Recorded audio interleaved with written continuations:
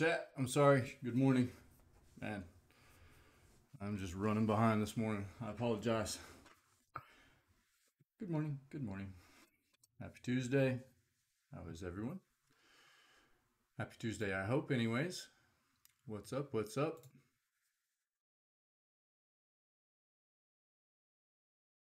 Hmm. Hmm. Hmm. Hmm. Cool. Cool. Cool. Cool. Everybody's day has been going well. All right, let's see here. Pegasus Streamer. I'm good, dude. Just having one of those like mornings where everything is just moving slow, man. Especially including myself. But I'm here. Sorry that I wasn't here as soon as the ready to rock as soon as the timer was finished. But Pegasus, it's good to see you, buddy. How are things, man? You doing good? I'm very well, man. I'm very well. Things have been just um, amazing, really. You know, I've been feeling really good, dude. Um, I fractured my fibia. I sprained my ankle not too long ago, and I fractured my fibia, and that was a bit brutal. But it could have been worse. Could have been worse, and it's been healing well. It's really stiff this morning is one of the reasons that I'm moving a bit slow. But it actually has been feeling really well here lately. It's been feeling really well. So that and everything with the stream's been progressing really nicely. Yeah. As a matter of fact, I've had a lot of sprains in my life, a lot of really bad sprains. So I I actually didn't even go to have it looked at until like after what was it, more than 2 weeks after the injury happened, because I've had so many really bad sprains in my life playing sports and stuff like that. That you know, really bad sprains. Affiliate, yeah. Partnership still hopefully on the way, but yeah, affiliate man is a big, it's a big step, and yeah, super pog, dude, super pog, feels really good, and look, wouldn't have happened without the amazing community that we've started here in this channel, and um, I can't say thank you enough to yourself and everybody who's been a part of it, man. It's a big deal, man, and it's opened up a lot of new things that we're able to start working on, and make this even cooler place for everybody to be and hang out and be a part of. So, I've thrown some things into Discord recently. I know a lot of people have commented while I was asleep last night. I tried to look at some of it this morning, but I haven't had a lot of time. But excuse me, but I will take a look. Yeah. Basically, buddy. Yeah, for sure. Um, so yeah, it took me a little over 2 weeks to finally get into the doctor, and finally, some of the swelling had gone down, but I could tell I was like, yeah, I think I actually messed something up in there, and went to the doctor, and they were like, well. They're like, yeah, you fractured the fibia, but if you're gonna mess your ankle up in rolling your ankle, this is the way to do it, because usually apparently either you fracture your fibia like I did, or you tear a bunch of ligaments in your ankle, between your ankle and your leg bones. You know what I mean?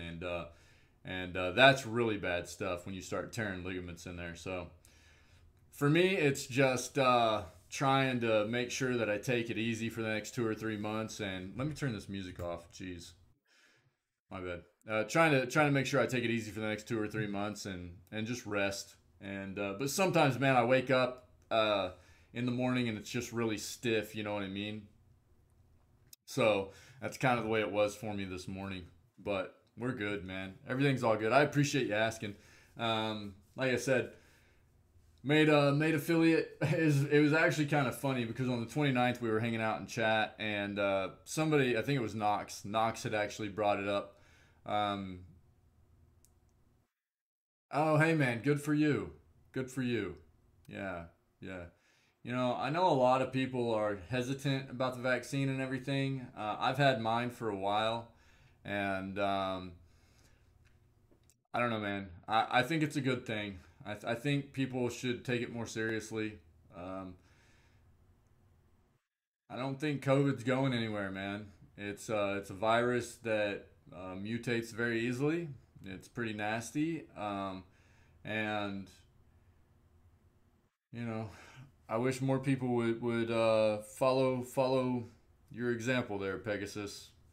Yeah, Knox. I know Knox just got his as well, and you know, hopefully it doesn't you know knock you down too bad. I know Knox said that he wasn't feeling too great after he got his second dose, but you know, in my opinion, it's worth it, dude. It's worth it. So good for you. Good for you, man. How you been, dude? What you been up to?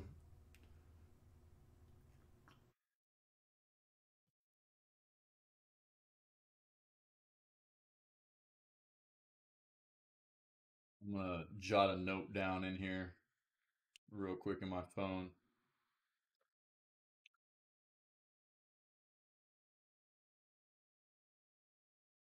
That's not it.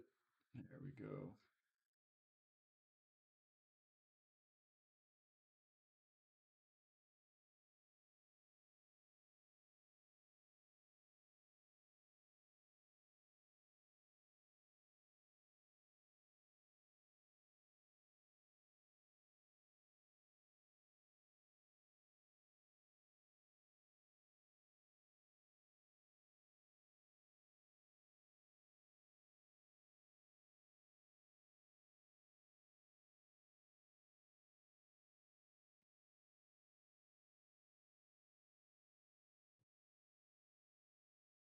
Finally repaired. Oh, your PS4. About Persona. I'm guessing 5, right? Persona 5. Yeah, I heard who was it that was telling us there was a big PlayStation sale? Kind of broke again? That's the way it works, right? For us gamers. Yeah. There's actually a was it you? That's what I was thinking. I thought it might have been you. Yeah, yeah, yeah. Yeah, it was Persona 5, correct? Yeah. Right on. I appreciate you coming through and letting everybody know. Sorry, man. I just kind of get lost in the day to day of everybody coming through and everything. Yeah, cool. Yeah, Persona 5, I've seen an amount of it. It looks pretty fun. Not necessarily I mean it's a pretty big game too, right? It's a pretty vast well developed game. I did not. Should we watch it this morning while we wait for some more people to hop in here?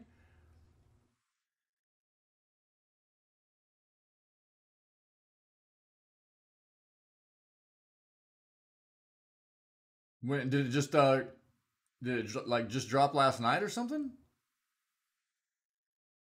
I know they've been doing a bunch of Gamescom stuff, but or are they saying they're gonna showcase it and they haven't done it yet? Fill me in, Pegasus.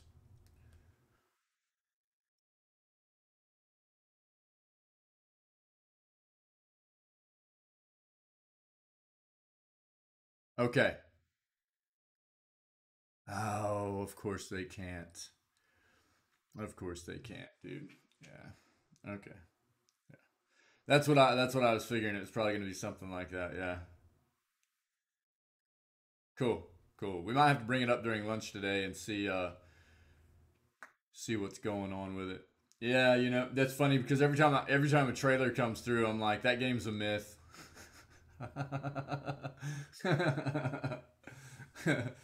Because everybody's like, everybody's all psyched about it because they did finally drop the cinematic of it.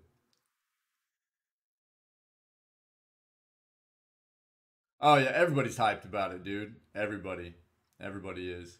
You know, one of the big things that we're getting real hyped about on this channel as well is Avowed.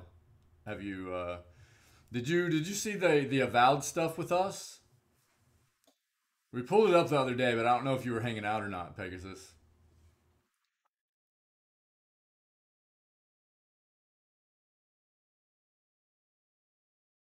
Are you familiar?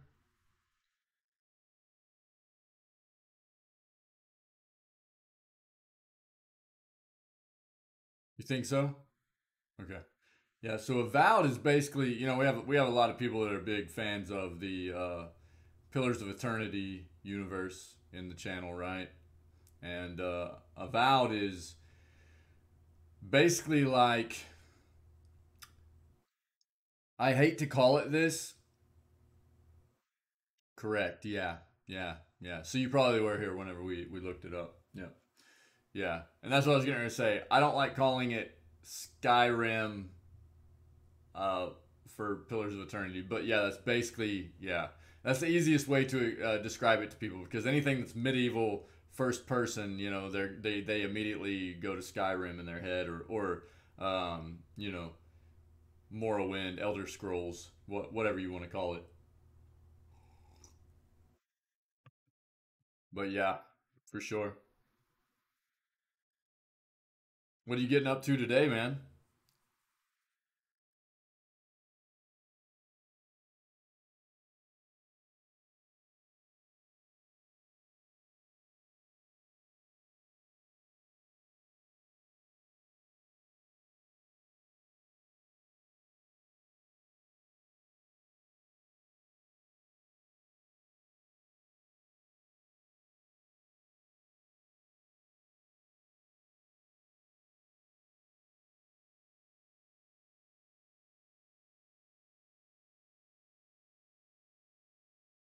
Thought you were broke, dude. Hey, what was wrong with your PS4, by the way? And how did you fix it? What was the deal with it? I'm intrigued. I love stuff like that, dude.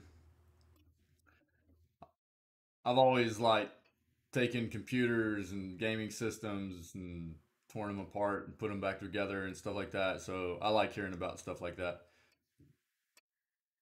Like, I don't know if you heard me talking about this. I finally sprung for a new controller, and like 3 or 4 days after playing with it, the right trigger was already sticking. But it's just because of the way they built the controller. So I had to like take a piece of the casing off and like pull a piece of foam out of it and clean all the glue out, and it's fine.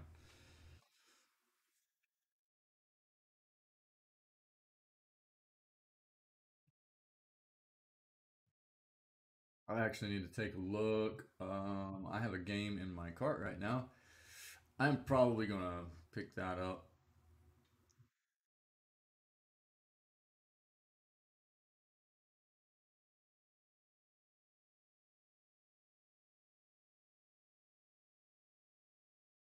Yeah, yeah,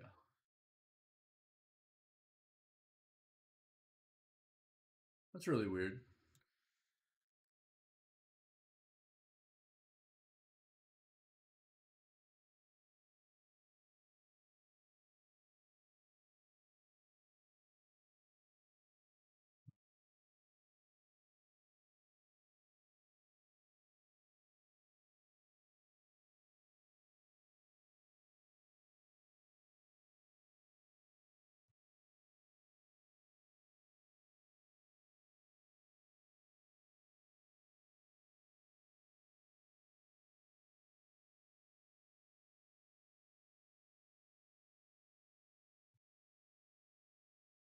Oh, that's weird.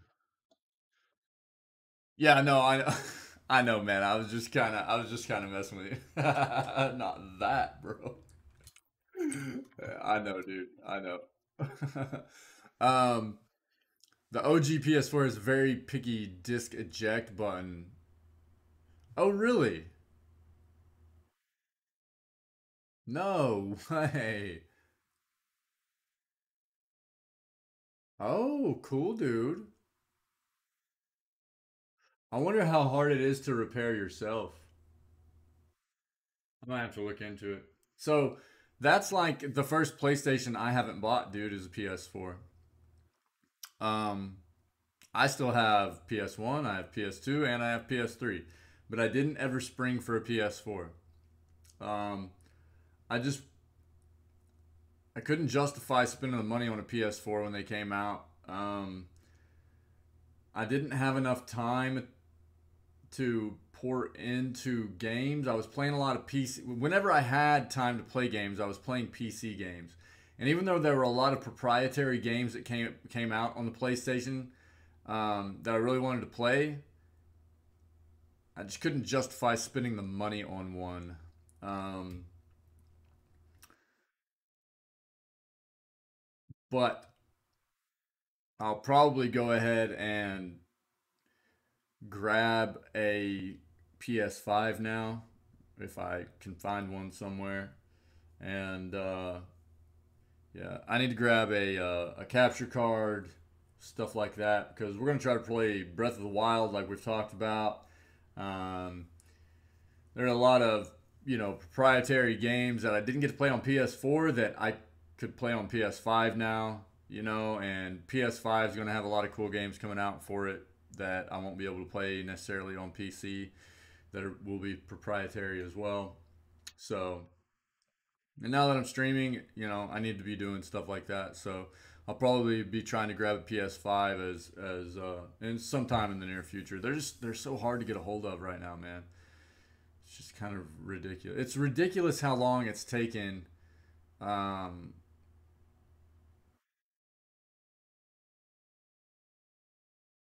the industry to for the supply to come. It's just kind of nuts. I mean, I've kind of talked about it before, just because I built this computer at the first of the year, and it was difficult. It was difficult coming up with all these parts and everything. Um, I was able to do it, but man, I mean, it took a lot of time and work to constantly be focusing on when businesses were getting shipments of parts and being online whenever they were going to drop the parts into their websites and stuff like that. It wasn't fun for sure. It almost felt like winning the lottery. Like especially whenever I got my processor and like my GPU, because those are the really hard things to get a hold of. So whenever I successfully like purchase those online and like you get the receipt online and everything, it felt like winning the lotto almost. I mean, not that I know what winning the lotto feels like, but I don't know.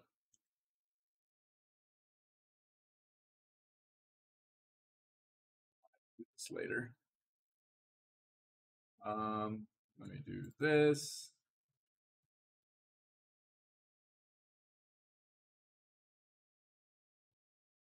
Give me one moment to do something and then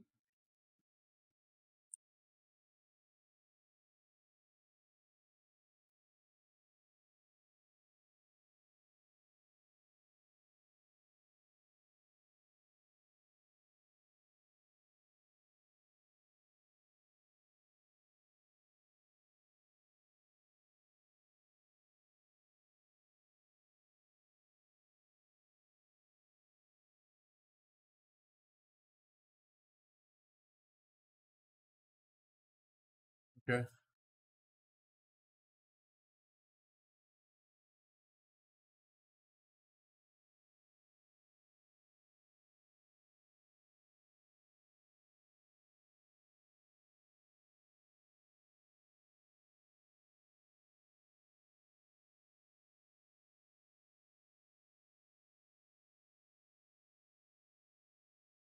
Sorry. Sorry. One moment. I needed to do this. I forgot to do it last night.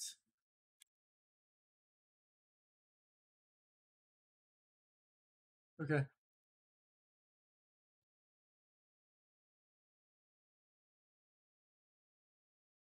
Ooh, cool. Oh yeah, that's another one. That's another one. Talking about food. I'm like making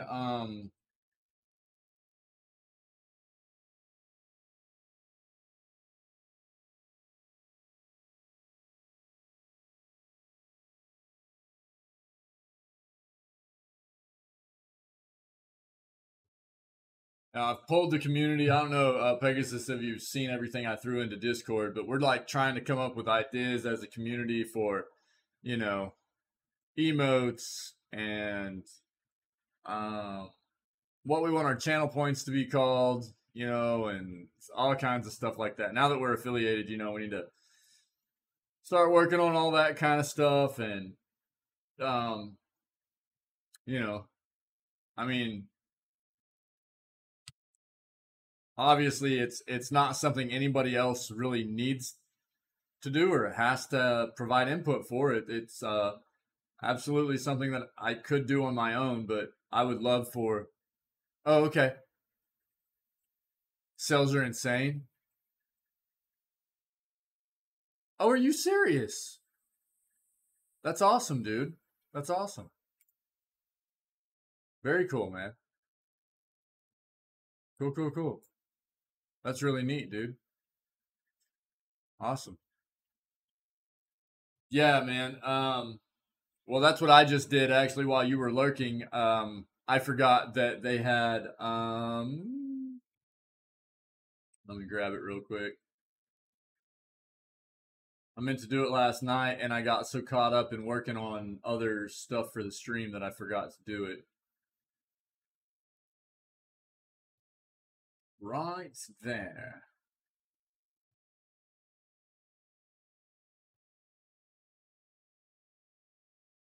So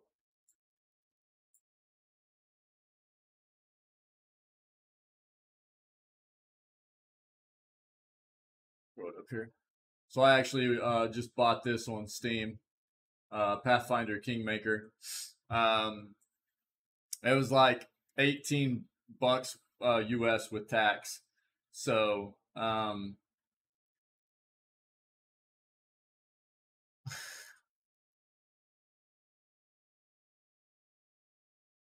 yeah, no, it's all good. It's an idea, dude. It's an idea. Throw it in the Discord. You know what I mean? Um, yeah, I appreciate everybody's input. That's kind of like who was it? It was Matt. I'm pretty sure it was Matt. Mr. Fluff Bunny. Good morning, my friend. How are you, buddy? My bunny buddy. What's up, dude?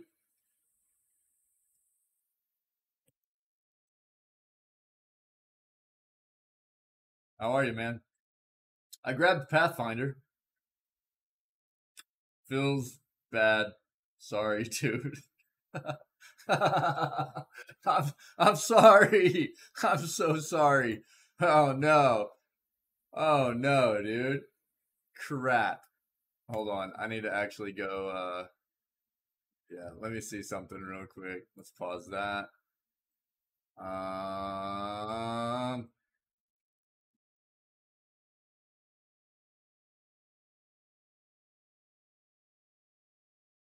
that's cool. Oh dude, look at it's funny, man, because you know, just gotta subscribe next month. Hey, Mr. Fluff Bunny. It would be much appreciated, but again, dude, you're just such an amazing part of this community, just always being here and being active. So many people, a huge part of what we do here. Uh, Understand that subscription is not something that anybody should feel obligated to do. I appreciate so much you just being here and being an active member of this community, man. It means everything to me. It really does. I really appreciate it for sure. Um, it's funny whenever I first set up the stream and I was like going through all the options and like trying to see everything that I had access to and stuff like that. Um, there's a lot of stuff that I was like, okay, I'll probably get access to this whenever we hit certain, benchmarks for the stream stuff. And dude, we hit affiliate and it has like opened the floodgates, man. So I'm having to go like back through all this stuff and it has literally just like opened the doors for our stream for Twitch, man. I'm still finding stuff that I forgot to look for, you know. Um, right there. We need to put that in. Um,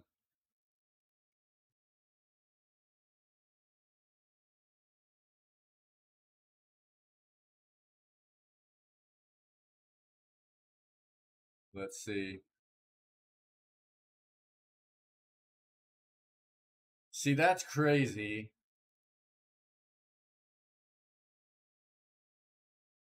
Now, Tim Wynn, what's up, buddy? No, no. Well, that's what I was just getting ready to say was I was just going to remind everybody real quick that it's actually still on sale, but not for like very much longer today on Steam. I grabbed it uh, because I forgot to grab it last night. I was busy, you know, like I ended the stream. I was trying to be pretty active in Discord last night, but I was going over some, doing stuff with my family, and I was working on stuff in Discord, and I was working on stuff for the stream, and I forgot that it's like actually I'll go to the store real quick. Steam, what? Okay, so yeah. Peggy 16. So just as a reminder, Pathfinder is like big time on sale right now. The Enhanced Plus Edition is like half off, and then the Imperial Edition is like around $18 right now. Yeah, I know, man. It's one of those games where, yeah. I know. I just felt like, from what I understand, it's one of those games where,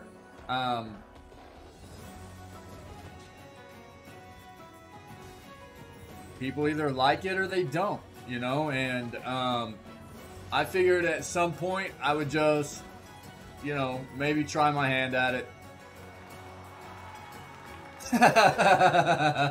Yeah. And just see, see what's up. I know it's a different type of game, dude. I understand that. And I just figured it was on sale. Went ahead and grabbed the Imperial Edition. Hey, Ross, what's up? Good morning, dude. So, it was a pretty good sell, dude. It was a pretty good sell, and I figured if anybody was interested, it might be a good time to grab it. You can get the Enhanced Plus Edition for $10, or you can get the Imperial Edition for like 18. That was with like tax and everything.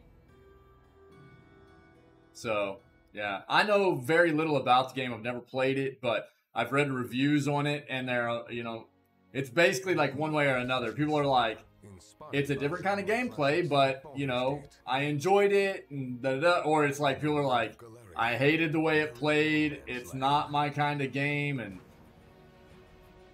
but not fun. Horribly balanced. Writing is mad. Yeah, characters annoying. Okay. Okay. Now the final pieces are on the board. And the grand Sure, Timwin. Yeah, I get it, dude. I get it. Yeah, and that's a lot of what I read on reviews and stuff, for sure. But I don't know. I figured it's a pretty good sell, dude. It's figured I would grab it. Throw it in the library. It's not anything that I'm planning on playing anytime soon. Okay? I'll just say that. I just figured I would pull it up this morning and say, hey, if you're interested, it sounds like something that might be up your alley that you want to give a shot. It's a pretty good sell right now. So, just throwing it out there. Yeah, I hear you, Mr. Fluff Bunny. Meet more than 10 companions with rich, evolving stories. Yeah, Ross. All right, dude. Yeah. Even your love. Change the stolen lands forever. Claim territory ruled by bandits and monsters. Build your very own kingdom. Rule by law or chaos. Earn the adoration of your subjects or rule them with fear, face unspeakable danger. You guys crack me up, man. Are we ready to hop into some pillars? Good morning, everybody, or good day to you all. Ross, you're funny, dude. I hope everybody's day is going well. Let's go ahead and pull up pillars, man. How about that? Is there anything anybody wanted to talk about or look at or address before we get going with the game this morning? Throw it in chat if you do.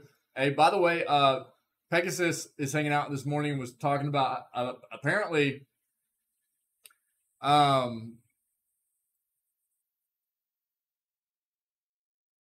what they dropped a what was it for Elden Ring?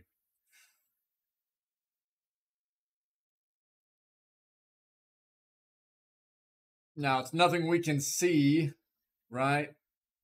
But an Elden Ring showcase for some journalists and stuff. So apparently there's some new info coming out for Elden Ring. I wasn't aware. Yeah, showcase for some journalists and stuff like that. So there's going to be some new info coming out regarding gameplay, mechanics, stuff like that. But it isn't potentially going to be anything that we will be privy to witness necessarily yet, but we'll at least get to potentially hear about. So we'll see. Pegasus, where did you get all this this info from, or where did you hear it or see it at? Hey, let me I'll just go ahead and pull up the pillars page.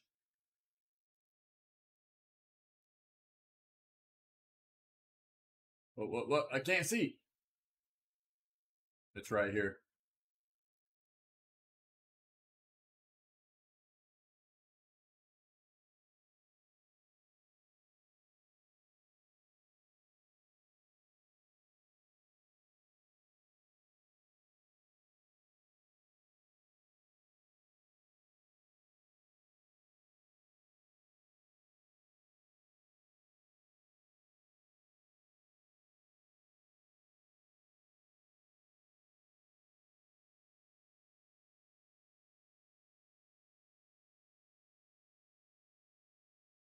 Give me one moment. I'm gonna grab some coffee. I'll be right back.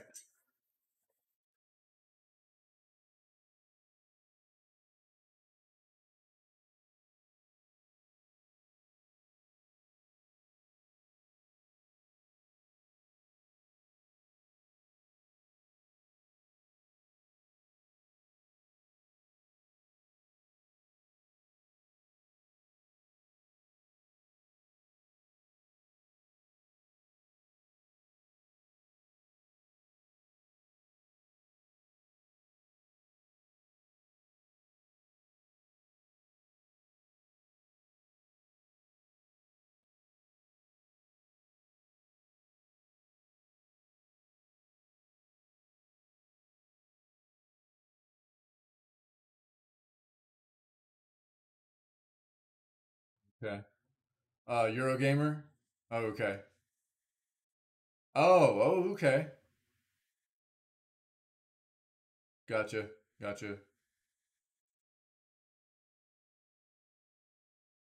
Okay. Cool, man. Awesome, Pegasus. Thanks, man. Very cool. I know there are a lot of people that are hyped about the game. I mean, obviously, dude,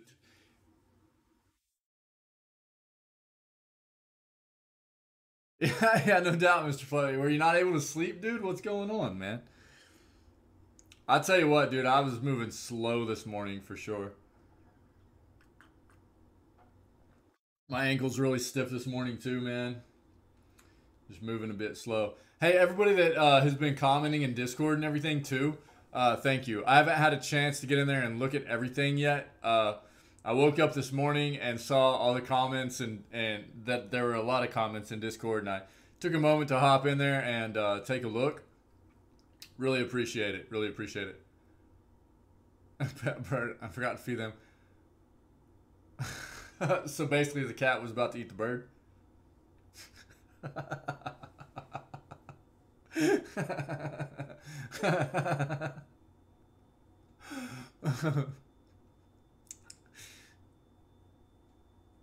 That's what you're telling me, right? Had a dream. Yeah, a pet cat and a pet bird. Forgot to feed both of them. So the pet bird was about to eat the pet cat.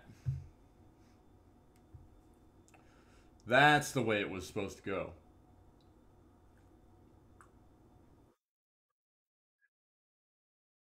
We've had we've had some different, again, people have already been talking about like different emotes that we should do for the channel and stuff like that. Yeah, yeah.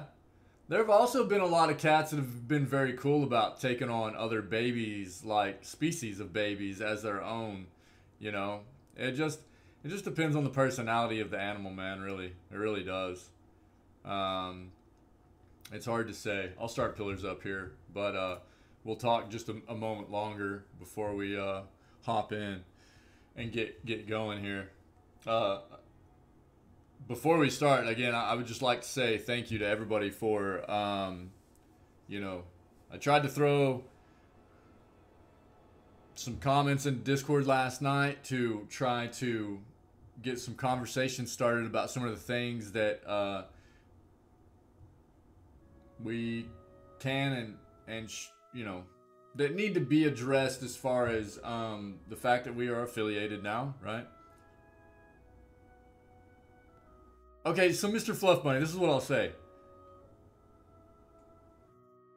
Don't count the ideas out. Because you might think they're dumb. Most of my ideas I think are dumb, right? But this channel is fun, right? This channel is meant to be fun. We have a lot of fun here. Quite often we're very comical, silly, right? We have a lot of fun. We enjoy our puns. I just thought of an idea. I gotta write it down.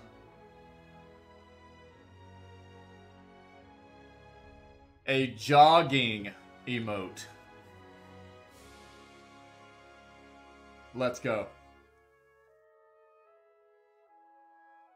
So don't count those kind of things out, right? I would say that all ideas are good ideas. All ideas are good ideas. Don't count those out. This channel, we have a lot of fun here, man, and that's it's such a pleasure coming here every day and hanging out with all of you because you all have great personalities. Audra Beetle emote. An Audra Beetle wearing the body of an Audra Beetle that actually has Council Hot's skull as a head. Perfect. But I mean, that's one of the fun things about the emotes that we can come up with, right? Is it doesn't necessarily need to make a whole lot of sense to the rest of Twitch, right? All of the emotes that we come up with don't need to make sense to the rest of Twitch community. A lot of them can be like inside joke type things for our community. And that's what's fun about it, right? We have a lot of things already that are just like kind of comedy to us because they're things that have happened here in our channel. And that's what makes it so much fun about having our community here. The jogging thing, dude. Hilarious. Every time I think about it, dude, it cracks me up. Just stuff like that, dude. You know? I've already started making a list of things that I've thought of.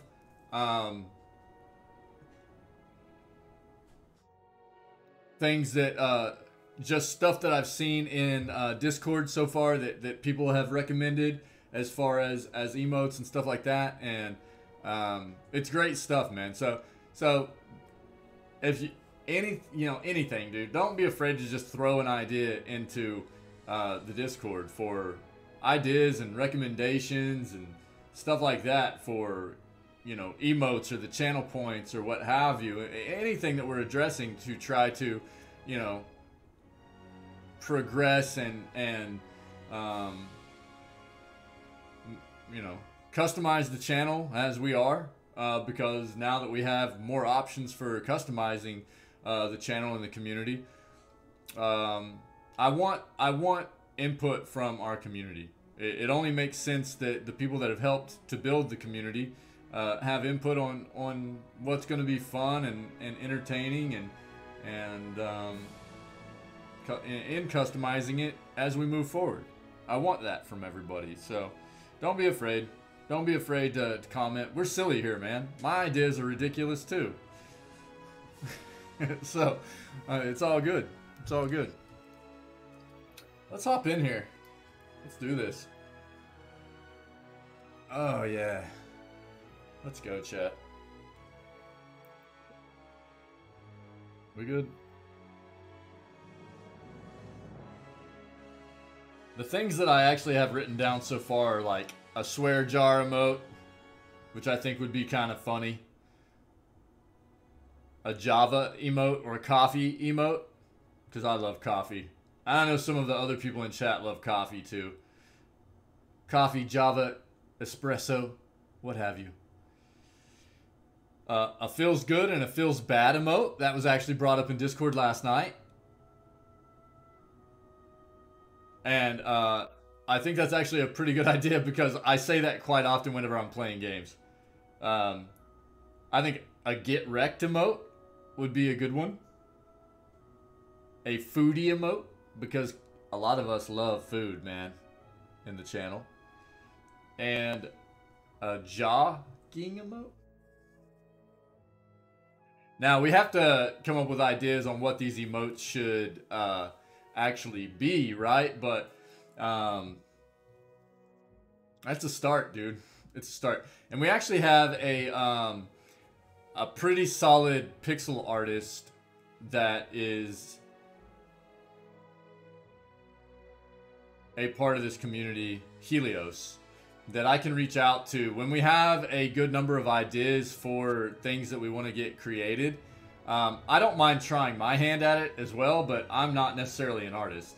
And Helios can get stuff done very quick as a pixel artist. So I can reach out to Helios, or if anybody else wants to try their hand, that's absolutely fine. But you know, I don't want anybody to feel like they need to or anything like that.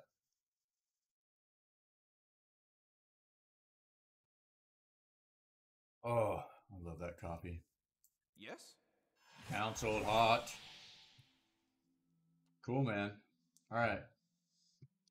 I think we need more camping supplies, don't we? I think so. Okay, all of these. Now. At once. Gods keep you.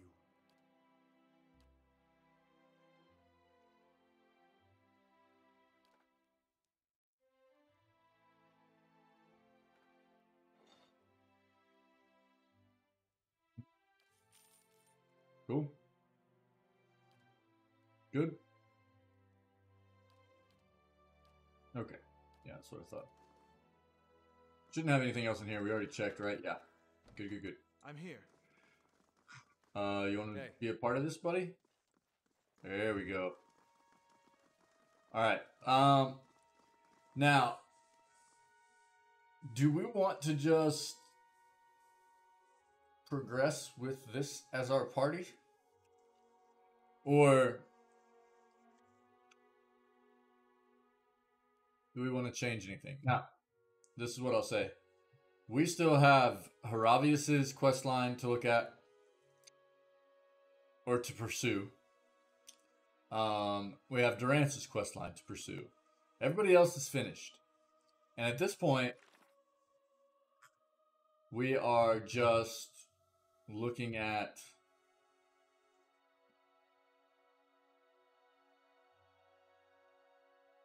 get a loft back? Okay. You mean in my playthrough?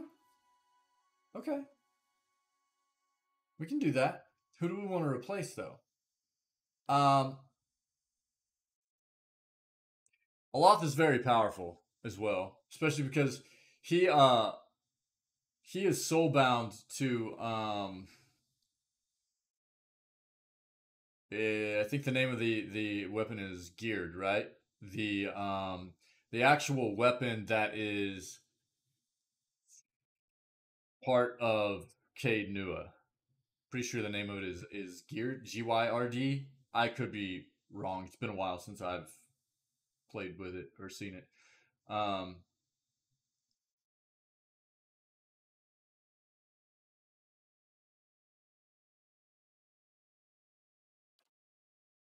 master's tools.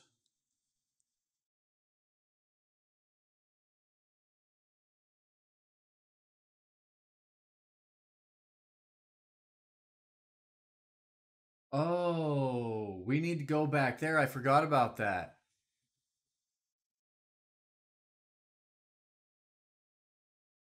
No, I did not. I did not, Mr. Fluff Bunny. No, nope. I don't think so. I actually haven't had a Loth in the party for a good while now. Because he's one of the first quests. I had a Loth in the party. Obviously, you get a Loth in the party at the first part of the game, right? And okay, okay, that makes sense. That makes sense. I love a Loth. I love a Loth as a character himself and in his utility of spells and things like that. So I'm all about putting him in the party. Does anybody else have any kind of preference for who we kind of throw in the party for end gaming here? Now, what we can do is go back to Act 3 first, finish out Haravius's stuff, and then replace Haravius in the party. I'm not against that. Haravius does not stand out as somebody that I need, that I'm like truly fond of having in the party for end gaming. Let's go finish this. I'm gonna run right back down into the. Want to do that? Let's do that. Let's do that. Let's go finish out because we just need to go into Twin Elms, and then as far as what Tinwin was telling me, we just need to engage with Haravius in some dialogue, and then we should be able to start his quest line. So we can do that, and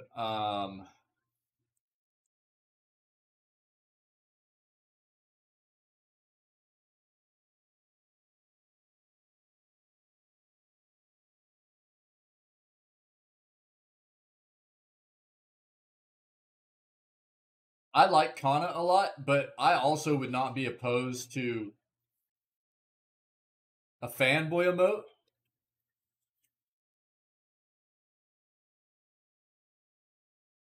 Which is something that I randomly thought of and not relevant to anything that just happened in chat.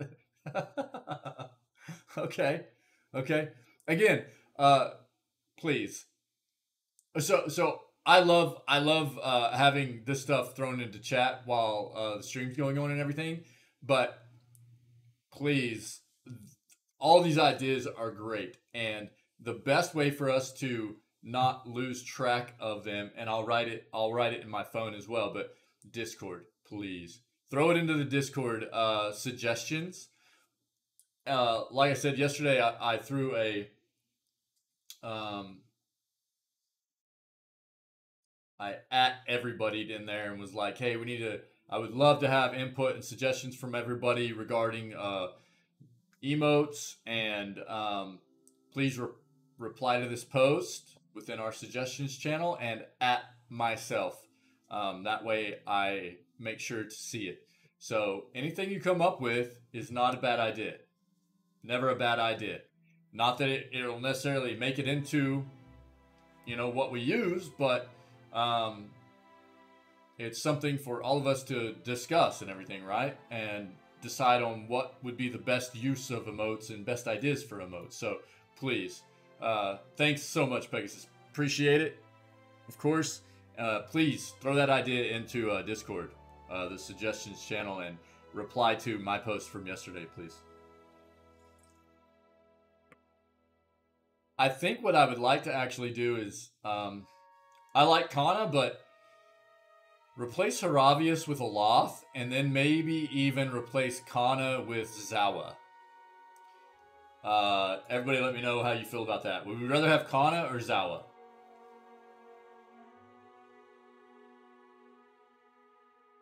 And I'm going to run back down here. Because I forgot that I need to go talk to the Vithrak. Totally forgot. What level were the Vithrak on? Does anybody remember? Was it like 8? Something like that? I'm sitting way back right now. One second, chat.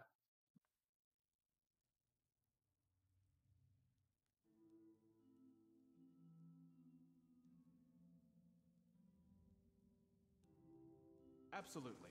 Okay. Should be able to just go straight down to close to where the Vithrak are, right? It might have been closer to like level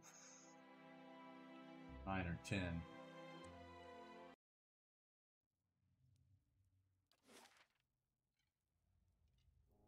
Level 12, really?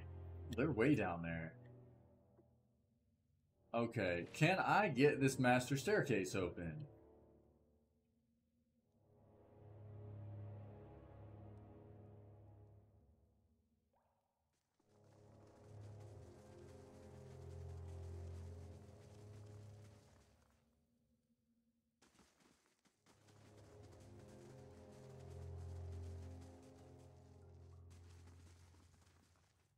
Huh.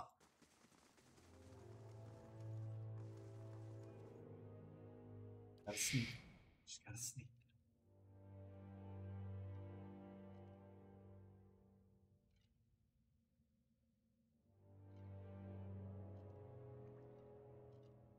How am I hearing enemies too? Did I not clear this level?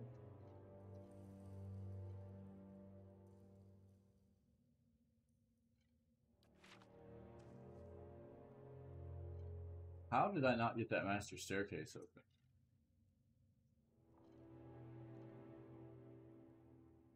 Feels weird. Whatever, run.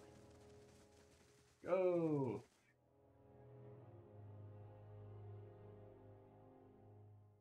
I even came up on the other side of it, but I didn't see anything. Maybe I didn't look hard enough on the other side of it.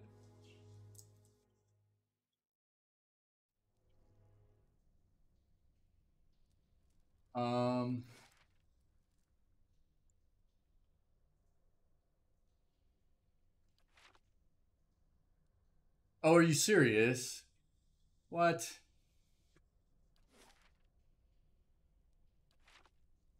Oh, crap. Thanks, Mr. Fluff Bunny. And thanks for letting me know. Weird. Okay. I don't even remember seeing an option about that. Thank you very much, Mr. Fluff Bunny. Amazing. You rock. You rock. And thanks for letting me know what level our Vithi bruh is on. Very cool. I also need to find out what blacksmith I need to take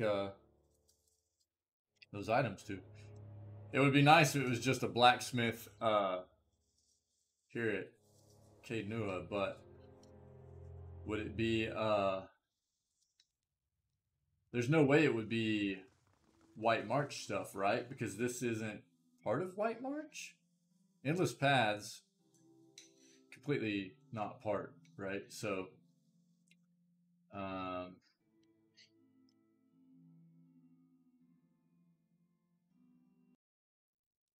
let's see what's going on here. You've done it. I felt the change from here. Yeah. Oh, I felt sorry. the change from here. Sorry. It's as if there was a noise, a voice, underlying every sound in the keep, and I had simply ceased to notice. Silence now seems almost strange. Afi is so good, chat. You have done what the Earls, their descendants, and hosts of explorers could not. There is nobody left to challenge your claim. You are well and truly master of Caed Nua. We have known that from the beginning, of course. But now, all the world will know and share my pride in your accomplishments. Sick. Hey, thanks, Mr. Fluff Bunny. You rock. What is the state of the keep? Where to begin? Let's see here. Okay.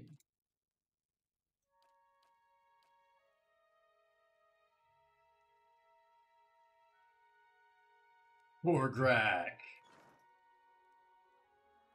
I trust all is well. Please let me know if there's anything I can do to help. I love her voice. Voice actor is great.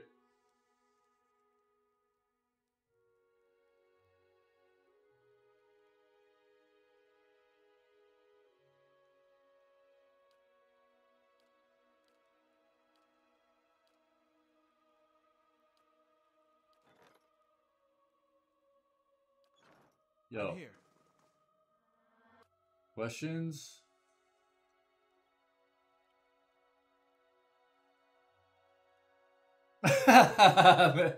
Yeah, I don't know, man. Okay, whatever. We'll get down there, dude. It's not a big deal. I'll just run down. We'll get it. No, Mr. Fluff Bunny. I appreciate you. I appreciate you trying to help. As always, don't even sweat it, dude. Don't even sweat it. We got this. It's not like we can't make it down there. We're good, dude. We're good. Yo, are we gonna let all of the prisoners go? Are we just gonna let all the prisoners go before we end the game? Or are we just gonna leave them in jail?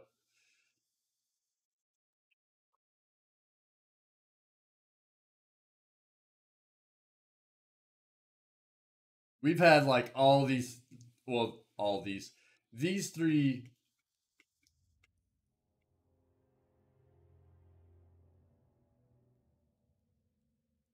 Yeah, that's kind of what I was thinking too.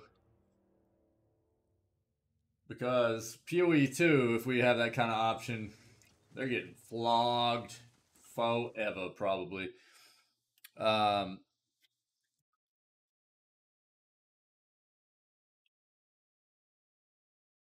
I've had most of these individuals in my prison for quite a while. I haven't really done anything bad to them. Like, they haven't been disciplined while they've been in there or anything like that, but they've just been chilling in my prison. So that's kind of what I thought. Just let them bounce. Be like, all right, you did your time. Get out of here. Don't do it again. Stay off my lawn. Have you guys seen the cartoon movie Monster House? Dude, that would be a really cool movie to watch together if they had it on Amazon Prime for like a watch party. Where are we going here?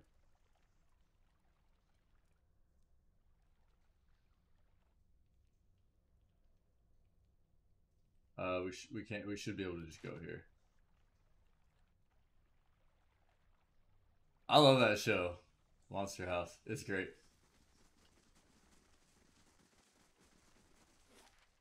Stay off my lawn. Let's just see this real quick. See if we can actually open this, and then we'll just go down. It takes us an hour to climb stairs from level 3 to level 2. I'm here. Let's see what lies this way. I probably could have done this before, and I just didn't go into sneak mode and couldn't see that. I'm here. We good. Level 11 then. Ta-da! Right? We got it. Easy. Oh, man. Ooh. Stretching feels nice. So nice. Certainly. To the stairs.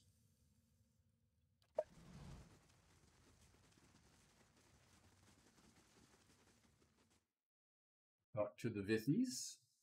We'll do this to save here. We are super smart. Super smart. We might need a fluffy emote too. Since we hey. Since we I'm here. Since there are many of us that embrace the fluffiness that goes right along with jogging, right?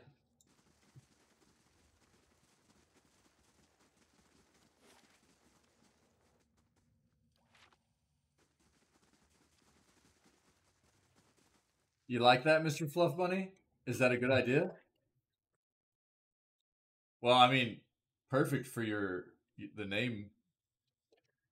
Yeah, yeah. Well, I already put that in as one of the emote ideas, the jogging, right? Yeah. But a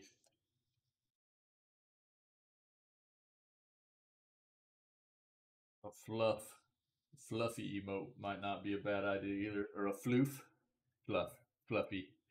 Some of us are fluffy boys, and girls. Gotta embrace it. Just gotta embrace it. Sherrick greets you. I forgot all about doing this. I'm so excited we get to come back and talk to the Vithrak. Godlike animal. Sherrick greets you, godlike animal. It has been below. It has what we seek.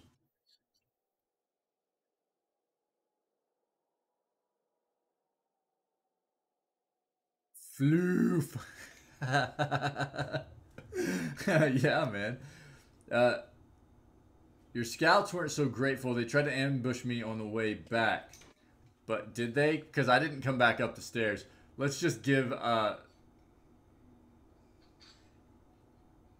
I'll just give Cherrick the items. I have all the Alger samples. You feel another passing itch in your skull, and then a rippling echo of joy. Then Vithrak owe a great debt. With these, we study, learn master secrets. We make statues greater than old, dead master of Hollow Place. Stravik Nareth will gleam like the sea. That's it, bro? You're giving me copper? I want spider babies. Vithrak, thank you. Is having coin. Is custom, yes? Vithrak have coins of many ages. We'll give many. He thinks a moment. If godlike animal goes still into the deep places, should talk to Krivy. Krivy has supplies. Will help. Okay. Okay, Mr. Fluff Bunny. Yeah, man. Yeah, I'm cool.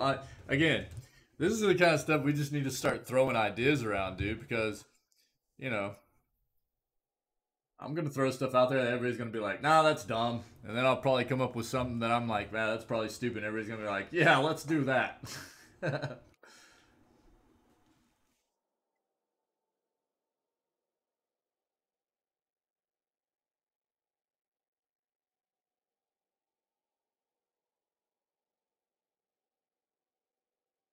Drawn in spring. Cherrick is giving this also. Found in tunnels.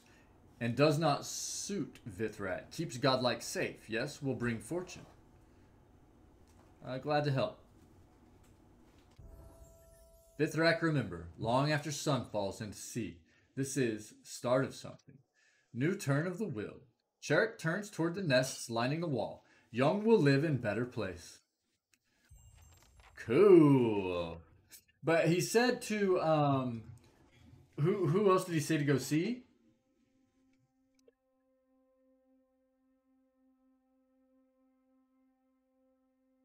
Privy.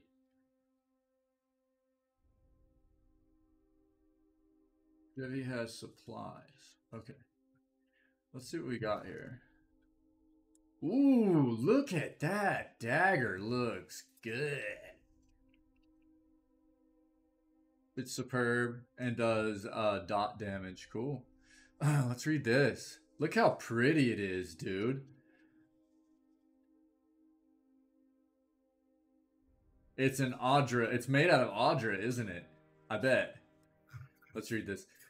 Legend of the Living Land. Speak of a marvelous and dangerous garden watched over by 4 guardians.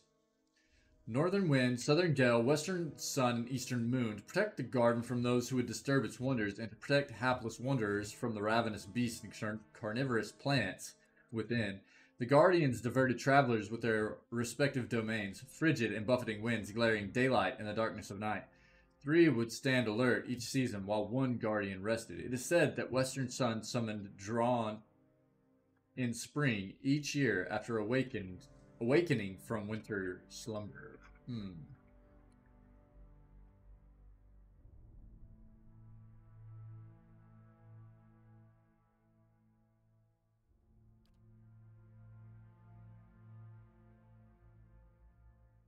That's neat.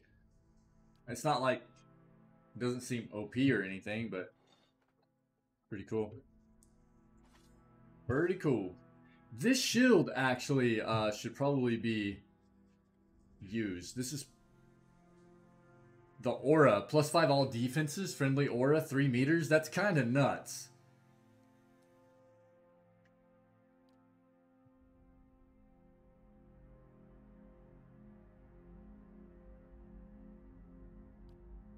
That's a pretty neat shield.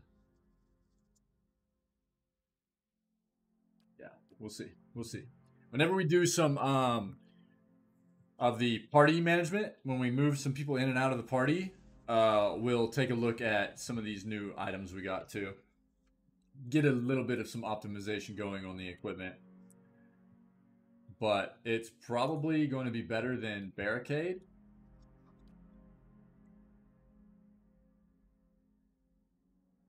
I mean, the Thrust of Tattered Veils is pretty cool on...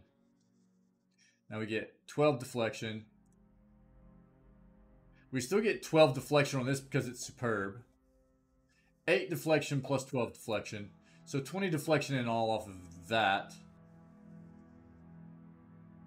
20 deflection in all on this, but -4 AC.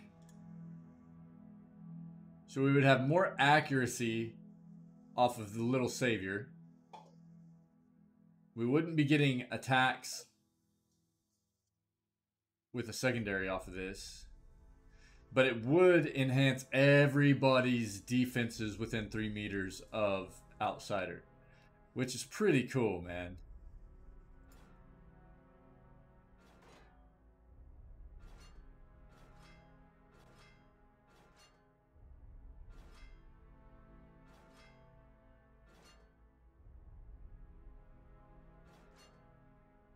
It looks ridiculous, though.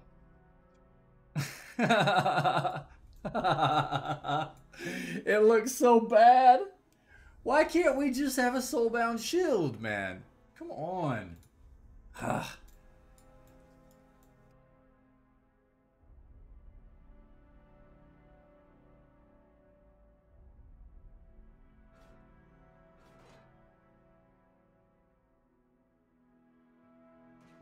We'll see. Fashions of Eternity. Hey, man. Anybody that's been hanging out here for very long now knows that a large portion of what plays into what I do in RPGs has to do with being fashionista, okay? That's just what it is. Dark Souls, Pegasus knows, and Nox knows. Dark Souls, it wasn't about being optimal necessarily. It was about us being a Grim Reaper looking lady. So, hey.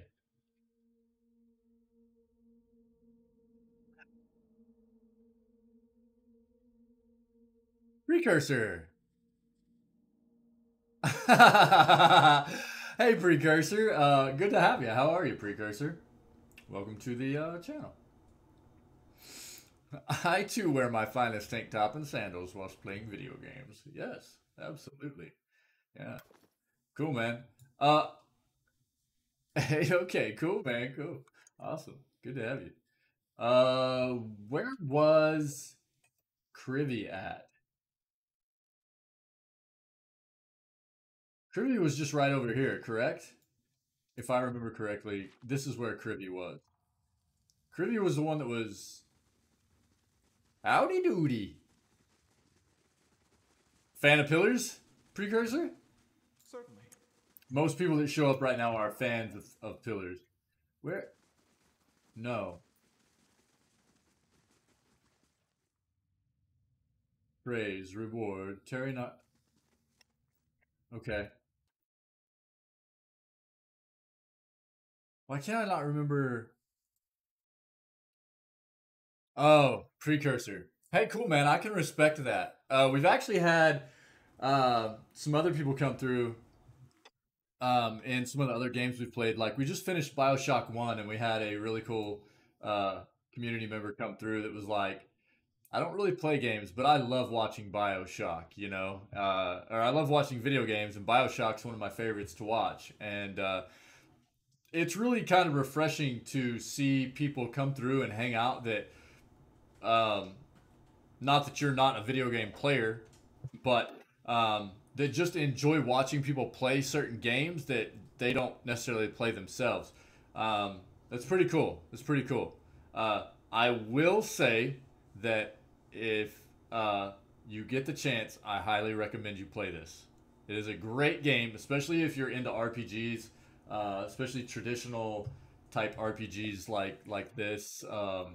You know, so it's a fantastic game through and through. Everything about it, man. Great game. It's good to have you, Precursor. Where was Krivy, dude? Why am I know the name. Why am I blanking? Hold on.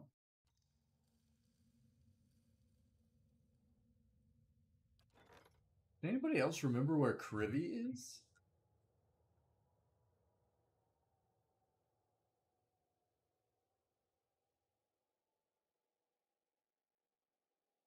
Oh, that was just taxes. That's fine. Death and taxes.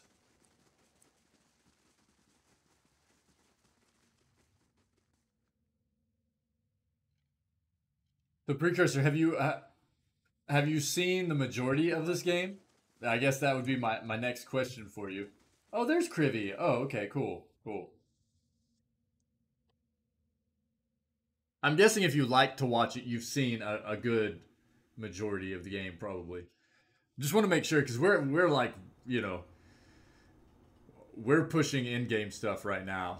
So if you are planning on playing the game, I don't most of the beginning character creation in First Town. Okay, okay. So yeah, we're actually like pushing through to end game stuff right now. So um, if you I very much I, you know I'm glad to have you here for sure.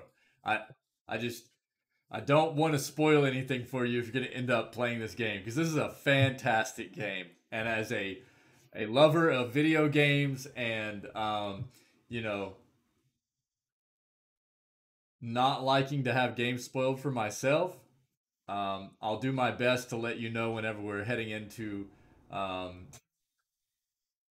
stuff that might be very spoilerish for you, as long as you're going to be hanging out. Okay, cool. Hey, cool, Precursor. Awesome, awesome. Just wanted to make sure. Just wanted to make sure. So this is Krivy. Once more, the flooding voice of the Vithrak sounds in your mind. A dear tongue, still welcome. Is needing something?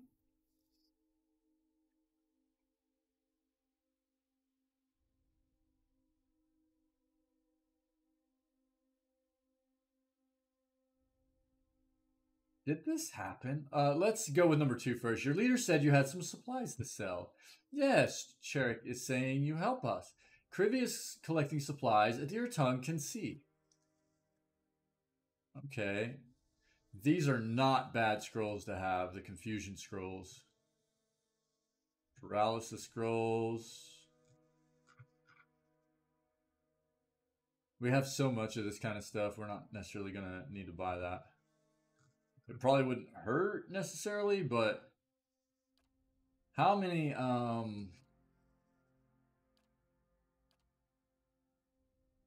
go type here. I've got like 25 sapphires. I don't think we're going to need that. But I do think we'll take A couple of those. Cool. All right, let's bounce. Let me let's see what this says. I think I may have run into Issit. She attacked me without warning and I was forced to defend myself. Crivy sees. For a moment you feel a peculiar scratching sensation within your head, and then it is gone. Crivy is sorry for Issit's actions. It is very strange. Issit acting so. Many strange things in this place. Crivy is collecting many things while studying Adra. Not all stones alike, yes? Having pretty stones. Take, please. Crivy thanks a dear tongue. Is good to know. What? Oh, okay. So he gave us a couple of ingredients. I'm Cool. here. Okay. Certainly. I love the Vithraks. The Vithraks are cool, man.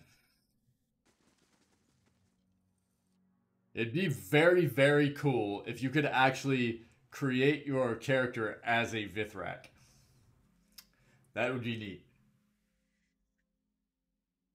Or even if they had it in a way where you could play through the game to where your character, I don't know, was able to be transformed into a Vithrak or something like that. You know what I mean? That'd be kind of crazy. Let's see. We are sensing change in the air. Endless paths quiet now. Godlike animal changes much. Chariot gives respect. What will you do now? We will study what the friend of the colony brought. We'll find answers soon. Take them home. Take the young too. They will be tall. When we reach Stravik Nerith, the Vithrak makes a hollow, rattling noise. You think it might be laughing. Cherik will be old. Okay. Cool. So that's all we needed to do there. The Michael Jackson maneuver. Yeah, I guess, dude. Yeah, kind of. Well, I mean, I mean, if you think about it in respect to like um, a mind flare, right? So a mind flare has like a parasite or a baby or whatever you want to call it, and it implants it into. Sure, right. Yeah, me too, Pegasus. Me too, right? But a mind flayer, like in Baldur's Gate, especially if you've played the first part or seen the first part of Baldur's Gate 3, um, then it's very apparent that mind flayers have like a parasite or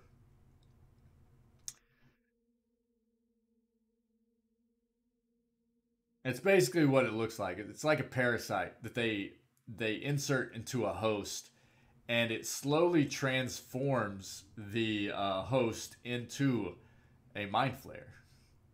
Right? It's pretty crazy, and it would be interesting, just kind of the same way where I don't know, certain games like even in Skyrim and stuff, right, where you can take on diseases like vampirism and stuff like that, right? Like if you were able to actually like go through a certain quest line or whatever where you might be able to be transformed into a Vithrak or even from the get-go just decide that you wanted to be part of a Vithrak race, right? Where I don't know. It's just intriguing. It's intriguing. Because we've come across multiple Vithrak in the playthrough, and they seem Absolutely. pretty cool, man. Most of them are pretty chill. Not all, but most of them. Okay, so we got that done. Master tools. Uh, the blade of the endless paths. I have discovered all the broken fragments of the ancient sword. I will need to find a skilled smith to reforge this weapon for me before I can wield it. Now,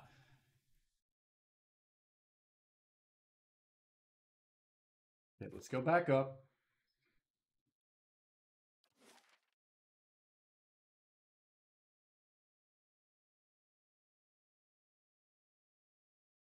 Yeah. these stairs first.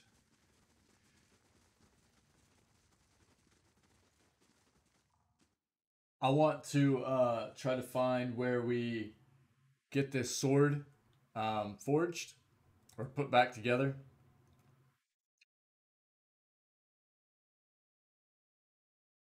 Then we'll head to Act 3.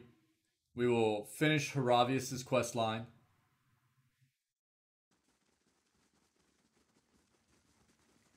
Then we'll throw Aloth in the party and we'll really finish up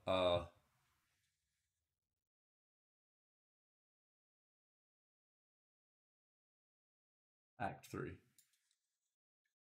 And maybe even throw Zawa in the party. I love Zawa. Zawa's good stuff.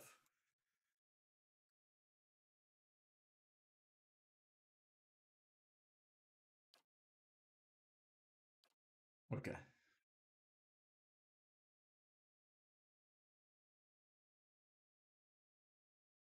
Oh.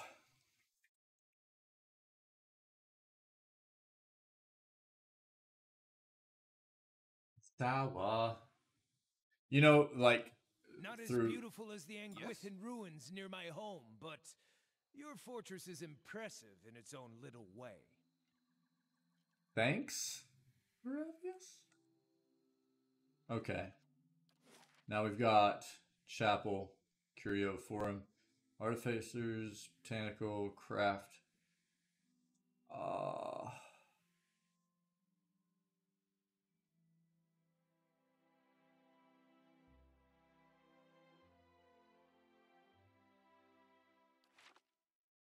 Let's run around here and see if anybody here can actually do anything for us. Or if we actually need...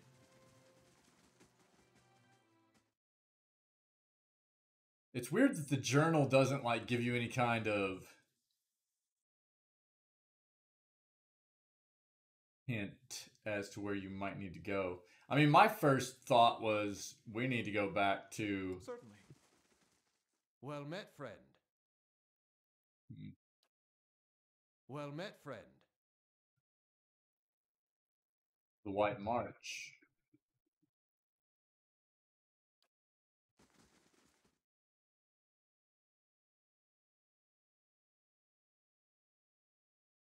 So Pegasus, if you were asking, if you were asking the assuming Vithrak is a race, because I wasn't paying attention to the fact that you had a question mark on there. So yeah, Vithrak does appear to be a race. They are spiderling type of creatures. Okay. Sorry, I didn't grab that from your chat Last thing the deer would entry eat. earlier. But yeah, they appear to be a spider type humanoid-ish kind of creature. Obviously they possess enhanced. Yeah, okay. Yeah, that's what I figured, but I just wanted to make sure. Yeah. Okay, cool. We were on the same page then. That's what I assumed originally, and then I was like, well, maybe Pegasus just wasn't, sure, and that's why. But cool. We're on the same page then. Good. Certainly. Okay. Spend too much time.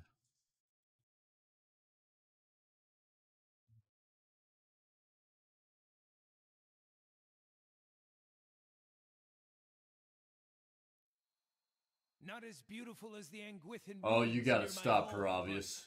Your fortress is impressive.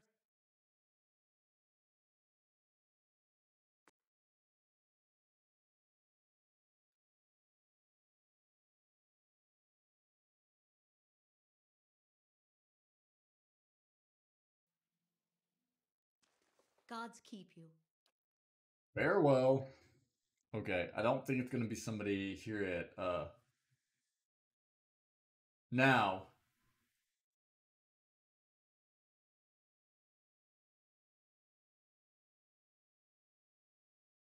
Unless, Not as beautiful as the Anguithin ruins near my oh, home. Haravius, dude, shut Your up. fortress is impressive in its own little way. Korgrak, how are you, buddy? You're the best. You're the best, bro. Korgrak. that's, that's like one of my favorite parts of this game. The fact that we just have an ogre hanging out outside of Caed Nua. Just looking super menacing. Bruh.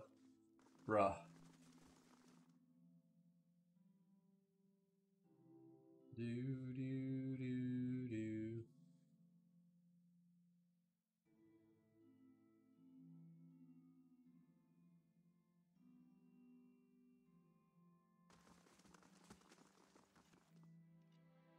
Oh my god, dude, what is all this?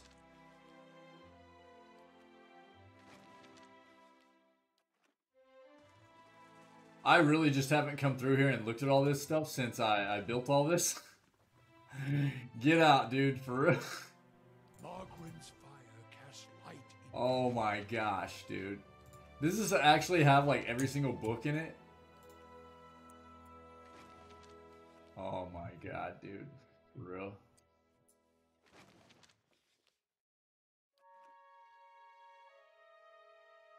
I'm just now, like, I'm endgaming this and just now realizing what's in here.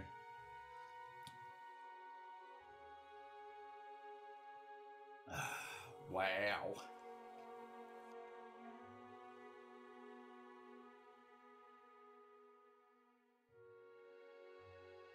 Okay. Yo, stop that. So, it won't be in there. Let's just make sure.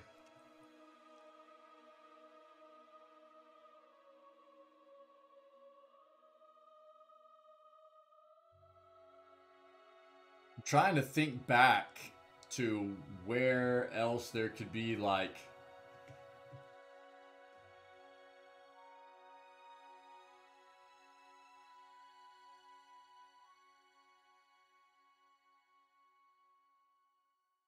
a blacksmith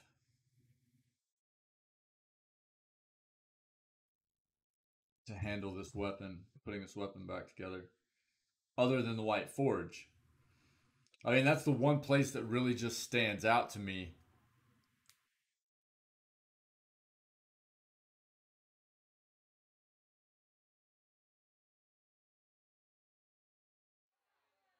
Gelade, well done. To build them like this anymore, you know. Probably Not got a like level this. up. Check that noise out.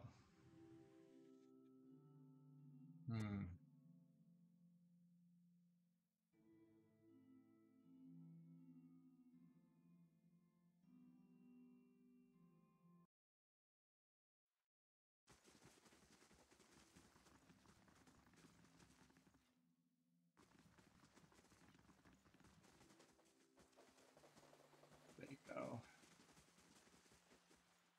Dude. Okay.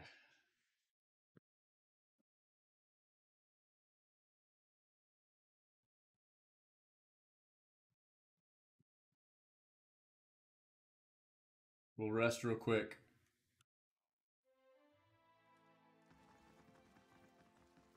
And I don't... Okay. I keep forgetting that we don't even need to come up... Look, it's role-playing, right? We come up, we click on the bed because it makes us feel like we sleep in the bed. You don't have to do that. As long as you're here, you can just click on the stronghold and rest. We know that, chat. We know that.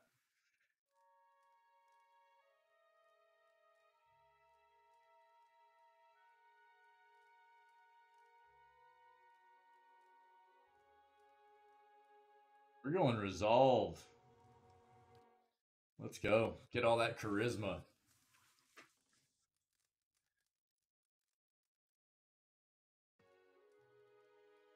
All right.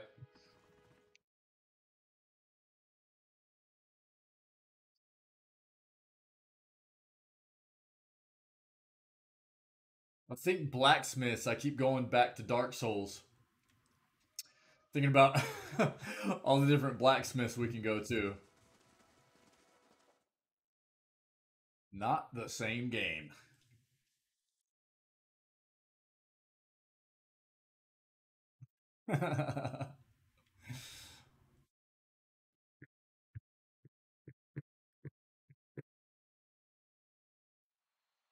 Gela. Galat. Okay, we are saved. Tinwin, what I really want to do right now. So our goal is we're gonna go to Act 3. We're going to initiate the quest line for Haravius.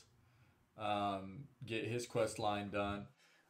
Really try to press for getting everything quest line stuff done for Act 3, so we can just press in game. But I've been kind of racking my brain for a skilled smith to reforge this weapon for me. Where I go to find a smith. I've been trying to think back in the game. I mean, obviously we've been like everywhere now, right? And I'm trying to think back.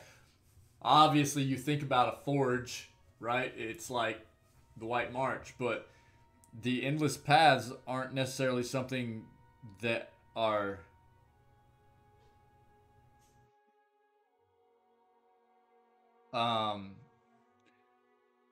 have to be like the DLC.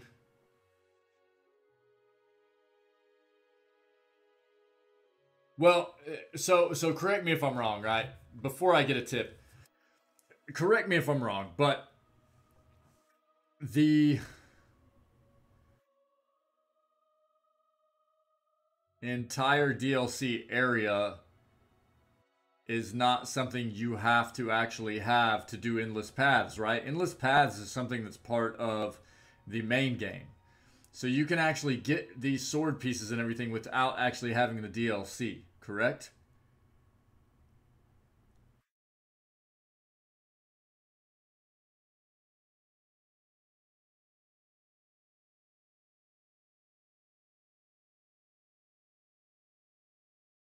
So it has nothing to do with that. He is close.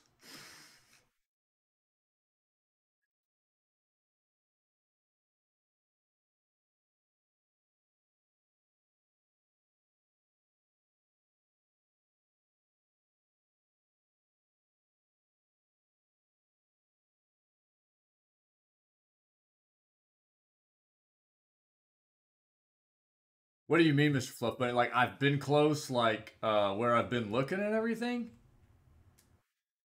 Is that what you mean?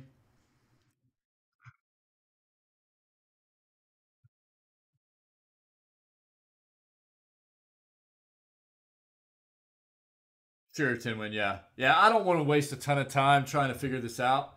I would rather us just kind of progress. I've spent enough time playing Pillars that I think everybody's ready to get the end game done and press for Bioshock 2.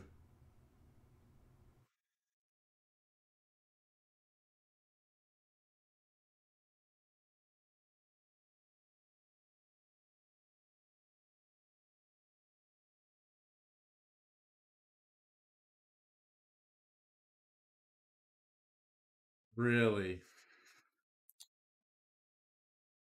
Ah, huh. Thanks, guys.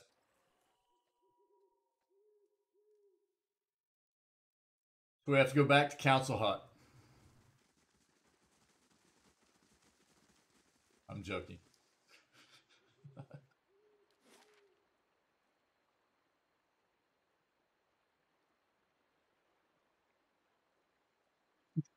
Tim-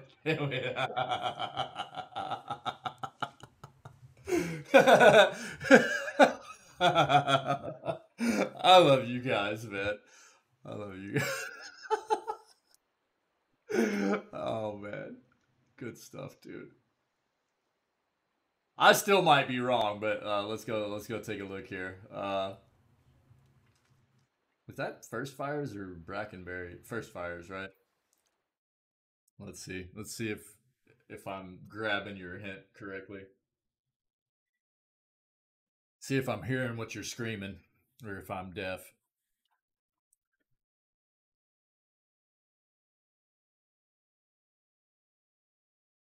And this is going to be weird. This is our first. Oh, dude. What do folks in Rawatide do Oh. for fun? Aside from each other, do you just snap at every shiny object that comes along? Or is that just what you do when abroad? Takoa may be more traditional, but it has its share of festivals. Drink a little wine, find someone to dance with. I had it all wrong. So no shark races and undersea orgies? No, that's all true.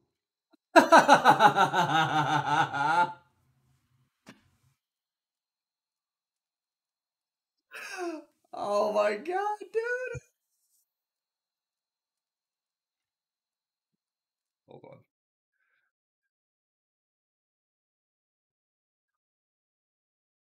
This game, dude. Fantastic. I'm here.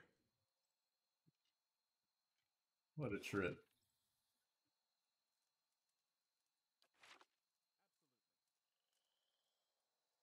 Yeah. Yeah, it was fun. I clipped it, dude. I clipped it. I'm hoping that I got it all in there.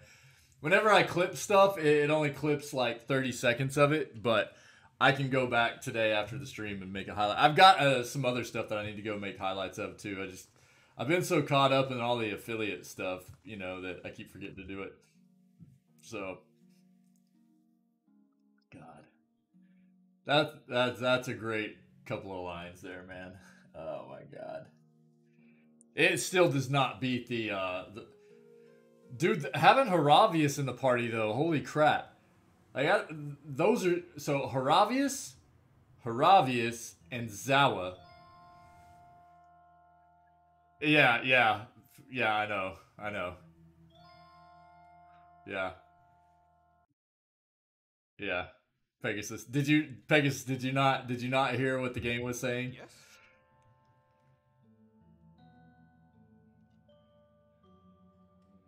Yeah. So you might have to go back and watch the VOD. I clipped it.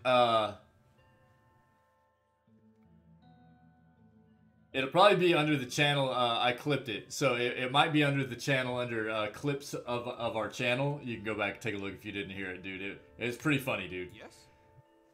Haravius and Zawa have some of the funniest interactions between other characters.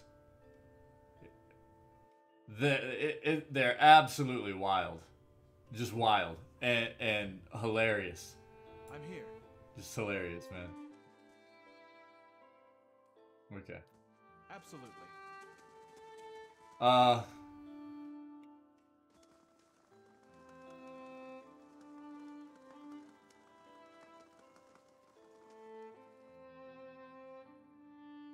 There we go. Hey, thanks, guys.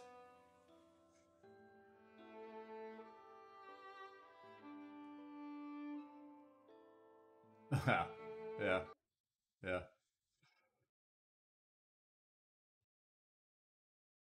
You just have to go back and watch it, man. You just have to go back and watch it, Pegasus.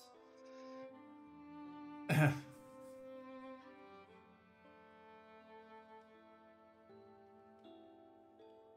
bottom of Dunstan's beard is singed away, and he smells of burning hair. Even I didn't believe the dozens would go that far. Now we know what we're up against. Show him the pieces of the blade. Hey, again, thanks very much, Mr. Fluff Bunny and Timwin for the hints. Great stuff, guys. Great stuff. Show him the pieces of the blade of the endless paths. I found all the pieces of this ancient sword. Do you think you could repair it? Aye, and 'twould be a privilege too. Not often you get to lay eyes on such fine craftsmanship. He runs a calloused finger along the edge of one of the shards. This blade will take some time, but I guarantee it'll be worth the wait.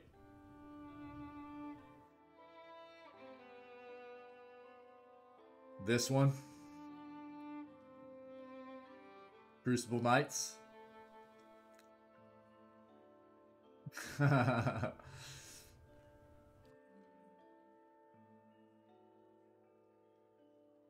It wasn't like a real deliberate.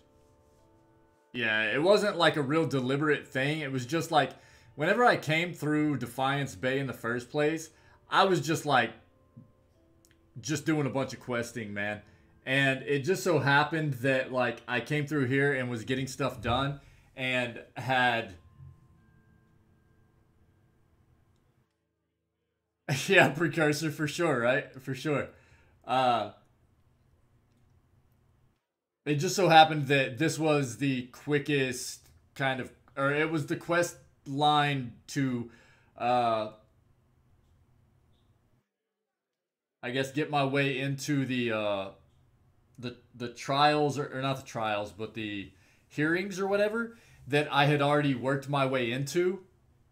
Yeah, yeah, exactly, Mr. Fluff Bunny. Yeah, it wasn't like something that was real deliberate on my part. I had just kind of already accidentally worked my way into this quest line uh, to an extent. So I was like, well, I've already gotten this far with it. I might as well just continue with it. You know what I mean? So you back to the dozens?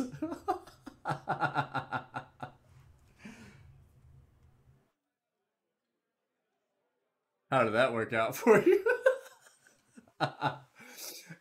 And the guy that is in the hearings for the dozens, he is just like screaming the whole time, man. It was just like yeah, that's what I figured. That's what I figured. Right on. That's pretty funny, man. He beams. Finest work I've ever done, if I may say so. It's only a shame I can't take all the credit for it. Something else on your mind? You've gained on Blade of the Endless Paths added to inventory. Sick. Party gained. Yeah, experience doesn't really even matter all that much anymore. Goodbye. What do you have for sale, dude? The White Spire. What is this? Sick. Unique stock. Blizzard. Disorienting. 5 DR bypass. The White Spire was found among the possessions of a member of the Order of the Bleak Walkers, though it seems to have predated her. The spiraling engravings upon the blade are flanked by small, finely etched symbols of binding and enchantment, which might be credited with the permanent chill of the metal and a thin dusting of frost upon the Estox hill. Cool. I love loot. What is this? Okay. Heldrick's coat.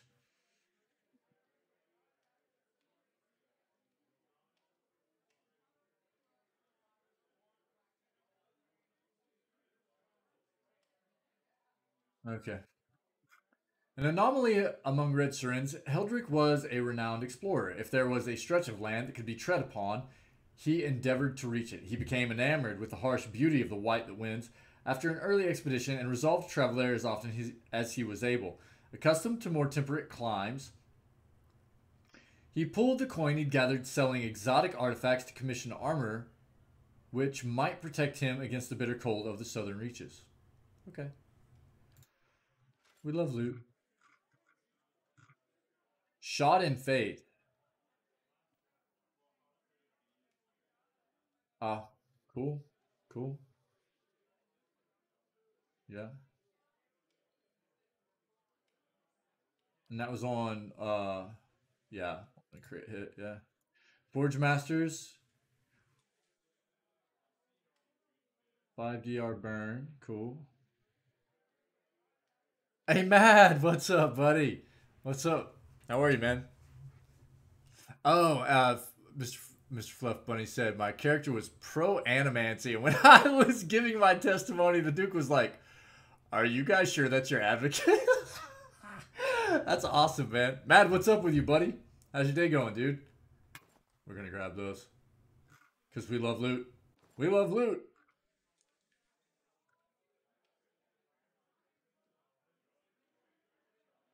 Hey, we probably need a loot emote too, dude. I just, I, you know, loot love. Yeah, there we go. I just keep thinking, guys. Just keep thinking. Give me all that. Not that we need any of it, but now let's see this. Blade of the Endless Paths. I was really hoping for a Soulbound, but you know, whatever. Actually, there. Now, there. There. I don't think we need, let's take a look at this.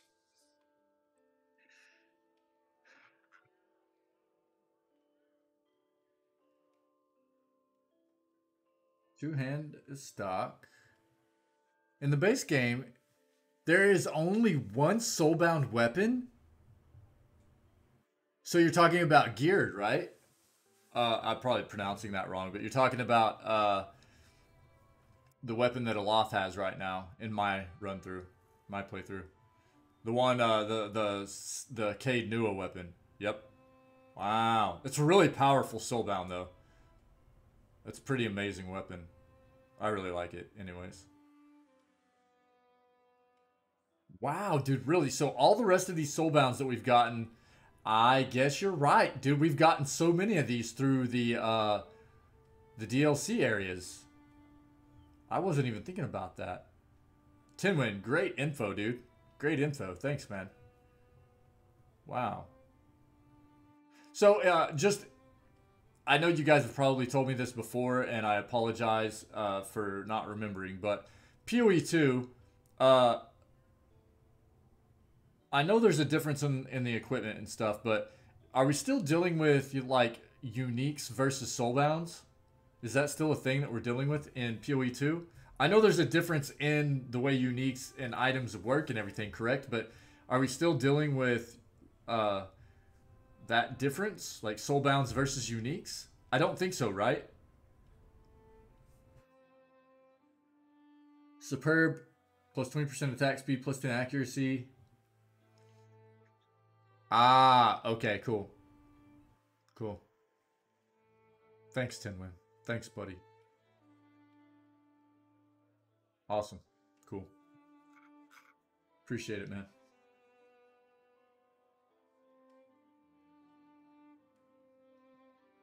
An Adiran explorer once heard a legend of an Engwithan tomb filled with the dead empire's greatest treasures. Dead set on making a name and a fortune for himself, he had one of the finest smiths in the Deerwood craft a blade worthy of his task. Every unique have own upgrade.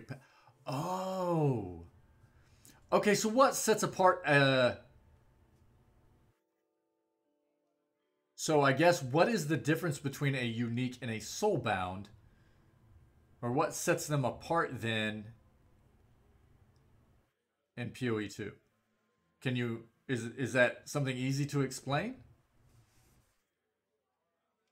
Thanks, Matt. He descended into a place known as the Endless Paths of Odd Nua, and was never heard from again. His possessions were scattered by the strange evils that dwelled within, and his priceless blade was shattered. You don't get a choice, and soulbounds are usually way more strong. Okay, okay. That's what I assumed, right? And obviously bound to a single character, correct? So there's not a ton of difference. Soulbounds are still going to be much more powerful than a unique is. The only thing that's really changed is the fact that uniques get upgrades that you're able to kind of path to an extent based on how you would like that unique to kind of, I guess, be more specified based on how you want to use it, maybe? Does that make sense?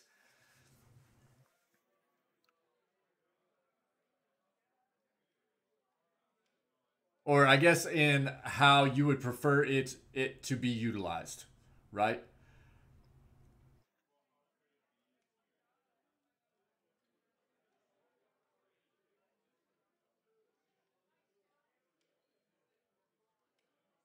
That made sense in my head and probably none of yours. 13 soulbounds PoE 2, including all DLC, but you can only get 11 per run. Oh, that's fun. Okay. Choice between 3. Really strong. Okay. Okay. Yeah, we'll stop there. I don't want to get spoiled on anything. Awesome information though. Thanks guys. Thanks very much. So what you're saying is that there are 13, but you can only potentially obtain a max of 11 per run if you have all the DLC, because at one point you're going to be confronted with a choice where you have to select one of 3, right? And you're not able to ever get the other 2 again. So you have a choice between 3 soulbounds, and you only get to obtain one of those. Interesting. That's fun, dude.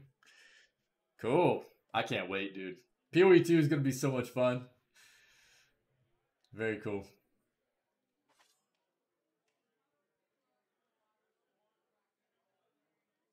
Okay. Well, that was neat. I'm glad we got that. But again, you know, that's like sort of the choices between 3 paths, and the reward for each path is 1 soulbound. Oh, so you don't really actually know what you're getting. Fun. Mad. Mad. Yeah. Yeah. Yep. That know the game will choose depending on the soulbound, right? But like, for instance, like when I play the game, I'm not gonna know the soulbound specifically for the path. I'm just gonna be playing the game and choosing a path and receiving a soulbound that I'm based on the path I choose, right? Most of you will know what soulbound I'm gonna get, and you're probably gonna go, "Oh, that was a dumb choice." That's okay. That's what makes it fun. That's what makes it fun. What are we? What? Payday? Yeah, okay. Cool. So now Outsider's so dumb. He chose the stupidest soulbound. He chose the worst path.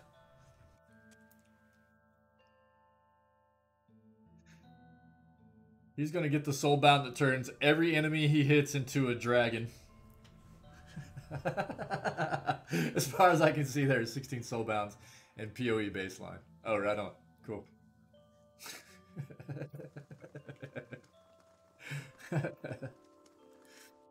Alright, man, cool. Yeah, man, we're knocking out these quests, dude. So this is one of the things we need to do in Act 3. Let's run to Act 3 right now. Mercy of the Tribes.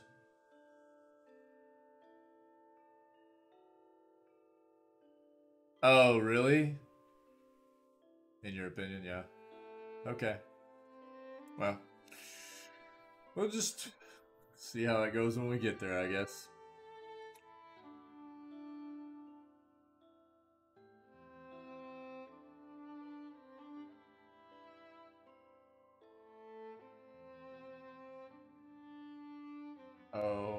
Okay. Trials of Durance. We probably need to try to talk to Durance again. Let's go to Act 3 real quick. Yeah.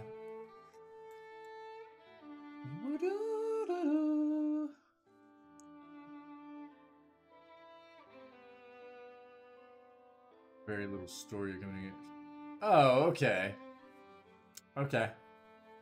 Huh. Interesting, Tinwin. Thanks, man. Thanks. Yeah, mad fun? What? What's that? Yeah, let's go. Gross! I mean, Mad, seeing as how you're basically a masochist running through this game all the time with one single party member, I can understand why you would always say, fun?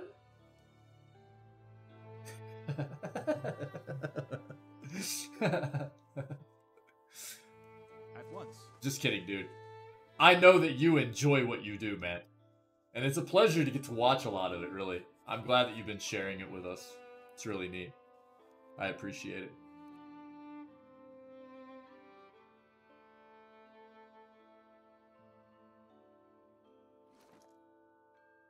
Old Harabius. Yeah? There we go. Alright.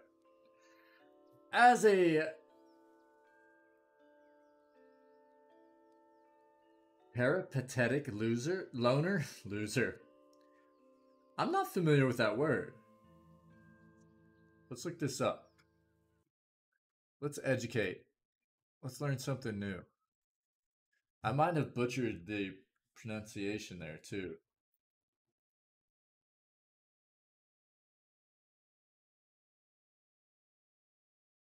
Peripatetic. Peripatetic. Check it out, chat. Peripatetic. Traveling from place to place, in particular, working or based in various places for relatively short periods. Peripatetic. Huh. Okay. I have to check the bounds in Deadfire. In my opinion, they are not that strong at all. Oh. Okay. Right on, man. Peripatetic. What a word. Expanding the vocabulary, chat. Let's go. Peripatetic. As a peripatetic loner... Sorry, let's get that sound going. I'm not privy to the latest news, but the Hollowborn children... Average unique, they're strong. Well, I mean, that's one of the things that I've noticed in this game as well, though, is that uniques vary, right? There are some uniques that appear to be like maybe not soul-bound quality of strength, right? But they definitely are up there on the scale, right? Where you get other uniques that kind of pale in comparison and are fairly low on the scale. Yeah, okay, Tinwin, yeah. Yeah.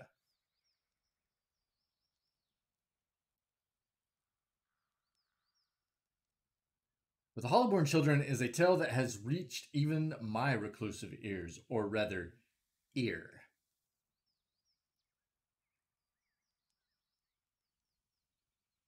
What did the Glanfathen Druids think of this plight? They'd probably tell you what I'd tell you. This plight was most certainly the consequence of someone trespassing into Engwithan places, not meant for folk. I mean, what else other than the gods could inflict punishment of such impressive scale? Tinwin, I'm fine with that. But let me pull chat real quick. Hey, chat, I know not everybody has played Pillars 2. I have not played Pillars 2, but I'm okay. For anybody that might not be watching chat right now, Tinwin is wondering if there's any issue with him speaking about a soulbound that is part of the Pillars 2 playthrough and a particular thing that it can do in the game. I don't have any issue with that, but he's not going to be talking about spoilers regarding where it comes from, where you can obtain it, anything like that. Just basically about, I guess, an ability that it can actually proc or something like that. If anybody has any kind of issue, don't pay attention to chat for a moment. Okay, don't look at it so you don't get spoiled. But just wanted to throw that disclaimer out there. Tinwin, I'm cool with it, buddy. It's not gonna bother me. I just want to make sure nobody gets spoiled. Do it. Precursor, yeah.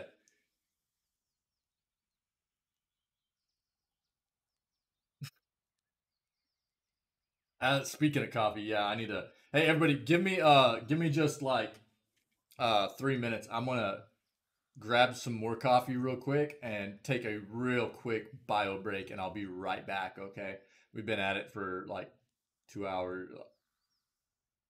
over 2 hours now. So I need to grab some more coffee.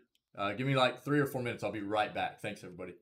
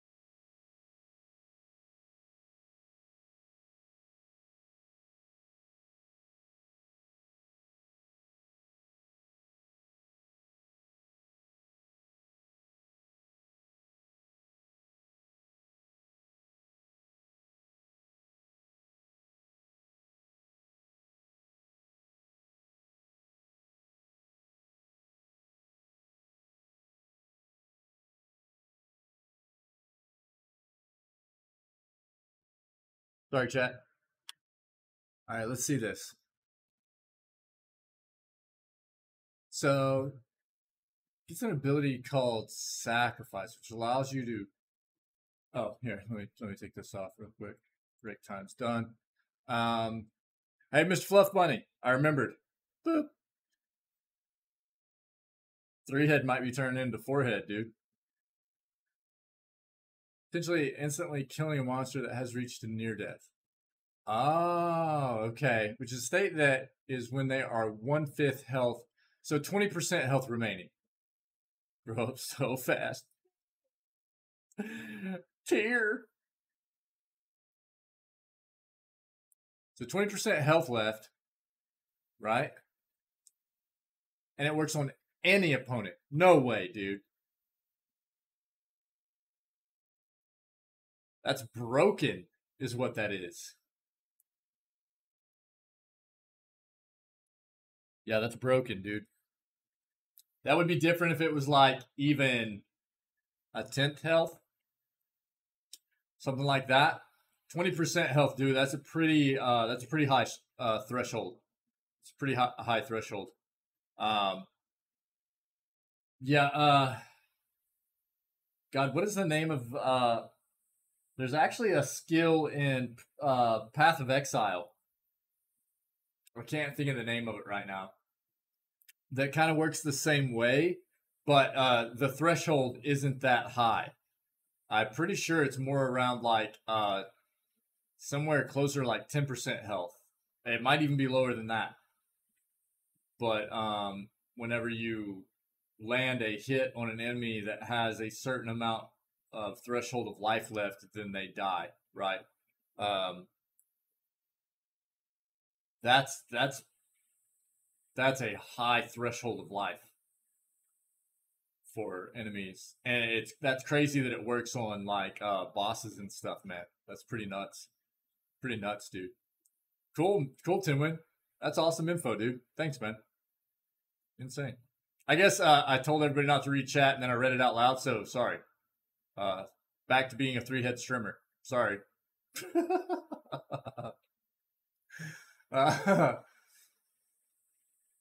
I didn't read the name of the Soulbound, though, so everybody's good. Right?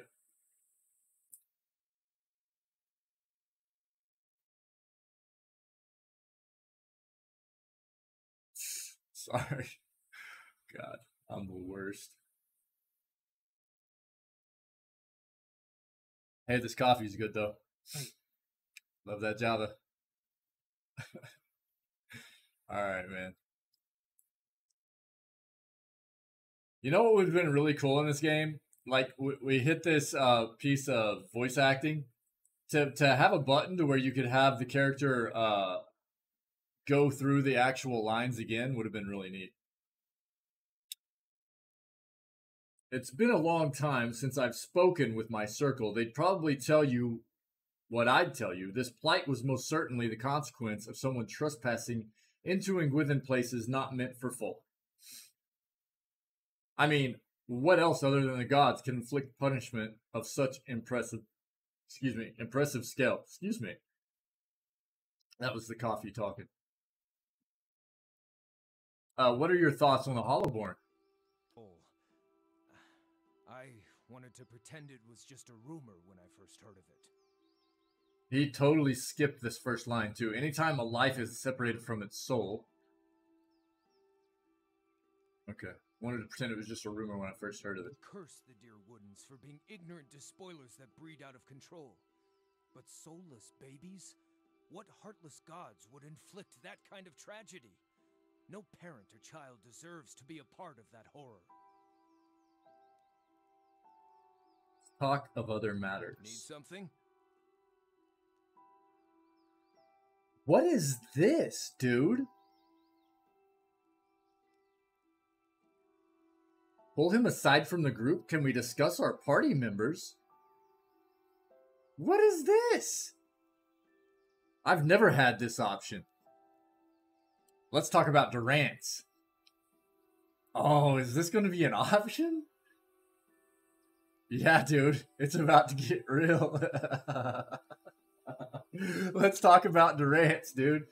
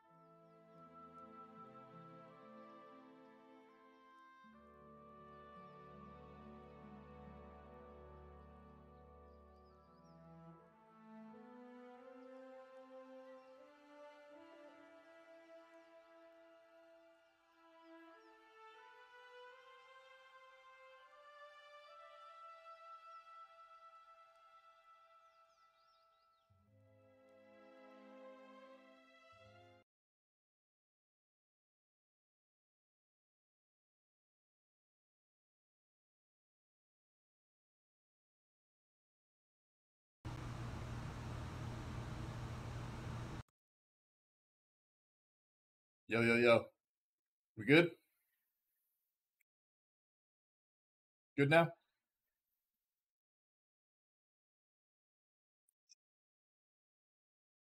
Blink twice if you can hear me.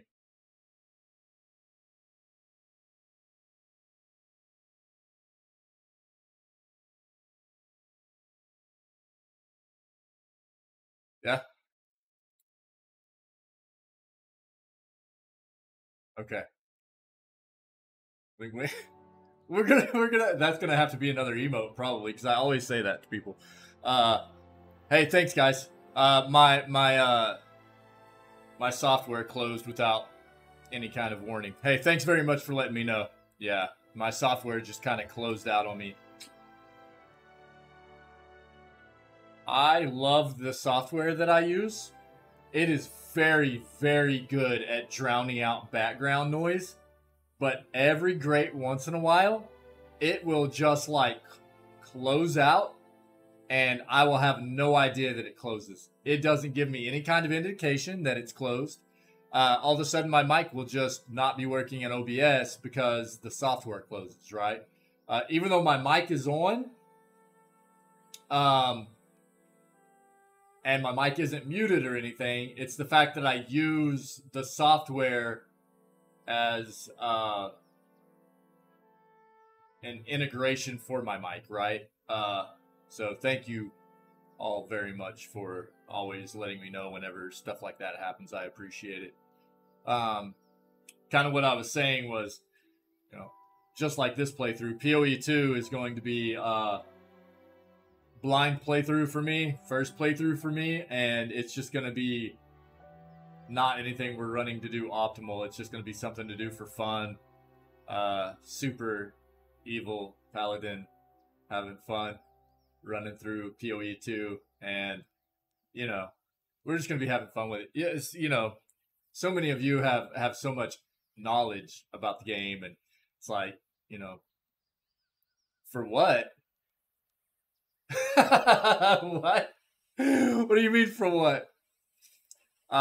You know, whenever you talk about you know, things that you don't need for the playthrough and stuff like that, you know, that's kind of what I'm getting at, you know.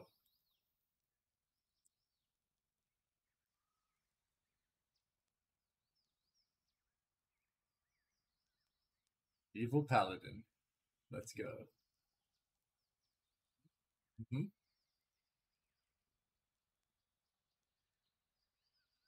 What do you mean you will see by yourself? What are you getting at, Mad? Are you leaving me? It's a really more friendly environment. Yeah. Yeah. Cool, man. I know we're going to have fun in it. You know what I mean?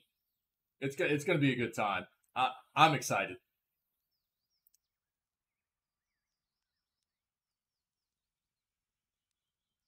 Yeah, I plan on playing PoE 2 the exact same way we played this. Played on hard. I mean, if they have the same options, right? Like hard, expert, that kind of thing, I figure we'll play it the same exact way. I don't feel like, you know. Okay, cool. Awesome. Yeah, sounds good. I don't see any reason why we wouldn't play it the same way. Pull him aside from the group. Let's discuss our party members. This is insane. Oh, you can even talk about people that aren't actually in your party right now. This is great. What do you think of either? I kind of want to do this one last. What are your thoughts on Pallegina? She's destined to die on her feet. And she's easy on the eyes. Yeah. Fat and a thoroughbred, that's what I always say. Yeah, As a cloaca or not. Ooh, the curiosity is killing me.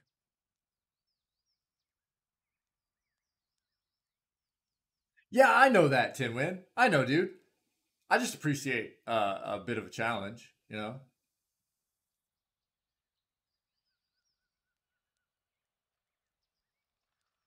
I mean, you've been here long enough to know that, like, even other games, you know, I tend to play on harder difficulties and stuff like that.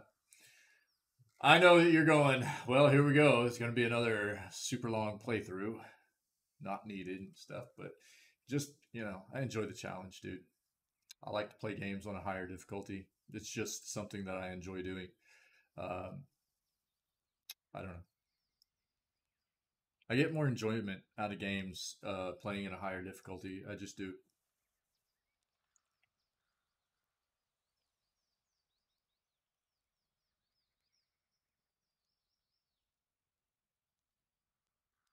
This was what I was thinking. This is hilarious, by the way. Easy shooting happy slot. Birds usually have these hybrid holes, and I figure she might too. What? Don't look at me like that. Look up. It's a combination PC shoot and happy slot. Birds usually have these hybrid holes, and I figured she might too.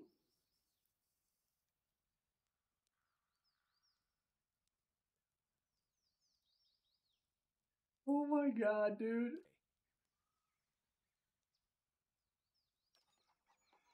Wait, what? That's it? No. Hey, good morning, gamer. Good morning, gamer. Need something? How are you, man? In particular. Oh my gosh, dude.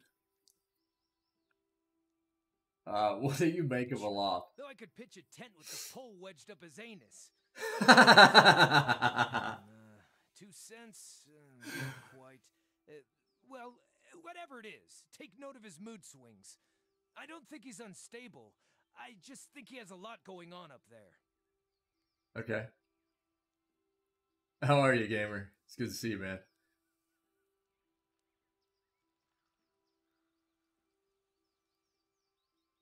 Haravius is a riot, dude. Dude, the Pallegina thing, holy crap. Sagani, what's your impression? Outdoors, which is more than I could say for the rest of you. They do things differently where she's from. But she knows Doing okay? I guess that's better than not okay. As I do. Almost. Buddy?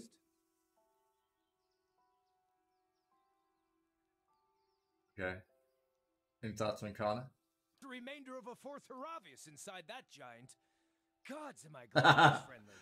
And between you and me, he has a better singing voice than the prettiest lasses I know from my tribe. It's 1 part unsettling, 2 parts arousing. And it makes me wish I still had both ears. I love Haravius, dude. He has quickly become a favorite of mine. Just like for the same reasons that Zawa became one of my favorites. Now, I don't necessarily... Zawa I enjoy as a party member for his... the fact that he's a monk. I enjoy playing a monk. I enjoy a monk. Zawas? Or are you talking about Haravius? Mad.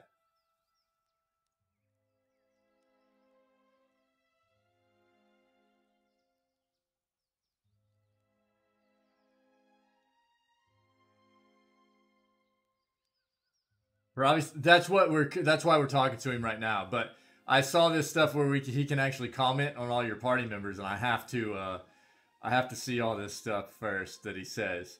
I'm waiting to do Edir's last. But yeah, that's why we're talking to Haravius right now, is try to get his questline stuff done. Because all we have, all we have left is Haravius' questline and Durant's. So I'm going to try to talk to Durant's right now too. Keep going with his stuff. Durant's questline stuff, dude, is way more intricate than everybody else's, it seems. Grieving Mothers takes a while too, but Durant's, man, it just keeps going. Thoughts on the Grieving Mother? The woman that's been traveling with us? Not sure what to say. She seems harmless enough, but she must be a glutton for trouble if she's traveling with us. She'd probably be safer on her own. Okay. Okay, here we go. Thoughts on Durant's. It's like WoW carved an ever-changing gash in his brain, and every hour he's a different flavor of angry. Yeah. Durance makes me feel like I'm the sane one. He smells like fear in the mornings and rage in the afternoons. I'm keeping an eye on him. Okay, He's a gamer. laugh, but he might someday Yes, be a Mad. problem. Alpine Dragon's dead. Yes. Alpine Dragon and obviously the Adra Dragon are both dead. But Lingrath is still alive and kicking. So that's something we need to address, potentially before we end game. Now, something that the community needs to talk about here is, do we want to kill Lingrath and dragons, or do we want to try to come to some kind of dialogue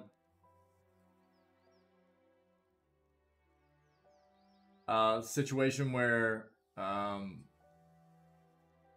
we don't necessarily have to fight our way out? Because that's something that Tinwin brought up, and quite, you know, in line with what we've tried to do a lot in this playthrough is, and there's another dragon I am aware of in this game, in Act 3 area, that we have not addressed yet, right?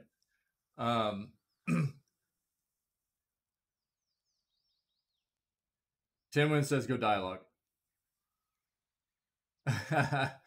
Well, look, I mean, I've killed Alpine, I've killed Adra, and I'm not against, look, I always do a hard save, where we can continue, you know, we can go back and fight the dragon just for funsies or whatever.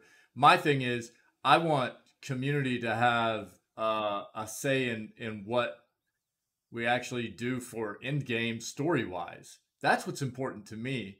We can always go back and fight the dragon until we kill it. You know what I mean?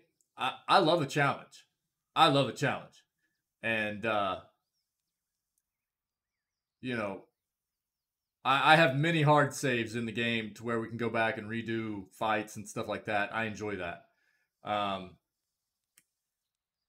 Mad's trying to get Tinwin riled up. But, you know, it's just like with the Adra Dragon. We had the chance to, you know, the Adra Dragon was like, look, if you help me transfer my soul into the Dragon Hunter, then we don't have, you know, I don't have to kill you. But that's not in line with our character. That's not in line with the way that we've RP'd this playthrough, right? And I was like, well, nope. Sorry, we're not going to kill somebody else's soul so that you can take over their body. That's not in line with what we've done in this playthrough. So it didn't make any sense. Now, going to talk with Lingrath in that situation, going back through that dialogue, it might be more in line with our playthrough, saying we don't necessarily need to, you know, kill Lingrath, kill the dragons, and we can go along with dialogue that doesn't necessarily need to end with us killing them for our end game, right? Sure, Matt, that's kind of what I'm saying is I want to know what the community is thinking would be best for the end game for our playthrough. Because we can always go back for the hard save and fight and just have fun with it, right? I'm going to have a hard save there no matter what. I just need to know what everybody think is going to be the best for us end game wise. If it's beat the dragon, we'll go back and we'll fight them, or excuse me, beat the dragons and defeat Lingrath. Then we'll go back and before we end the game, we'll fight them until we get it done. If it's go through the dialogue and side with them and not have to fight and kill them, then we'll get that done. We'll move through and finish the game. And then at some point, we'll come back and we'll take on Lingrath and the dragons and whenever we're just deciding to like waste a bit of time having some fun, and we'll beat them just for funsies. You know what I mean?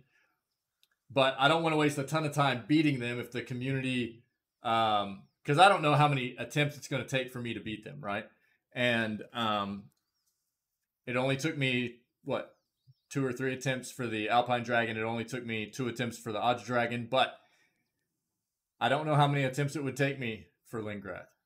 So if the community is in a consensus that we are just going to talk our way through and side with them and not need to defeat them, then I'm not going to waste time fighting them right now. We'll just talk with them. We'll move through, beat the game, and then at some other point we'll come back and just have fun, doing that battle at some point when we just don't have a whole lot of other things to, like when we're in between playing other games or something like that. You know what I mean? But we just need to figure out what the consensus around the community is for us to do. Something for everybody to think about right now while we're pushing endgame still.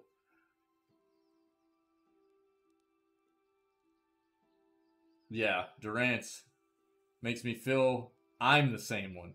He smells like fear in the morning and rage in the afternoons. I'm keeping my eye on him. He's a laugh, but he might someday be a problem, for sure. What do you think of Eater? Okay. I can do a poll in Discord, or I could do a poll in in the stream, either one. What would we prefer to do?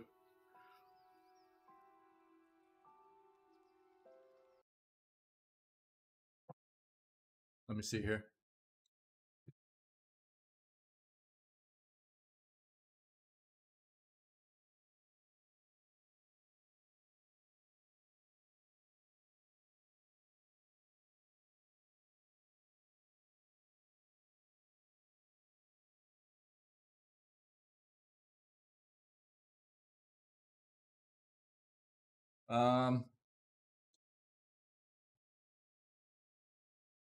What would you guys prefer? Do we do a chat poll,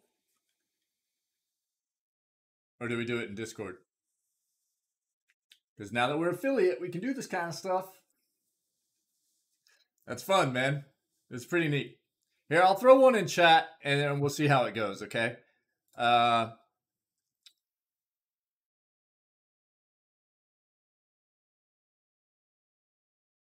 What was that? Oh, cool, man. Yeah, all good, dude. Yep. Yeah, give me a second and I'll get it going. Hold on, and then we'll continue on here. God, it sounds like I've got like a semi hanging out outside of my place here or something. Whatever's out there is super loud. I hope you guys can't hear it.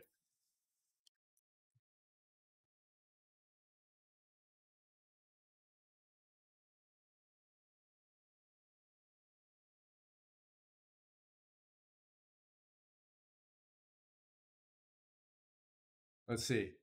Let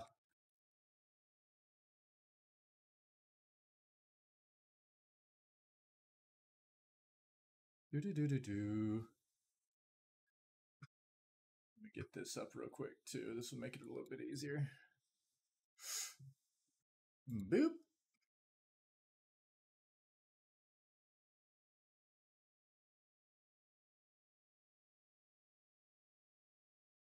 No, what? Oh, that's not what I wanted. Not what I wanted. Sorry, chat. Give me a moment. I'll get it.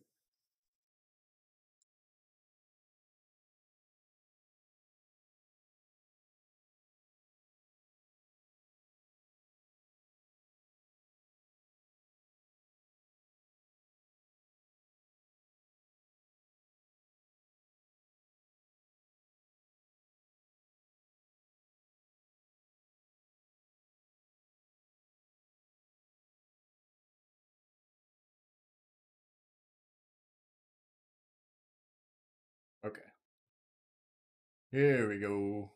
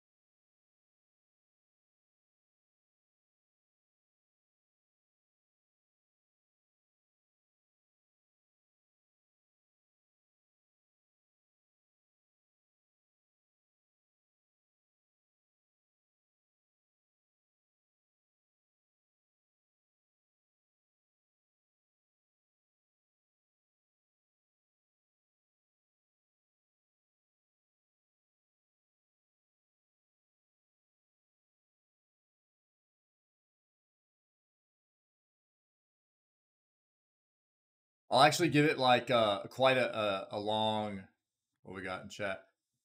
Okay, cool. Yeah, I'm about to submit it. I'm gonna give it like I'll actually give it a long duration just because we have a good amount of time and we kind of have people coming in and out of chat all the time. But I'm gonna give it a 10-minute duration.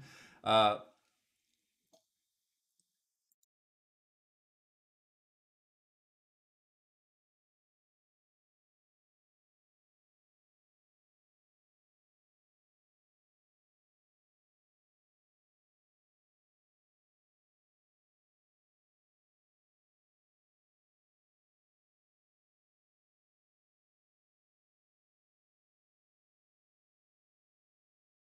okay, this is the first time I've done this. Hopefully this turns out all right.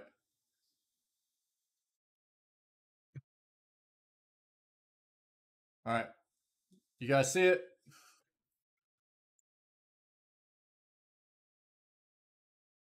Should be up there. Should be up there now.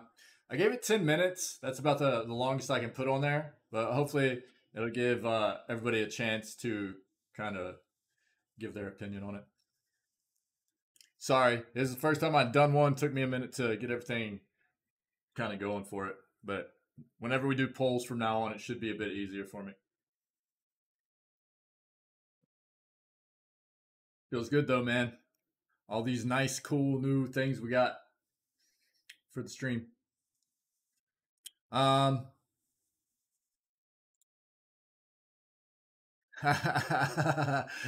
oh. It's even right now. Durant's, yeah, we are. So, what do you think of Eater? So, two-thirds like me, I suppose. The circumference of his neck exceeds the circumference of my torso at its thickest point. They sure do breed them big and dumb in the deerwood, don't they? I think the guy's a lot more gentle than he pretends. He's certainly got a big heart for animals, at least, which is rather telling of who he is under that soldier exterior. Yeah. Tell me about yourself. My second favorite subject. Yeah. What would you like to know?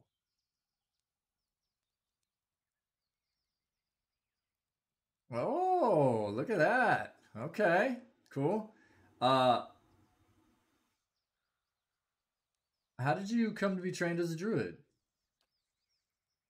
I wasn't entire. So Haravius thumbs his half-shredded ear and thinks to himself for several seconds. It wasn't entirely by choice, not at the start, at least. My ambition was to be a hunter. I merely arrived by a different trail. As a child, an Anapath came to visit. An honored guest is occasion for a grand chase, but I was left out, instructed instead to be cupbearer to the old wise one, while the rest were on hunt. I'm sure you can guess what happens. Wise Anapath gives dumb child a shred of attention. We ended up talking until the hunters returned. He gave me his hands dart across his body, scouring the pockets and folds of his tunic. This. He presents a rusted iron medallion fashioned in the likeness of a hound's head. a common icon amongst the frontiersmen, explorers, and other seekers faithful to Galloween. The Anim Faith insisted I be trained, and none in my village would defy him. Now, he smiles broadly, I don't need a bow to hunt. Where are you from originally? My mother's crotch, he says. You? Oh my god, dude.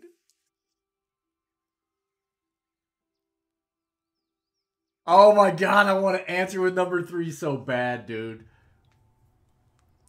What a coincidence. I also came from your mother's crotch. Oh my god, guys. Please. I cannot wait. Yeah, you can, gamer. Yeah, and that's why, so this is how I understand it, and I'm sure that Tinwin and Mad and some others hanging out in chat can expand upon this.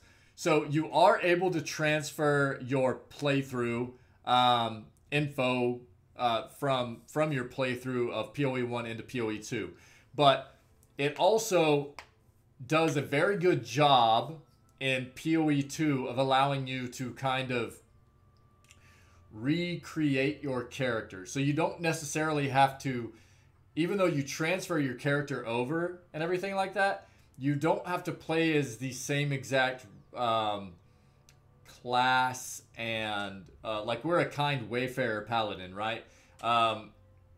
You can change a lot of that stuff. Apparently the devs did a really good job of giving you a backstory from between PoE 1 and PoE 2 to be able to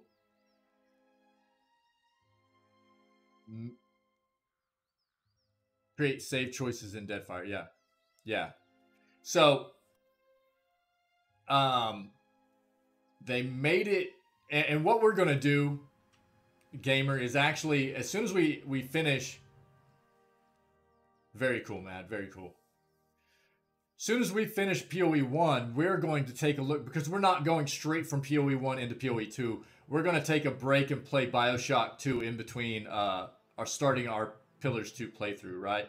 But we're going to, before we start Bioshock 2, we are going to watch the introduction trailer, right? For Pillars 2. That way we have an idea of exactly what we're in for. We're creating a backstory for our character because we are planning on changing, like I said, like we've talked about in the community. We're changing from being a good-natured paladin. We have not lied. We have not stolen in this playthrough. We're a kind wayfarer paladin. We are going to be changing our role-playing and the nature of our paladin to more of a chaotic, evil character, if you will, and we're trying to develop a backstory. And apparently, again, the devs do a pretty good job of helping you make that very easy for you to change who your character is and things like that between PoE 1 and PoE 2, right? And I'm sure that it will become more apparent as we do this transition. But people like community members like Mad and Tinwin, they've made me understand that the devs have done a good job to where you don't necessarily have to do a whole lot of work yourself. Sure.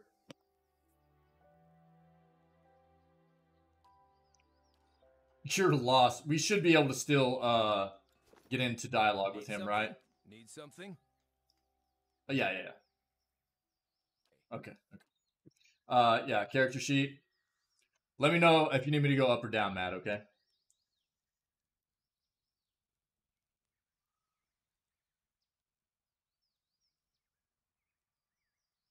Ooh, goodness gracious, gamer. For real?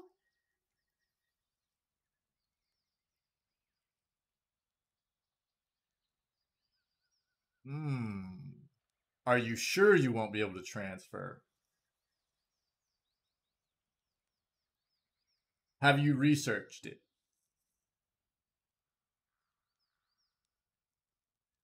I'm not saying you could, but and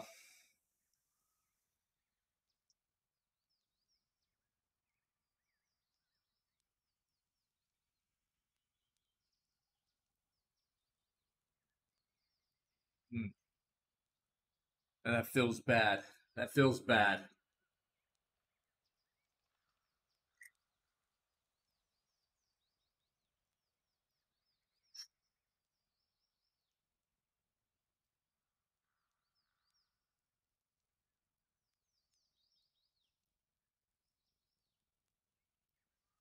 And dude, I have not played on an Xbox in a long time.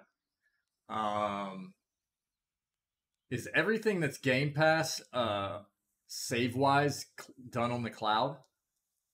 Could anybody answer that? Or can you still save, have save files local?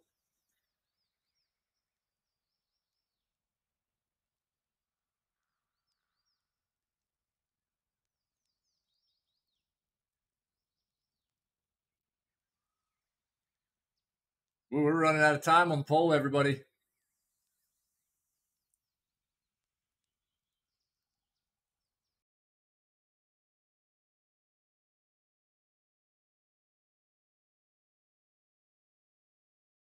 So this is what this is not something I've ever tried, gamer. Obviously, they're different. The only thing I was thinking was looking into it online, seeing if anybody else has ever tried to transfer a save file from a PS4 format to an Xbox format, and just see if you came across anything in a way to alter the save to where it would work. I doubt it, but side through dialogue. Oh, and it got 3. Look at that. All right. Well, there it is. Sorry, Mad. I'm guessing Mad's the one that put fight.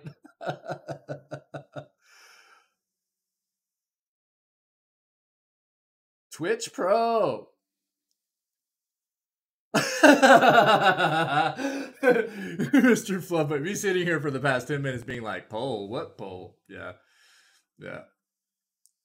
I'm a Twitch Pro. Yeah. Yeah. Cool, man. Well, hey, that's cool, man. That means we can go back and just run through the dialogue, and that'll be part of our end game. We can actually get that done today. That won't be hard. Pacifist! Mad. We will fight the dragons, buddy. We will fight the dragons. I like Lenny. Hey, I mean, you know, my thing is we have killed other dragons, right? And part, you know, a big part of us having fun with these playthroughs. Hey, Matt, are you good with the character sheet? You need me to look at anything else, or can I continue, buddy?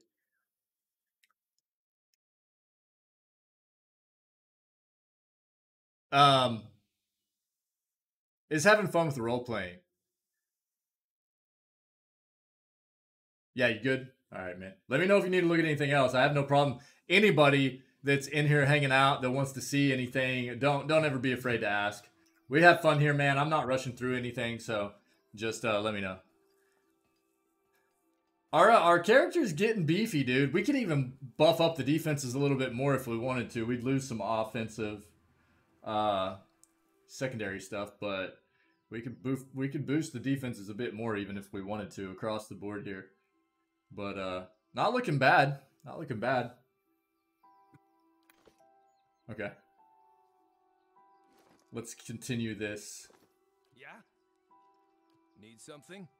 Tell me about yourself. Favorite subject. Yeah, there we go. Like to know. How did you become trained as a druid? We already kind of went through some of this. Let me see. Okay. What's the story behind the symbol of whale on your eye patch? So Matt, from what I understood, bounties weren't something that were necessary, right? They don't play into endgame very much, I didn't think. I have 2 severed heads. I have 2 severed heads in my stash right now I can go turn in. I just don't remember exactly where to turn them in at. I have 2 bounties finished, dude, on accident. They're just... I've got these rotting severed heads in my stash right now. I just need to go turn them in. And we can turn them in before we end the game. That's fine. But I wasn't planning on doing a whole bunch of bounties. That stuff, again, that stuff we can come back and do. Council of Stars. Oh, you mean, yeah,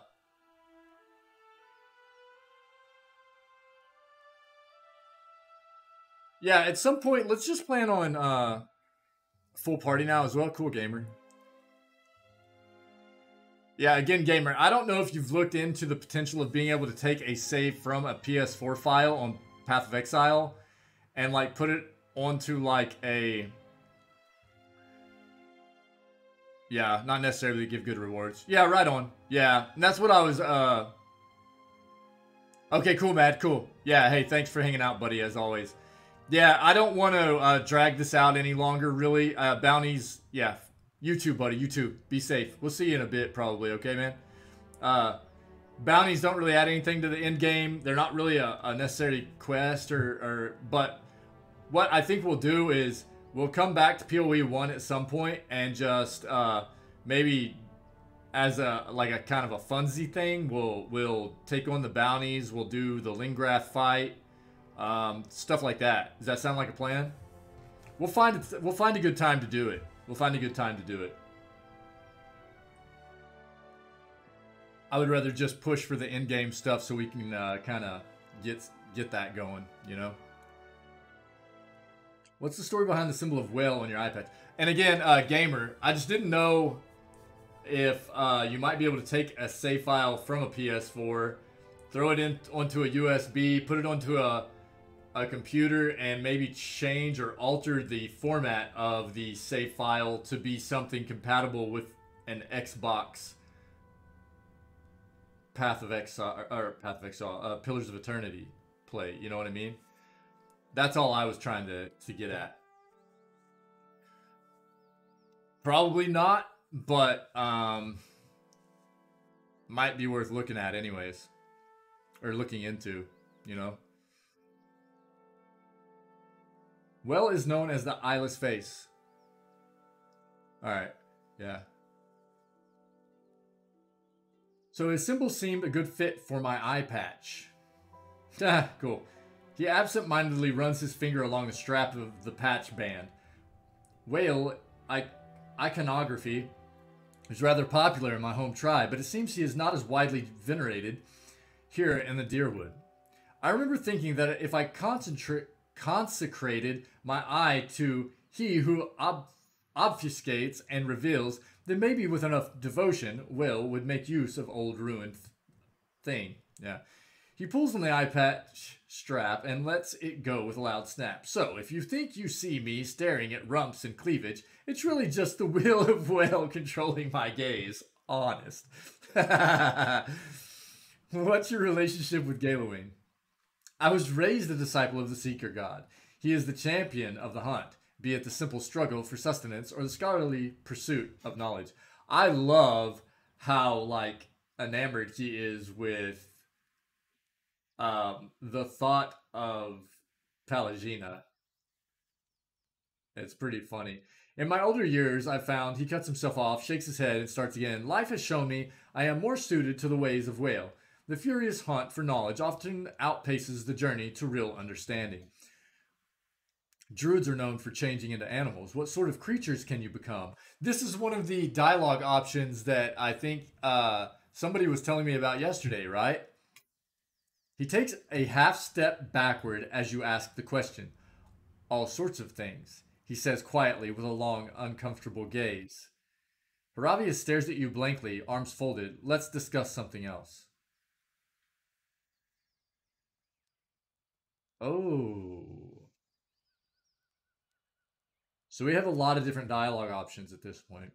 I'll read them all. That's an unusually terse response from you. What are you holding back? I can't have secrets in my group. Out with it already. Any man with your scars has a story to tell. I'm just going to ask you later if you don't tell me now. if you want to talk about it, I'm all ears. I feel like that's kind of a pun, since Haravius only has one ear, right? Not trying to pry, you just seemed excited to tell me all your other stories. Forgive me for asking.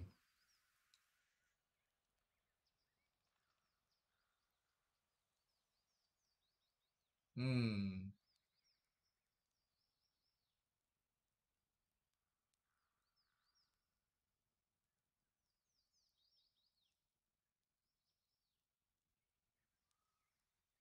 I like 3.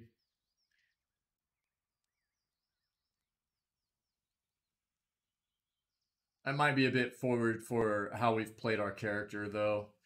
Um, I like 4 too, even though it is definitely very much like a pun considering who we're talking to here, and the fact that Haravius only has one ear left.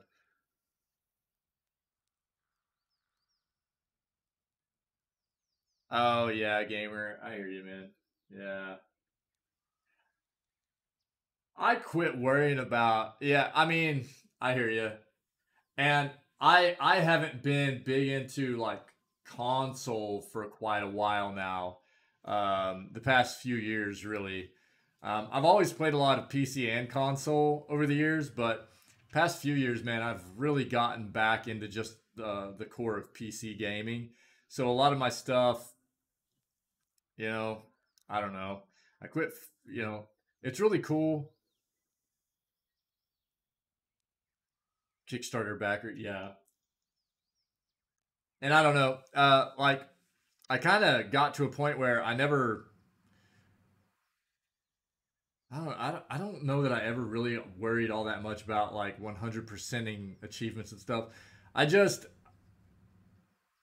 I think whenever achievements first became like a big deal in games and stuff, and like all the games started coming out and having achievements on consoles and PC and things like that, it was like something I started looking at, and pretty quickly I was just like, it's cool when I get them. And I remember early in PlayStation's history when they were doing that, and like I would get the higher ones, like what are they, like the platinum ones and stuff like that. I was like, oh, that's really neat, And but I tried not to worry myself with them too much. But I know what you're saying, gamer, for sure.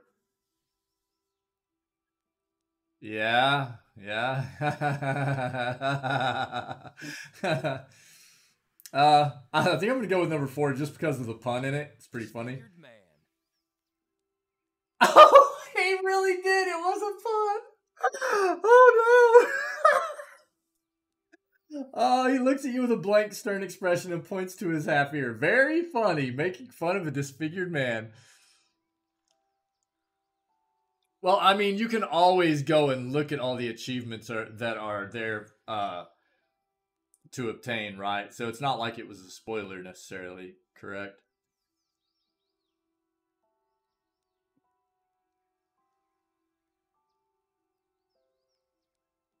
Not trying to pry, you just seem excited to tell me all your other stories. You bully. What's funny is that I wasn't sure if it was really going to be taken as a pun from Haravius. And look, Haravius is always busting everybody else's chops about stuff, man. So it was a bit. I had to pursue that dialogue option, dude. It was just too good. Not trying to pry. You just seem excited to tell me all your other stories. I'm telling you all this. Just know that it's a touchy subject for me. Okay. Cool, that works. And I haven't really told it before to an outsider, so bear with me. And that's who we are. We're outsiders, right, chat? That's funny that that's the way this worked out. Our character's name is literally OutsiderAntics, and he says, it's a long story, and I haven't really told it before to an outsider. That's funny, man. So bear with me. Rite of passage in my druidic training. I prayed to Galawain for insight, and in the style of seekers of old, to the forest, alone, to ask for guidance. Okay. in the form of a vibrantly colored Stelgar that pounced from the underbrush Right. and made a Yeah, salient Mr. Fluff demonstration Bunny. of its capacity to eat things 1/15th its size.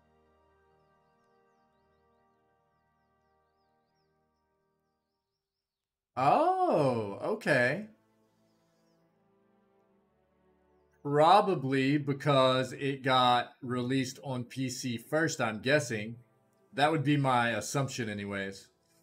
Right?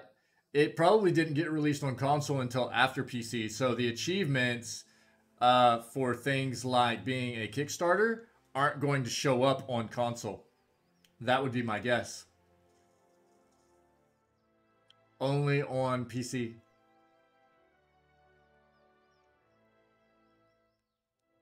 I could be wrong, but from what I'm seeing in chat, that's what I would assume.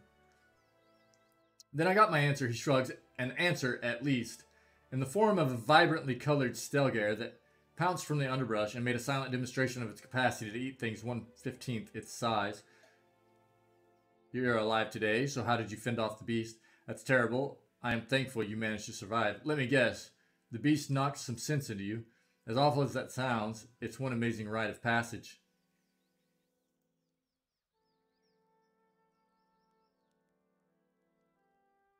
You actually meant that.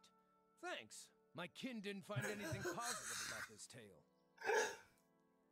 Do you see what he almost said? Well, go.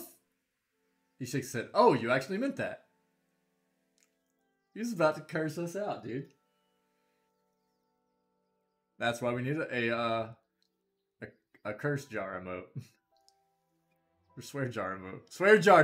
Yeah, dude, we gotta have it. We gotta have it, Mr. Fluff Bunny. It's gonna be that's gonna be a good one for our channel. Yeah.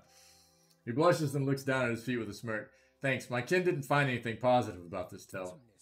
I remember trying to fight back, swinging with arms too short to reach. I felt I had the energy for one last swipe at the beast's nose, and when I lashed out with a punch, my arm felt twice as massive, and my fingers sprouted talons. Sick. Mirror of my assailant. Apparently, he couldn't pick on someone his own size. By the battle's end, his severed arm was in my maw. The beast limped away in defeat. So the voice acting parts are a bit skewed right now. They keep starting like halfway through the first sentence. It probably won't fix unless we restart the game. So I might need to restart the game. Something's going on. I have noticed it's been happening all morning long. So in a rush of power, I shifted into a mirror of my assailant. Apparently, he couldn't pick on someone his own size. By the battle's end, his severed arm was in my maw. The beast limped away in defeat. It's quite an impressive tale. I thought learning to spirit shift would win me some respect. Maybe trap myself in endearing lass with a lust for little men. Alas, I might have been better off staying a novice. Oh, really, Mr. Fluff Bunny? I haven't experienced it up until this point, though. So if it happens, it just kind of sticks in the game, maybe is what you're saying. That sucks. When I wandered back to my village, they saw my wounds and asked what happened. I showed them. The name they called my form was the Autumn Stelgar, and his mouth opens, but he hesitates for a long moment before choosing his words. They were not impressed. The Real of my circle believed the Autumn Stelgar to be a heinous abomination. It is said that if it eats you, your soul is invariably lost. As this was my first and most intuitive form, they deemed me a carrier of its evil. I think there's just audio files that were trimmed poorly. Oh, that sucks, dude. That sucks. Even though I never so much as threatened my kin, I was ruled unfit and cast out. Ravius sighs, scratching his scarred face. I don't know what message Galawain was trying to send. The only lesson I learned was that the Seeker God will punish you for seeking. You speaking to me, gamer? Am I interested in Pathfinder? I bought it. Yeah, sure. Yeah, I'm interested. Again, if you are inquiring as to me personally, I'm interested. I don't have necessarily super high hopes for expectations. Yeah. I've heard varying different things. Hey, Soldier Charm 85, how are you? Good to see you. Hope your day's going well. Yeah, I've heard, some people love it. Some people very much dislike it. Some people kind of sit right in the middle. It's they've got a really good sale on it right now, so I picked up the enhanced version of it. I'm doing very well, Soldier Charm. Yeah, doing very well. Thanks for asking. How about yourself? How's your day going? So yeah, I grabbed it. I don't necessarily have it on the schedule right now to play, but I'm definitely intrigued by it. We'll probably play it at some point. I have a lot of games in my library that we haven't played yet. And again, right now the schedule is to end PoE 1. It has a bit more city dev than Pillars. Yeah, Soldier, right on. Soldier, I'm guessing you're familiar with Pillars. It seems like, anyways. Good to have you in the channel, Soldier, for sure. We have a lot of people that hang out here, man, that are familiar with Pillars, so you'll probably fit right in here. Probably fit right in. We're actually we just finished the Endless Paths. We're pushing. We only have Haravius and Durance's quest lines to finish up, and then we're pushing end game here, Act 3 end game, and once we finish that. Oh hey, Soldier Charm. Thanks very much. Thanks very much for the follow. Very much appreciated. Very much appreciated, my friend. Yeah, so we're pursuing the only two companion or party member quest lines we have left. Then we're pushing in game, and then we're gonna go play BioShock 2, and then we are going to roll into Pillars 2, which ought to be a lot of fun. Yeah. That's what we try to make this place, Soldier, for sure, man. Yeah, we've got an amazing look. I've only been streaming since May. As a matter of fact, we just hit affiliate 2 days ago. Again, a testament to the amazing people that come here all the time and have made this such an amazing place to hang out, and for me to come and chill and play games, and that's what we're trying to do here. We're trying to create and cultivate a community that is just super chill for people to hang out and share our interests of playing video games and just being cool people, man. That's what it's all about. Yep. No toxicity, no strife, nothing like that. Just hanging out together, being cool peoples, man. That's what it's all about, Soldier. For sure. Good to have you. Good to have you. Hopefully you'll enjoy it here, man. We'll hopefully be able to see more of you. That's what we're trying to do here, man. Just have a nice, cool place for people to chill, for sure. Let's continue to pursue this. But yeah, gamer, for sure. At some point we I would love to give Pathfinder a try. That's why I picked it up. That's why I picked it up today. It was a good sell. Good sell. I love OSTs. Hopefully it has a good one. I grabbed the OST with it, so yeah, we'll see what's up with it for sure at some point. October is going to be all scary games though, basically, so get ready. I can't wait. October is going to be a lot of fun.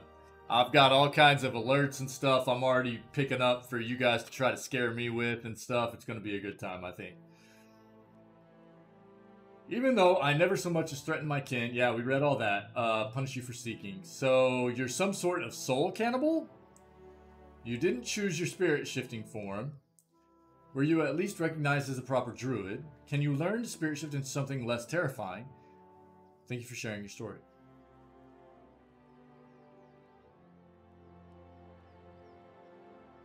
I'm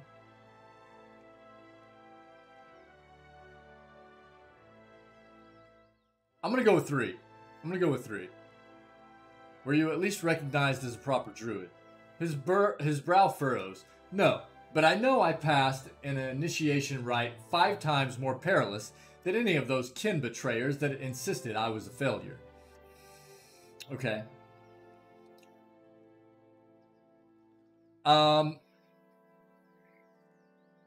You didn't choose your spirit shifting form. No, he says with a huff. It chose me, or so I imagine. I always assume I would shift into a stoat. Seems more true to my nature. He points to the embossed pattern of well on his eye patch. As the obscured teaches, when the answer is inscrutable, one must be content to ponder the question. Can you learn to spirit shift into something less terrifying?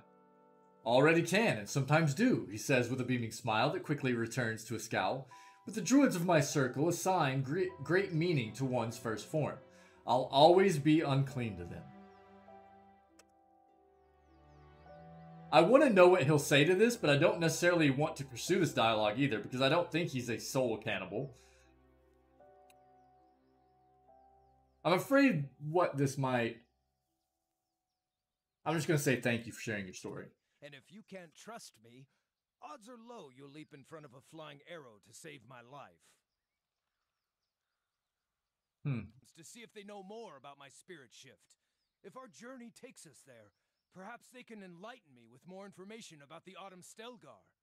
But for now, maybe we can talk about something less depressing? I want to hear more about Galawain and Whale. He stares at you blankly with his one eye. Oh, not sure what more there is to say on the subject unless you were itching for a religious debate. Definitely not. Tell me more about your thoughts on Whale. I came to know Well in earnest in the first year of my exile. I asked myself why Galawain would punish me for asking questions. What just and fair god would punish me for doing as he asks? Questioning why I had been mauled just drove me mad. At the height of my worry, I would have dreams where I only saw with my injured eye. My healthy eye became blind in my dreams. What? Press 1.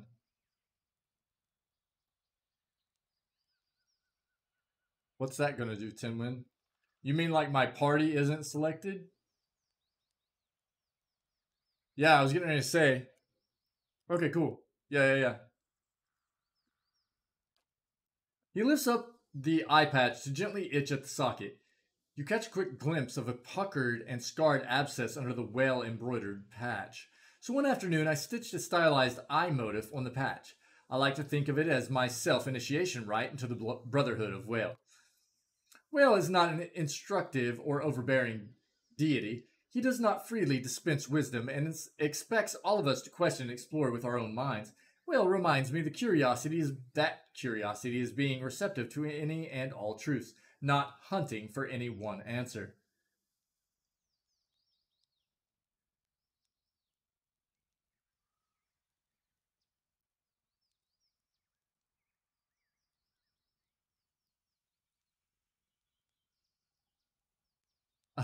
I kind of like number 4. Sounds like you should thank Galawain for showing you the wisdom of Whale. Wait. You need to press 1. You don't need to, no matter previous one. Oh, you were talking about my options in the dialogue, right? Okay, let me see if I can go back.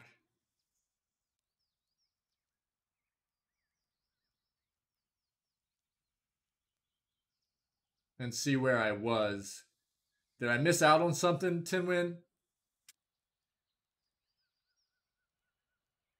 Let's see what he says to this. Sounds like you should thank Galawain for showing you the wisdom of Well. Ravius chuckles to himself. The same thought has crossed my mind. Had I not been mauled by the Autumn Stelgar, I might never have appreciated the teachings of Well. I suppose I should thank Galawain for that much at least. Speak of something else.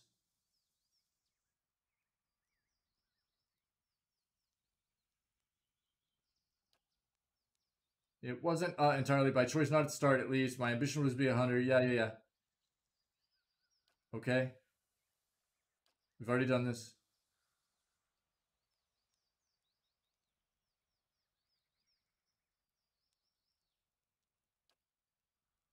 Okay, so we can't...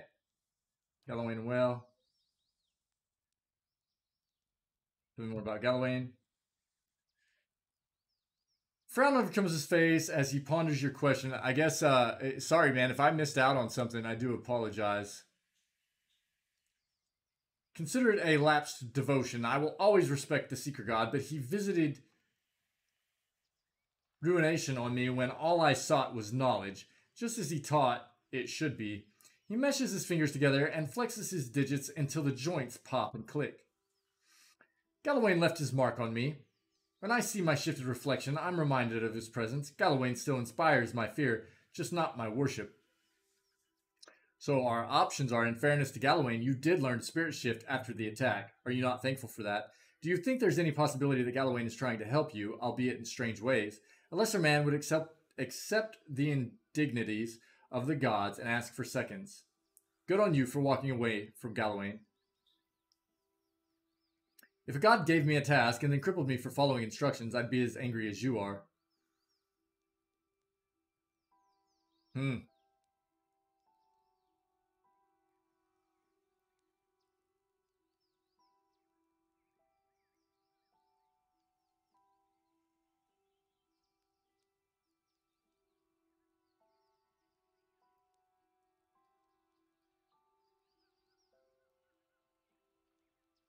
I know. Yeah, this is kind of deep, isn't it, Mr. Fluff Bunny? Yeah. A bit deep here. Yeah, we're definitely getting a bit philosophical for sure. That's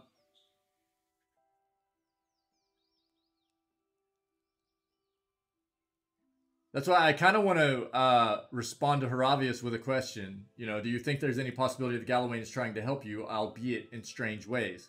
And just see how he responds to that, you know?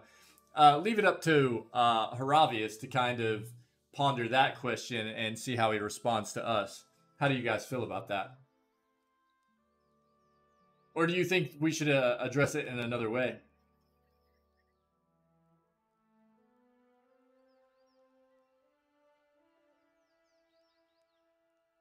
Again, number one is also a question, but I think he's thankful for being able to spirit shift. That's why I don't think that number one's necessarily the way to go. You do you? All right, man. Sorry. One moment.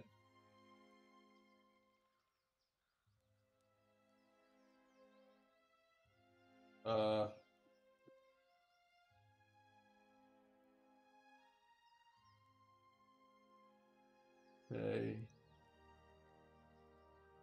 Sorry. Yeah, let's see this then. Do what you... I mean, you guys know how I do. I'm always going to poll you to see if you have any kind of input, but let's go with number two. Do you think there's any possibility that Galawain is trying to help you, albeit in strange ways? I suppose that, maybe. His one eye squints and his face contorts into a frown. Certainly there's a chance Galawain was trying to help by making me blind and deaf to everything on my right side. But put yourself in my paws.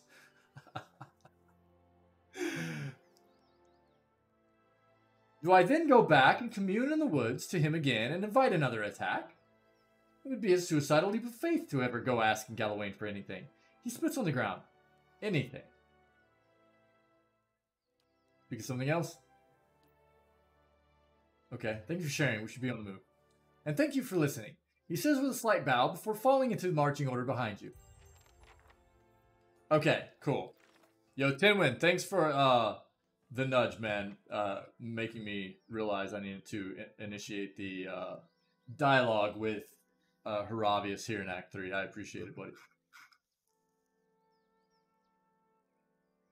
So, true form. Haravius revealed that he was cast out of his circle because they considered his spirit shift form, the Autumn Stelgare, an abomination. He wants to learn more about it, and he feels that there may be a druid in Twin Elms who would know more. Okay.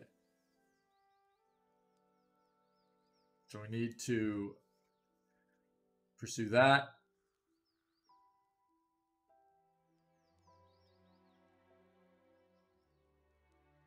This is one of the quests that I don't necessarily care to finish. So I don't know that we're going to finish this one. Because it was like, either we kill the people from Defiance Bay who were trespassing. I'm not thrilled that they were trespassing. They knew what they were getting themselves into. Or we end up having to fight the tribesmen who are after them for trespassing. There's no like middle ground. Because I think I failed a resolve check, if I remember correctly, because I was 1 point too low on resolve. Everybody's golf. Huh, I've never even heard of it. Everybody's golf, huh?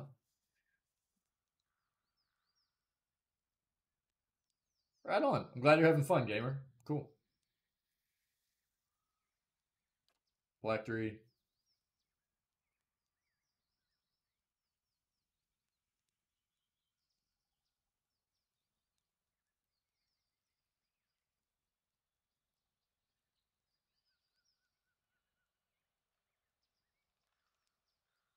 Okay, yeah, this is the Lingrath thing, right? So the consensus for the poll and chat was that we are going to dialogue our way through this quest. And let's see if we can speak with Durant real quick. Hmm? Questions I wanted to ask you? If doubts and curiosity plague you, you're skinning your knuckles on the wrong door. Durant. Do I have to? Because I just left the area. Maybe. I did everything else quest-wise in that area. I don't know. I might have to. If that's the case, then it is what it is. Tinlin, I don't know. It just, I hate the fact that, like, it's such a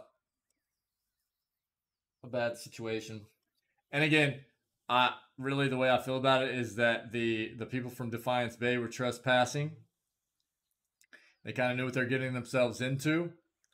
They were like, we're coming to regain the artifacts that our ancestors left here.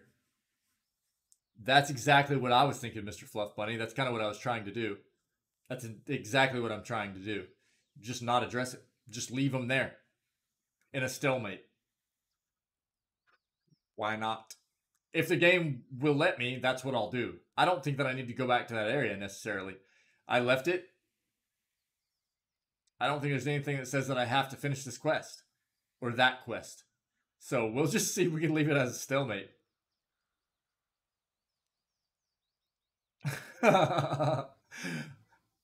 That's probably going to ping out some people's OCD, but, you know, sorry. We're just going to roll with it. Tell me about Mogren. God, you are swelling with questions. One would think you were a child or burning up inside. That's about Mogren. Okay. I suspect the answers will seed more questions. Why does it have, tell me about Mogren as a highlighted question whenever you go into it and there's nothing new to be asked there? That weirds me out. I hate that. Region and its history. Want to know more about the salvation. When the Animancers tried to place animal souls into children, Durant snarls, if you ever needed proof of their trespasses, that alone speaks to it. Widewind may have taken a god, but to put an animal inside the vessel of a child? Durant shakes his head, his face wrinkling in disgust. Animancy is madness. Worse, the salvation. Yeah, Durant is a madman. Worse, it took too long to see the crime for what it was. I heard of the first tales, the Orlan, suffering first. He chuckles, ruefully, then sneers.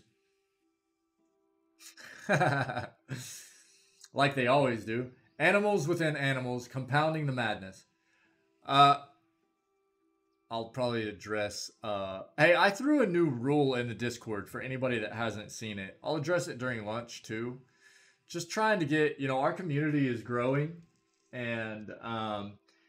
sometimes it's difficult, especially as community grows. You know, not everybody maintains the same moniker or, you know, name profile name, if you will, across the different platforms, Twitch and Discord and things like that. So what I'm kind of trying to enforce across our community is I'm fine with people having a different profile name in Discord than they do on Twitch. I get it, but in order for us to try to help keep awareness of who one another is across our community, if you actually in Discord, if you right click on your name, you can actually change your nickname, right? And you can like still type in the name that you want to have, but then in parentheses, like actually put what your name is in Twitch.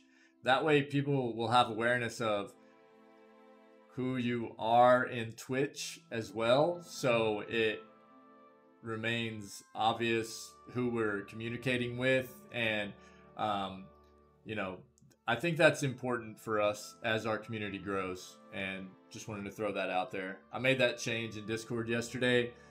It's become something that's been apparent to me here lately that we needed to do, and I took the time to go ahead and enforce that rule yesterday. If anybody has any issue with that, or questions, concerns, comments regarding that rule or whatever, hey, I'm always all ears. So don't be afraid to let me know wherever, in private message or in the open on Discord or in the channel or whatever. Just let me know. Worse, it took too long to see the crime for what it was. I heard of the first tales, the Orland suffering first. He chuckles ruefully, then sneers.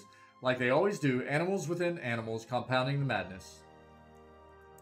Did you see what happened? First was a woman. Could have chalked that up to female weakness. Oh. Then the catmen could have chalked that up to them being animals. His hands tightened on his staff, then more and morsels ended up at their claws. A weak woman carried you into this world from the wheel, Postanago. Ha ha ha ha ha. Durance's gaze hardens. I would have given anything to place them within a cage with those they saved, and see their craft shape the craftsman. Let those children tear their tormentors apart. I can only give a taste of what they should suffer. It is meager fare for us both. I wanted to ask about the region and its history. Ask about something else. I suspect the answers will seed more questions. I wanted to know more about you. Oh.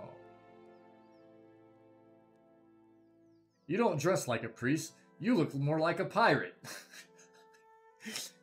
He looks like a pirate right now. Where are you from? Where I hail from? From one of Magran's fires. A cathedral. Ashfall. Made of blackened trees. I'm gonna step 10 feet away, grab some coffee. I'll be right back. It'll take a minute. Literally a minute. I'll be right back. Thanks everybody for hanging out. I will be literally right back.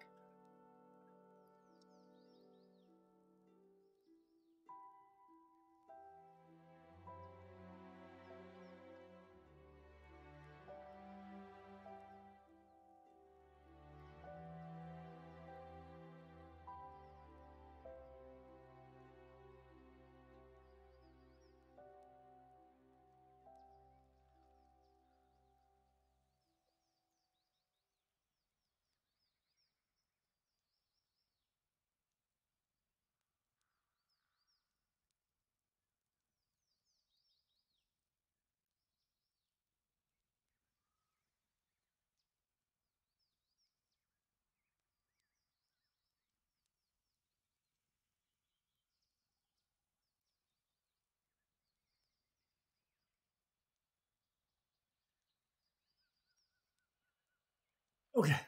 Sorry, chat. Kind of a dreary day outside, man. It looks awesome. From one of Magran's fires. All right, let's go. I studied the scriptures there. Thanks, guys. Fires Thanks carved for being into the patient. land. The trunks of the burnt trees. And in the factories where the rifles and cartridges were shaped. All are chapels in other devotions. Other devotions? Durance nods. For Mogren, any fire is enough for worship, physical or not. A blacksmith's anvil, a craftsman's bench, all arenas where fire is waiting to be born. Durance snaps his finger. It just needs a spark, like an alchemical fire, or a spark to cartridges, to speed them to their purpose. Their purpose? Durance tilts his head, thinking, well, their purpose then. It was many thens ago. Durance scratches his beard. Beard was a little brighter than now. But yes, cartridges, guns all had a purpose, and that purpose was punching holes in mages and letting their pompous air hiss out. Durance gives a half smile, then a nod, woke their kind right up, and kept them staring at the ceiling in the dark instead of sleeping, that's for certain. A little violence is in accounting, an answer for unchecked power. Well, Mogren gave an answer for that. Mogren put soldiers and mages on equal footing. Durance nods again. Mages were troublesome in that time. Firearms made every man a mage, and a caster's pretty arcane shield was little match for them. It turned each commoner into a beast that could spit fire. It leveled the field of battle, that's for certain. Made many a mage a grave. Tell me more about Ashfall. Durance grunts. You're more curious about it than most of Mogren's faithful. What else can you tell me about Ashfall?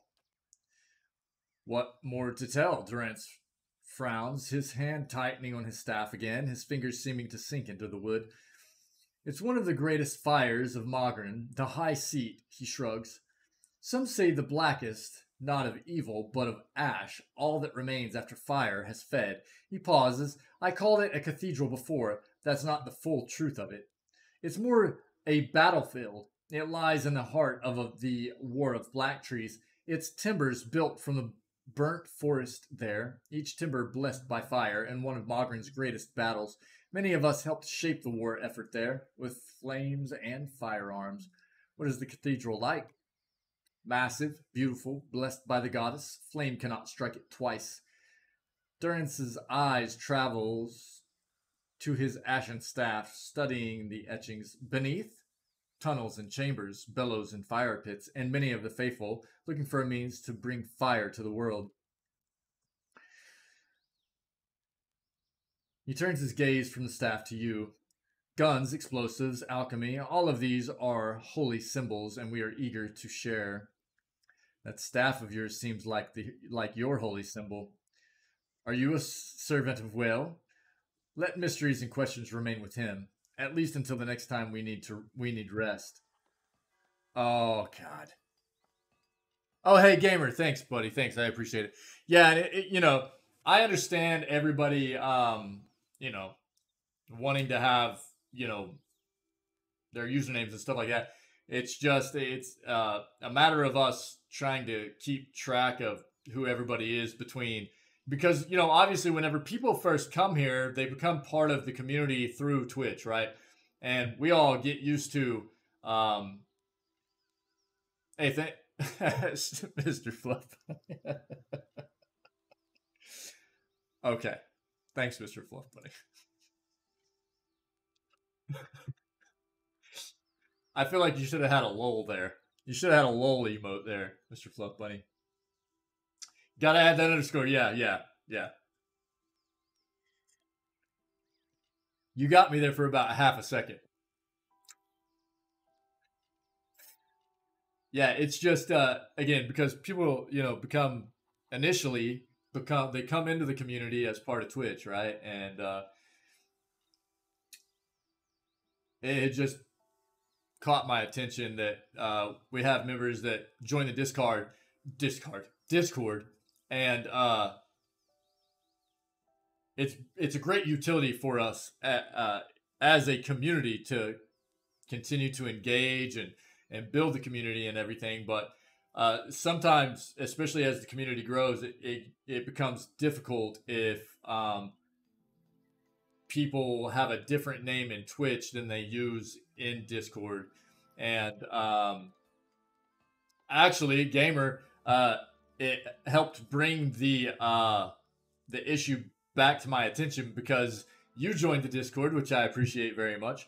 And you actually identified the fact that, you know, you were like, hey, it's me, Gamer Extreme from Twitch. You know what I mean? And I was like, I need to go ahead. I'd been meaning to do it for a long time, so I appreciate it, Gamer. Thanks for joining up, everybody that is part of this community that you know, takes that extra step to join the Discord and just you know, it's appreciated. Yeah. Absolutely. Okay, so we need to rest again. That way we can continue Durance's stuff. I think we're actually getting... Thanks, buddy. Progressing through his... So...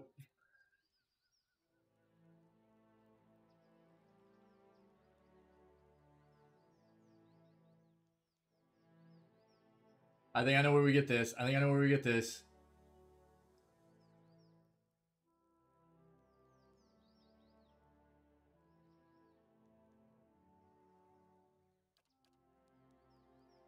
Let's see if we can track down a druid here to continue Ravius' quest line here.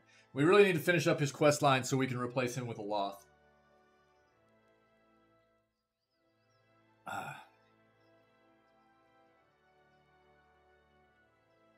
As a matter of fact, what we'll do is we'll finish up his quest line. We'll go trade him out. We'll put a Loth in the party. We'll rest. We'll try to see if that allows us to finish up Durance's. Durance's stuff is really intricate, man. It's kind of crazy. Then we'll go do the dialogue stuff with Lingrath. We'll do a hard save before Lingrath 2. Again, we have one previously, but we'll do another one before Lingrath. That way we can go back and actually do the fight whenever we do a bunch of the other bounties. And I think we have bounties that we can turn in at Cave Nua too, so we'll do that. Kind of, that'll be our progression right now. Let's go see if we can find a druid. Let's go in here. Where do we need to go for Haravius' quest line here? We just need to run around and talk to people and see where we might need to go for Haravius. Feels a bit bad. Tim, when it's relatively short. What is relatively short? I was talking about a lot of stuff there, buddy. Sorry.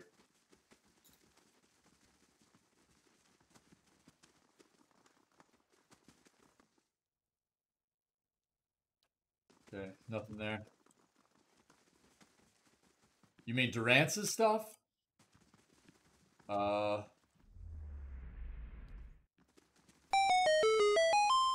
Obi-Wan. Look at that name. Uh-oh. Hey, Mr. Fluff. Hey, Obi-Wan. Thanks very much for the follow. How are you? How are you, Obi-Wan? Good to have you here. Good to have you. Obi-Wan. We've got some dark side fans.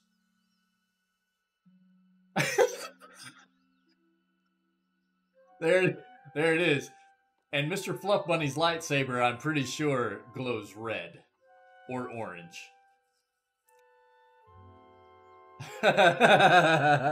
Obi-Wan, how are you? Good to see you. Relatively short. That's what I kind of assumed. Thanks, Timwin. I appreciate it. I just need to find who I need to be talking to here. Peace is a lie. There is only passion. Anger. I'm here. That's funny. Obi-Wan, fan of pillars, huh? I mean, I always ask that, but I assume right now whenever people come into the community, oh, I forgot about, I think I'm familiar with this quest line, actually.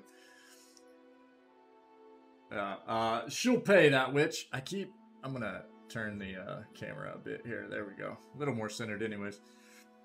She'll pay, that witch. She'll fuming with anger and pacing in tiny circles. The Valian merchant aims his wild rant at you as you approach.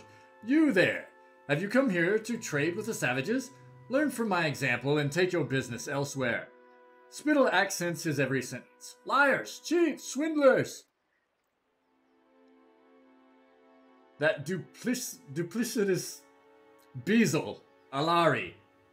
She claims to be selling Alard Gola flower buds, but all I have now is 6 bushels of common houseplants. The herbs are useless. He throws a handful of dried plants to the ground, stomping on the brittle stems and leaves, kicking up pungent, savory scents. I'll get my money back from that swindling savage.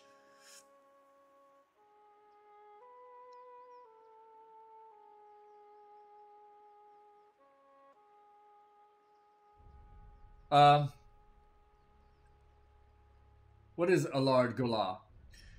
Renato's rage abates for a moment, and his face twists in a nervous smile. Alard Gola is a plant that grows in the jungles of Irglanfath. He clears his throat, lowering his voice. When dried and consumed or brewed into a tea, it's known to enhance one's drive for the better pleasures in life. Okay. You tested the remedy on yourself? Well, Renato fidgets in place, his hands smoothing the creases in his tunic. How can I sell a remedy I have not tested? Of course I tried the herb. Imagine what would have happened if I peddled this pale imitation. Renato clears his throat, his voice grows quiet. The herb did not have its intended effect. The only thing it made hard was not vomiting. Fantastic. What did Alari say when you confronted her? Nothing of substance, he quickly mutters. She defended herself, of course, saying the herbs were legitimate. Why would she lie? No one will value my word over hers. He spits on the ground. Alari can lie with impunity when surrounded by her gangs of savage thugs. What do you intend to do about this? Obi-Wan, we actually spent lunchtime yesterday watching some older Star Wars The Old Republic trailers. So it's funny that you come in with that name today and everything. Good stuff. Yeah. Actually, I have to shout out Mr. Fluff Bunny has been an avid Star Wars Old Republic player for years. And I hadn't seen those trailers in a very long time. And they've held up very well. But it's just I had to say that. It's funny that you come in with that name, and then we had just watched those trailers and everything. What do you intend to do about this? When I get my hands on Renato halts his sentence, his eyes darting about at the nearby Glanfathen guards. I'm in the savage's home court, so it's my word against hers. Where does that leave me? I'd be a fool to threaten her here on tribal soil. Truth. He sighs, pressing on his temples. I cannot sell this worthless herb to recover my coin, and I am powerless to confront Alari. I don't suppose he looks at you, sizing you up. If you were willing to mediate, perhaps you could succeed where I failed. I would, of course, pay you handsomely for your troubles. I'll see what I can do, buddy. Right. Yeah, always fixing everybody's stuff. How do you do? Let me see what you have for sale, dude. Looks away from you, scratching his neck, shifting his feet.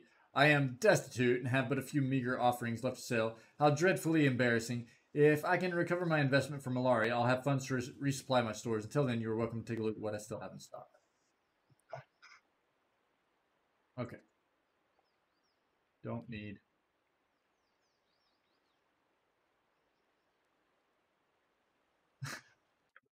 Highly as tits. The drinks they serve here. Might as well be drinking lamp oil. This game, man. I'm here. Who we got here? Tribeswoman. Noble. Don't need that. Rotuk. Rotuk, what you doing, Rotuk? You want up? I pull. Okay. Yeah, we need to find out who we need to talk to for her obvious quest line here. A druid.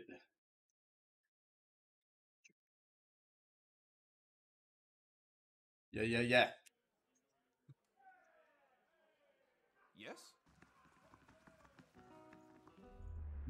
Reach out. We've done all these reaching out, so Okay.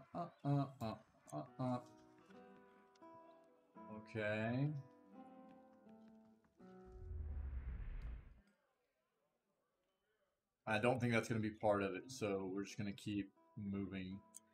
Good day to you. Welcome back. Is there anything I can do for you? Always glad to see a new face. Take a seat where you would like. Okay, not there. Probably not these individuals. Please leave us be. Okay. This is where the individual was. What got us into the stalemate situation out in the wilderness, right? What about you? Okay. All of that is stealing, so didn't need to be here. F5 it real quick.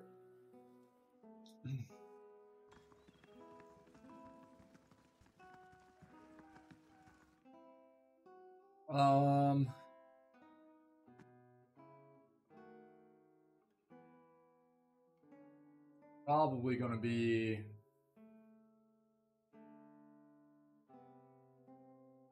and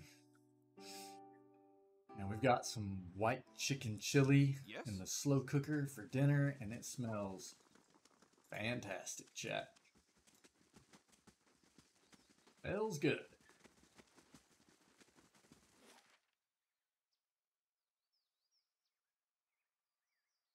Old song, probably, I think.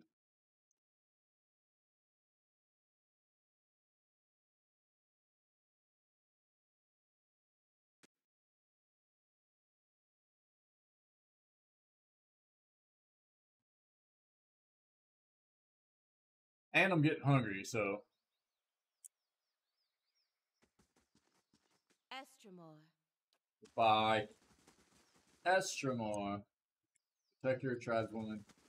Hunter. Stag. Grab that. We love the burned lady. Okay. Go on here.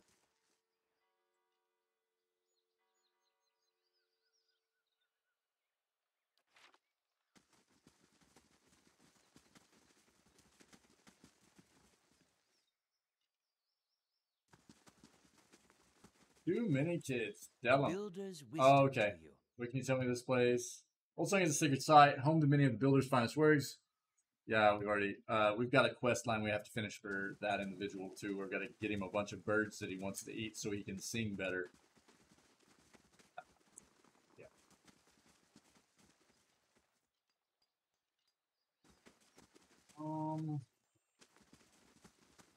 Okay.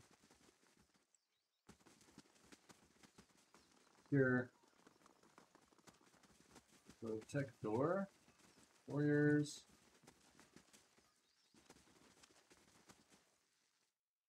Two wood elves, a man and a woman, wear colorful robes bordered with a matching emblem, a winged egg. Apart from their clothing, they couldn't be more different. She folds her arms and continually scowls at the broken walls around them.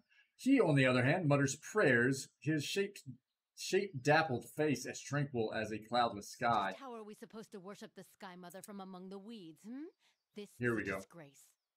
This is the other dragon quest. Calm yourself. Pretty sure. We Yeah. should be grateful that she protected us from the winged terror.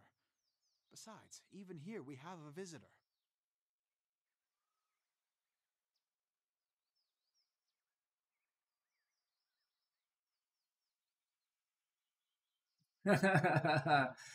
Let's just get straight into number 3. What's this winged terror you speak of? That bird quest has a second optional solution. Oh, really? Okay. Okay. Oh, really? Huh. Intriguing. I have a few things running through my head now, Tinwin. That's fun. I hope that asking these things doesn't get rid of this yet. I'm gonna ask about the winged terror first. A dragon. One that has taken up residence in the nest, the true temple of Helia, and slain many of her faithful. And one which a new one has been in favor of killing from the beginning. Okay, so look, we have another situation here where dragon, right? So we've already pulled about Lingrath and those dragons. And I have to say that I kind of am glad that everybody said, yeah.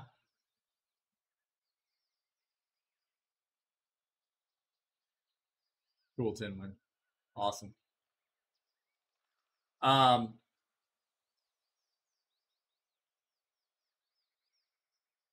I'm not like upset that the poll ended with majority of people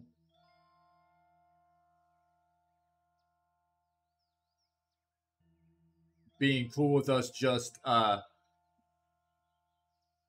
ending this playthrough with dialoguing Lingrath. Okay. Again, much of what we tried to do in this playthrough is to resolve things peacefully, right? We're good. This playthrough is good natured, right? So to the greatest extent possible, we've tried to work through matters in a civil kind of way, as good natured as possible.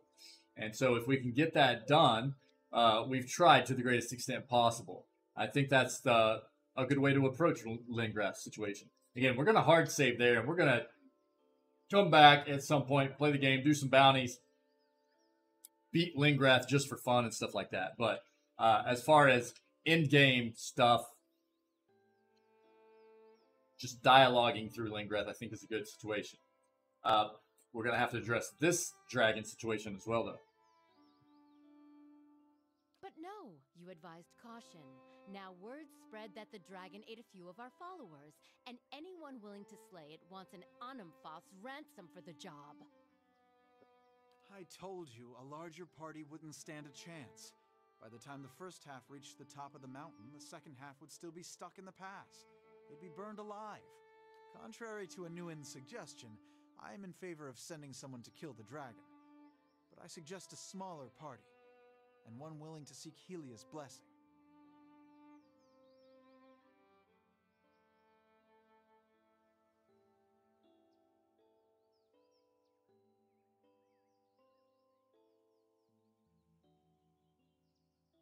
You go after this dragon. You could. What she means is that this is no mere drake, but a fully grown dragon, and one that has willingly moved into a populated area. You'll want every advantage at your disposal, including the blessing of the Sky Mother herself. I would suggest that you petition her directly at Ter Evron, if you haven't already. Okay. He points to a path on her right leading north up a slope. You'd want to follow this path here. You'll pass through the Northwell, but the way up the mountain continues from here. It's near one of those big circles laid by the builders. Let me ask you about something else. Go ahead then. Language is also sacred to our goddess. Something else you wish to speak of? Questions about the dragon? Tell you as much as we can. He gives Onwayne a stern look. Has this sort of thing happened before? Never. Or our order would have started to resemble the Fangs a long time ago.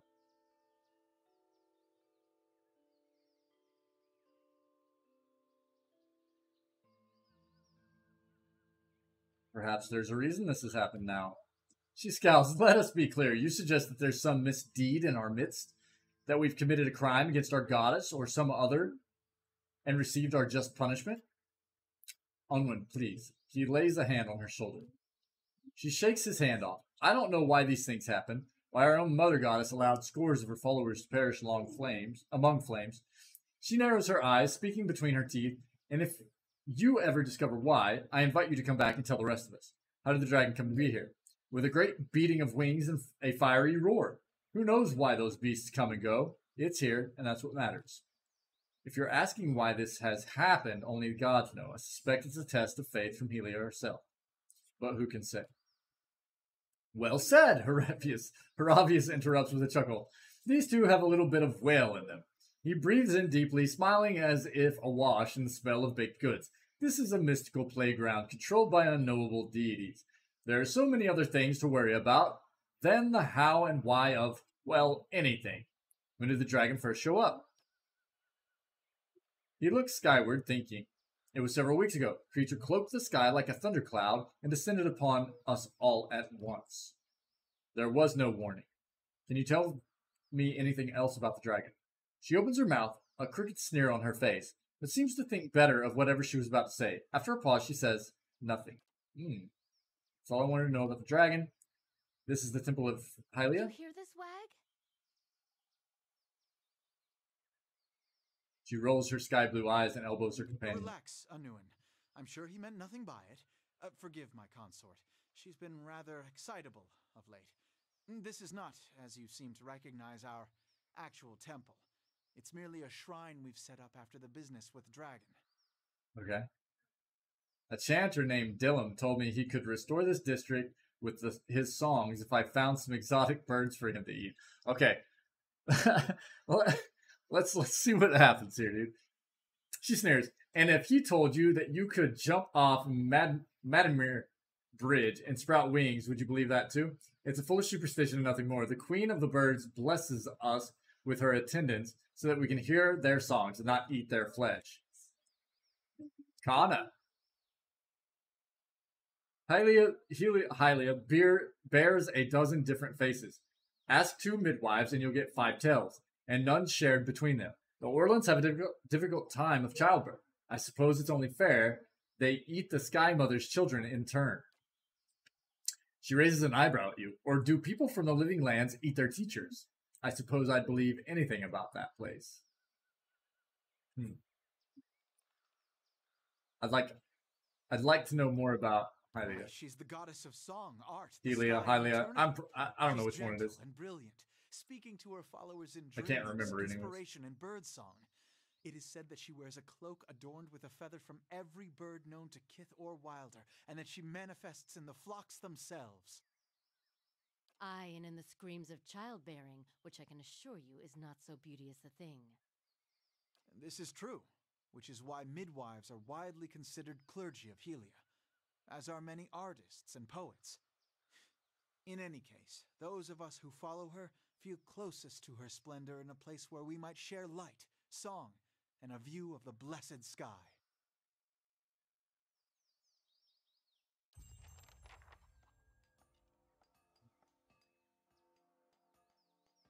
Fair.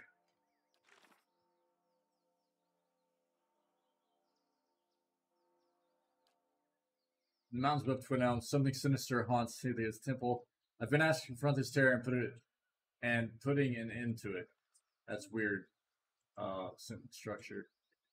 High Priest Casfath and High Priestess Unwin told me about the dragon and suggested I seek counsel from Hylia herself. Maybe able to communicate with the goddess at Tyr Ebron and Elm's Reach district. True form.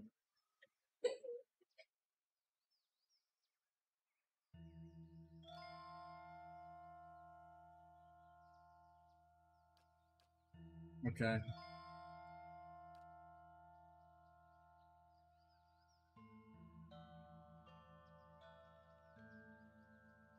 Okay.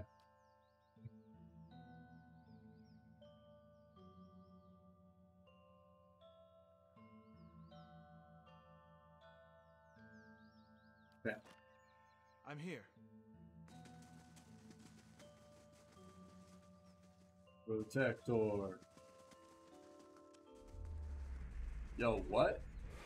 What? What was that?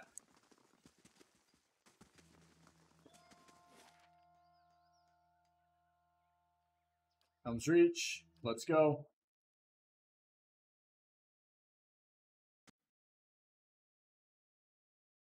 Let's go, chat.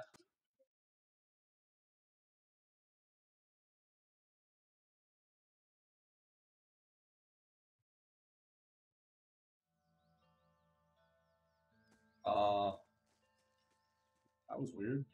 Yes?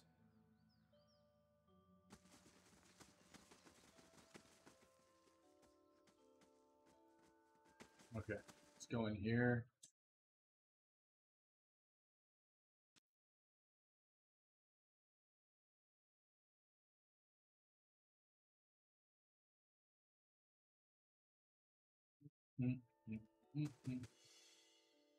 What?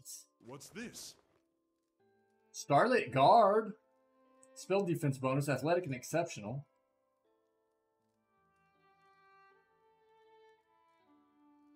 This somber set of robes is flecked with bright, shimmering points of white in imitation of a starry night sky. It was commissioned by an aging scholar whose love of astronomy and failing eyesight pressed her to request a set of enchanted garb which would allow her to pursue her studies for years to come. Sick! I love loot. Insane. Awesome.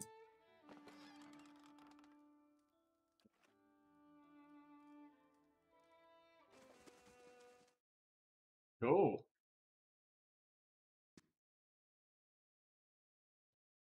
Ah. Wow, wow, wow, wow, wow.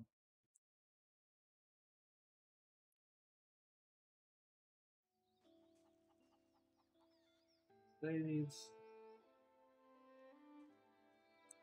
Hunter, Strident, Hunter. Delgair.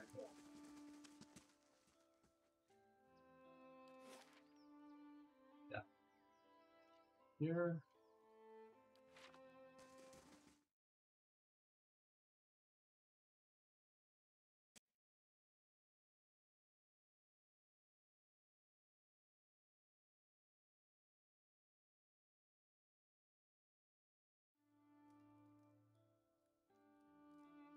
Okay.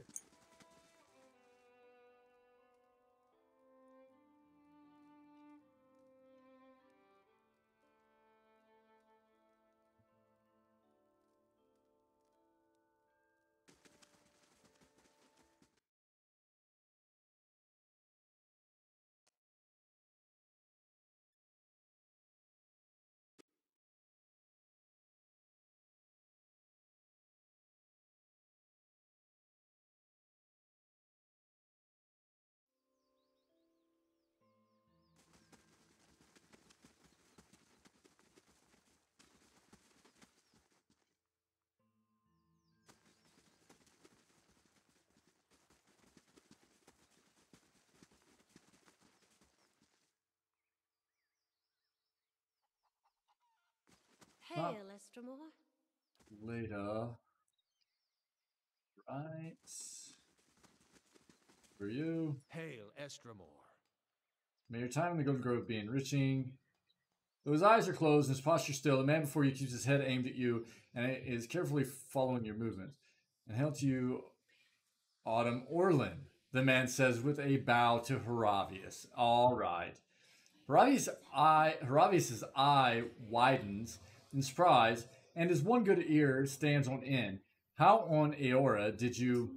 The man's eyes remain closed, and he says with a smile, tranquility begets a receptive mind. He opens his eyes, revealing brown irises clouded with the beginnings of cataracts. With my eyes open, I see your birth form, but when I look inward, and with this, he closes his eyes again, I see the Autumn Stelgare. I'm going to let Haravius talk. I quite often, I feel like it's not my place to intervene in, party members' situations here. I'll back them up, help them find where they need to go. I'm going to let Haravius talk. I don't know how you can sense it. Companion time. Let's go, Mr. Fluff Bunny, yeah. But you're right about me being Stelgare. What do you know about the beast? Why was I ostracized just for being able to assume its form? Is there a cure? Cameron smiles. His eyes remain closed. I know the beast is often sent by Gallowayne as a sort of trial. Many Anamfatha are tested by the Autumn Stelgare. Excuse me. Those bested and consumed by the beast have their soul torn from their bodies and lost for all time. What?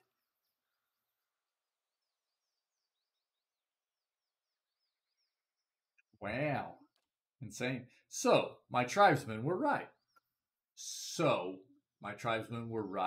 There's a question mark there, chat. Sorry.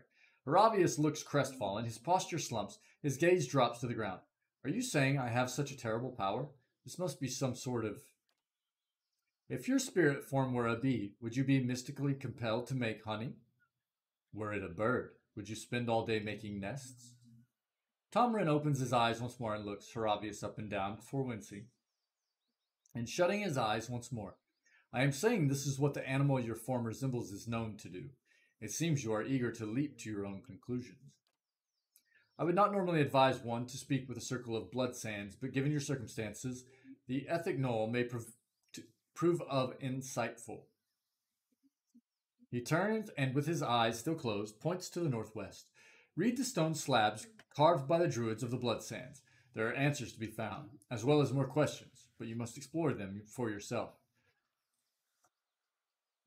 What exactly is written on these stones?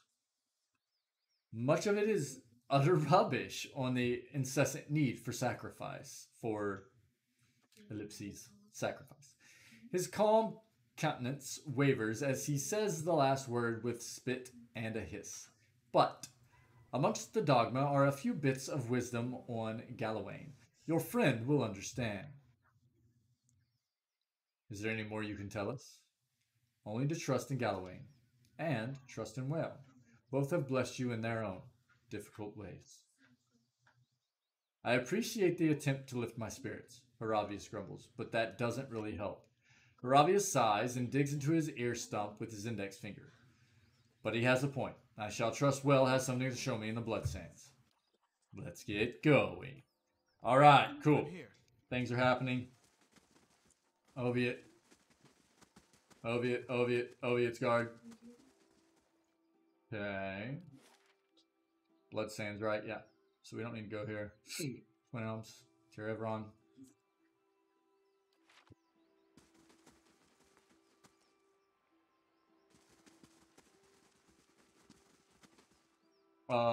Wait, who's up here? Come up here.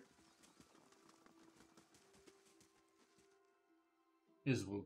An elf with plastic green eyes nods in greeting. Welcome to the Golden Grove, traveler. Builder's wisdom to you.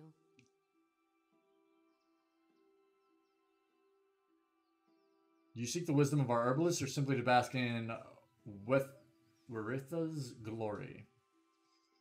Who leads your order? High Oviate Arona leads us. She sometimes journeys to Elmshore to renew her strength, however. She's there now with some of her closest followers, in fact. Arona is a mighty elm among us.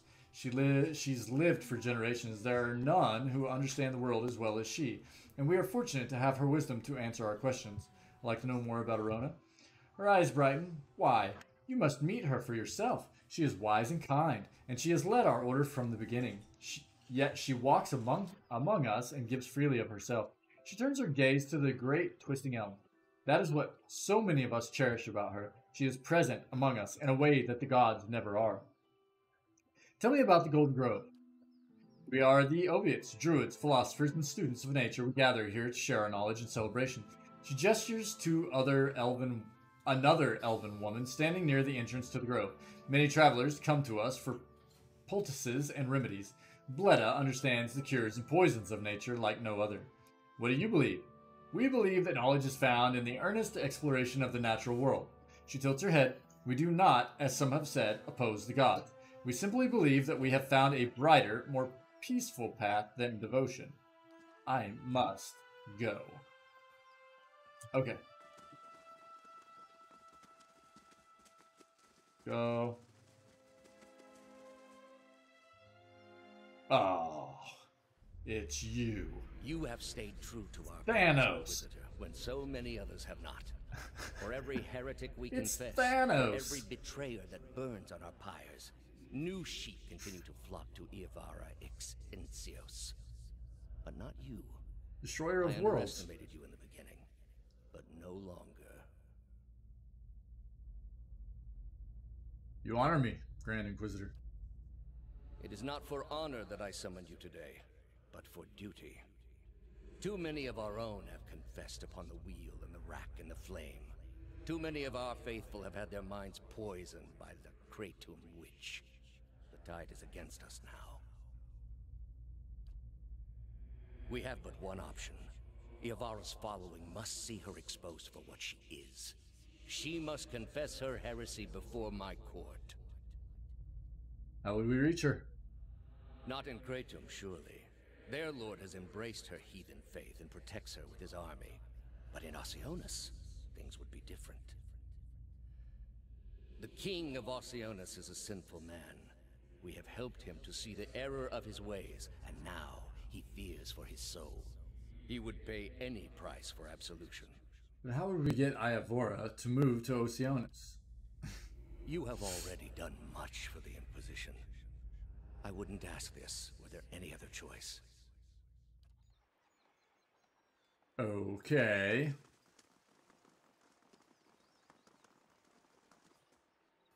Ah, okay. So this is one of the few places we hadn't been to yet in Twin Elms.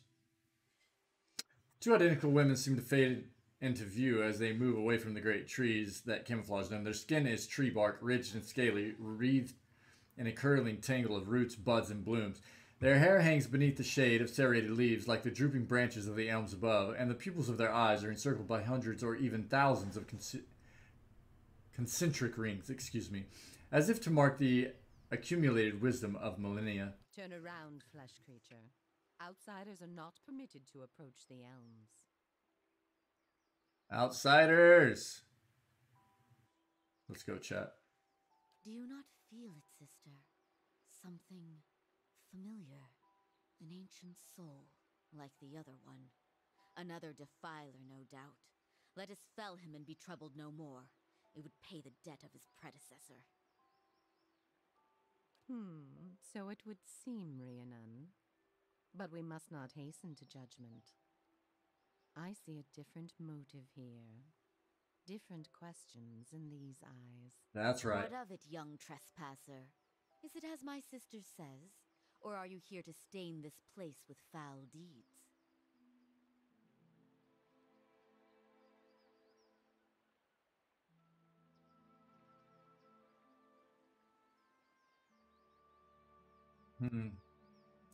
So our options are, I seek a man who came through here. It sounds as though you have already met him. I heard there was a commotion here and I came to investigate. My business concerns, 3. My business concerns the health of this land and you would be wise to aid me. 4. I have forgotten my purpose in the presence of such legendary beauty. Have I begun hallucinating in double? I like 4. 5. I'd gladly burn this place down, but I have more pressing concerns. Let's go. Stilgar wrote, Mr. Fluffy Bunny. Mr. Fluff Bunny. Sorry, I threw a Y in there again for some reason. I haven't done that in a while. I don't know why I just did it. Get out the Google Doc. Yeah, I know, right? Number 4 is a lot of fun, but I'm not going to go with that.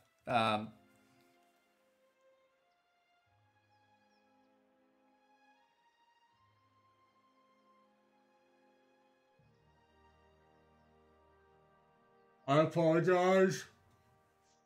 Number 1 or number 3?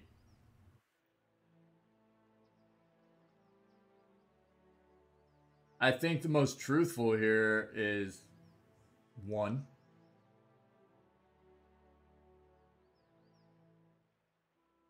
Three is not untruthful. But do we go with 1?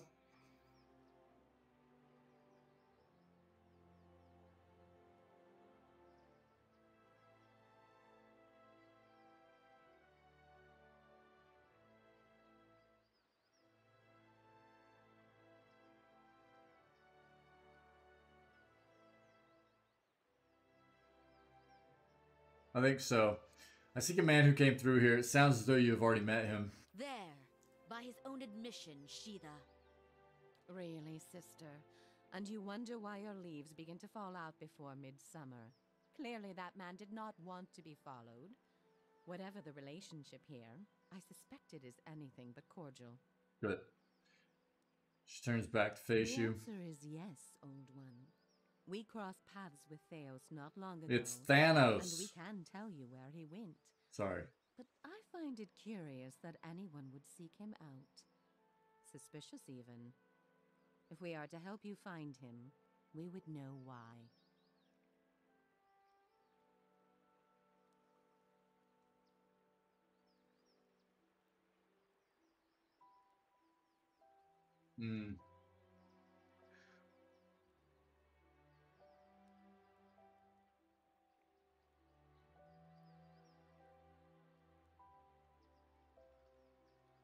Three's not bad.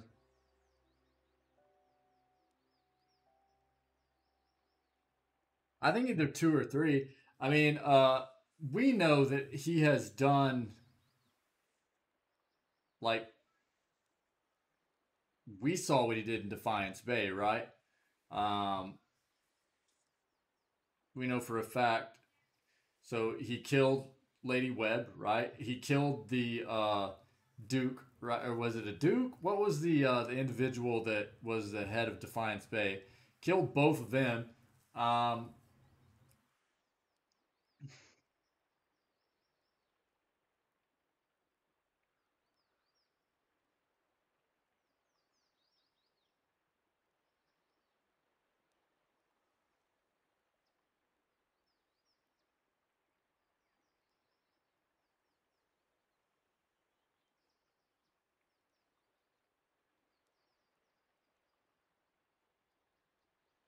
5's not bad either, but I don't know if that's necessarily going to play well with these two individuals, or how much they will necessarily care about that.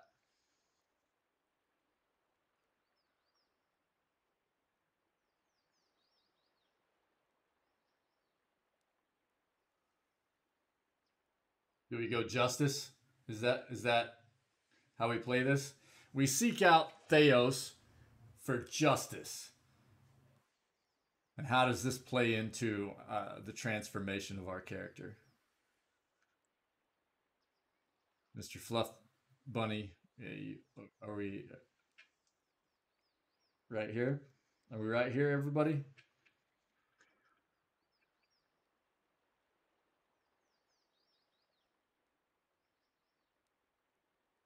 We serve justice, but it's not enough. And what happens? I like him better now, Sheila. Okay. Indeed.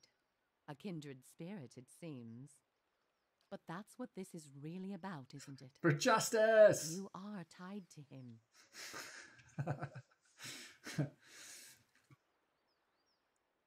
I see it now. You are awakened. Your soul is awake, and something once buried deep now wells to the surface. Getting so hungry, chat. Present closes in around you. Your time has nearly reached its end. Anybody eating anything right now? Talk to me. Talk food to me, chat. You know what I like. Talk food to me, chat. I'm I need to sorry get Theos. to tell you this, but Theos cannot give you what you seek, nor can any man. An awakening cannot be undone, any more than your past can be undone. Eater. What's she mean? I thought Merwald said... What? Connie glances at you. But that can't be right. Not after everything. There must be someone else we can ask. We did not come down this road together to be refused passage by a pair of talking saplings. God, Durant, you are the absolute worst. Pelagina, Madaccio. There must be some way. So this all has been for nothing, and I'm going to lose my mind? The soul is formless without a past to shape it. Did you truly expect to be able to wipe it away?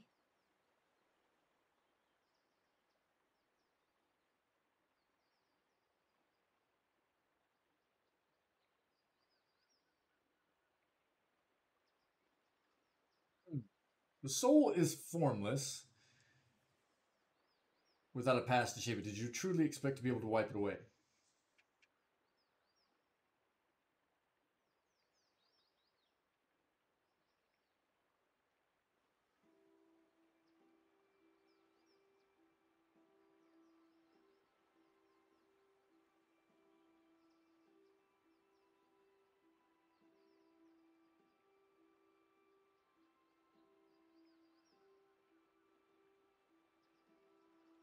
Number 2 seems like the answer for our character in this playthrough. I'd rather have tried to put things right. Correct? Kind wayfarer, paladin, don't lie, don't steal, good-natured paladin. Everybody's feeling that? We feeling that?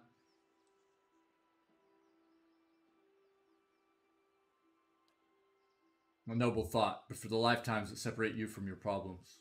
However, as much as my sister speaks truly that there is no way back from an awakening, there may yet be a way forward. Would you agree, Shiva? I would. Were the way not so likely to end in death.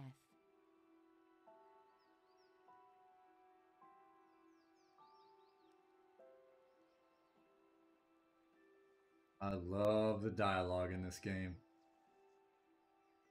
I would, were the way not so likely to end in death.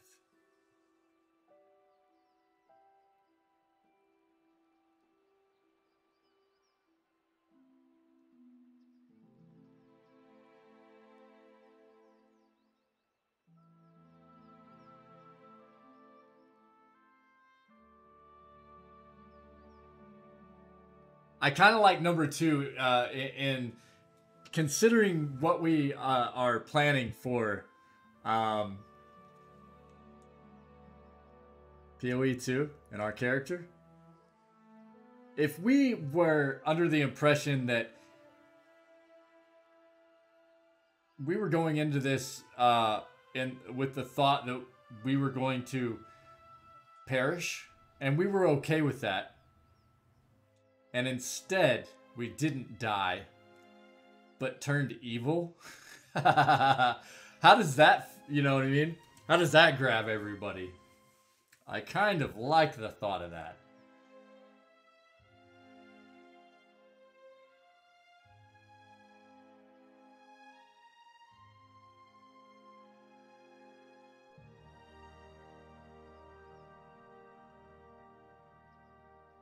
Okay, so our options here, right? So let me go up a bit. So the soul was formless without a past to shape it. Did you truly expect to be able to wipe it away? And I responded with, I'd rather have tried to put things right. They responded with, a noble thought, but for the lifetimes that separate you from your problems.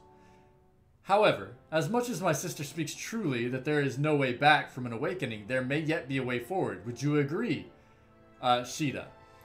Sheeta says, I would, were the way not so likely to end in death. And what I was thinking was, answering with death may be preferable to what lies in store for me. And thinking about what we have planned for PoE 2 and that our character turns evil, right? If where we are right now in this playthrough has our character thinking that, you know, we are accepting the fact that we're probably going to die, right? And we are accepting of that fact. And we select this option here, like death is preferable to what lies in store for me, right? We're accepting of death because we're not really thrilled about the alternative, correct? Of staying alive and what could potentially happen to us. We're accepting that death is okay. But we don't die. And then we turn evil, right? So this is like a good, with the thought of what happens in number 2. Do you see where I'm coming from, Mr. Fluff Bunny? Does that make sense?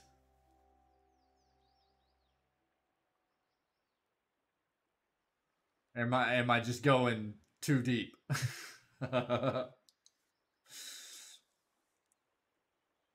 Yeah, you feeling it? All right, I'm writing this down. Cool, man. Cool.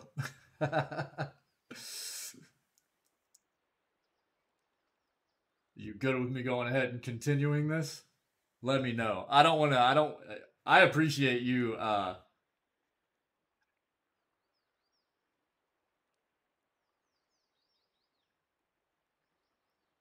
helping out with all the backstory of the RP and everything that we've been doing and are planning on doing and stuff. It's very much appreciated, Mr. Fluff Bunny. For sure.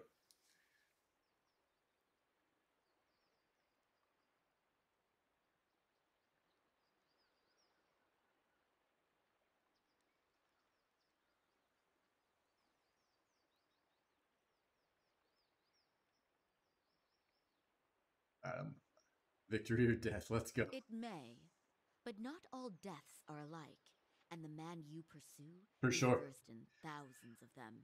Yeah. The man Theos you must already know by now. You are linked by a common past. Something about it lingers within you, festering, unresolved. What it is I cannot see any more than you. And without that knowledge, your doom is certain. But Okay. were you to learn the source of this discord, perhaps it could be put to rest. Though it is equally possible it will trouble you as much now as it did then, and merely speed your condition to its end. But were you to learn the source of this discord, perhaps it could be put to rest, though it is equally possible it will trouble you as much now as it did then, and merely speed your condition to its end. My past comes to me in pieces. How do I unlock the rest? You might wait for it to come on its own, of course. But when it comes, it will replace your sanity's last breath. Such is the nature of your condition. This is perfectly playing into everything, man. I love this.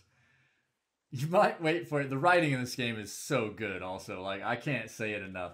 You might wait for it to come on its own, of course, but when it comes, it will replace your sanity's last breath.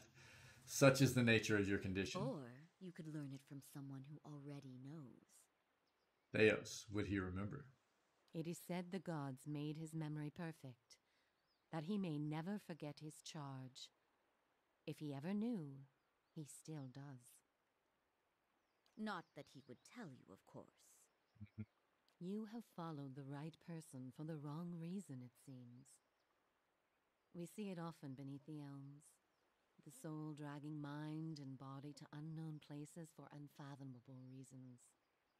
You may have wandered into Theos's path many times, in many lifetimes, without an awakening to show you why. The only thing that's certain is you did not find what you sought. You said you know where he went? He has gone down beneath the tower to a place older than we, where the people of Engwith once walked. He makes his way to the buried city, Sun and Shadow. May he stay down there and rot with the remains of his people. He may yet.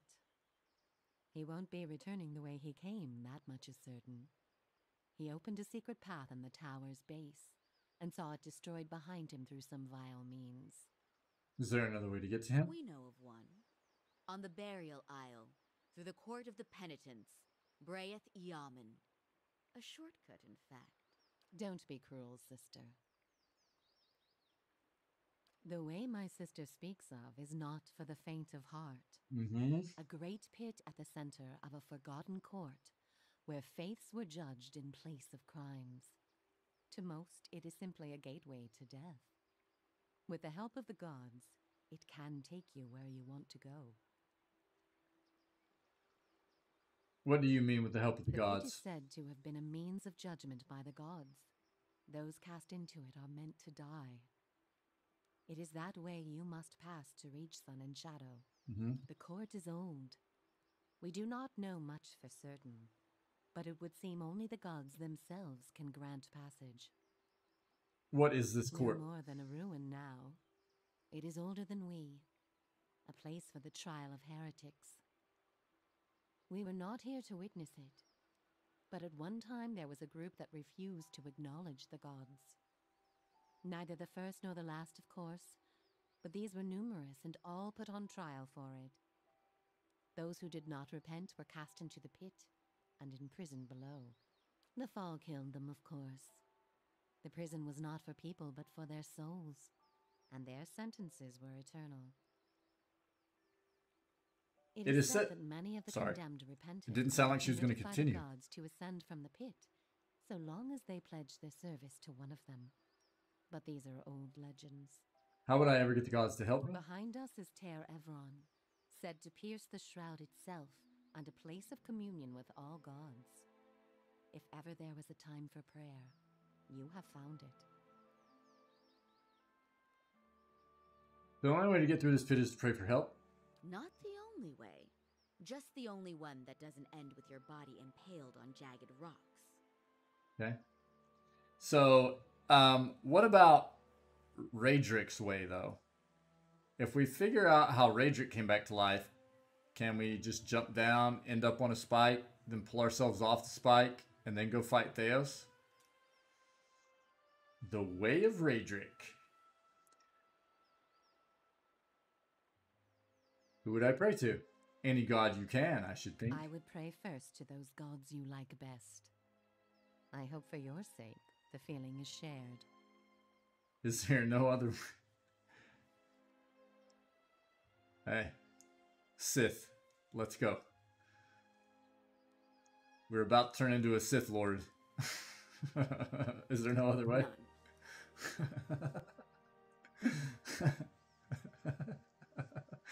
It's perfect, Mr. Fluff Buddy. It's time. I don't know how to pronounce that, but thank you for the follow very much. Appreciate it. One moment, chat. Not sure how to... Yeah, not sure how to pronounce, but thank you very much for the follow. Always appreciate it. Mm-hmm. Mm-hmm.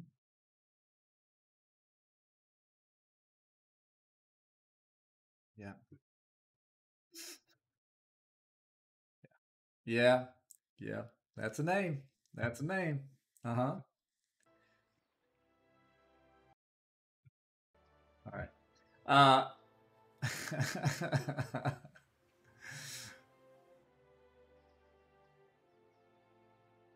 Keep an eye on that one. How do I pray? Ter Evron is also called the Hall of Stars, and the stars show us the allegiances of the gods. When stars are in conjunction, we know the gods they represent are aligned as well. All the stars. Stars show us the allegiances of the gods. When stars are in conjunction, we know the gods they represent are aligned as well. You should choose a place to pray where you'll be closest to those you want to hear you. If a god stands alone, you should pray to that god. What the heck is that name? You should address them all. Choose your words wisely, for all gods expect proper homage, and none has patience for fools. Hey, that latest follow, thank you very much. If you're not a bot, please say something in chat. I would appreciate it. Very much.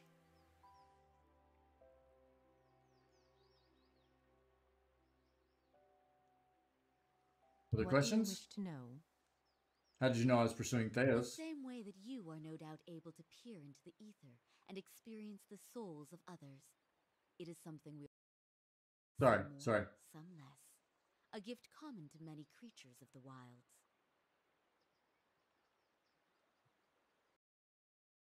One second, chat. Okay. Yeah. Yeah, there's a lot of stuff that, a lot of sus stuff, man. It's all right. It'll be okay.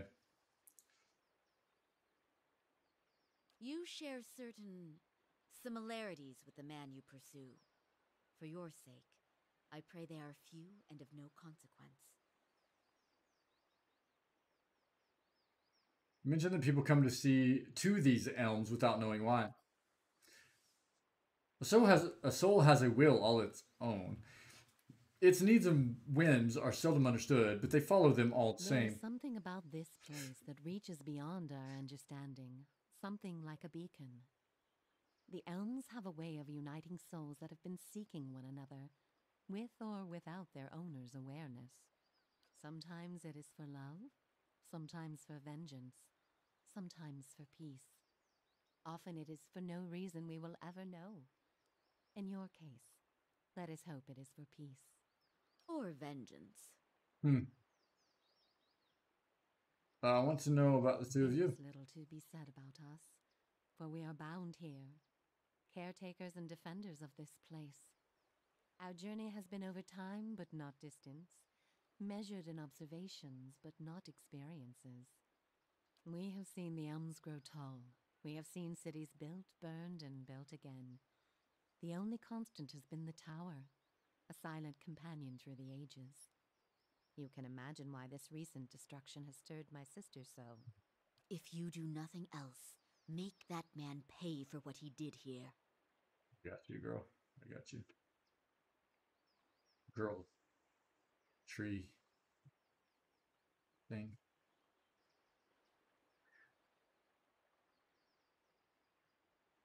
I need to know about praying for the support of the gods. We will tell you what we can. Okay, we've already talked about that. Before farewell. you go, tell me this, old one. Okay. I'm curious. If you were to subdue your enemy, what would you do with him? What would give you peace?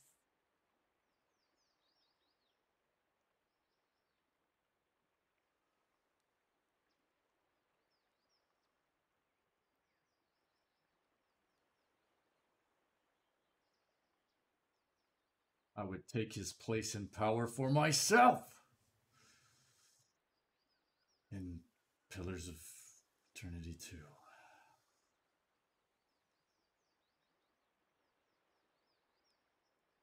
I feel like we have to go with number 6 for this playthrough, right? I would set him on a better path. I wish to undo the harm he's caused. I would set him on a better path. Both are not bad options for this playthrough.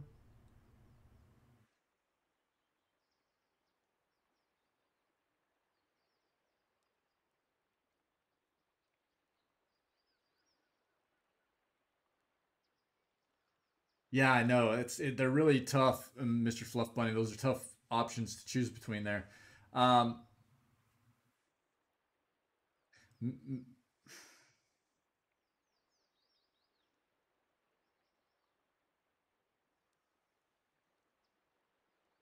It's really tough. That's really tough to decide between.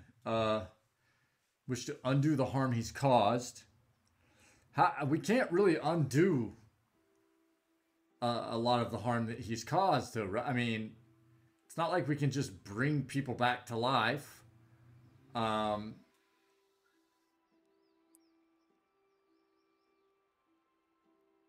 mean, there are some things that we can help fix moving forward, but it's a weird way to word that. Which seems better, 5 or 6? Tough. It's a tough one.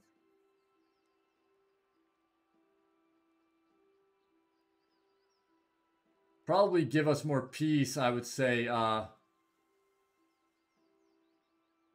If you were to subdue your enemy, what would you do with him? You vote 6? Okay, what would you do with him? What would give you peace? Anybody else have an opinion? Thank you, Mr. Fluff Bunny. I appreciate it, man.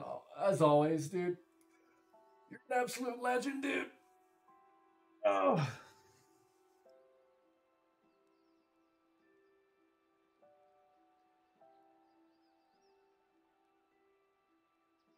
I'm good with that.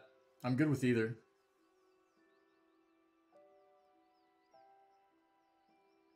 They are specifically asking, what would you do with him? So, I'm good with that. Let's go with 6. The best path for him is the one that leads to a hungry dragon. He has had thousands of years to set his mind. I would not be so sure I could change it. All the same, think on this matter. Be assured in your course. In the end, it may mean all the difference, not just to his soul, but to yours.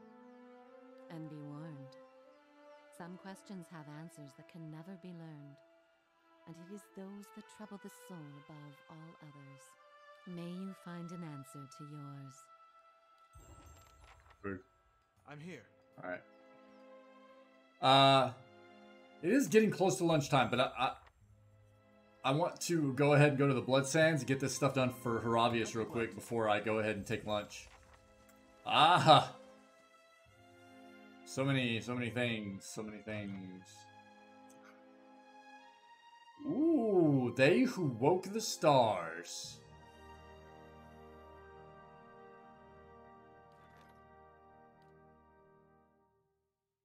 Constellated cloak, major item. The Glenfathomed astronomers who predicted the lovers' tide that destroyed Anger's gift took many of their instruments and notes and hid them out of fear that they might be captured by Adirans. Decades after the war, the tribes recovered the astronomers' work. Unfortunately, all of the original astronomers had died, and much of their writing was penned in an unknown cipher. Two Valiant dukes have offered a reward for anyone who can help crack the cipher for the Glenfathens. The tribes are reluctant to let anyone look at the notes, but believe it would be better to share their knowledge than let it remain a secret.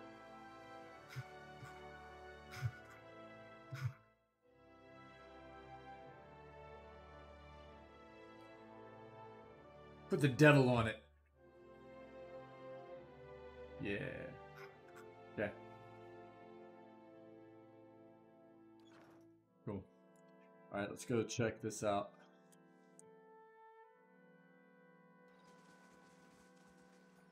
I'd be glad to. Yo, Abigail, did I accidentally click on just one person? The clear waters, let's set 5 that real quick. Clear waters taste sweet and refreshing. Supplicant. There's no greater honor than dying for one's tribe. If some fall in battle, how is this different? Yeah, let's go. Let's get this Haravius stuff done quickly here. Hopefully quickly.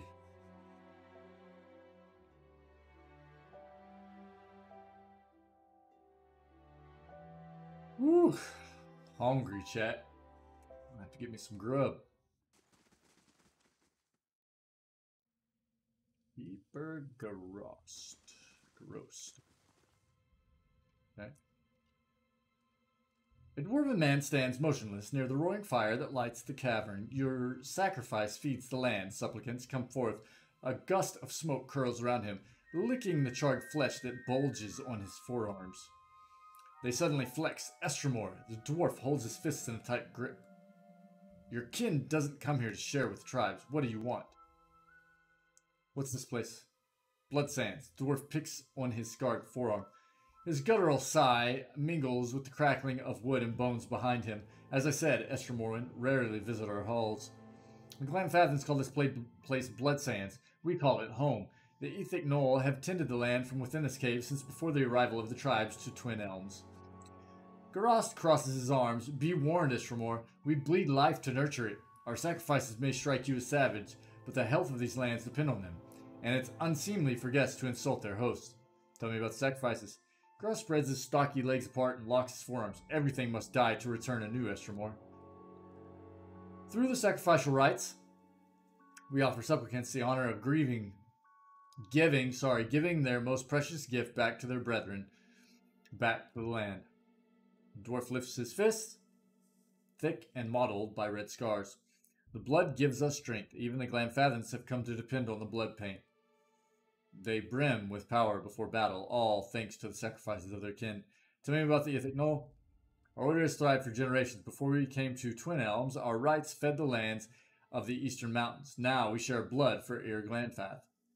Garast opens his palms. Strikes of red skin run through them like flames. To everything that must end, our sacrifices bring a new beginning. He looks up. We sustain what's to come.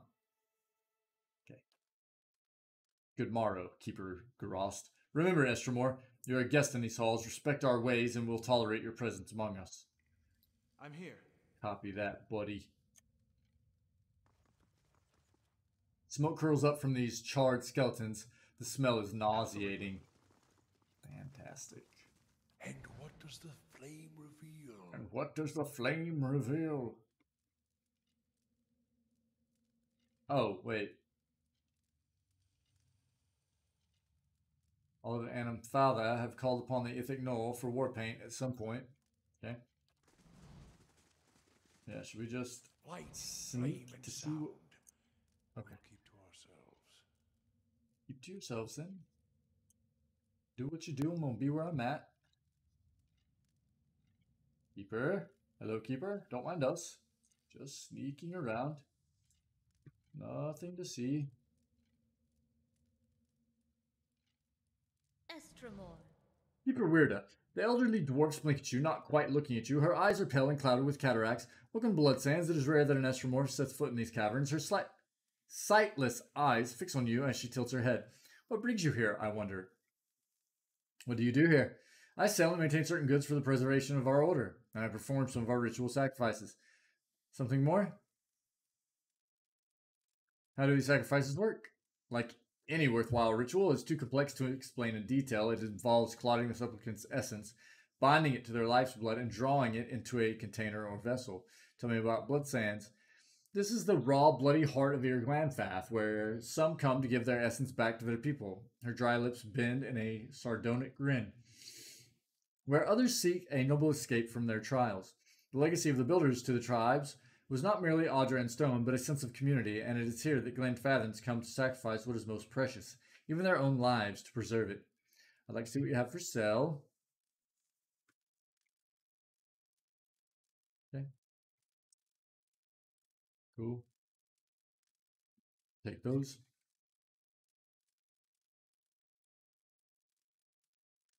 Those. And those. Trade. Bye. I'm here. So am I. Margren's fire casts Margren's fire. Come on, Durance. Old Durance. Being a weirdo. That scared me. Not gonna lie. Keeper, chanter, stealing. The bravest sons and daughters fall not by the swords of Estramoran, but by the daggers of their brethren. And the plants sacrificed unto livestock, and livestock unto man. When the lesser soul is sacrificed to strengthen the greater soul, the whole of our family grows stronger. I'll have to kill and eat constantly, for that matter, to live. This sounds like it's talking about the Blood Sands rituals. I wonder how, or even if, this is relevant to me. Okay. Options. You wear an eye patch well. I thought you were supposed to love cryptic information like this. Have you considered that the Autumn Stelgar may have been sacrificed to you, that Gelwyn was making you stronger? Let's go with 2. His good ear stiffens while his mangled ear twitches and shakes. It hadn't occurred to me, but I did win the fight. If Gelwyn were truly displeased with me, I can't imagine I'd have walked away from that trial alive. I don't know. Just sounds like they're trying to justify their practices of killing people. Come on, let's see what the other tablets have to say. Okay. I'm here. Hey, no running in the halls. God. How many times do you have to tell people, you know?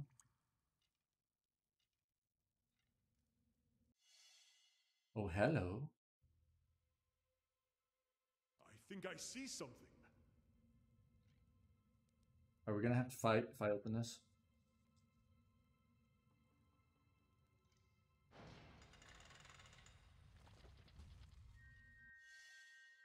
Okay. Oh, I'm really intrigued now. Oh. What's this? But I want things. I have to know what's in here. Bonus melee damage from wounds?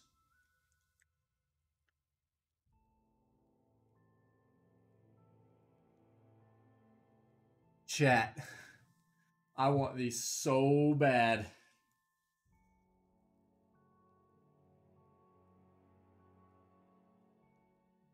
Oh my gosh.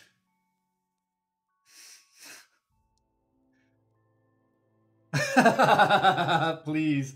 Please do. Oh my gosh, dude. This is literally 20% damage if we have 10 wounds stacked on Zawa. That is... what?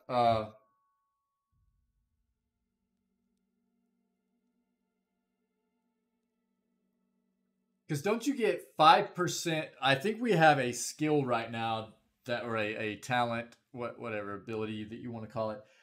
5%. We gain an additional 5% of burning damage per wound.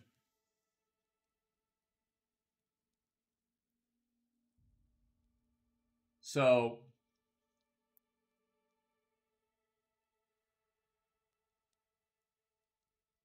that'd be an extra 50% burning damage if we had 10 wounds stacked.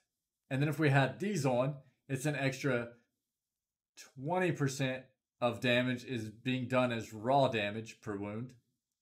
Or being done as raw damage.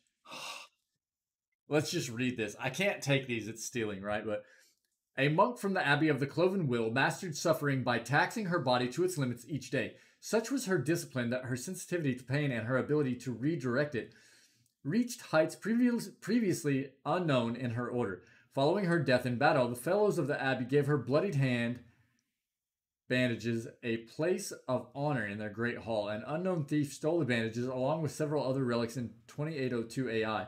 Since then, the wrappings have circulated among various monks of different orders. That's cool. As requested. Trollhide belt. Meh. Okay. I like those gloves, though. What is this? I'm here. What is that up there? I'm gonna load game. Those are cool, dude. They're probably not as good as like some other stuff you could wear. Like plus 15% increased attack speed is probably better since you're dual wielding and everything. But raw damage is pretty nuts because there's no defense for it, right? So if you're doing 20% of your damage, and Zawa does a lot of damage, So 20% of the damage he does as raw damage is considerable. Pretty considerable. Did I not save right? Yeah, I did. What? And that's why you play ciphers? I like ciphers. I like ciphers. Very cool. It's a cool class.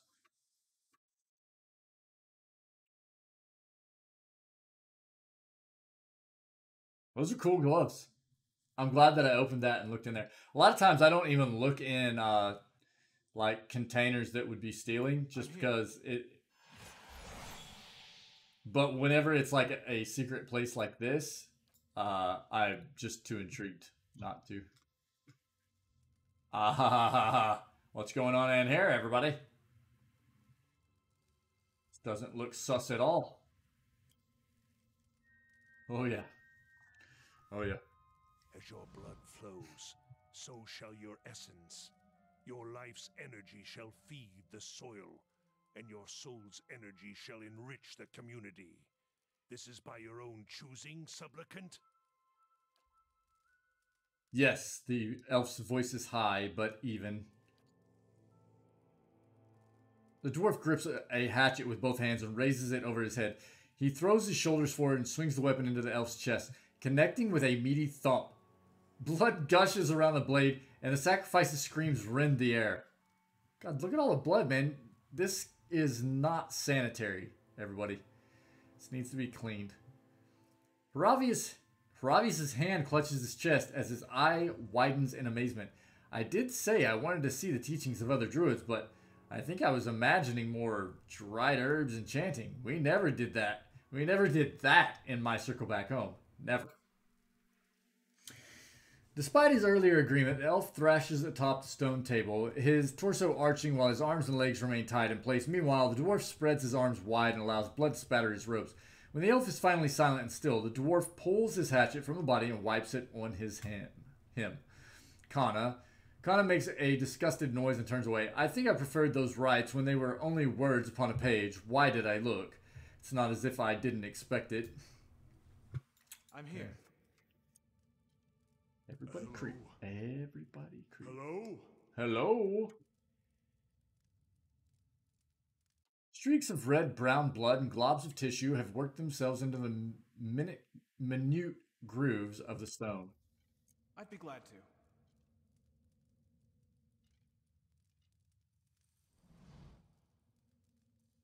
The dwarf wears crimson robes that are stained and streaked with dark patches. His face is smooth, but lacking youthful elasticity.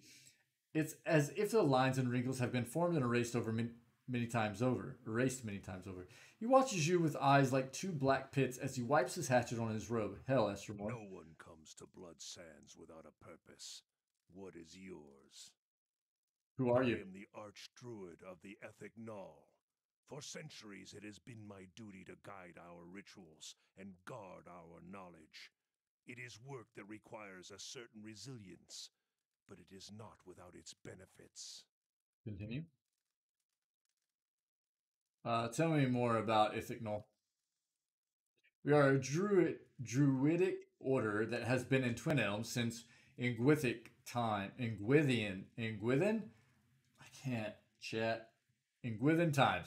Our founders came from the White March seeking a place where we might practice our beliefs in peace, as it were. Unlike most of our Glenfathan brethren, we seek answers in the world around us rather than in the teachings of the gods. We believe that all life has power and that this power can be siphoned and conducted. We are not, as some suggest, madmen and murderers. All of our rituals are conducted with willing participants and through methods that have been tested and refined over centuries. He nods, his black eyes shining. This allows us to create the war paint for which we are respected, if not loved.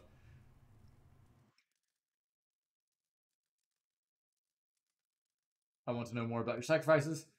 A guttural laugh rumbles from his throat.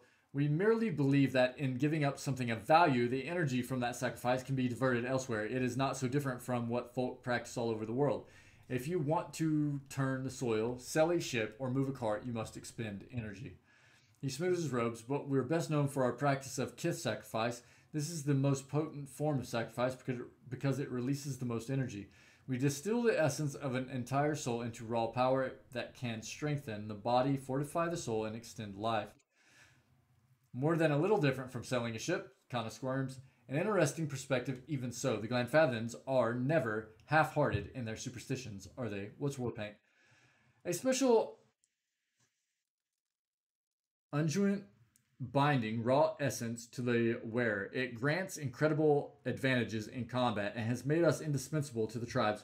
Whatever they say about our practices, almost all of them have made use of our war paint at some time or another. A slow smile spreads across his face. Fascinating indeed how the most strident objections can be overcome by circumstance. I'd like to buy war paint. How are you different from the Ovits of the Golden Grove? A dry laugh rasps from his throat. Golden Grove? I remember when Arona came up with that name. He gives you a darkly gleeful look. Used to be as green as the rest of the forest, you know. We're more similar than they'd like to admit. We both believe in achieving power without the double-edged aid of the gods. But their fantasy is pure creation. Something from nothing, they bind themselves to the fact that all life, from the mightiest dragon to the slimmest blade of grass, requires death. And the greatest ends require the greatest sacrifice.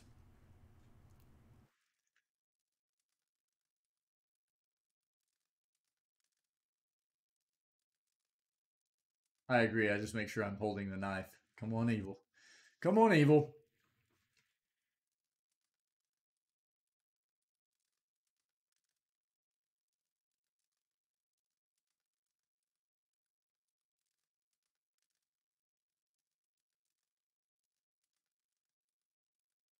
Uh,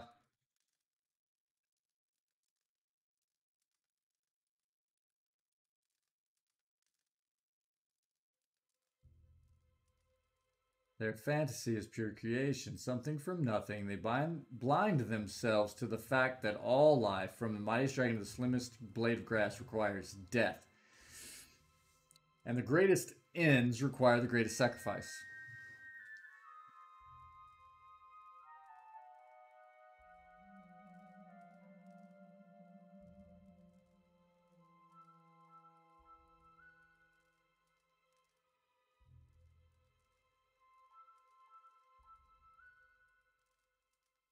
One moment, chat. Apologies.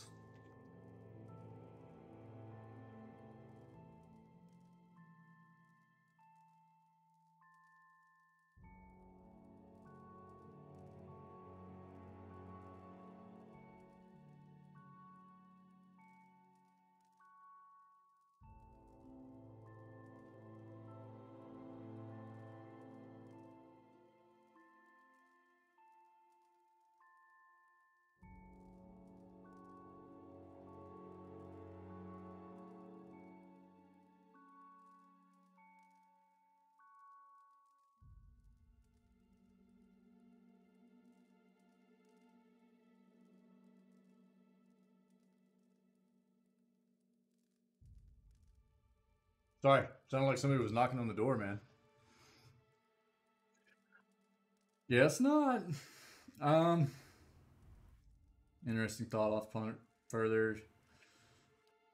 A wise enough sentiment. I'd like to buy war paint. I'm the merchant, godlike. Talk to Keeper Worders. She's around here somewhere. That's all I wanted to know. Farewell. I'm here. He's not. I'm not going to say you murdered anybody because he doesn't see that as murder, right? That's just that's their beliefs, man. So quiet. I'm not going to try to say you murdered somebody.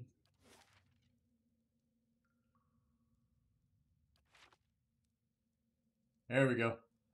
Essence within Each two. generation, the Anumfoth must stand before the autumnal beast in judgment.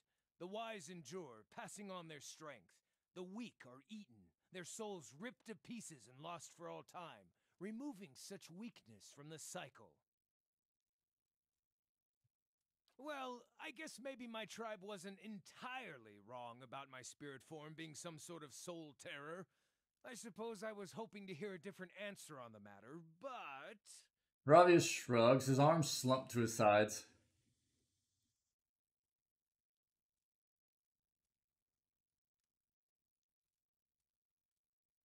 So our options are, but it's worth asking, in all your times walking in the autumn Stelgare's fur, how many souls have you destroyed?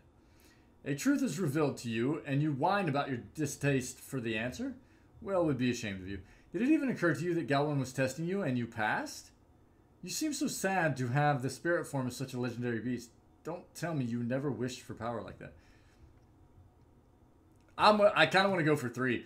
I keep trying to get him to think about things in a different light, right, than he has. And I want to keep trying to get him to do that. That's... Haravius' intact ear stands up and a smile crosses his face. That's a very good point. Why didn't I think of that? He runs his hands along the scars near his eye. His posture becomes alive with nervous thought. Maybe I've been thinking about this all wrong. I mean, I survived an encounter with the Autumn Stilgare. Plenty of Anumfatha can't say the same. He lets out a long sigh and relaxes. For years, I've been telling myself my tribe judged me unfairly. Guess they weren't completely wrong. Well, enough pontification for the moment, he says, patting down a cowlick of hair. I need to know more. Let's look at those other tablets. Okay, cool. I'm here. Cool. Let's go.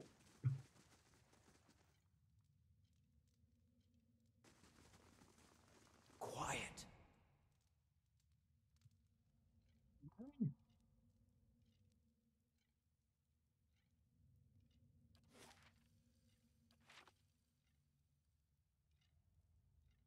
Five this. And saved. Let's go. Ooh, what's in here? Oh. Oh no, dude, it's stealing! What is What's it? this? Show me what it is. Oh, it's just a sapphire. Good.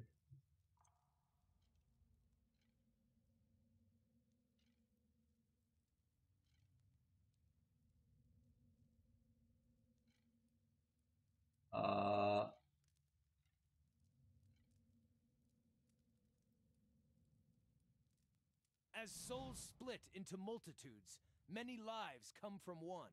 The truest of power comes from sacrificing the shard to return its strength to the Mother Stone.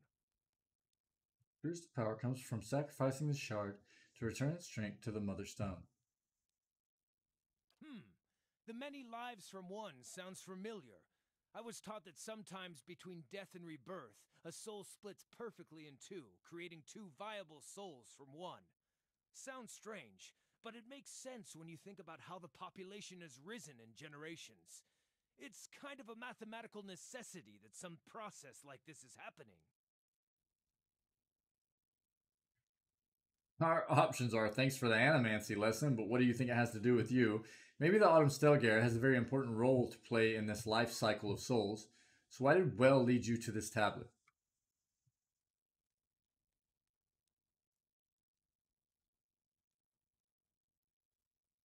I like 2. Sorry, sir, I'm not eating your soul. I'm merely serving a vital role in the natural process.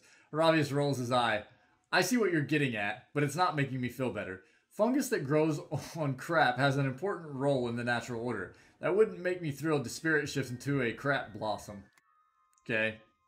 I just can't shake the fear that I'm the shard, and my destiny is to feed to something greater. Ravi stares at you, wide-eyed and silent for several moments. Guess worrying won't do me any good. Let's read those other tablets. I'm here. Other tablets, man? On the hunt. Hey. Okay, What's that's not this? stealing. Let's go. Okay, lock picks. Yes? Don't think I said that right. Lock picks. Okay, we can take this. Give me the fish. I like fish. Naka. The petitioner before you is swathed in loose-fitting robes. Her hair is greasy and matted. A glossy film of sweat and grime coats her exposed skin. She has the swollen features of pregnancy and several missing teeth on her big grinning smile. As you approach, she slowly turns to you and examines you from head to toe, smiling the entire time. Joyous day to you, she says. Despite coming from a wearied body, her voice sounds resonant and relaxed. I am Naka, midwife and lore keeper. Her hands run across the slight bulge in her belly. She rolls her head back and sighs a relaxed purr. Are you feeling well? Flawless, she replies. Apologies. I should be left to my meditation. The rite of strength is invigorating, almost overwhelming to the senses. She reaches down and cradles her belly in her hands and turns away. Okay. Weird. I'm here. Odd. A bit odd. Laying low. We just had a really small interaction with a pregnant individual. Cool.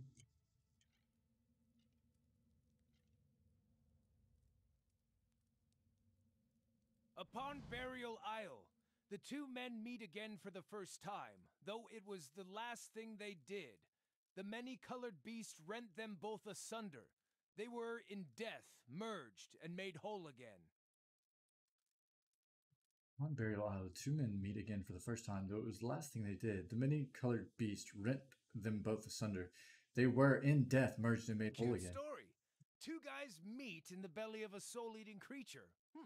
Maybe someday I'll eat two of the most insipid deer wooden lumberjacks, and they'll spend an eternity discussing beer whilst haunting my colon. Perhaps the idea is that the Autumn Stelgare might not really destroy the souls. Why so flippant? It sounds like Galawain gave you an incredible power. You were the one to ask for this help. It's not like he came to you. I'm going to go with one. Perhaps the idea is that Autumn Stelgare might not really destroy the souls. That could be true, Ravi mutters. But I guess I don't know what to make of this. I never knowingly, at least, eaten anyone's soul. Maybe it's a trick I've yet to learn. Lucky me. I mean, if you add what the other tablets were saying about the Stelgare judging the Anamfatha and reuniting lesser souls and such, Ravi folds his arms and looks at you pensively. Okay, the druid was right. I need to read these tablets. Too bad I'm still confused. Is it safe to say Well brought you to where you needed to be? Are you rethinking your opinion of Galawain's gift to you? I want to go with 2. I want to go with 2 and see what he says now. Ravi's face squirms, and he rocks his head side to side. Well, yes and no. His fists ball up, and he releases alongside. Yeah. This puts a lot of things into perspective. If you take a step back from it, Galawain must have been having a great laugh over how slow a study I am to learn his lessons. I doubt any of this knowledge will change the opinions of my home tribe, and having met some of the other druidic practices out there, I think I'd rather remain a drifter. So what now? Adding it up, I want to head to the Burial Isle. The name was mentioned in the tablets, and it's implied there might be other Autumn Stelgares there. I know now that Galawain sent his emissary to maul me for a good reason. It wasn't strictly malice, and I was sort of hoping to find out that the soul-eating talk was just rumors, alas. He smiles a nervous grin and shrugs. Maybe I'll meet the prey Galawain wants me to hunt, or I'll find out I'm the quarry. Do you want a rematch with the Autumn Stelgare? Do you think you have some destiny to consume someone's soul? Or what now?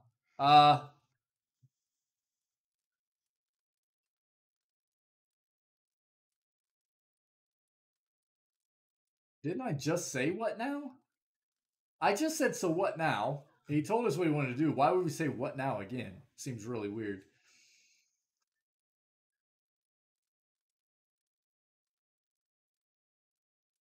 Let's see.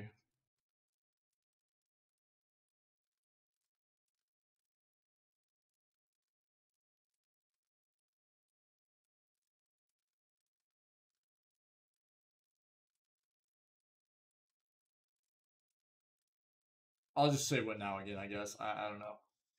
If and when we make it to the burial isle, I'd like to explore the area. The tablets suggest that many have gone there to be murdered. Sorry, judged by the beast. He clears his throat and gives you a nervous smile. Not exactly dying to see it again, but Well and Galloway both seem insistent on leading toward that event. So when you're ready, let's head to this burial isle. Cool, let's go, dude. Yes? Let's finish this up. I'm down. Yeah.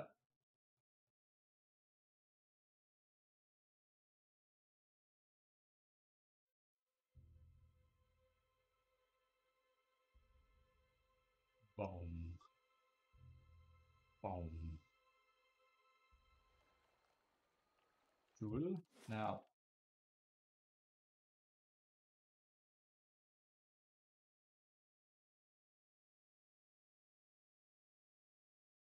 Should be able to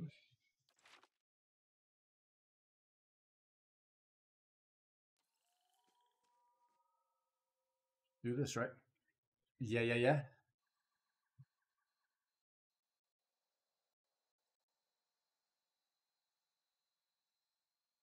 We haven't even been to the burial isle yet at all in Twin Elms, I don't think. But he helps guide you to the path of learning for yourself. If he gave us answers, the resulting knowledge would be without value. You never get frustrated with all these riddles and obtuse prophecies? Just once, I'd like to get a clear answer. And just once, I'd like to meet a woman who goes into heat at the first whiff of Stelgar urine. But that's not going to happen either. Oh, can we not? Oh, I wasn't even thinking about that. Okay. Okay, well, let's see. Let's just take a look. You're probably right, Mr. Fluff Bunny. You're probably right. I wasn't thinking about that.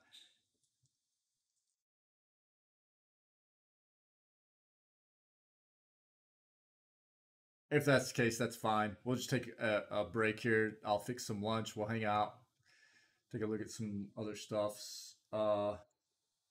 Mind your path, sister. More the guide who comes trusts easily, but I don't. How does one get to the burial isle? You think you can, Timon? We'll see. We'll see. Guard frowns, studying you for a moment. It's not customary for Esther Morwen to seek it. They have little understanding of its significance. But for those who would pay respect, Dorval will ferry them across. He embarks out of the docks in Old Song. Yeah, that's what I thought. Okay. To Blophelia. Lies beyond the north wall up a mountain, but the faithful have fled. Priest Cassette, yep. Walk away.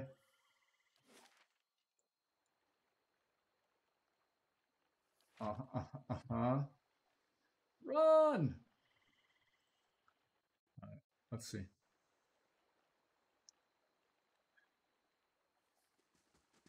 I would really like to at least get Barabius' quest line finished before I break for lunch. Yep.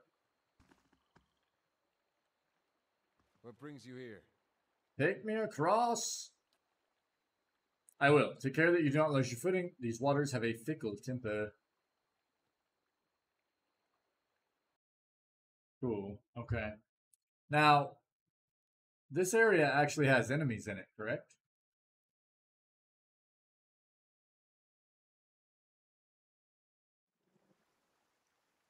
I'm here. Or am I wrong? This place is sacred ground, so watch where you step.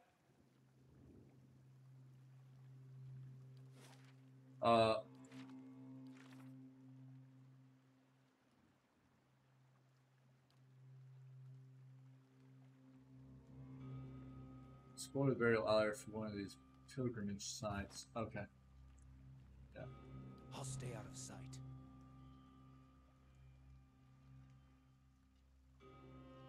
Yep. Yep. Feral Druid. Specters. Let's go.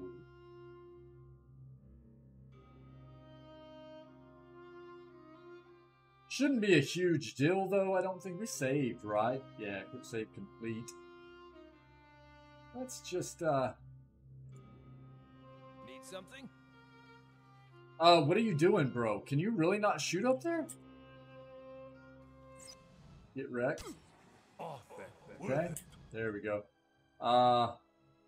Man, he had to go way up those stairs. Really weird.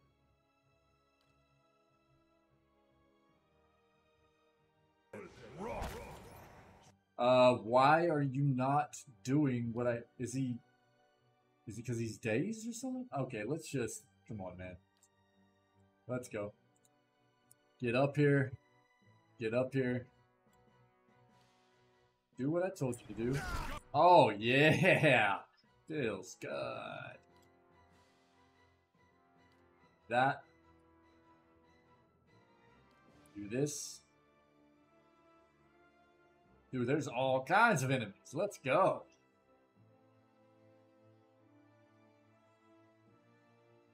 Wow. What did we hit?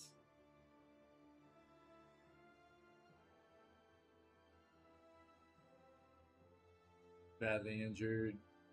Let's... Oh, yeah. Get wrecked. Some improvement. Okay. Get another, Yep. Get up here. What are you doing? Get up here. Okay. Here. Shoot this. Palagina. Bam. Bam. Oh, baby. Everybody get wrecked. Yep. So, everybody attack. Yes. Got a couple of fine flails. I'm here. Yep. Give me the things. We have a lot of stuff we could sell if we needed to. It's like lagging out my Be cautious. stash, actually. Be constant. Cautious. Be constant.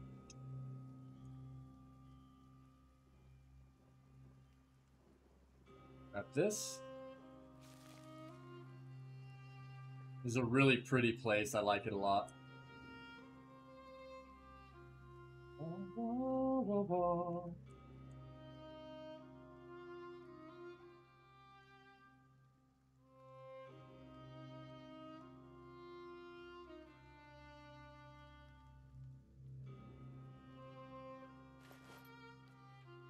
You know what? I'm not taking money off of bodies. Doesn't feel right.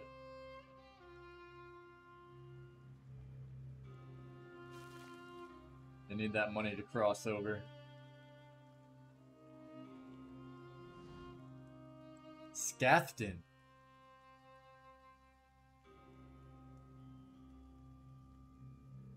It's just lore. It's just lore, gamer. It's just so it's just part of your character being awakened, if you will. Right? Your character is awakened. Your character is a watcher. Right? So right. And they just have cool stories that you're able to kind of read. And it doesn't necessarily... I don't think there's actually any of the reaching out for the soul stuff. There might be one quest that has stuff to do with that, one or two, but most of it is just fun reading stuff. So don't worry too much about it if you don't want... Like I said, I've spent a lot of time in this game just reading. Stuff like that. Books and reaching out for the soul stuff, and you know, you don't need to worry about it if you don't want to, but there are some pretty cool stories that they've written up for a lot of what you'll read with the reaching out for the soul stuff is because what a lot of the lore and the stuff surrounding Eora and the world of pillars has to do with souls is when people die, their souls get sent back to the will, right? And it's kind of like about reincarnation, if you will, where people's souls get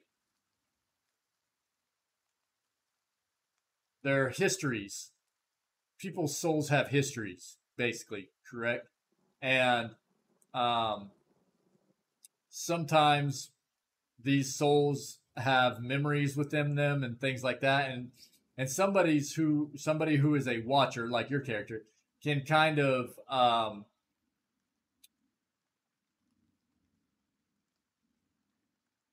reach out to the souls, if you will, and find out a bit more about the history of these souls and what they did in a former life and things like that. right. You're a soul cannibal. No.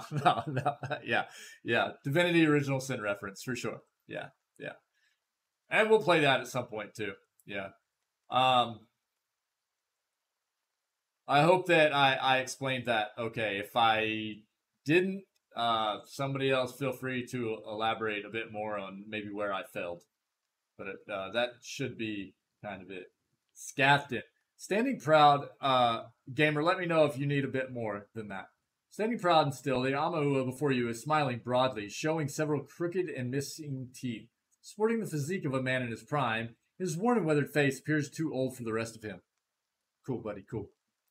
He's dressed in an assortment of stitched hides and furs, assembled from a motley of animals. Dangling from his belt are a series of grisly scalps, braided links of human, Adiran, dwarven, and Orlan hair woven around finger bones. He sizes you up with a grin, but his gaze quickly locks with Haravius, and he tilts his head as he examines the Orlan head to toe. What do they call you, little one? You smell familiar, but your name is unknown to me. I am Haravius, child of the Fisher Crane, adept of the Hawk and Ivy, wanderer of Eretha. Too formal? His voice is loud and triumphant. Sorry if that was loud. Though as soon as he's done introducing himself, he takes a step back and whispers to you. Too formal? The man ahead of you clears his throat. A feline rumble comes from his chest, and for a moment, his hair stands perfectly on end. Haravius? Fitting. He holds out his right hand and flexes his fingers. Long black talons sprout from under filth-encrusted fingernails. He rolls his head back and inhales deeply, sighing with a smile at some perceived scent. Needed to bring friends with you?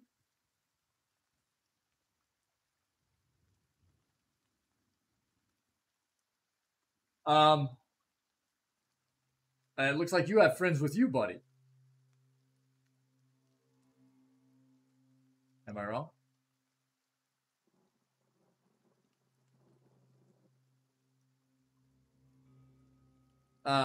Again, pursuing questline stuff, I will absolutely back up Haravius here, but I like to let the characters themselves address situations and see how it plays out, right? So I kind of want to do number one. I'm not against selecting number 3 either, but I want to let Haravius kind of address the situation, so I'm going to remain silent but watch both. You allow your eyes to relax until your mind is attuned to the invisible hum of souls. The Amaua projects a dizzying display of red, gold, and orange. Autumn halos surround his massive form.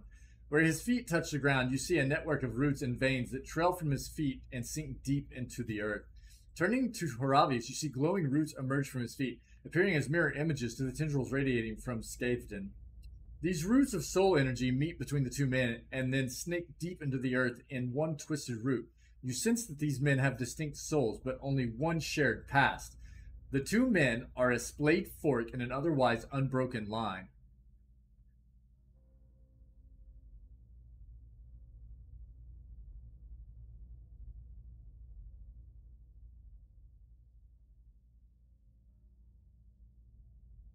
I'm gonna go with number one. The two of you share the same past, though you carry distinct souls. A shared past. Skaten scratches a patch of fur on his cheek. An inelegant analogy. Who I was in my last life was diminished in my cycle of rebirth, squandered so that this runt could have life. This runt's gonna kill you, or I will. Runt! Haravius's brow furrows, and he clenches his fist so tightly you hear a cacophony of crackling finger joints. And it's not your soul, it's not exactly. His anger falters as he stumbles over his thoughts.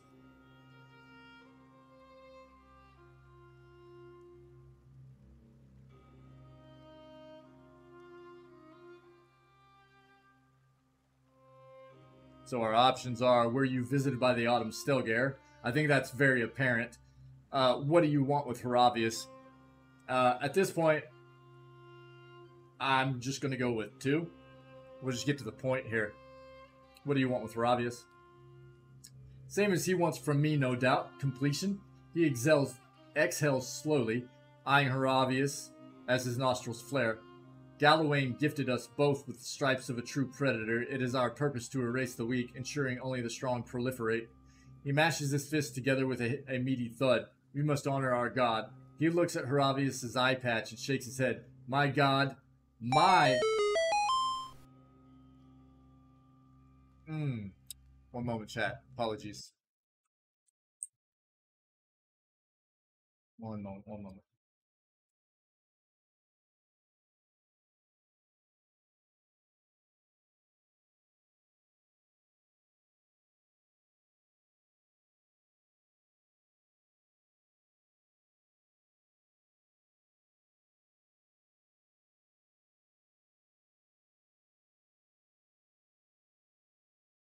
And I apologize. Give me just one moment. We'll continue. Can you give me a second?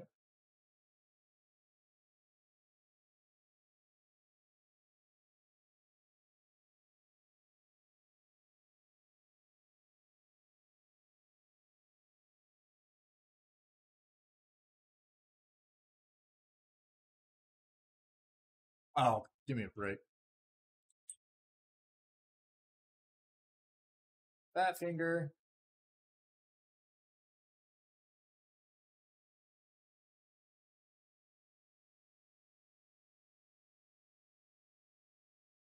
Cool. Cool. We're good. Sorry, everybody. Trying to make sure we stay safe. We must honor our god. He looks at Haravius' eye patch and shakes his head. My god, by doing as the hound demands. Let us determine who bears the right to be Galawain's harbinger. Let's see. Okay. Our options are, Haravius, is this what you want? We can best him, just say the word. Are you going to let him talk to you like that?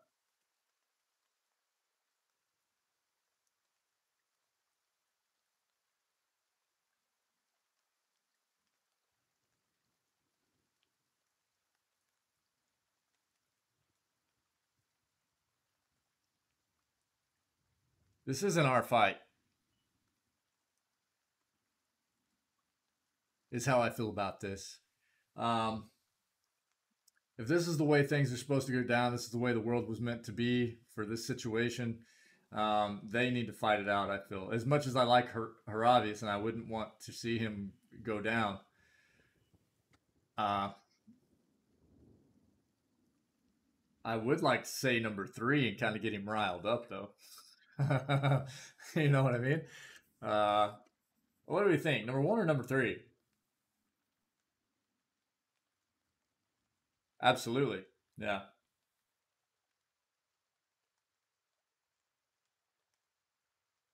Yeah, for sure. Yeah, Mr. Fluff Bunny, absolutely. Absolutely. But do we inquire as to whether this is what Haravius wants to do, or do we just try to get him a bit riled up in the situation? What's the play? I think in lines with our character in this playthrough, number 1 is probably the play. In PoE 2, this would probably be what we would say. Right?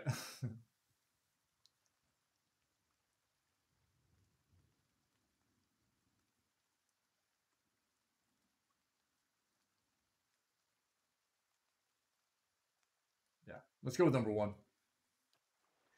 Ravius growls, his fur bristles, and for a moment shines with luminescent tendrils of yellow and orange. I asked to be a hunter, a regular hunter that gets invited to chase down dinner and eat its neck. I didn't ask for this.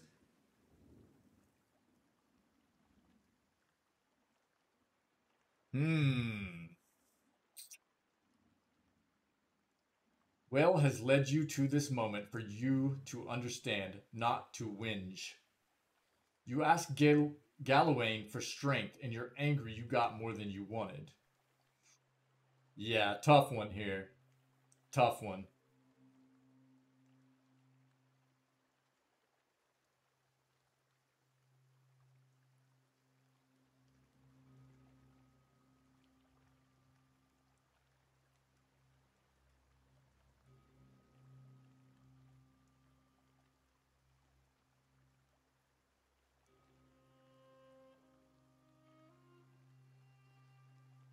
I think I'm going to go with number 1.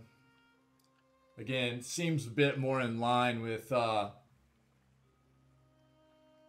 character, our playthrough.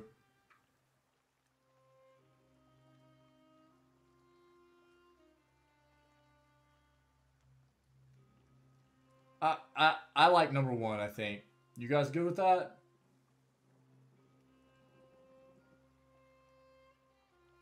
What's funny is I was pursuing the Gallowayne stuff all the way through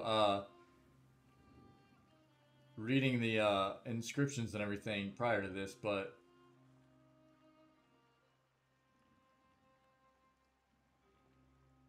yeah, I think number 1.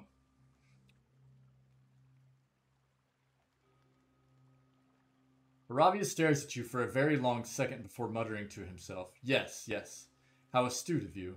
Well has shown me what I need to see. His hand darts about his tunic and retrieves his rusted iron hound amulet from the recesses of his pockets. I don't know if I played that right. I was mad at Gallowayne. I should have been mad at myself. I was gifted with power, great power, and I simply squandered my energy, resenting the cost of that gift. Losing contact with my tribe was the price I had to pay for demanding power. He runs his thumb across the embossed metal icon of Gallowayne, his nail scraping aside a decade of rust and muck. My watcher friend, his voice is low, almost rumbling, I need to settle this matter. And with that, he leaps towards Scathed. Let's go, dude. All right, man. Aravius, get him. Yo, what? We're part of this? I thought, I was really hoping it would just like let us even see like a dialogue like battle between those two. Tussle Fest 2K21. This is gonna be it. We're gonna maul. This is actually gonna be what I'm gonna do here. You here. You here. You here.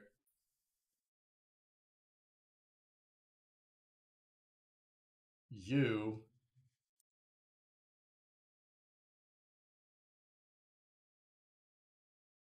I'm gonna actually have Haravius go shapeshift and just take on Scathed by himself. Oh, there's another one.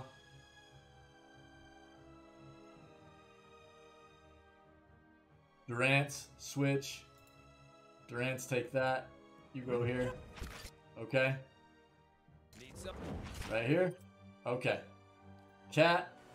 There it is. Go nuts. Get wrecked, dude.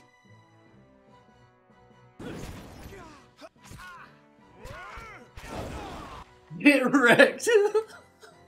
Meat chunks, dude. That was awesome.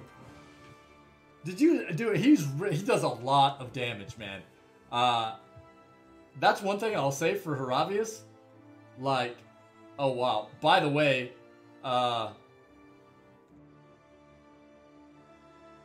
Twin Stones from Eater as well. But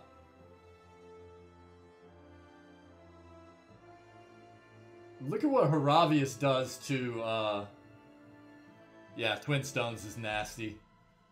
Eater is nasty, dude. But where is Haravius crit for 51? Haravius hit Skaven for 39. Oh yeah, dude.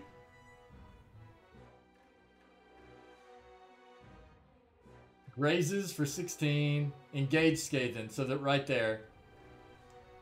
39 slash. 51 slash.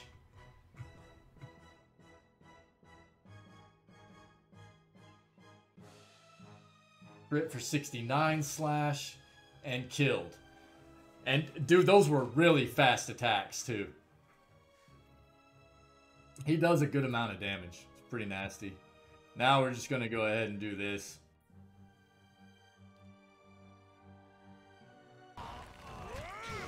Yep, everybody dead.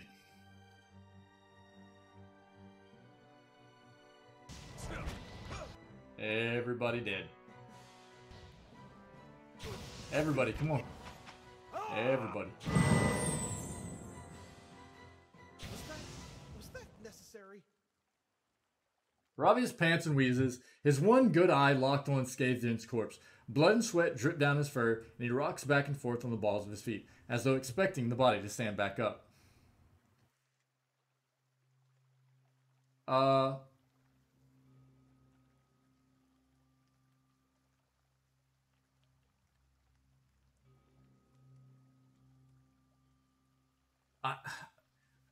Seeing options like this always make me feel like it's some kind of check, because it's in, you know, enclosed in brackets. Let's examine the corpse. Ooh.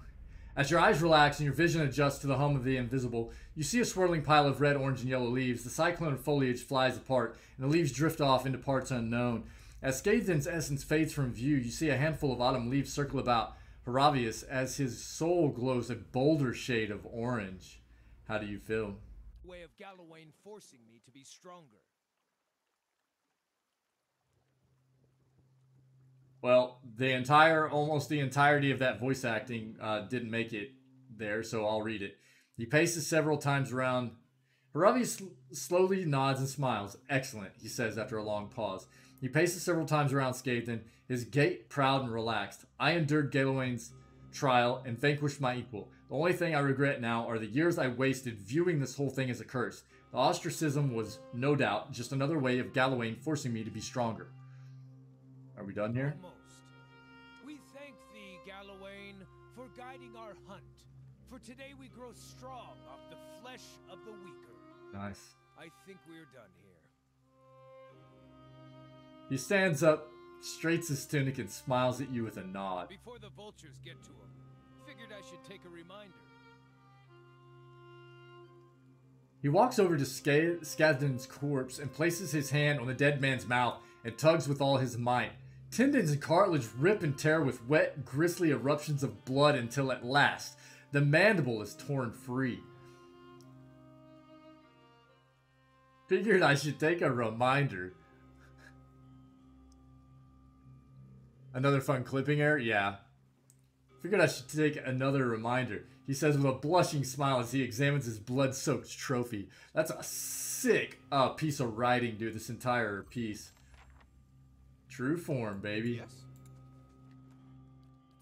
Good amount of... Need something? Yeah. Yeah. I'm here. Is that it? Was that all the things? That was fun, too. I liked the way we played that. I was really expecting it just to show us some kind of, like, thing where they fought each other or whatever. And it's okay that it went like this. I was able to make it to where all of the party members... Yeah, it's a lot of time, for sure. For sure. All of the party members took a Stelgare on while Haravius and... I can't remember his name. They were able to just fight each other. But, dude, we were a bit over-leveled for this, I think, right? But Haravius, dude, went absolute ham on that guy, man, and melted him. It was really neat though. What a cool quest. The writing there at the end was insane too. I really liked it. Uh yeah, let me get something on for you guys to watch while I take a quick break and make myself some lunch. Does that sound good? Yeah, Mad. Yeah, yeah, yeah. No, Tinwin, I do this on purpose to jack with you, buddy.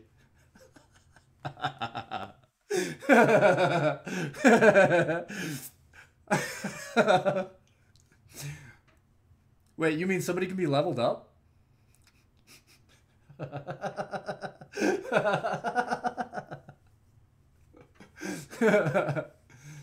Okay, so here's the question. So we're going to replace Haravius with Aloth. Do we keep Kana in the party for endgame? Or do we replace Kana with Zawa? We can pull this as well whenever I get back if we all want. It's something to think about. I love Zawa, dude. I love Zawa. We probably have more utility with Kana in the party. But Zawa, big damage. He's got some knockdown stuff. Yeah, I know that, Mr. Flip Bunny. We're gonna put Aloth in. I like Aloth. And we haven't had him in the party in quite a while.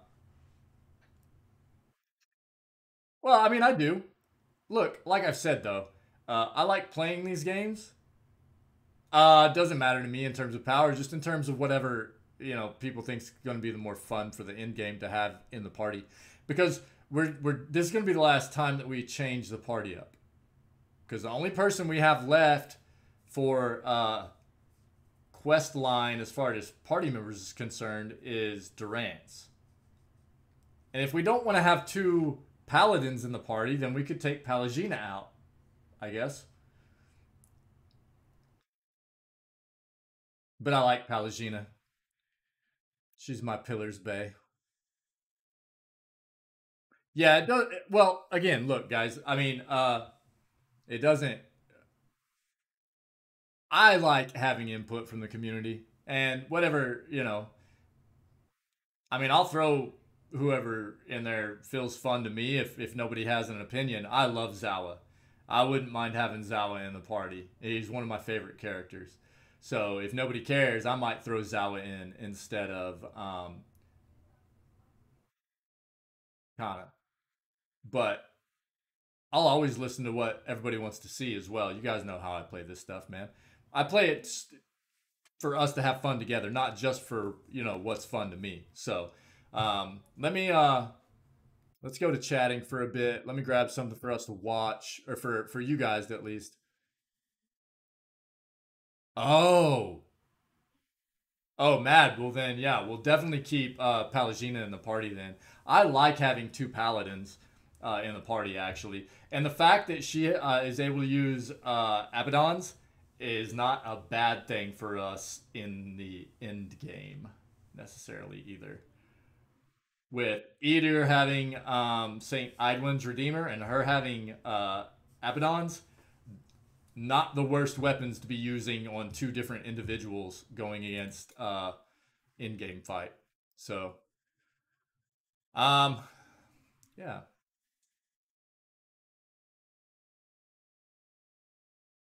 I did save that. Yep, we're good there.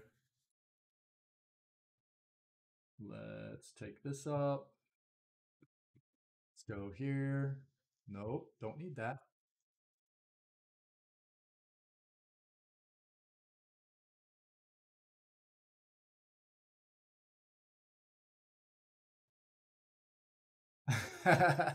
Hey, gamer, like I said, we have individuals almost always hanging out here that are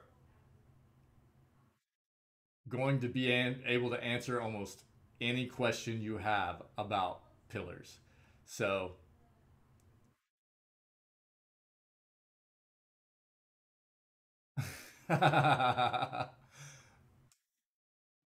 okay.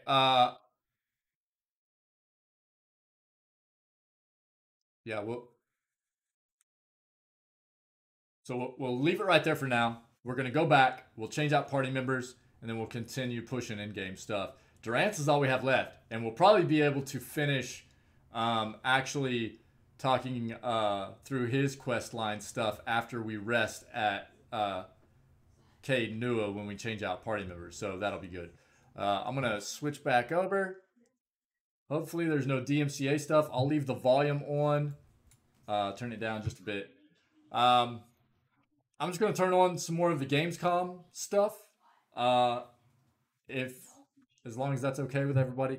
That way I'm not just bouncing out without leaving something on for you guys to at least, take a look at.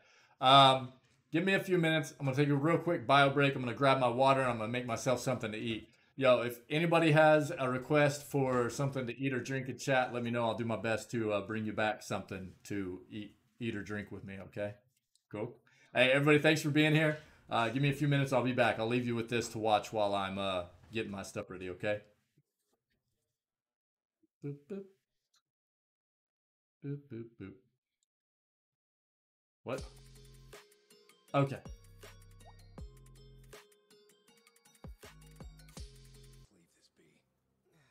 That was weird. The court is prepared to issue its verdict. That was weird. I'll be right back, guys. Thanks for being here. Amazing, amazing peoples. Is 6 months of penal servitude.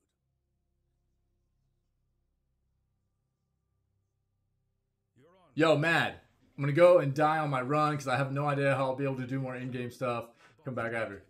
Hey, cool, buddy. Cool. Hey, good luck. Good luck, my friend. Yeah, we'll be here, dude. We'll be here. Thanks so much for hanging out, as always, buddy. I'll be back, guys. Make sure you pass this along to the Kanagawa police. They'll want to know that the body belongs to a guy named Hiro Mikoshiba. 4 years ago, this man took my son from me by driving him to commit suicide. He deserved to die 1,000 times, but he was never even accused of a crime. No, he just went on with his life. The law let him walk. An utterly broken system. You mean it's revenge? In that case, could he possibly have hired someone else to kill the guy in his stead? Right. But there's more to it. A few days ago, someone lit flares at the location of Mikoshiba's body. As for my request, I'd like to see what you can find out. Mikoshiba's murder is too suspicious. Hey! Are you filming this? Put that camera away! You know what I'm convicted for. It was being a pervert. I admit to everything. There's no way I'm fighting for an appeal. So as for my defense, I'm in no need of lawyers anymore. Hara-san, just a second. Hiro Mikoshiba died in a lot of pain. His final moments were truly horrific. The last thing he felt must have been fear. After slitting his throat, his body was left to rot. Doesn't that sound great?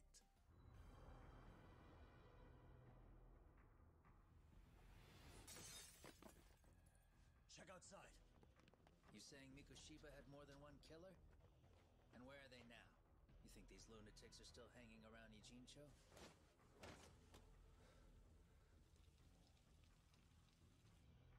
That I need to stay away from this. The whole Mikoshiba-kun case. Then she told me I should give you this picture. Huh? This is Mikoshiba. It's the murder footage. Mikoshiba's murder ended up on the internet. It's going viral on all the social media sites. No way.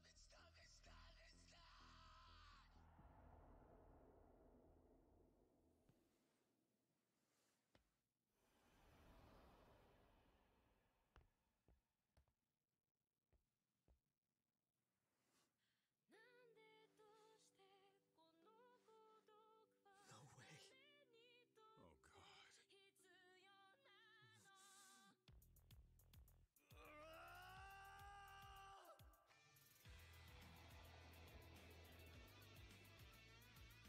Back when I was a student in high school, I witnessed bullying firsthand. And still, Just let history repeat itself.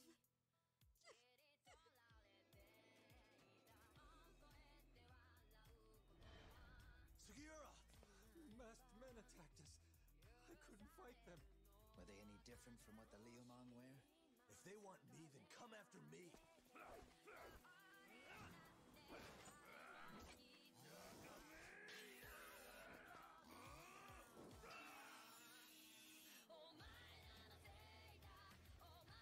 The fewer people who know a secret, the better kept the secret stays. When I dirty my hands, it's in the service of order. Now, no playing dumb and none of your tricks. Don't underestimate me, Yagami-san.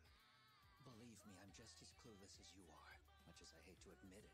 What the hell do you think you're doing? This has nothing to do with her. It's time to let it go, Yagami. Kuwana is clearly a target of someone higher up. Yagami-sensei, would you mind if we talked alone? Why, though? Something we can't hear? The more you know, the more you risk. You'd be endangering your own lives. All of you. You're all so incompetent. You see yourselves as these paragons of law and justice, yet the truth slips right through your fingers. We'll need to do things one step at a time, Gato-san. That'll be on me. I'll reveal a truth no one can deny. Stop! Kuwana!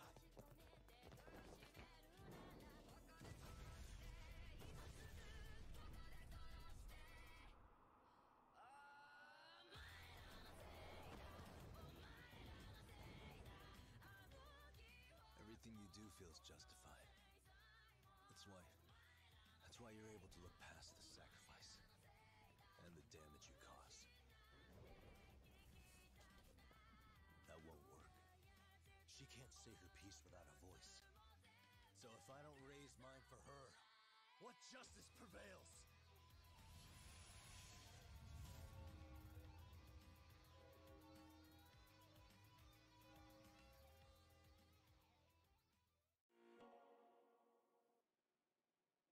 We just saw an exclusive extended look at Lost Judgment, and here to discuss that and so much more is IGN's Kat Bailey, and joining us from Webedia in Germany, Michael Obermeyer. Welcome, you guys. Hello. It's Gamescom. Hey, oh my God. Hi. We're on the case. Yes, I'm so happy. So, Kat, that was the latest Lost Judgment trailer. What are your initial thoughts seeing that footage? You know, Judgment was a really good game, and I feel like it was kind of underrated because it wasn't a mainline Yakuza game. It's a spin-off. But Lost Judgment takes that and expands the concept a lot. It's expanding the battle system, which is looking really, really good. It's no longer turn-based. And also it's going to be expanding the side cases. And it's going to have Master System games because, of course. Oh, yeah. So I'm very curious. I know we've talked and you really like turn-based systems. Are you okay with this returning to an action combat-based system? Not going to lie, my heart's a little broken. But I'm okay with going to action because I think Sega's done a really good job of splitting the difference. What's up, chat? How's it going? Giving people like me who like Are they just like reacting to all this stuff? What do we want to watch, dude? Do we want to watch something else? I really do. It holds a special place in my heart. Are they just reacting to all this stuff? Actually, Michael, what side are you on? Turn-based or action? I'm a little torn, I must admit. I was really positively surprised when the Yakuza games turned to this turn-based fighting style. But looking back, I think I like the action fighting style better in the previous games. Let's see how this turns out. Okay, so that's 2 versus 1. So not that it's a contest. Sorry, no. Oh, no, okay. I thought it was. Okay. Anyway, moving on. So we finally got a. All right, let me. I'll leave this one for a moment while I got some food warming up, but I don't want to just leave you guys hanging. Are you excited for Forbidden West? Take a look and see. Of course. I got the platinum trophy on the first Horizon. I actually live in the Netherlands, so Guerrilla is a team that's really close to my heart. And I'm really looking forward to it. And I mean, we kind of saw the writing was on the wall that this was going to make it on release. Now we have the confirmation that it's coming early 2022. Yeah, I feel like the fact that it's releasing so early in 2022 it's fine, right? I can wait that. I really want to be able to play this. Kat, how do you feel about this being announced for February? I think that's pretty rough for Sony because it means that really. I wonder why Mad is. I hope he's joking about dying on his run. I would feel so bad. Be able to do more in-game stuff. I wonder why he's stuck with his barb. So, a PS4 game first. So, I mean, there will be plenty of good games on PS5, don't get me wrong. But then, looking ahead to January and February, there are so many good games coming out. There's on Nintendo Switch, there's Pokemon Legend of Arceus, and then and then we have Elden Ring as well. So we're gonna have so many games to be playing. It's gonna be a logjam for sure. Can't wait. Yeah, and in the meantime, while you're waiting, Horizon Zero Dawn is going to just got a 60 FPS PlayStation 5 patch, which is great because I actually didn't have a PlayStation 4 until end of cycle, so I wasn't able to play. So okay. Can you stop? 60 frames Jeez. per second. So, oh really? You could go back and play it again. I mean, I know you got your platinum, but I mean, play it again. Yeah. Well, okay. So if you want an Aloy fix, then she's coming to Genshin Impact September 1st, and I think you unlock her for free on the PlayStation. I think she looks. I love the new character design. It's very cute. So cute, right? Michael, do you have any interest in playing her in Genshin? I don't know. I mean, I really like Horizon, but Genshin's totally not my cup of tea. But I guess there's a lot. But look at how cute she looks, though. Yeah, anime Aloy. Really yeah. Because the character looks cute, that should make a game your cup of tea, right? Oh yeah, that would be great. Great spin-off. Right? Yeah. Absolutely. Get more. That's the way that works. Who doesn't love Game I mean, it's already almost in anime as it is, so we're getting pretty close. True. Yeah. Oh, that would be really, really cool. Giant robot dinosaurs. Hello. Yes. What if you could have one? Yeah. Yes. So many ideas. So many ideas. We will have to pitch this to someone that we know at shows. And we also got a first look at a brand new Marvel game. It's called Marvel's Midnight Suns, and it's releasing in March. Yeah, they're just, I don't know, dude. I don't know how much. So, Pat, Michael, what do you guys think of the reveal? I'll keep it going for a moment. Yeah. Okay. Yep. I'll keep this going for a moment while I grab my food and get a drink and everything. But when I sit down, we'll probably just start looking at some like upcoming game stuff and everything together while I eat. I don't know. I don't know how much I want to watch them like react to all the game stuff we've already kind of seen. A bit boring. I don't know. I'll be right back, guys. In so many ways, because the superheroes in this case, they're powerful. They're a power fantasy. Whereas in XCOM, it's a survival horror game where you're playing as soldiers. So that is necessarily going to make the game very different. And Firaxis, to their credit, is very aware of this. So I can't wait to see the gameplay when it debuts on IGN September 1st. And Michael, how do you feel about Midnight Suns? This is totally the right genre for Marvel heroes. I mean, there can't be enough turn-based games out in the world. But I'm really interested how they're going to implement this hero mechanic with the gameplay mechanics, because I heard that there's no permadeath in this cat. Can you confirm this? Is this right? Yep, no permadeath. I mean, you can't kill off Wolverine. Come on. No, absolutely not. He's invincible. So, Michael, real quick, I know that you were interested in Dream Cycle. Can you tell us why? Yeah, it's the big surprise for me of opening night live, a new game from the original Tomb Raider creator, Toby Gard. You play as a magician's apprentice who's traveling to a magical land to get her powers back, and I think the magician is actually her uncle, and it totally reminded me of the way Dark Messiah of Might and Magic looks combined with a shooter. So really interesting aesthetics, and the gameplay also looked interesting. I really want to know more about this. Yeah, I'm so glad that you brought it up. So I actually looked deeper into it, and I'm very curious to check it out too. But that is all the time that we have right now to discuss what we've seen, but there's still plenty more Gamescom still to come. 2 whole days worth, in fact, and today isn't even over. And you know what? While I've got your attention, the Epic Games Store is also celebrating Gamescom this week. You can find a dedicated hub for tons of games featured during Gamescom 2021, and you'll be able to wishlist your favorite titles to receive updates as they get closer to launch. You can find all of this at epicgames.com/store/events/Gamescom, or if that's way too much to type, just open the store and follow the messaging. In just a moment, we've got an all-new look at the latest from 2K Games' Midnight Suns, but first, a quick break. So stick around because we'll be right back. Gamescom 2021 is presented by USAA Insurance.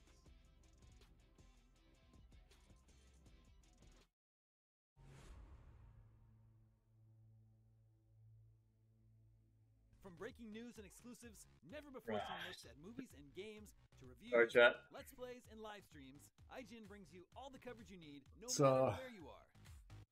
Whether you're on IGN.com, the IGN app, Find us some cool stuff to look into here. What do we say? What do we say? What do we say?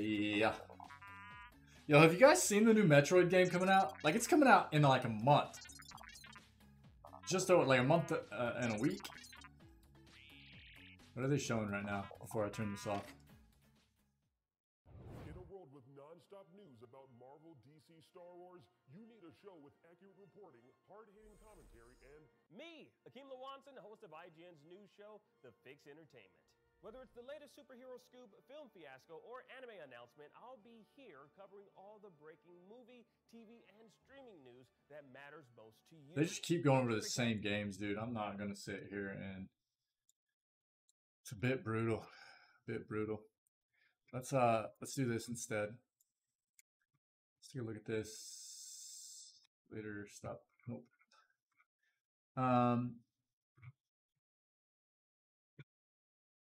Okay.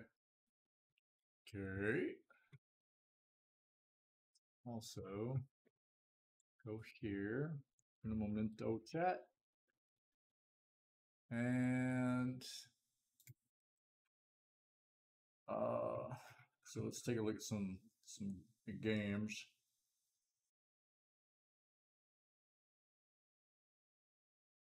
Some of these we've taken a look at, some of these we have not. Little Witch in the Woods. I wanna watch the Metroid Dread, dude.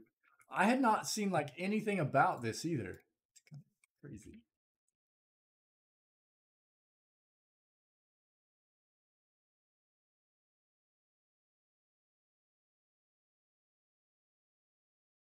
Four days ago, a second trailer came out, apparently. Let's take a look at this. Pause it. Can you come over here for us? There we go. Take a look. Let's take a look. Old Samus. Old Samus.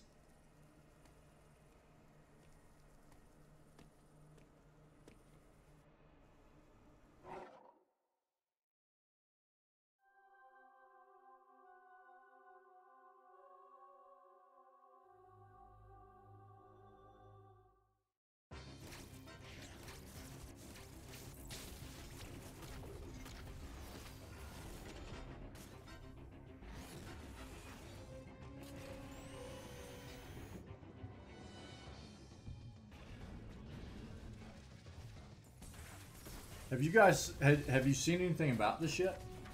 Besides what maybe you've seen on this channel?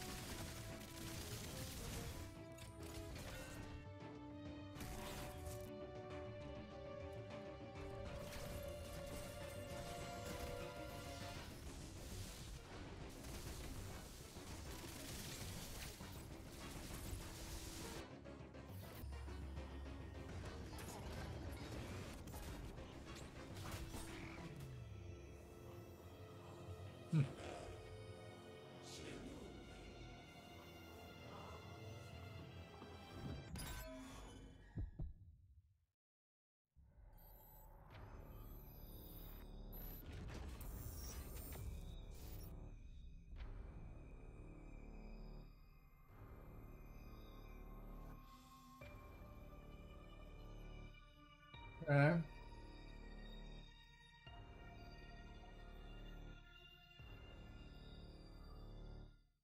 How do you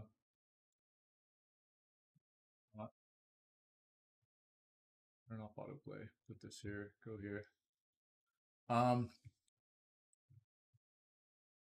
BioShock 4, right?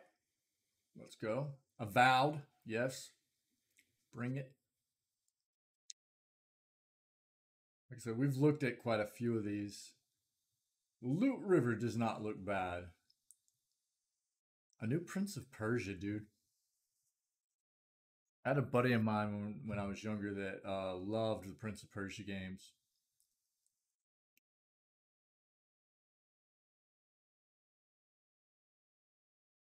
Everwild. Did we look that up?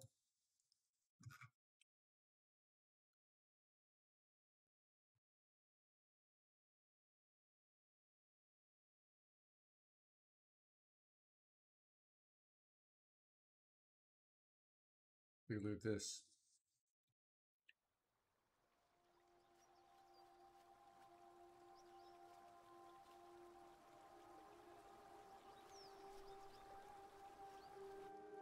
Our world has a rhythm. We all sense it. But only a few truly feel it. It is found in the smallest moments. In every step of a perilous journey. In the symmetry of ritual.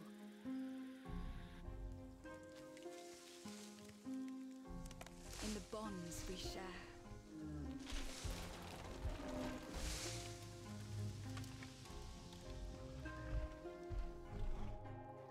And in moments of stillness.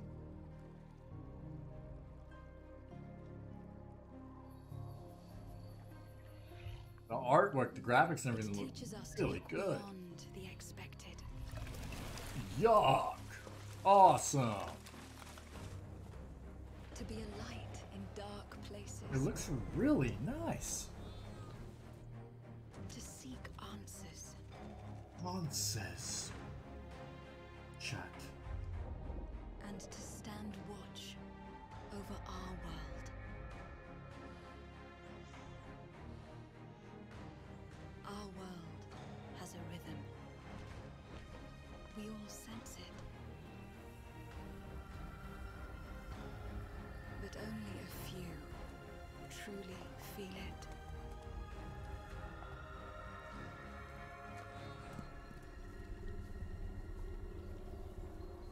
Game looks flippin' beautiful, man. Yeah? Beautiful.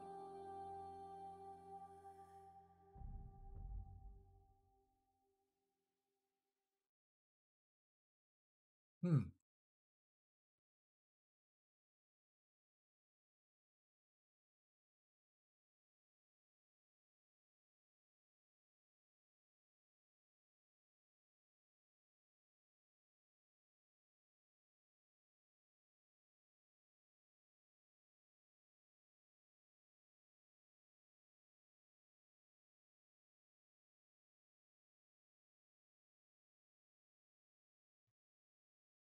Hmm.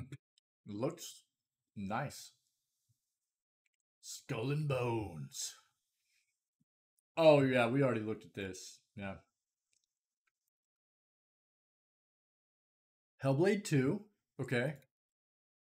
I didn't play the first one. I would love to, though.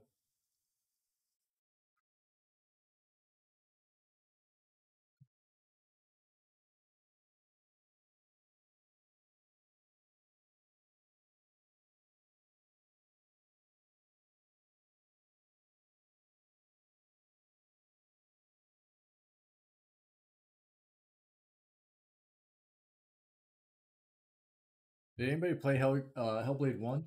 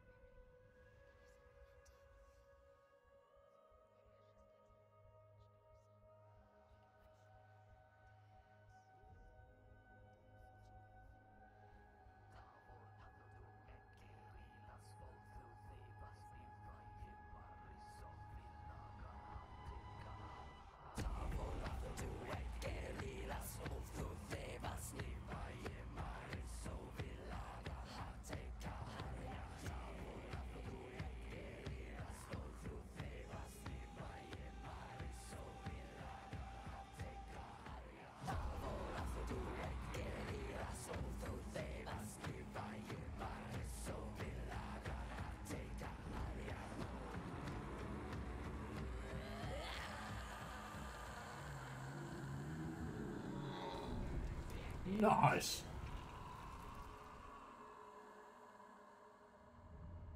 I can dig it. Man, that's intense.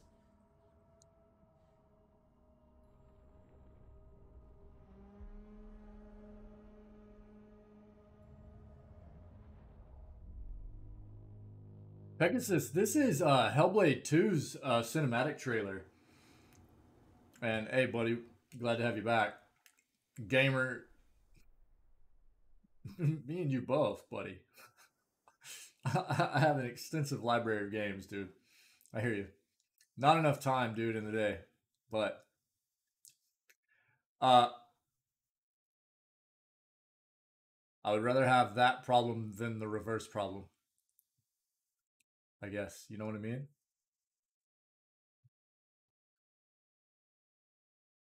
Not have enough games to play.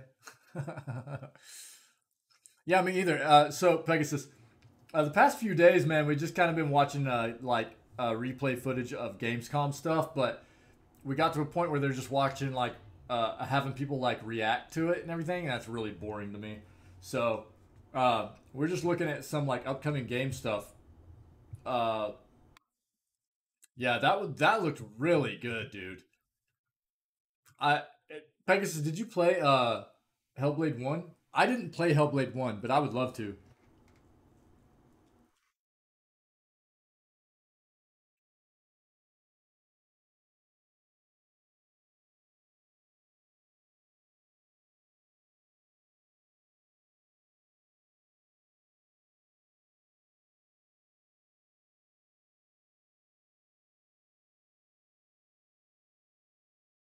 This trailer looks sick, dude.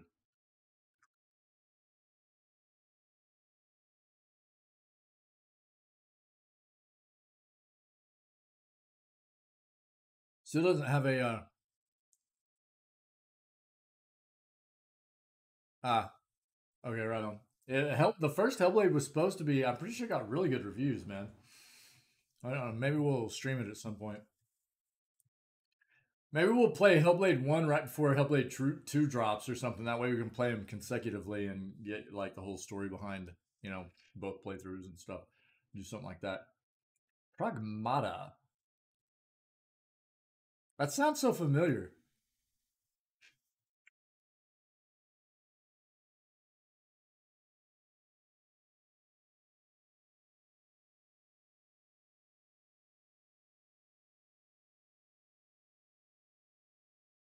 Is anybody familiar with what Pragmata is supposed to be?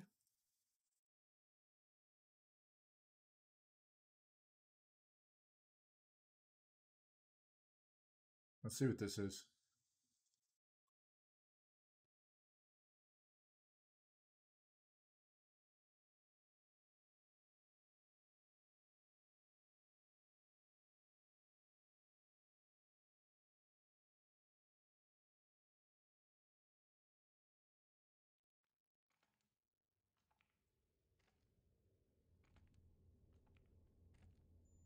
All good, buddy. Yeah, no worries, dude. I'm just finishing lunch, man. We're just hanging out watching some trailers of like upcoming games and stuff like that. So all good. All good, buddy.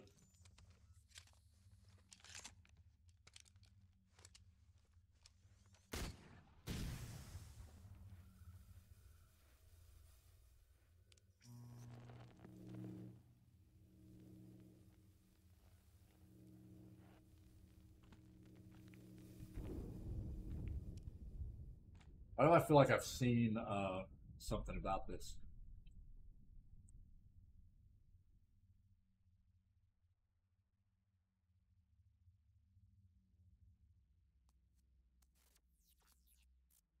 I'm really hungry today, chat. Oh, kitty.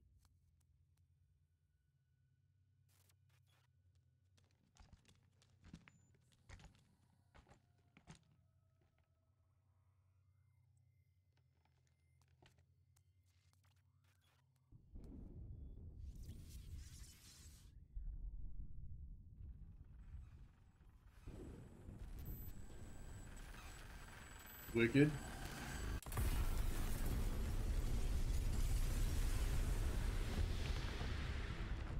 Comes out the latest of all games shown, if you remember correctly. Oh, this was in the first PS5 game showcase. Maybe that's where I saw it. Okay. Hey, thanks, Pegasus. Right on, dude. It looks insane, man. It looks great, though. The graphics look amazing. I don't know if me showing it on stream is actually doing it justice as to what I'm seeing, like, on my my monitor, man.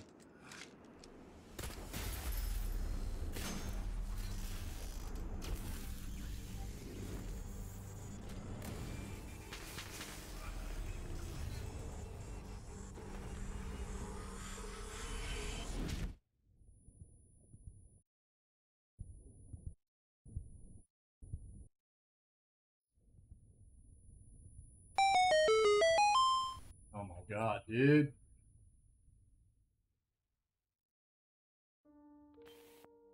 What is that?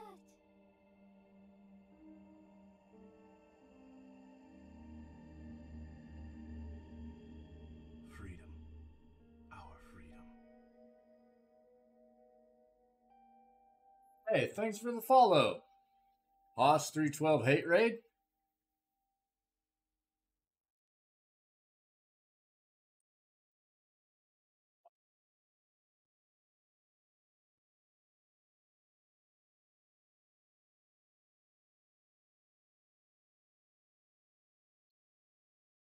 Lord of the Rings Gollum, who's down? Huh? And a new God of War, too. I haven't played a few of the new, or like, I've fallen off the God of War stuff for a while, and it feels bad. Not for lack of wanting to play, just because, like, I haven't had a PlayStation since PS3, and I just haven't had time to put it into the games like I've wanted to. I know what Starfield is, and I really hope that Bethesda gets their act together and quits putting out crap games.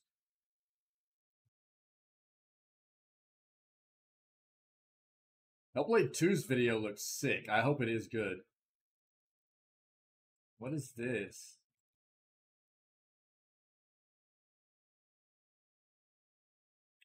Take a look at what this is.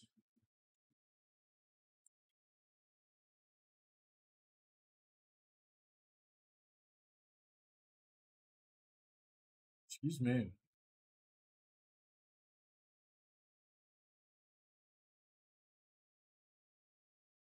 Turn-based tactical RPG.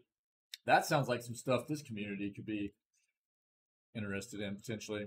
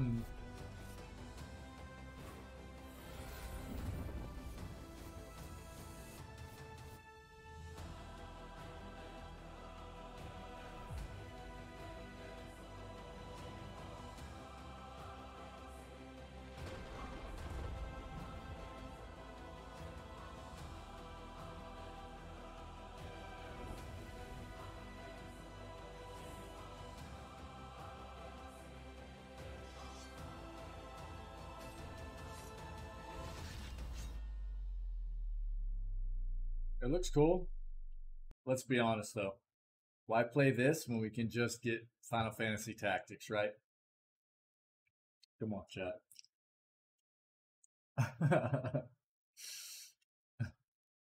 Yeah, it does, doesn't it, Mr. Butt Bunny?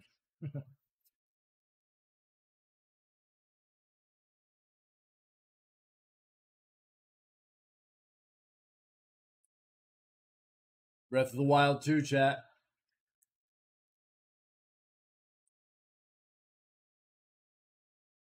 Elden Ring, Forspoken. Did we look at Forspoken? Thought we did.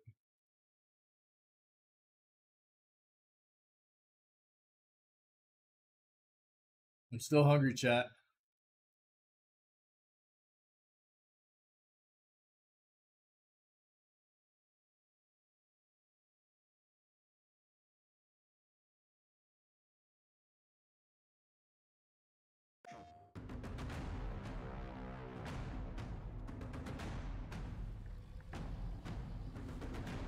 Did we look at this?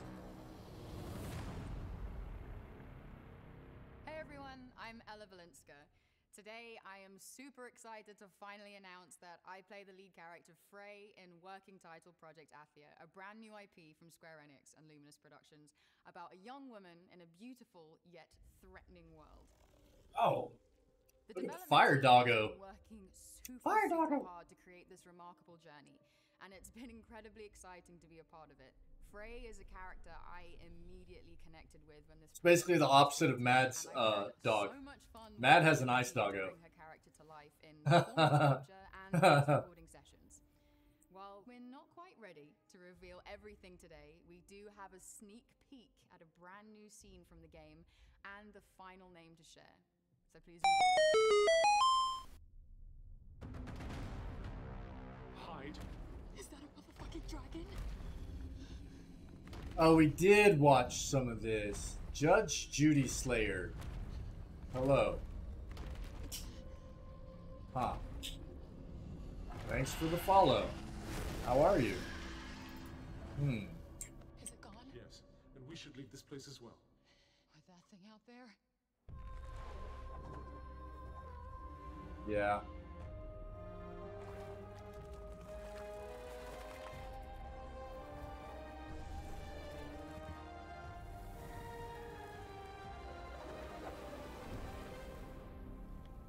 Hey, Judge Judy Slayer. Do me a solid and put something in chat if you're not a bot.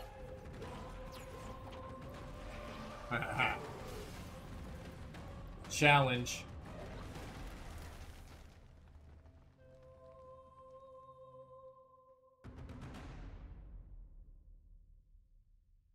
Challenge accepted. Yeah. Yeah, that's interesting. Yeah, I know, right? Yeah, Mr. Fluff Bunny. Yeah. Yeah, the bots are in full effect today, unfortunately. Let's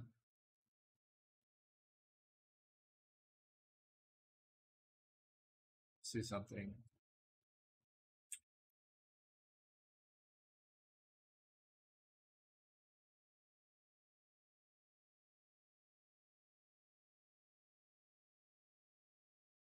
Really?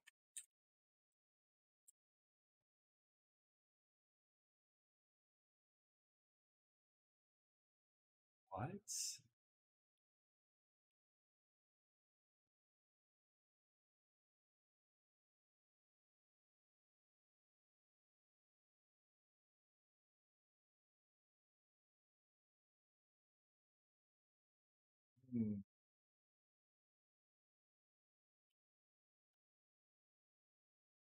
Okay.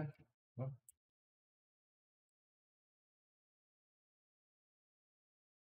Second chat, sorry. There we go. Weird world. Arcade Geddon.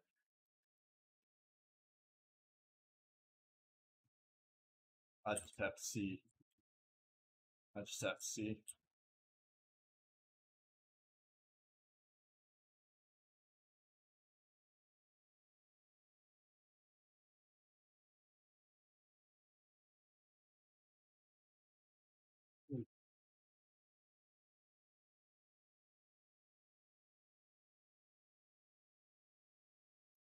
I might have actually already seen something about this.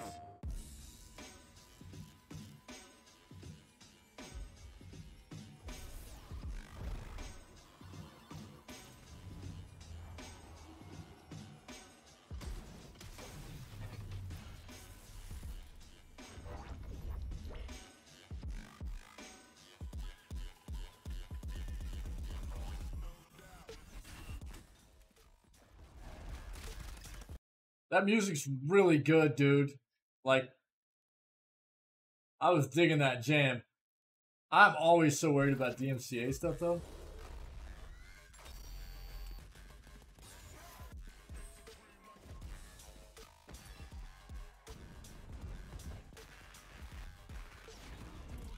Like, I was vibing, dude.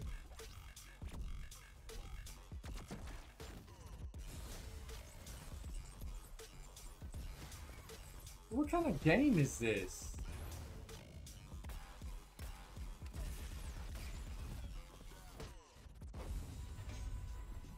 Is this a flippin' Battle Royale, dude? Is that what this is?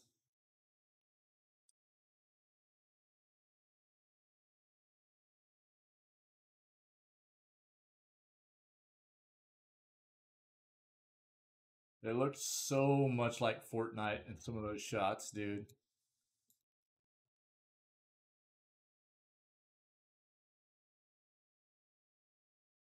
Oh, I know what Moonglow Bay is. Yeah, I've seen this.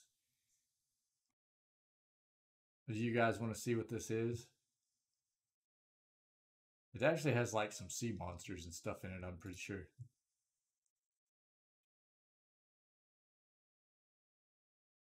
Gameplay trailer. Here we go. Let's go.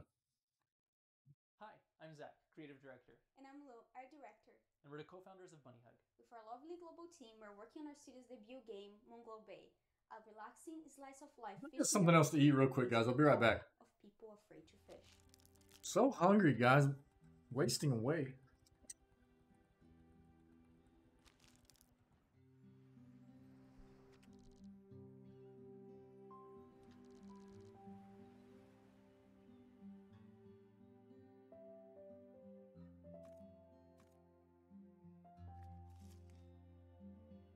Well, Guppy, you did it. Your first catch. 40 years, and you still surprise me. I know this place seems strange. A fishing town afraid to fish. But that's why our new venture might just stay afloat. Because all those stories about the mystical monsters of Moonglow are exactly that. Stories. Moonglow Bay is set along the eastern Canadian coastline during the 1980s.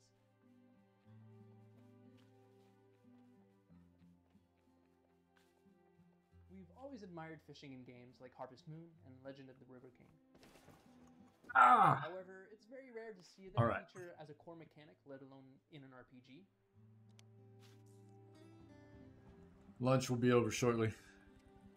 Actually, we'll probably just finish watching this and then we'll get back into Pillars.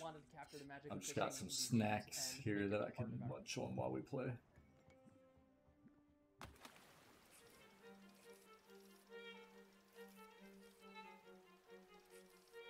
Fishing, chat! Let's go.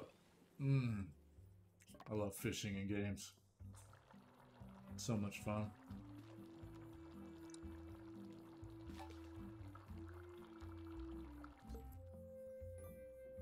As you catch and cook, you'll be able to sell a variety of recipes to upgrade your shop, gear, and fishing boat, rebuilding the economy of a town on the verge of bankruptcy.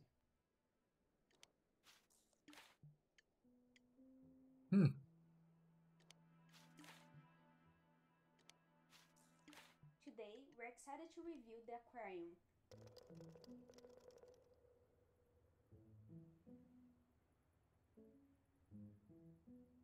This is where you can donate, preserve, and exhibit your fish while being rewarded for your efforts. This looks like it could be actually a pretty chill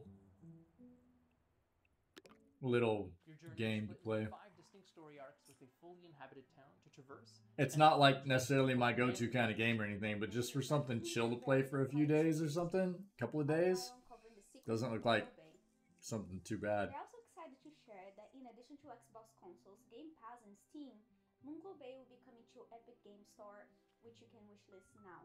This bay is full of amazing new creatures waiting to be discovered. So we'll find them and share them with the world. Bros, kissing.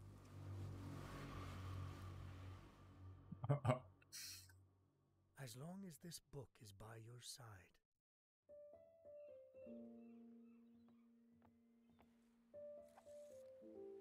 So am I.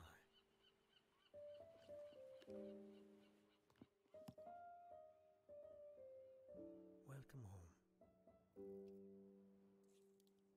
Apparently they actually have like big sea monsters and stuff in the game too. I think, if I remember correctly. Ow. Okay.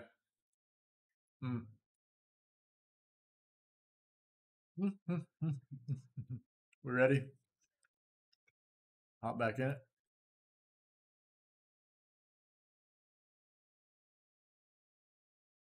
Thanks for being patient, everybody, while I ate some lunch. So hungry, man.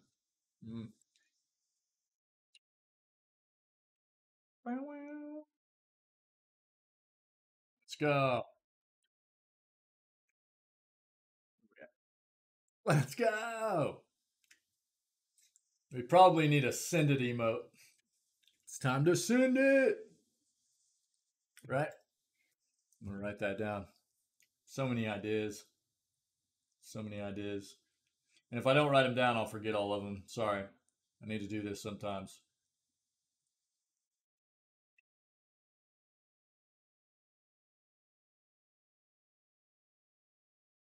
Send it. Slash. All caps. Let's go. Yeah. Something along those lines.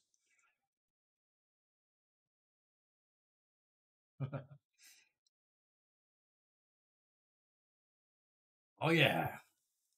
All right. So, excusez-moi. Council of the Stars. Court of the Penitents. This is like getting into Wraithaven, Sun and Shadow. This is actually praying to the gods, right? Now, this is Dragon. So at this point, Cade Nua. Cade Nua put a loss in the party. Tinwin didn't even laugh about the fact that I was trying to act like I wasn't leveling up Kana just to mess with him, huh? He didn't even laugh one bit about that. Oh yeah, we need to try to take care of this on the way back in too. Let's actually just try to see if we can do this right now before we head out of here. Because I'll forget about it if we don't do it right now. The market is easy to get to, so. Let's pray. Oh, thanks. Yep, there we go. Thank you. So bad.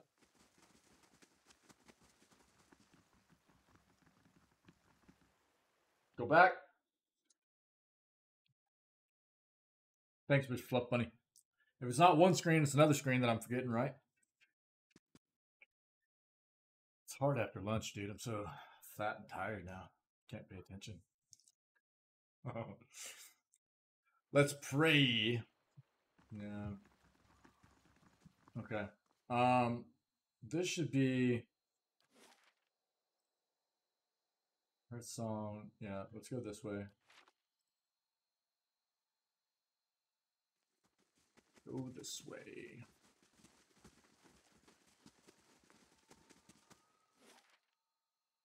Her song real quick.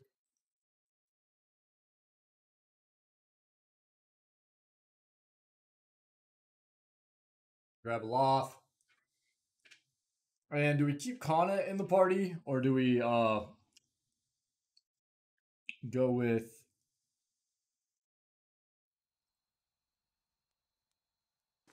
Zawa?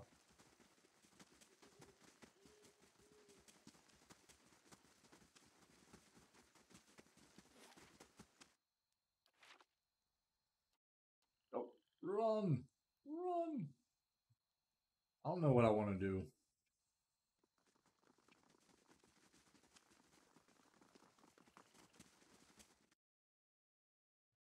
I wonder if Kana has any unique like dialogue for ending the game or being with you in the end game party as apart from Zawa. He might. He might. Just because he's part of the actual. Oh, on PlayStation? I'm not sure. So you can just click like right here and it'll switch your weapon sets. I don't know what the hotkey is on PC. I definitely wouldn't know what it is on PlayStation. Anybody aware? Anybody in chat aware what the easiest way is on a console to switch weapon sets? But usually you just click, you're able to, I would assume on a console you would be able to select right here and just click it.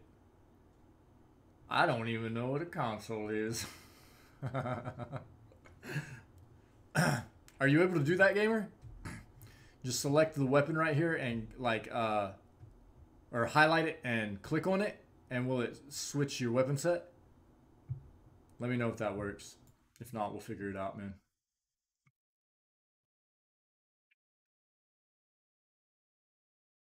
I'm here. Hail, Estramor. Farewell. Hail, Estramor. Farewell.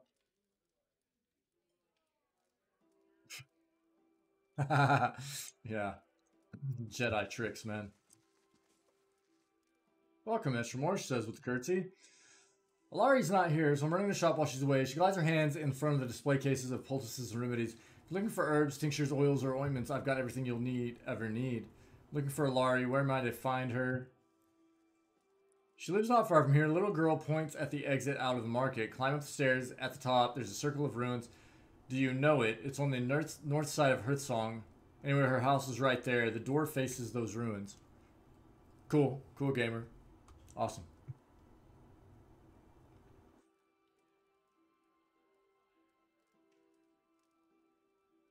Climb up the stairs.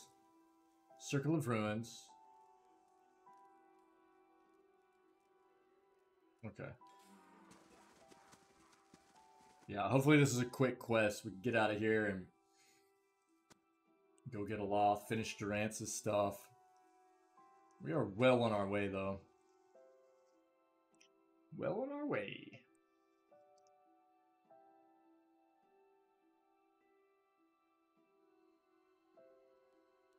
Mm-hmm.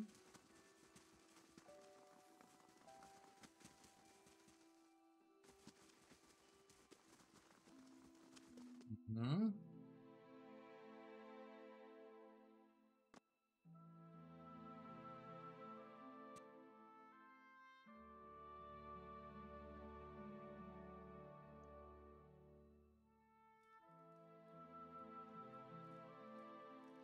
They were waiting on us, weren't they? Alari stands tall and proud, surrounded by Glanfathom warriors that study your every move. I expected Renato to employ someone on his behalf.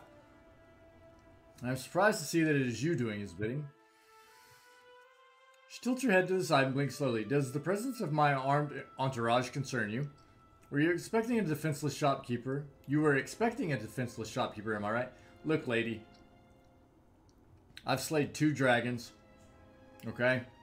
If you think that 3 guards are gonna put me off on cutting your head off, you're wrong. Laurie raises her dye-stained hand just as one of her guards begins to lurch forward. Stillness, she barks at her attendant. Give the Estramor a chance to speak. We are not dear wooden beasts. Here, hospitality reigns. Alari nods to you, holding up an open hand, her palm and fingers covered in blue and green dye. Envoy of Valian, speak the message you were sent to deliver.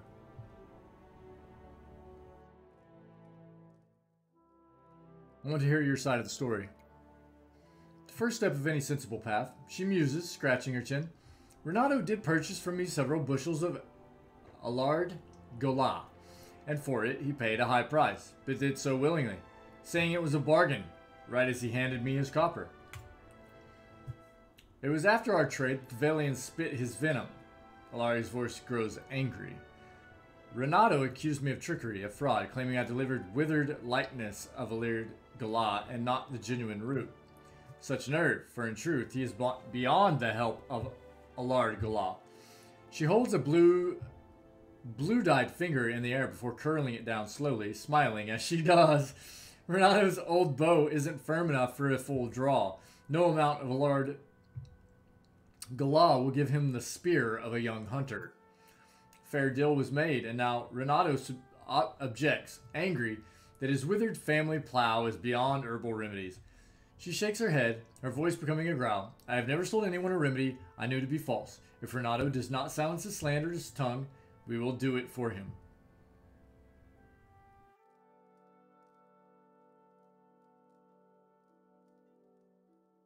What kind of punishment do you have in mind for Renato?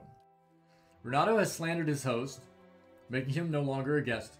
The merchant must vanish from the Twin Elms. She crosses her arms under the sleeves of her robe. Golly, dude. One second, chat.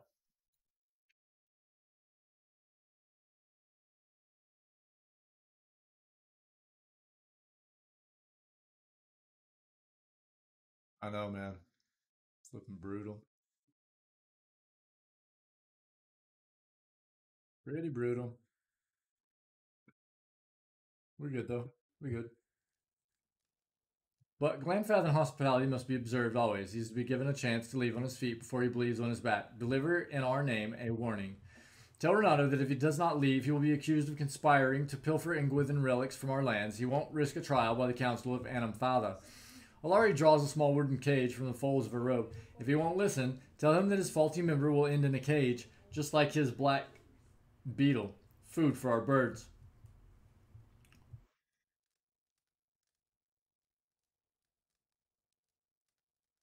These quests, man. It's like, who do you believe, you know? Yeah, and you kind of, like, in this game, I feel like you have to take everybody at their word. So I feel like I have to side with her. I don't know. I feel like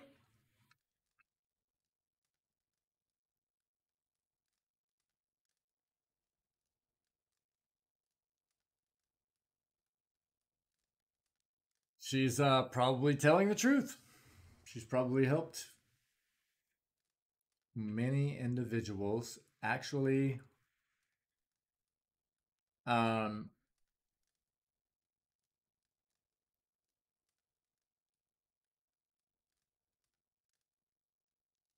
with this herbal remedy help such an affliction. But he is probably beyond help. I don't know. I will deliver the message. Return to me when Valian has disappeared from Twin Elms. I'm here. Okay. I don't know.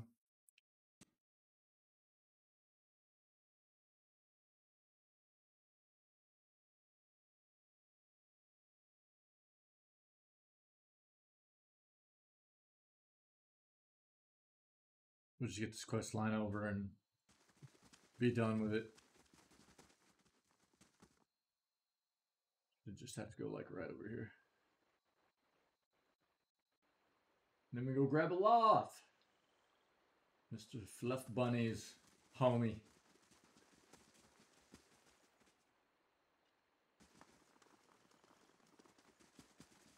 Good day to you.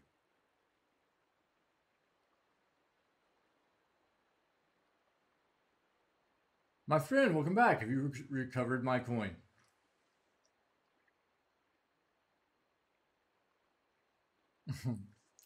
Alari gave me this beetle in a cage for you. Said your problem would end in the same place if you continue your stay in Twin Elms.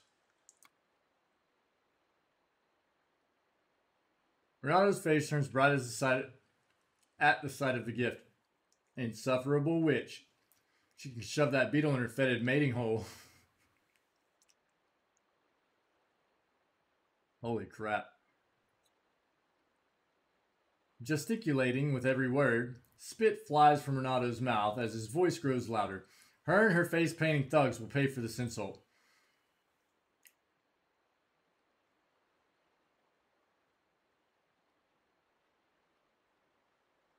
He reaches out to strike the cage out from your hands.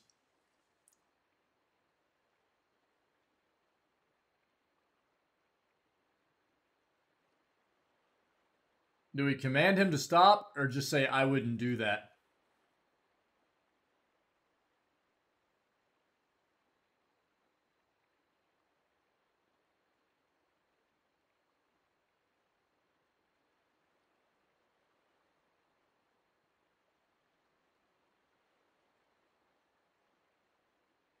I'm going to go with 2.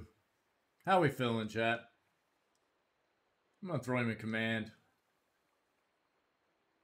That might work.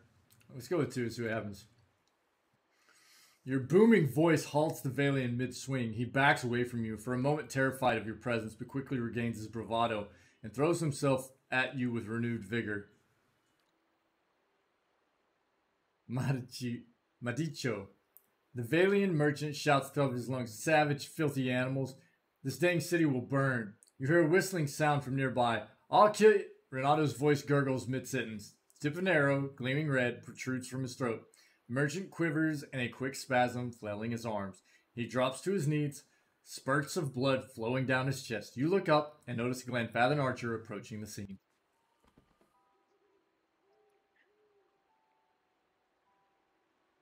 It's not our custom to tolerate squabbles between Esther Mormon. The huntress begins to turn around, but her face lingers in your direction. The faint semblance of a smile crosses her lips. I'm sure you understand.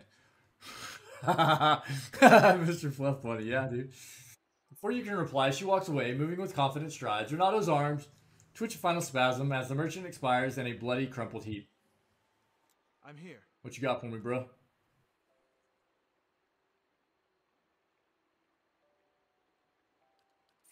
Well, I'm here. Bye-bye, guy. Make yourselves useful. You're within our hearth now. Well. Yep. Okay. Yeah, so now we just gotta go back and be like, yo, somebody killed him. Mr. Fluff Buddy, that emote was perfect for that situation. I love it. Really good.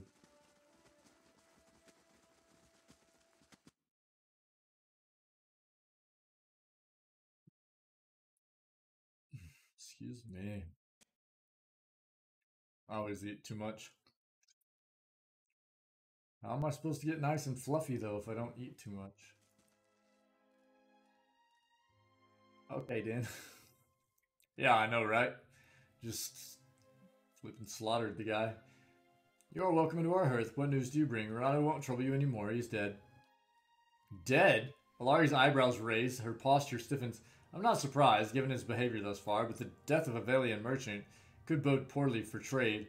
Reaching into her robes, Alari produces a small pouch. Still, the matter is settled, and Renato will no longer darken our market. Here's your payment for services rendered. Travel safely, Estermore. Well, that probably doesn't bode well, does it? That probably has something to do with the whole trade, like the quest line between Palagina's stuff as well, huh? In the end game? All that probably plays in. I didn't think he was gonna die, but, you know. Stupid guy. Shall we head back to Caed Nua? Oh well. What's another dead person in the game? As long as it's not us, right, chat? Or one of our party members.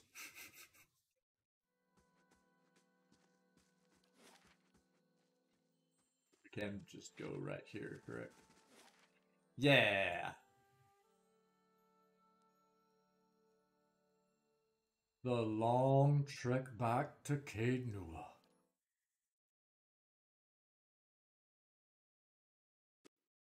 This game is insane. I love it.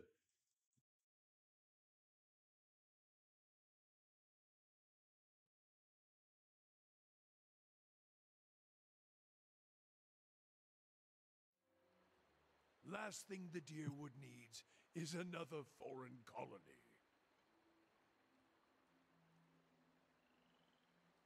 I'd be glad to.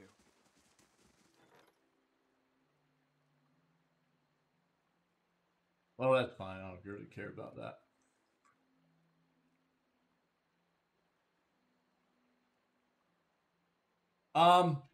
What do you mean, gamer?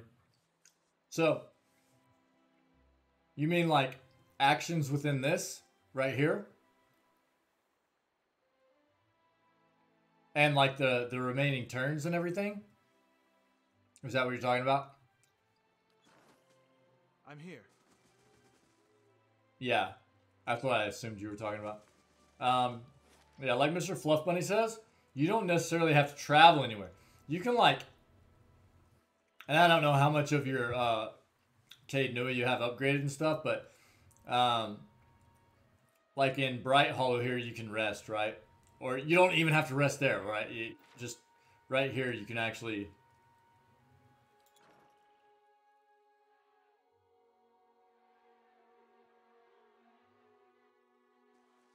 Oh, you mean like doing the upgrades, right?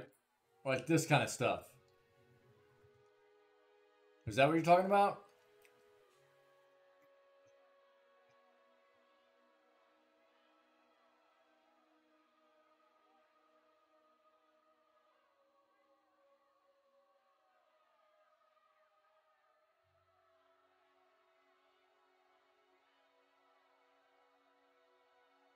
Right. Yeah.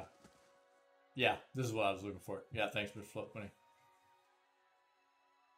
So you can do stuff like this. You can just like rest and time will pass and that kind of stuff will happen. You don't necessarily have to travel anywhere. Every time you rest, it's like what, 8 hours pass? So if you wanted to, you could you could actually just sit there and rest and rest and rest and rest. And it'll pass time. But ultimately, yeah, I mean, it's kind of up to you. You can just keep resting and time will pass and that stuff will happen. Or you can just really, I mean, it happens pretty quickly because you have to travel so much. Doing like questing and stuff that I would just like initiate upgrades, start questing, and before you know it, it'll tell you that it's complete and you'll need to select another one. So that's my piece of advice. But you do you, buddy. Yeah. But you can literally just rest and keep resting, and every time you rest, 8 hours will go by, right? So totally up to you. Okay, so that's probably because you don't have the Bright Hollow upgrade completed yet. God, if I remember right, that's right. Correct, everybody.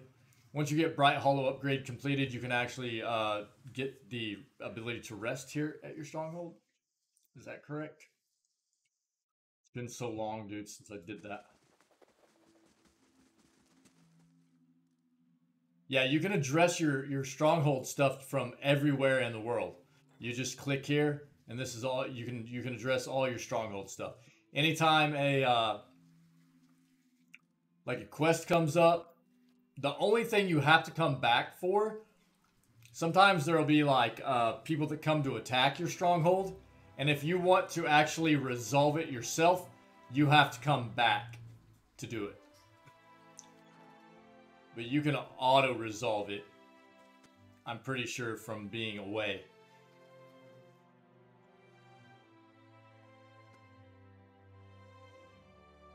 Because you hire people to protect your stronghold, and you can just tell them to auto-resolve.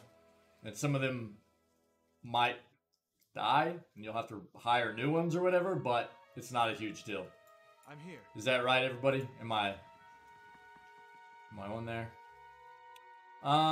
So here's what we need to do. I don't even know why I came up in here. I was just talking about how I didn't need to do that. Haravius, sir, it's been a pleasure. Thank you for being a part of our party and our playthrough.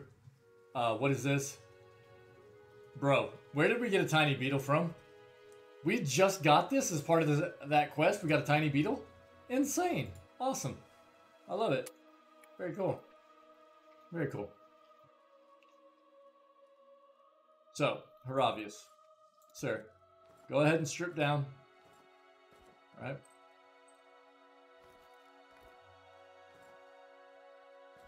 Bro, you don't even need to wear anything. You're wearing a natural vest.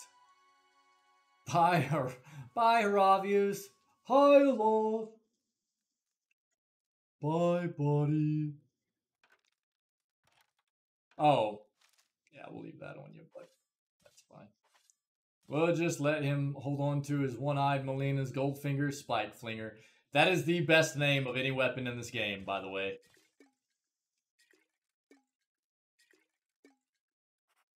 Sorry, it is. It is the best name of any weapon in this game. One eye and oh my god. I just realized after all this time of having this weapon on Haravius that we literally have it on a character that has one eye.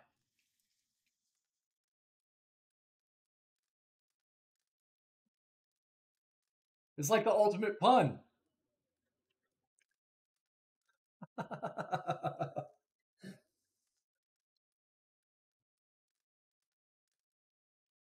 Did anybody else realize this before me? Yeah, seriously, Mr. Fluff Bunny. How did I just now realize this? Gamer, yeah. How did I just now realize this? After every time I bring up this weapon, I talk about how much I love the name, and I'm just now realizing that we have it on Haravius, who only has one eye. I love this weapon. Hilarious. We'll leave it on him. Good old Haravi. I really liked his quest line too. That's pretty good. Pretty good stuff. Oh, why did I put everything in his own? We'll put this stuff at the back. Getting good old Aloth back, dude. I love Aloth. He is good stuff. Yeah. Party members. May Wal watch your step. Haravius. Man, the myth, the legend. So Aloth, dude, we have a lot of leveling up to do with Aloth too. Check that noise out. Okay, we'll just do it like this for now.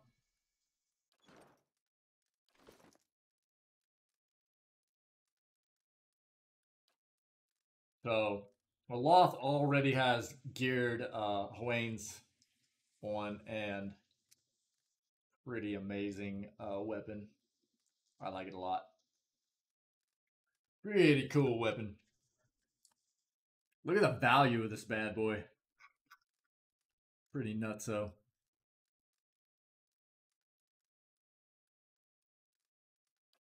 Very cool, very cool.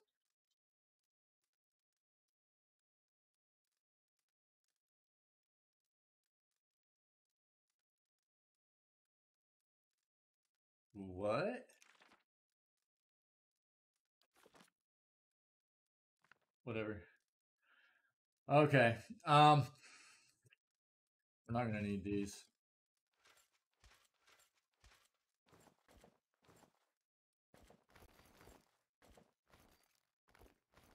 Probably won't be putting on the same stuff that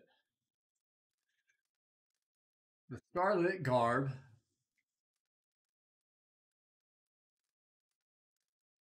Ninjata Retaliation, Sneak Attack, Bonus, Superb. Pierce, Crush, Burn, Corrode. That is not bad. This is not as good though. Yeah, so we'll throw that away. Let's take a look at these. These.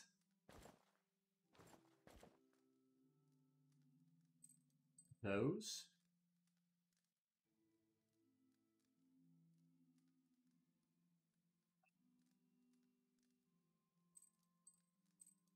All of these.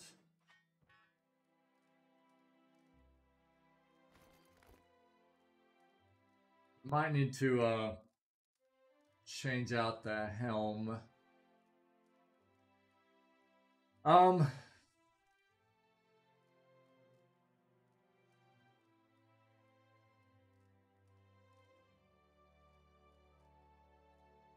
Crush, Pierce, Burn, Corrode.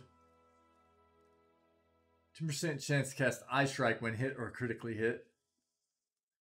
2 Perception. And Exceptional.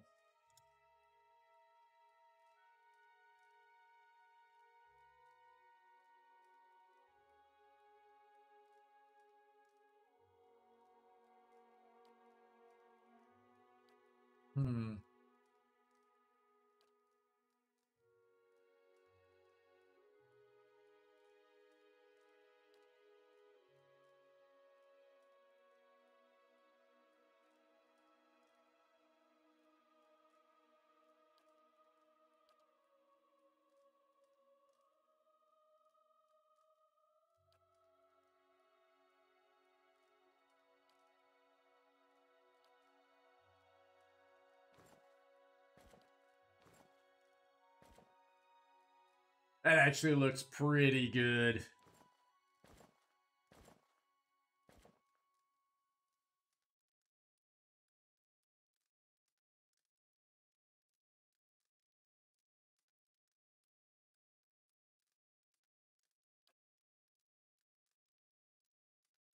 That's decent defense on that too.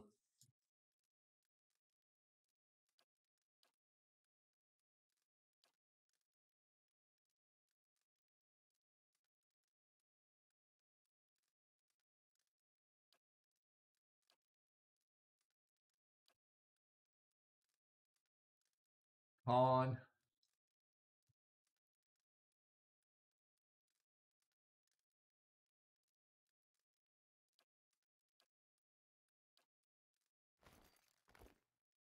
Just throw shock. Does he have shock? No.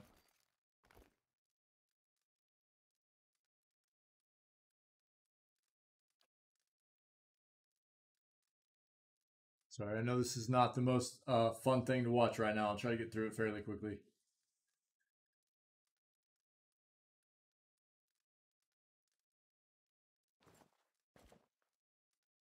Oh, that gives him ranged and accuracy against beasts.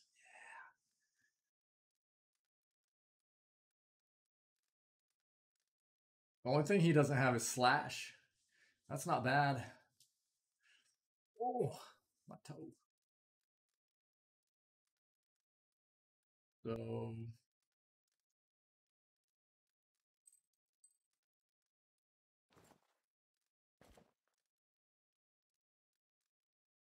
yeah. Another ring.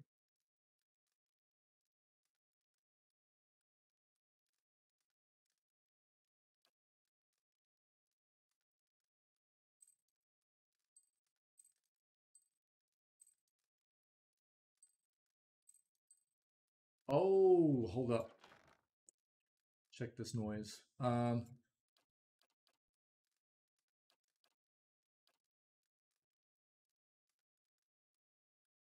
We're actually gonna have to take a look at some other helms too. What do we have? What does this even do? It doesn't even tell me what this curse does, yo.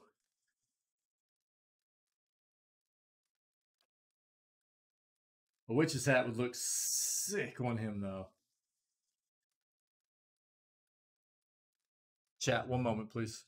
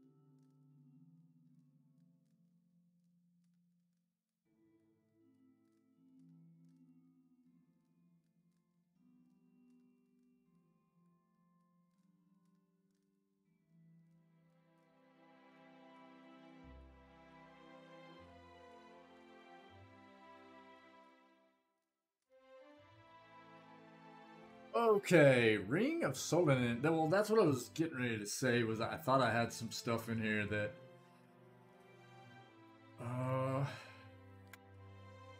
I have way too much stuff.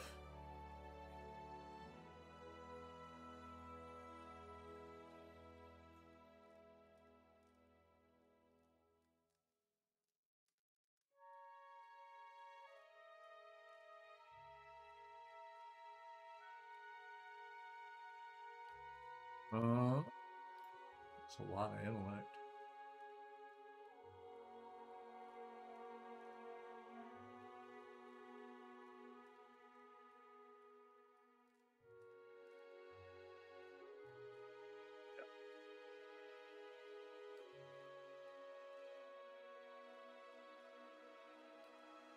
Does that stack?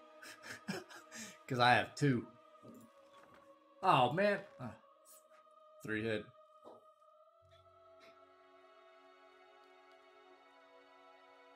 That's exactly what I was thinking whenever I was talking about the ring stuff, was that I knew I had at least one of these.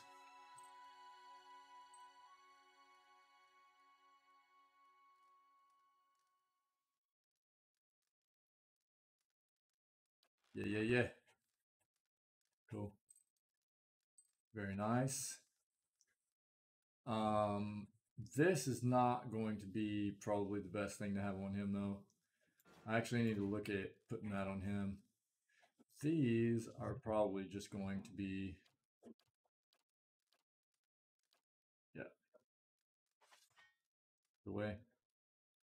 Resolve, corrode, freeze. You might have to look at using that on somebody. Lore. Oh, really? I might not have that one, though. I have way too much crap in my stash. I should have sold stuff a long time. Look at all this. Just regular bows.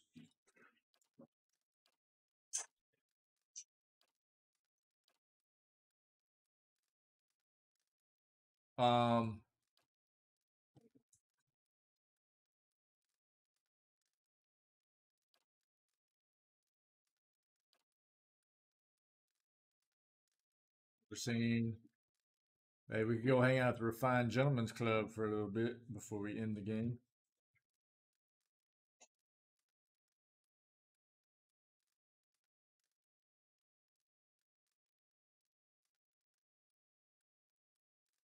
Yeah, I don't have it. I don't have it. So I must have missed that one. That's okay, though. Not a big deal. And the thing is, I don't know if I'm going to get as much utility out of something like this. Okay, cool. No problem, brother.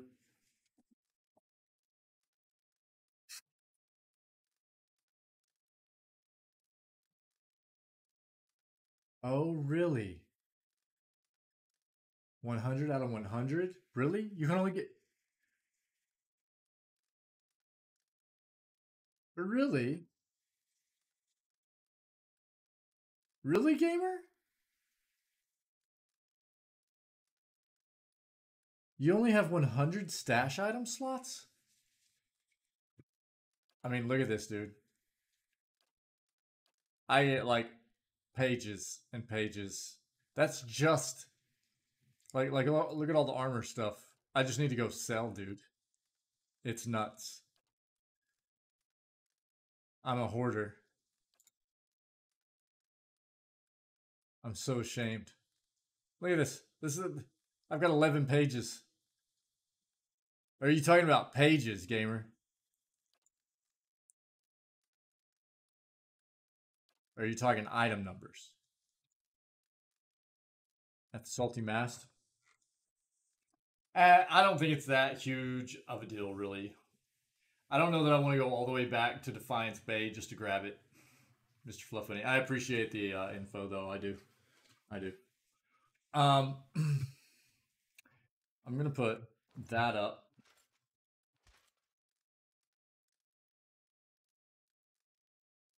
We'll put that up.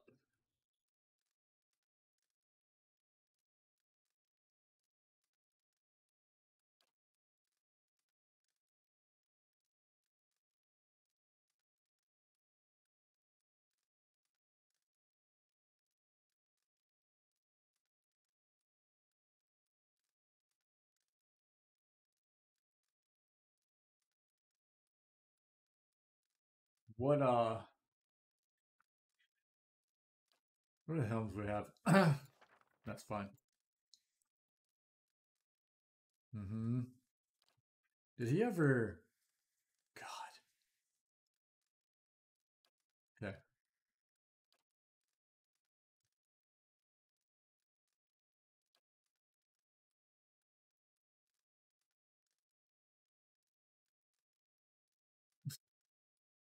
That's crazy. This must be the difference between the game on PC and console, I guess. Let's go ahead and throw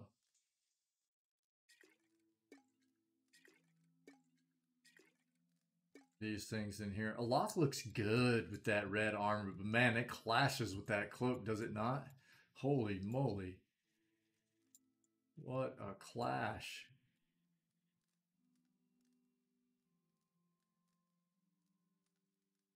Okay, we gotta pick a helmet out here. Let's see. Do do do do do.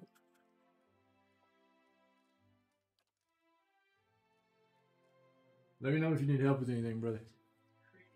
Yeah.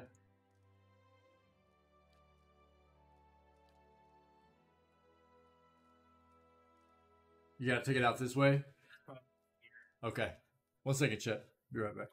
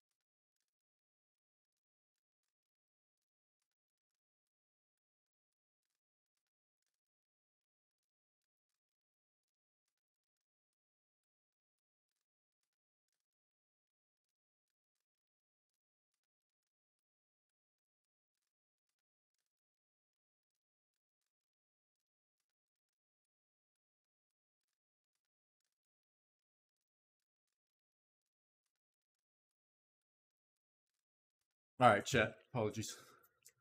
Apologies. If I click on the bottom to see page 2, I have a bunch more slots. Hey, Thabalt, what's up, buddy? Hey, thanks for stopping by, dude. Hey, I saw some of your recommendations and stuff. Well, I haven't really seen them yet that you threw in Discord last night, buddy. But I bet I was like asleep and most of the night. I just woke up this morning, saw a few things, saw that you had thrown some stuff in there. I haven't had a chance to really review a whole lot of it, but thank you. I'll take a look today after the stream, man. Thanks very much, buddy. I hope all is well, dude. One more slots, can't use them. That's really weird, gamer. That's really weird. Huh. That's odd. Intellect.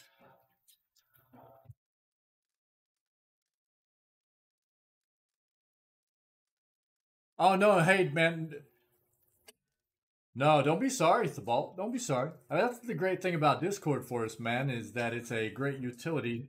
Look, man, I'm not going to get woken up by stuff that anybody puts in there, so don't be sorry. No, I mean that's the great thing.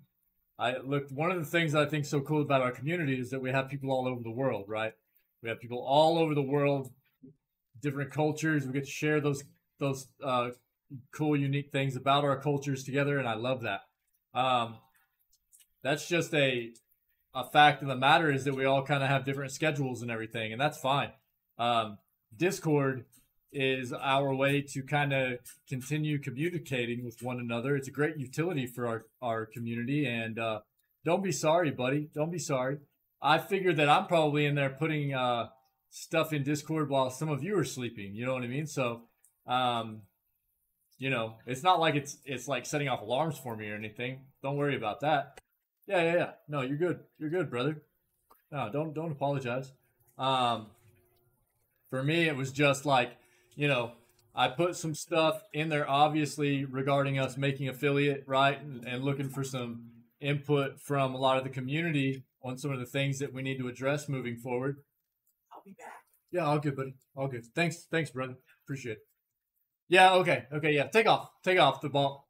No worries, dude. Yeah, thanks for stopping by, buddy. All good. Okay, let's see here. This is a really cool helmet, and it's really nice with the retaliation and everything for anybody that gets hit a lot. It feels kind of bad that we have two godlikes that are frontliners for us right now. I mean, it doesn't feel bad. They're really good, but...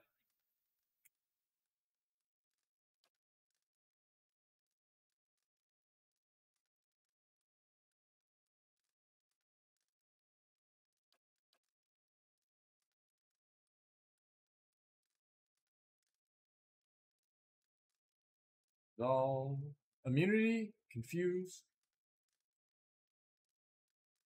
That might be the play. What is this curse, dude? Does anybody have any idea what this actually does? This modal?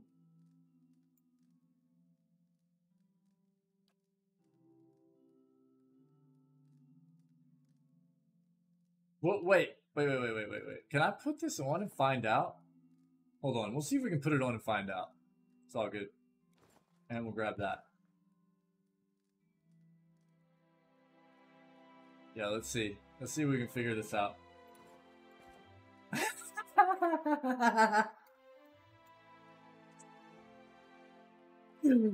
Mr. Fluff Bunny, are you singing this, dude? We're flipping ready for Hogwarts, bro.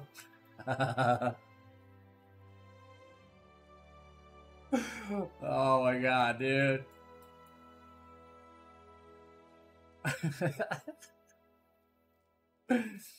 Oh, bro.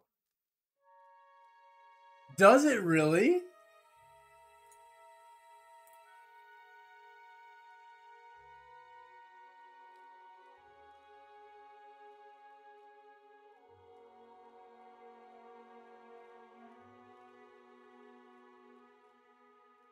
No, for real? The hat looks too good, though. The fashion, bro.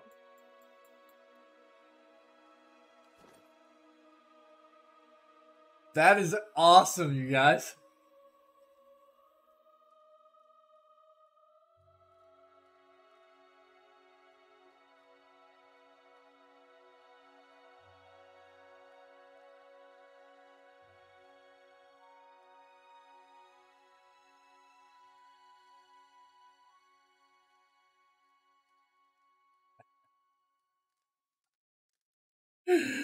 Oh my god, man. Too much, dude. We'll probably put this on, though. Immunity to confuse. The 3 might is not going to be bad either. I mean, might is, you know, is not a bad thing.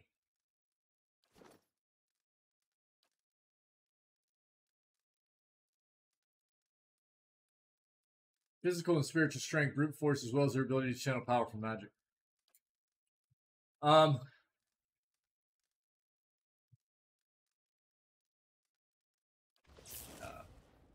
Bro. Aloth looks nasty. I love it, dude. Probably go with that. He does. That looks so bad, though. For fashion reasons, dude.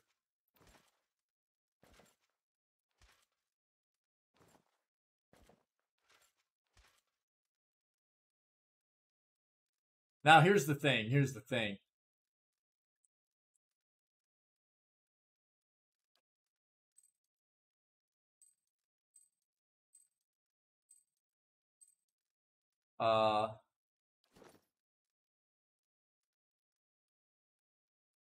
Ah, the reflex gets suppressed, yeah. There's not as much utility in it.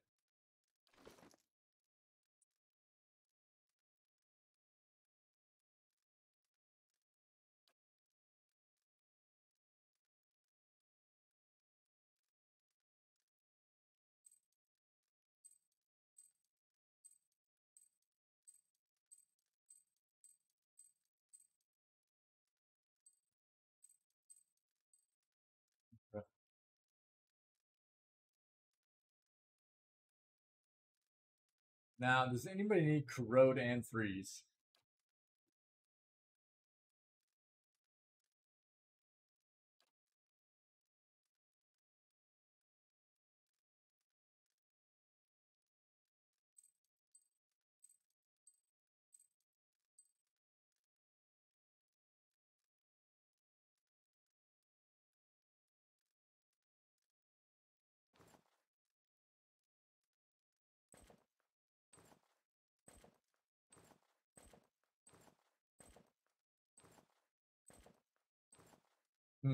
That might not be bad for her.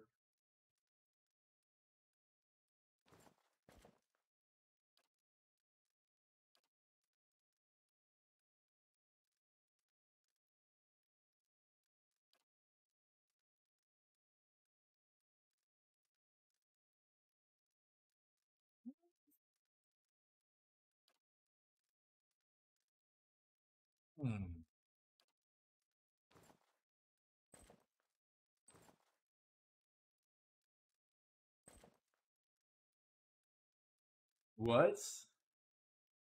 Oh, he already has corrode. That's why.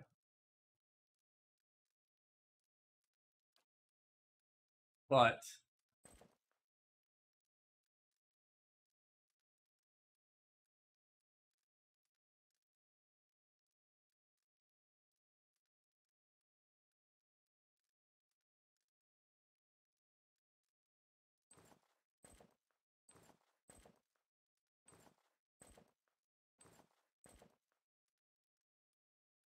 that's pretty beefy, dude. It's pretty beefy with that.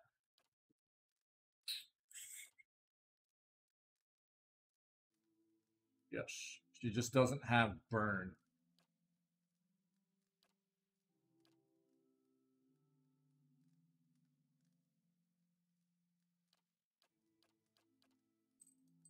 Yeah. Is that how we roll? Are we good? Now, the last thing we need to kind of address here. Sorry, I know this is not fun for everybody necessarily, but check out how do we want to roll? Because Little Savior is not a bad shield, man. And now we can either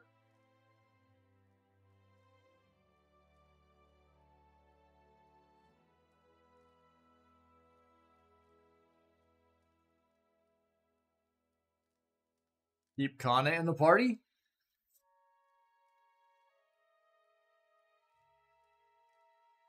That's what we need to find. We need to figure out right now. Are we keeping Kana in the party, or are we putting somebody else in? Zawa. We can put Zawa in. We can keep Kana in.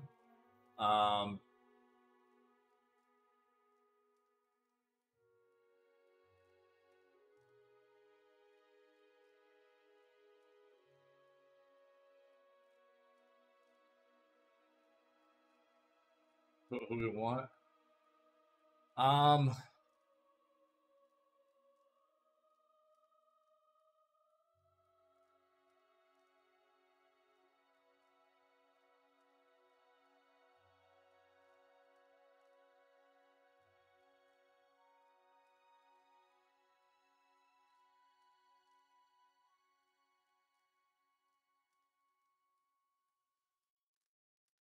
No, Kana isn't bad, Tim, when you're right.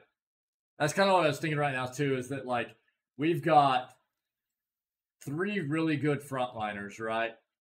We've got Kana, who can also do that kind of thing. His defenses aren't bad. They're not great. They're not bad. And he's going to be providing utility in his chance, right? He's going to be providing utility in the chance, as well as, like, if he gets his chance up high enough, if he stacks them high enough, those big spells and summons that he can do, man, are pretty flippin' OP, man. So having somebody that can kind of pull frontline duty, or like midline duty, I guess you would call it, as well as supporting and casting, that's pretty useful in our party composition right now, as opposed to just throwing like another frontline character in there. Where we've got big offense. Gamer, I wouldn't focus on bounties unless it's just something that seems really fun to you, okay? Some of the bounties are very tough, by the way. Some of the bounties that you get in the game can be extremely difficult.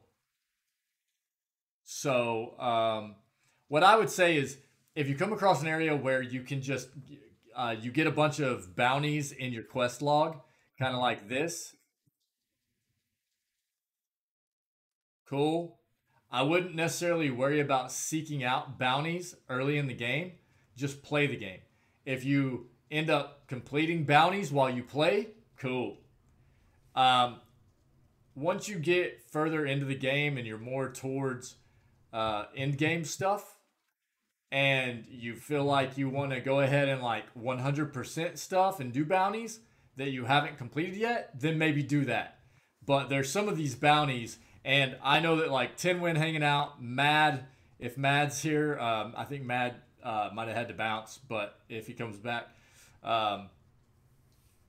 some other individuals, Mr. Fluff Bunny might even know, there are some bounties in the game that are extremely difficult. You need to be leveled and ready for. So, I would say there's nothing wrong with going ahead and accumulating a good amount of bounty quests or tasks. And that's kind of what I did. I just came across some individuals that gave me a lot of the bounties as tasks to get done. And then as I played the game, I accomplished some of them. And obviously some of them I haven't. But I think I have a few here I can turn in, actually.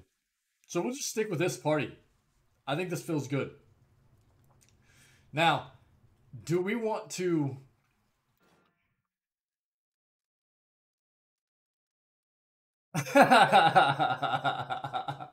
Well, I mean, we already know from what Haravius has addressed Kana in this playthrough that we know exactly what Ravatai is like, right?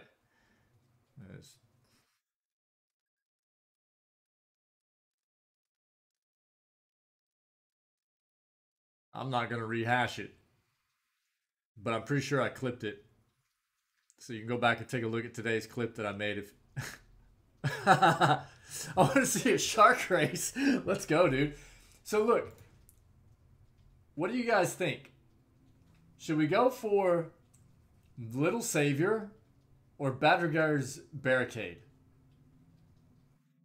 It's basically either having more offensive utility on our main character, or basically buffing the entire party within a 3-meter radius of our main character with a +5 all defenses buff. I want to see something. Will this get suppressed?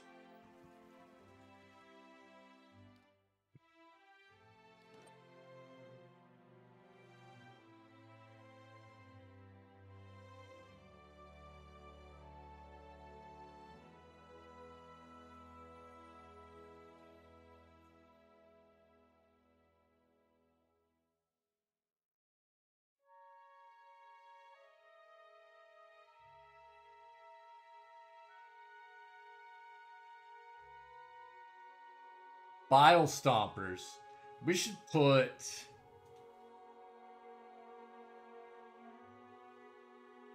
some other,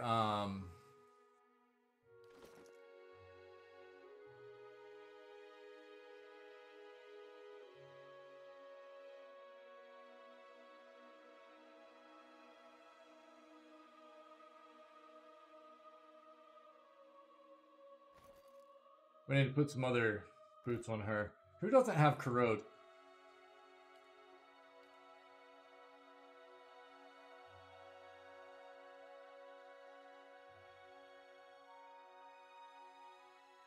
Flesh Pierce Crush.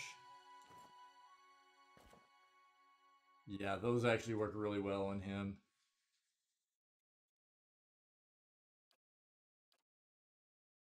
Okay. Now.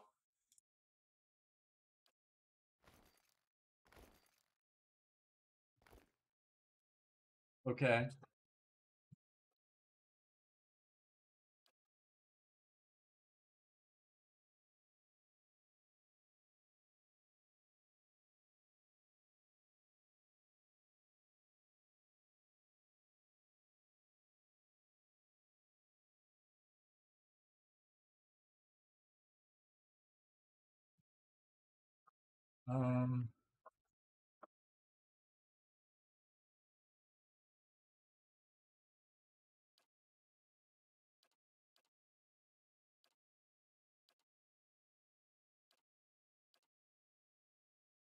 Okay.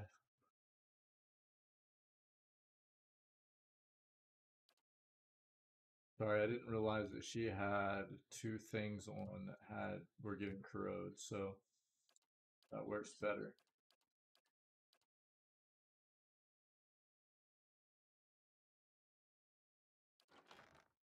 I feel like I always do this. Spend way too much time going through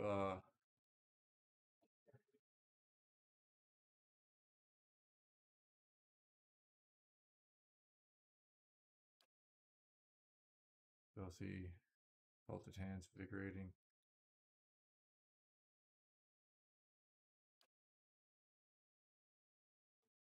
Speed, speed, speed, speed, speed. Okay. On, reflex. Walkers, yeah.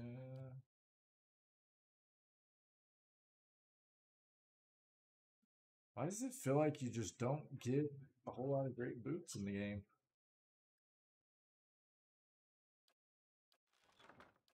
Okay.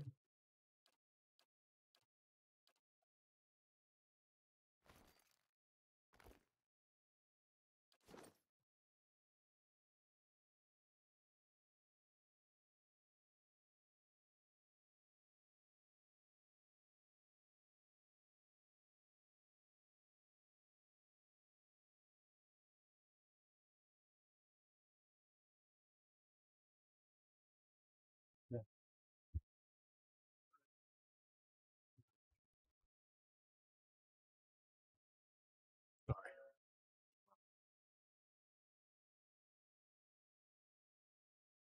Um,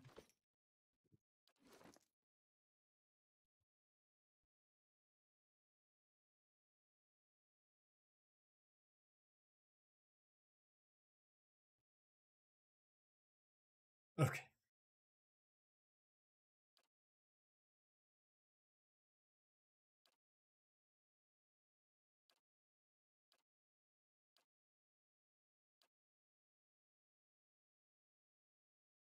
What do we think? That looks awful. Look at that little dinky shield, dude. That looks so bad. Guys. Why couldn't this... I'm never going to be able to... The devs... Why? That was so rude for them to just put Fighter and Barb on this. So rude, man.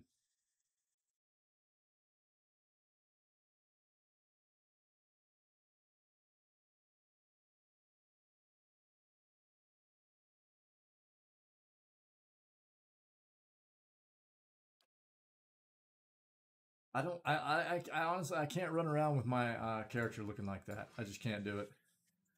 It was just too bad. It's just too bad, dude. So, throw one of these here. One there. Two of these here.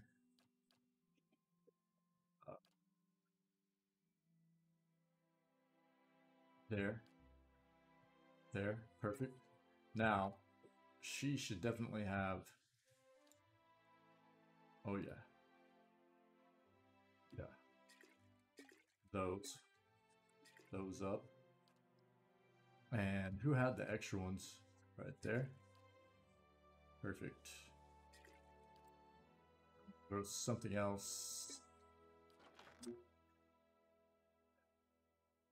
Dash, come on. Yeah, item type, good.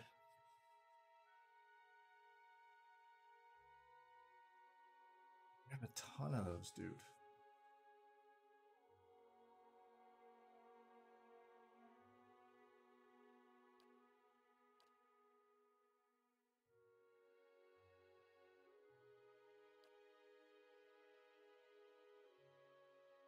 No.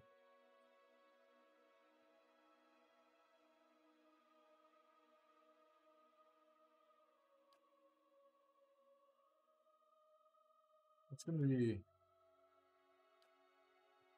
be what we want on here? Another potion for Kana to be holding on to.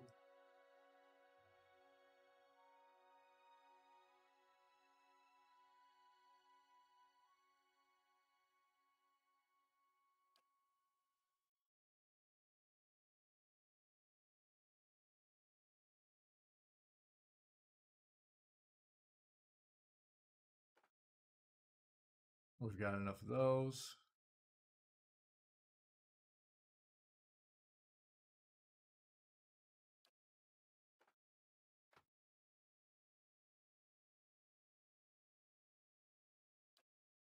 We've got the chickens. I need to probably make some dishes, huh?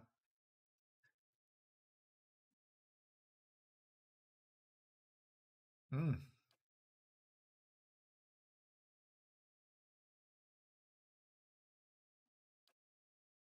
Okay.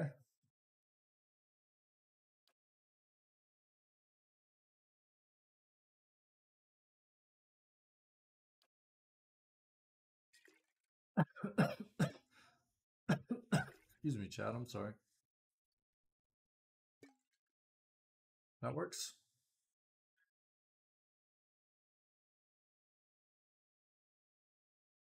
Did I seriously just do that? I had all these in my inventory already. Okay, feels good. We have L and meat. Yeah. What else? Huh?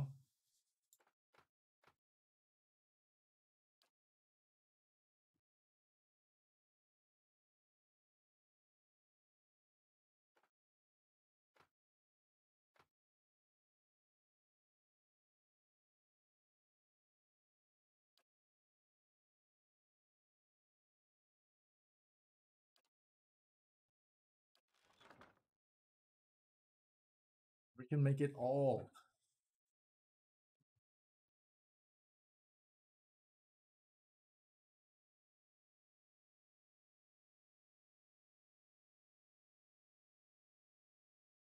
Why are eggs so hard to get a hold of, guys? What's that about? Okay, we can make 6 of these.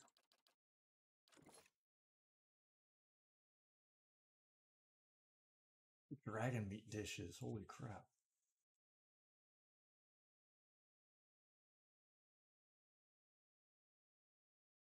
Okay. Cool. Now,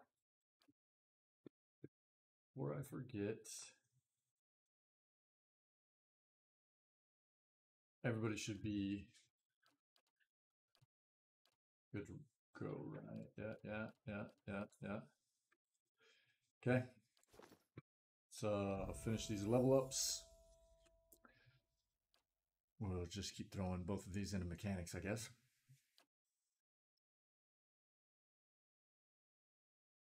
Mr. Fluff Bunny, you paying attention, dude? I lost your boy. What are we putting into? Excuse me. Piercing bolts?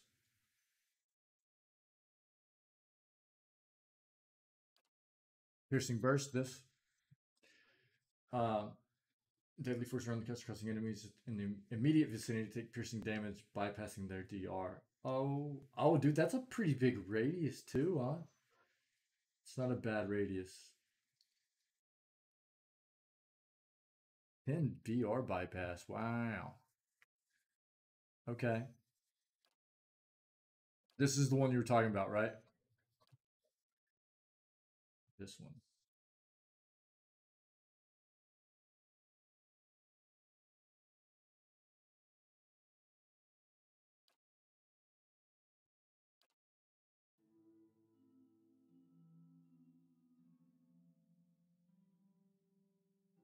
Okay.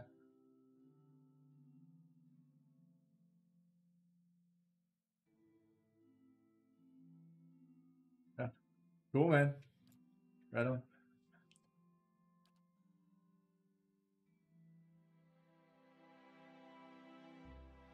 Yeah, for sure. Well, that's a lot of DR bypass right there too. But the thing is, right? Somebody correct me if I'm wrong, but you can only do so much damage. Am I right? Like, what am I trying to say here? I think if you look at this, I guess that's what I meant. As far as damage reduction goes, damage will never be reduced below 20% of the initial incoming amount. That's what I was looking for. That's kind of what I was trying to get at. I was stating it wrong.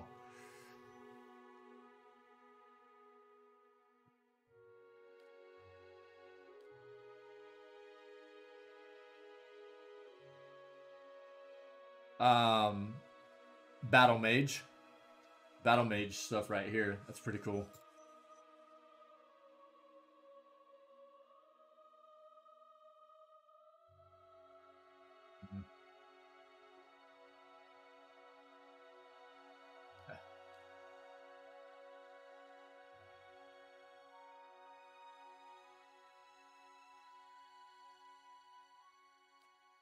Okay.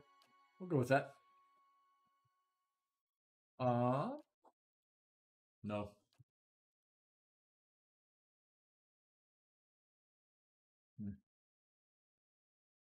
Now,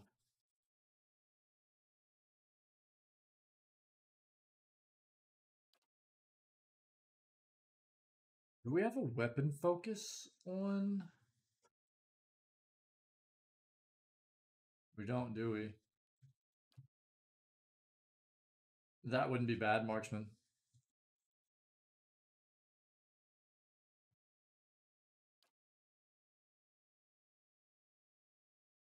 But we have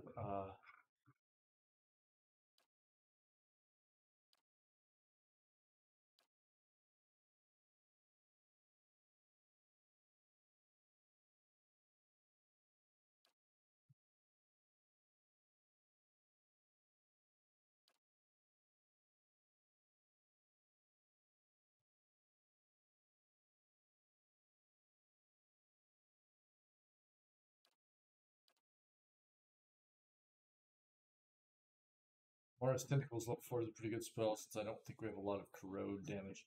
I might. Yeah. Yeah. Okay. We should be unlocking another mastery, I think, pretty soon as well. We don't have a weapon focus on this character, I don't think. We'll have to look and see to be sure after I complete this level up, but Scepter, Rod.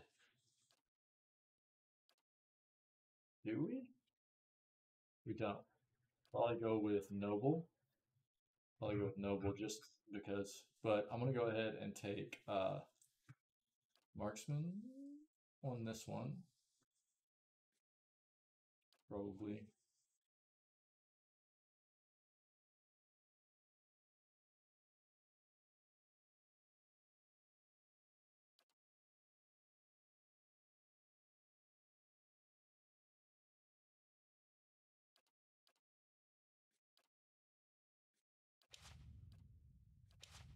Yeah, let me see something real quick.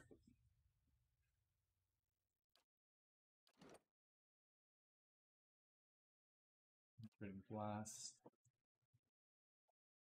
Yep. All good? Cool. Thanks so much, man. No problem. Appreciate it. You guys rock, dude. Thank you. Take care. All right, you too, buddy. Sorry, chat. Our we our washing machine broke over the weekend.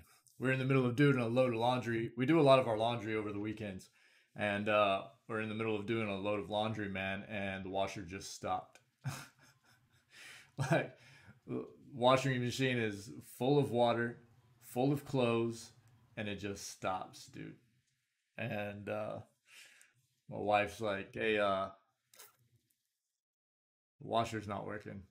I'm like, "All right." So, like, unplug it, plug it back in. You know, we have a dedicated breaker just for the washing machine. So I like flip it a few times and stuff, and nothing. And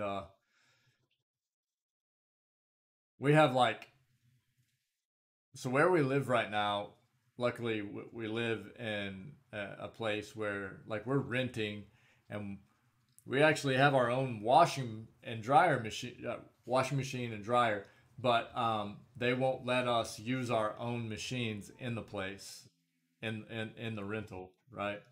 Um, and we have a pretty nice washer and dryer, but so they're just in storage. But so we had to hit them up. You know, we had to hit up the people, you know, that we rent from on on the weekend. And we're like, hey, washer's not working. And luckily during the weekend, it kind of started back up. There's definitely something wrong. You know, they came and checked it out on the weekend. They're like, hey, we got to order some parts. And then that's what they just came by a little bit ago. And we're like, hey, we're just gonna replace the washer. And I was like, cool, you guys do your thing, you know.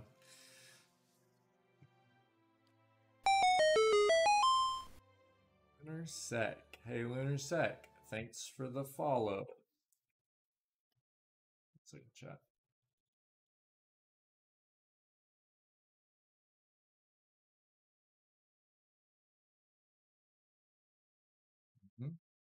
Mm-hmm.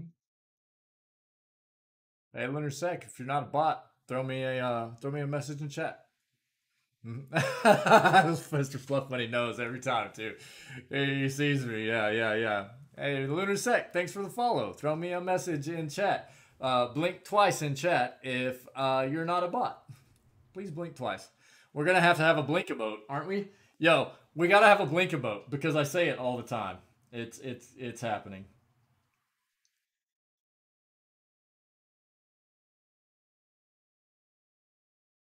We're probably gonna have to have one anyways. Ideas, chat. We got to keep coming up with the ideas, you know. Okay, so we have no yeah. Well, let's keep this going then. And he's using scepter.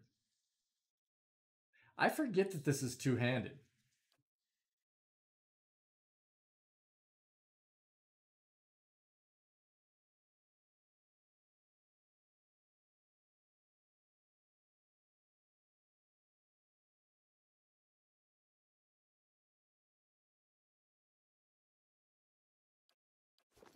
Okay.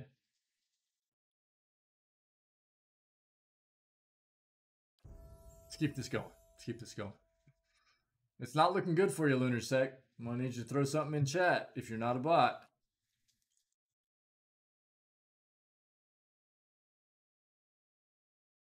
What are we thinking here?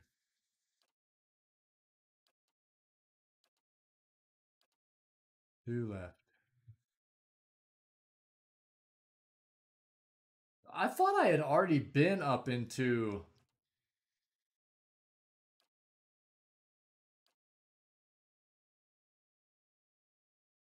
Racing Sharks. Let me get the Racing Sharks for a new lunar friend. Same things, yeah. I thought we'd already been up this high and with Aloth. I remember what it was. Wall of Draining. Enemies passing through a setting in this wall lose time from any of their timed beneficial status effects. For each second drained, wizard gains duration on any beneficial status effects they have. That's a pretty cool spell. Chaotic Orb.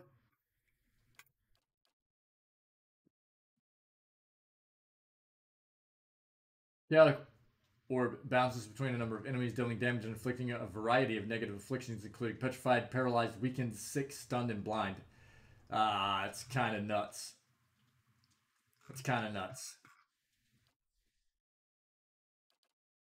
Yeah. Foe target plus 5 jumps.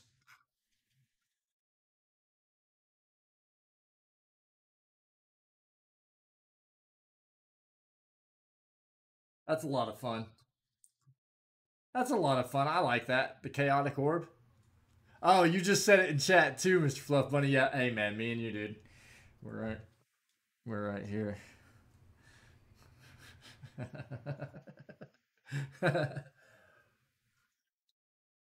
Hey, going once, going twice.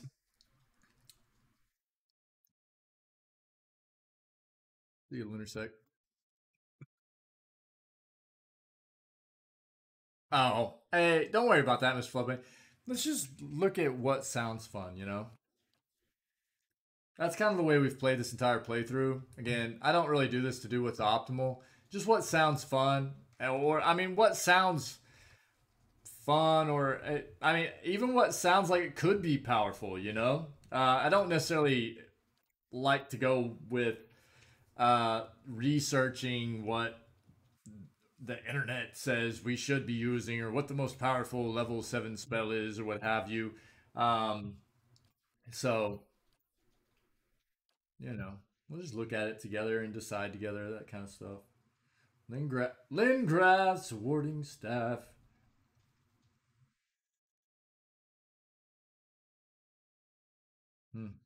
Nah. Killing Bolt. Raw damage, dude. Any non-spirit felled by the attack will summon a specter under the caster's control. You never leveled this high before? Yeah, I mean, we're up there. Niniguath's Killing Bolt. It's pretty cool. Substantial Phantom. Advanced version of... Hey, chat once, like, literally a minute. I'll be right back.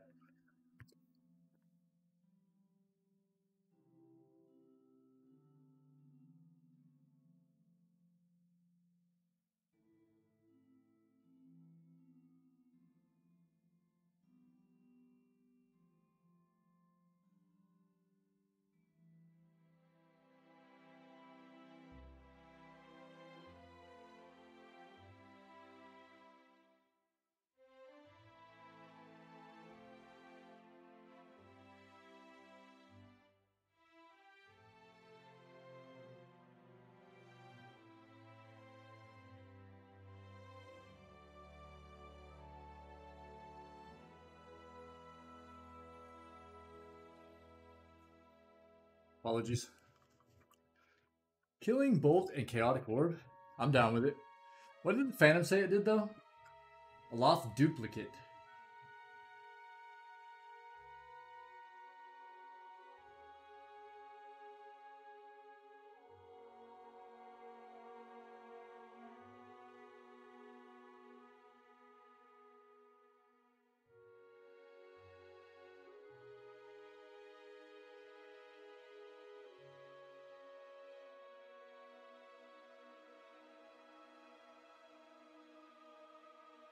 Huh.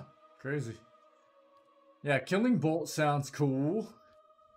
Wall of Draining's pretty neat too, but let's... Yeah, we'll go with these two. That's cool. Killing Bolt and Chaotic Orb. I'm down with it. I'm down with it. Let's go. Spell Mastery.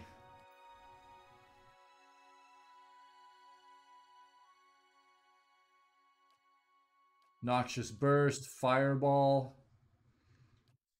Lingrath's Displaced Image is definitely not bad. That's a long...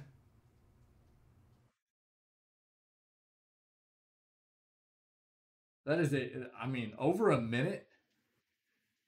Which the base is 45 seconds. But now, Noxious Burst would get us the Corrode, right? But we should be able to have other stuff we can get Corrode off of. I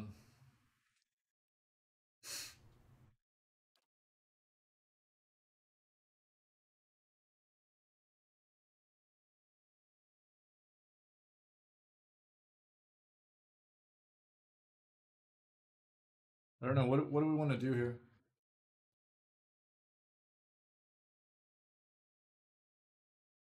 Yeah, that's what I was thinking too. Especially this late in the game, you get to where basically there's so many fights where enemies are able to just kind of teleport into your party. It's so hard anymore to like bottleneck enemies into where you want them to be, you know, and keep them all from getting into your back line.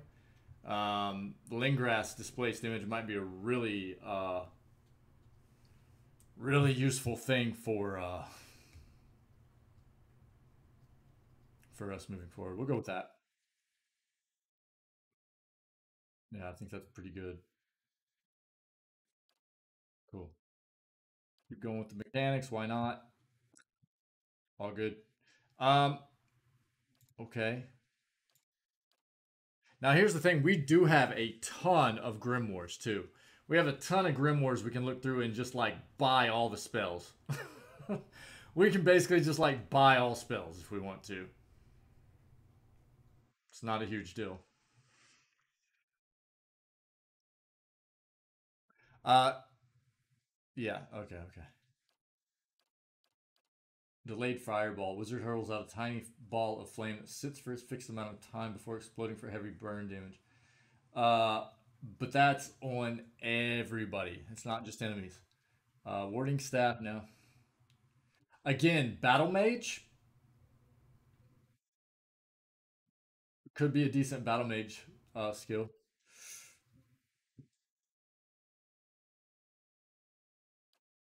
Wall of draining, I think. Yeah. So basically, gamer, you can actually open Grimoires and learn other spells out of Grimoires. I'll show you in a moment. Okay. Or you can hold on to different Grimoires. God, it's been a while since I used Aloth. I am correct in that notion, right? You can learn other spells out of other Grimoires. I'm not losing my mind, right?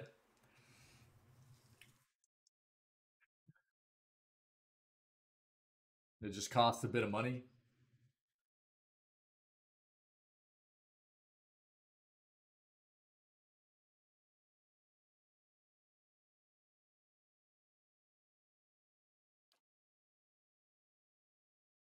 Substantial Phantom or Wall of Draining? What do we want? Or do we go for something else?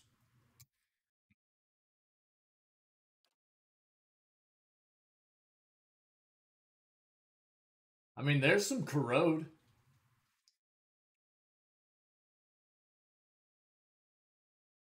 That's 7.4 meters from Aloth. And any foe within the AoE takes 32 to 48 Corrode. And potentially destroying those with low endurance.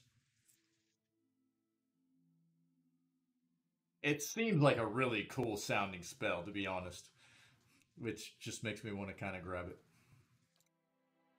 But Substantial Phantom sounds really neat too, just like casting an Aloth duplicate.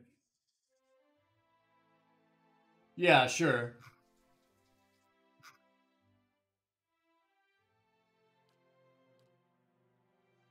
I mean, the thing that is rough about the walls is that you basically have to hope that you get it cast on as many enemies as possible and that they don't move away from it. Right? Ring of Death sounds pretty good. Okay, we'll go back a level and grab Death Ring. I fell into a burning ring of death. That's how that song goes, right? I'm not gonna go any further. I really don't want to get DMCA'd.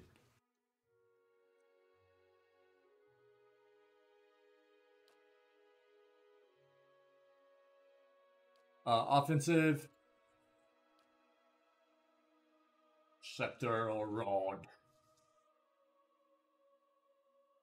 Feel the wrath of my rod.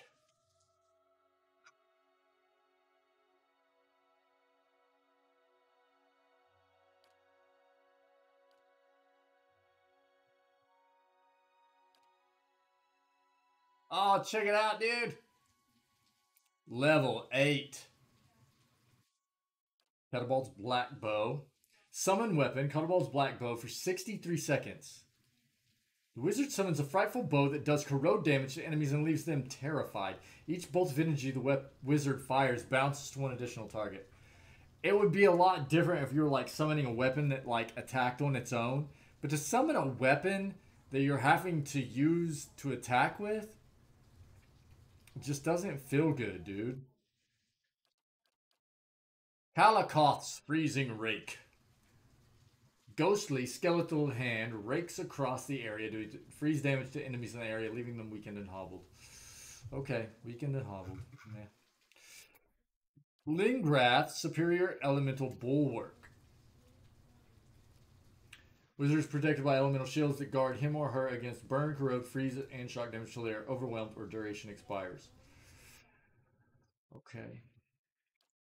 Major Grimoire imprint. Allows the wizard to temporarily borrow druid, priest, or wizard spells of 7th level or lower. For a short duration, the wizard can cast spells stolen spells freely.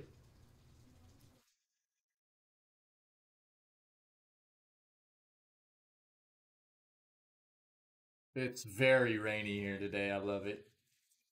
I love it. This has always been one of those spells because there are different levels of it throughout your level up. Like there's a couple of other versions of it, lower levels of it.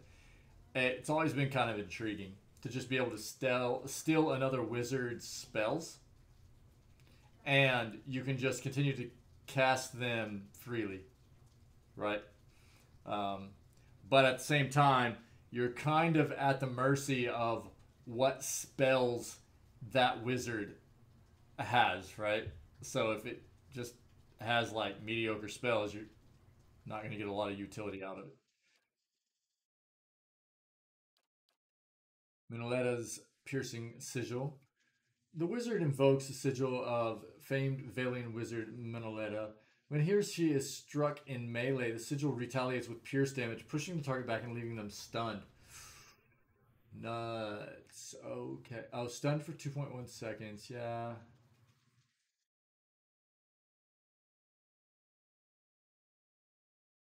Okay.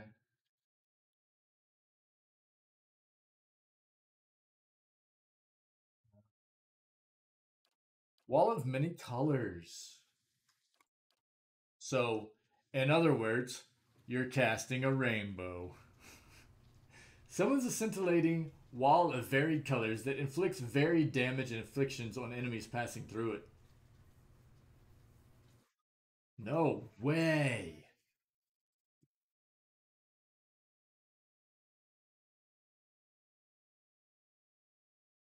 Bro, what? We're getting that. That's insane. Oh, Mr. Fluff Bunny. Recommend Wilting Wind. Oh, okay. And Wall of Many Colors looks insane. I love it. A parching wind blows across the battlefield, inflicting raw damage on anyone in the area, leaving them weakened. God. That could be so brutal. The thing I don't like about Wilting Wind is the fact that it's not based on enemies, dude. It's just an area of effect, and it's a big area of effect. It's 6 meters. So anybody in our team that gets hit by this is going to be taking big raw damage and is going to be weakened. And I know everybody's like, well, get good and don't hit your own people with it. Sometimes it's easier said than done because we're playing this playthrough on expert mode. You can't see the radius of where you're casting your spells. We've done a pretty good job at getting fairly good at being able to tell where we're casting our spells, but you can't see. it doesn't give you an overlay in expert mode of seeing where your spells are going to hit or be cast. So that's a pretty big risk.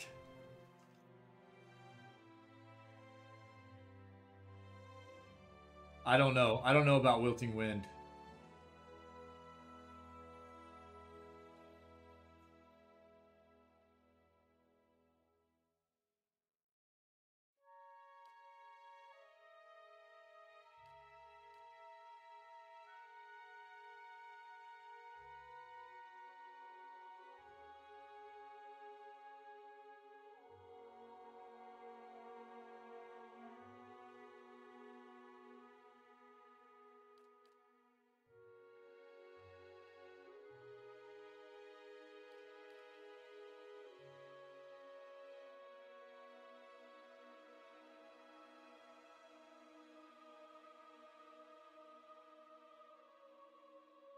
I might actually take Colossus over Wilting Wind. The AoE, I know that, you know, raw damage is insane against enemies. I get it. I would much rather have raw damage than freeze damage. But we would potentially melt some of our party members if they got hit with this. It would be pretty brutal.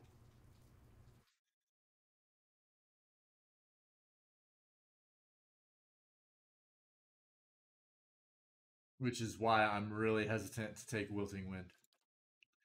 Whereas Kalikoth's Freezing Rake does to enemies in the area, right?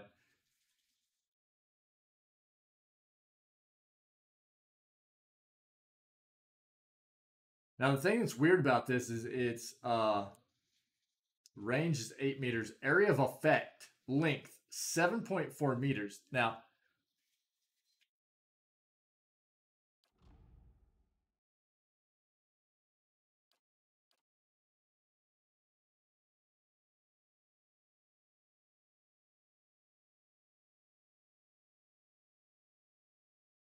we're just gonna have to cast this and see how it works. Length from where? It doesn't really that's a long length, but it doesn't state that it's like, I don't know. We'll just have to see. That's a good amount of freeze damage. It can weaken enemies, hobble enemies, so it's not necessarily a bad thing.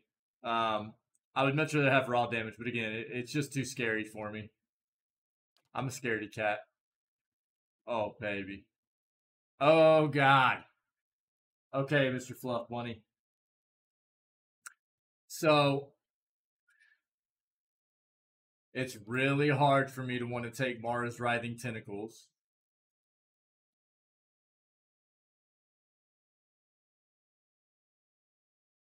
Over Confusion.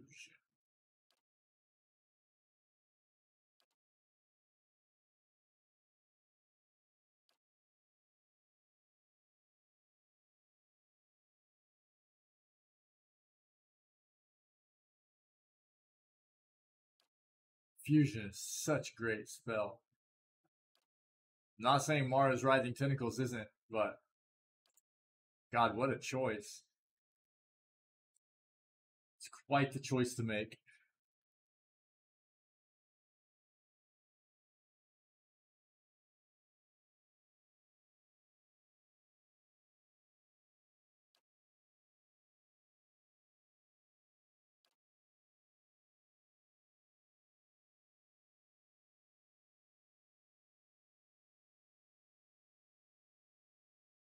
I'm going Confusion. Throughout my playthrough of the game, you just get too much utility out of afflictions like Confuse and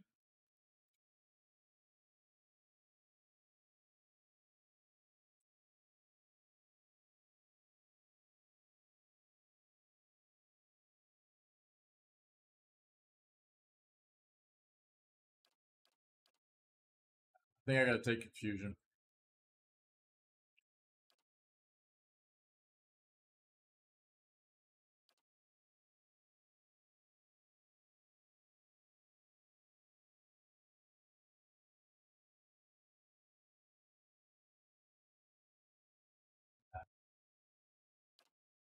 Gotta take confusion, man. Another level. Okay.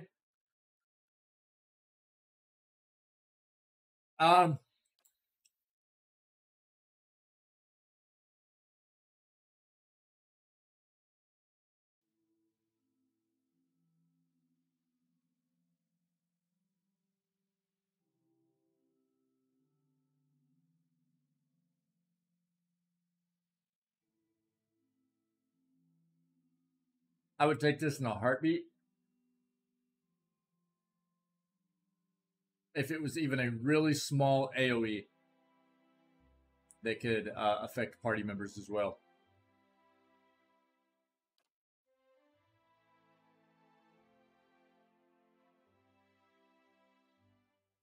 I'll grab Wilting Wind. I'll grab Wilting Wind, and we'll see if we can ever use it, just to kind of see what it does.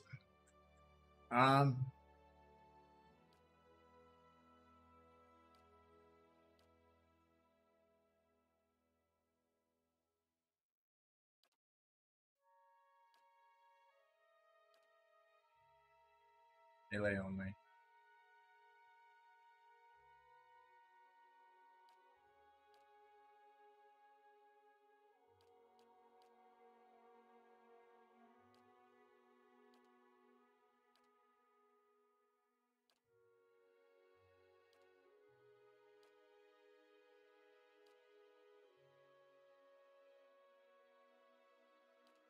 Some deflection. That's fine. That's it. Kana. Mechanics. Go. Ooh, invocations. Dude, what level is he? And do you not ever get up this high? Called to his bidding, the ancient instruments of death. Summon animated greatsword, animated pike, animated warbow. Sick. That's fun. Ah, okay, so we're there then. Hey, Mr. Fluff Bunny, cool, thanks. Woo! This ghastly invocation causes victims' bodies and souls to rapidly dissolve, doing raw damage to enemies caught in its path.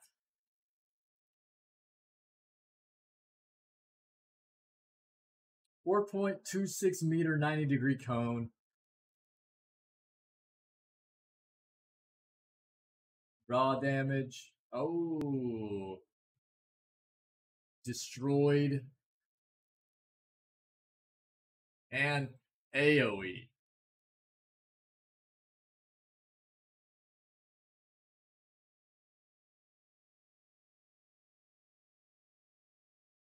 Ah, this is really weird. This says faux AoE, raw damage, AoE, corrode damage.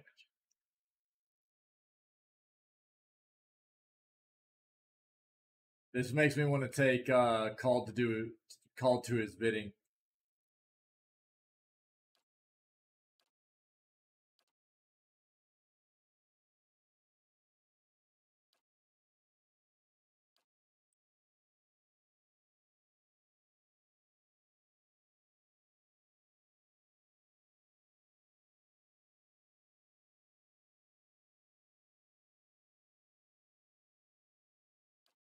I like summons too, man. I don't know, man. I love summons, dude. I love summoners. I've always loved summoners, and I love summons. So I kind of want to go with the animated greatsword, pike, and warbow. This seems really cool, like a really cool spell. I hate the fact that these are both level 5.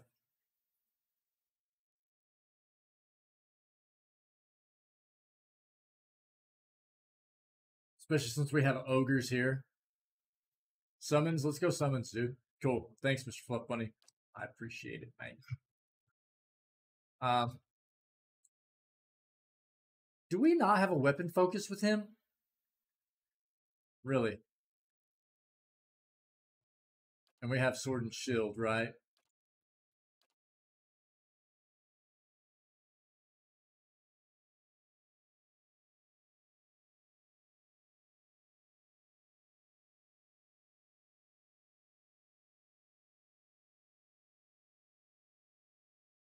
Hold on.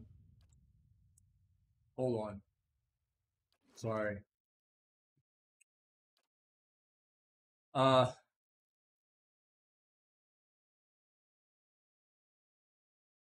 Disorienting is never bad, but we little dinky looking shield. Wait, now, if Khan is going to stay in our party, Khan against Dink shield. That actually ups everybody's defenses. Sorry, Kana. You get Dink shield, bud.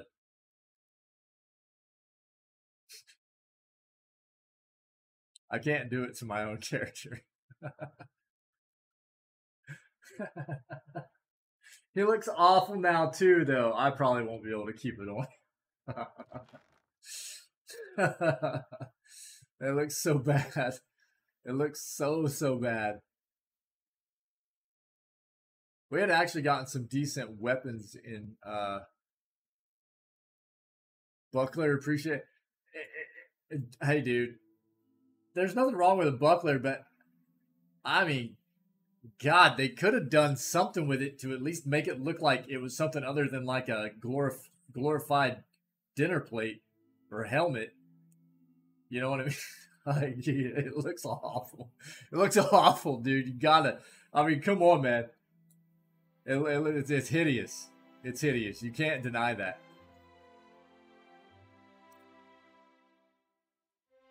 It's flipping awful.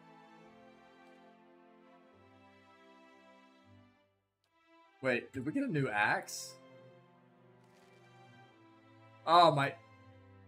So. What? Oh my god. No, dude. Oh, gamer. I would have to look, man. I've got my collection like split up into different libraries and everything too, so I would have to take a look and see. Why? How many are you rocking, gamer? Edge of Reason, right? No. That was the new one, though, was Edge of Reason.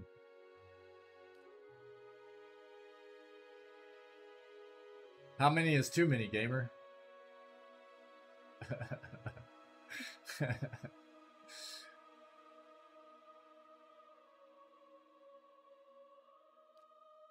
Hey, gamer, just a second. I'll show you the Grimoire stuff. So like, what the crap is this? What? What was that? What? Is this bugged?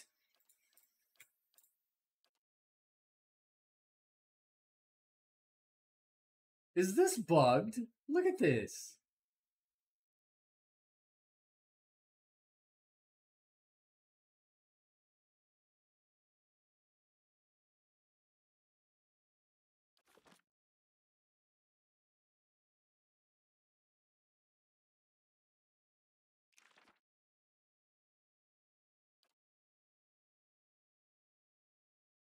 Well,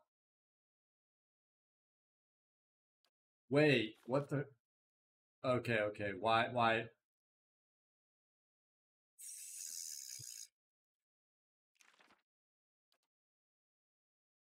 Why is it doing it like that, even though I probably need to put it in a loft inventory, I think, is what needs to happen. Let me see something. Ninigwat, so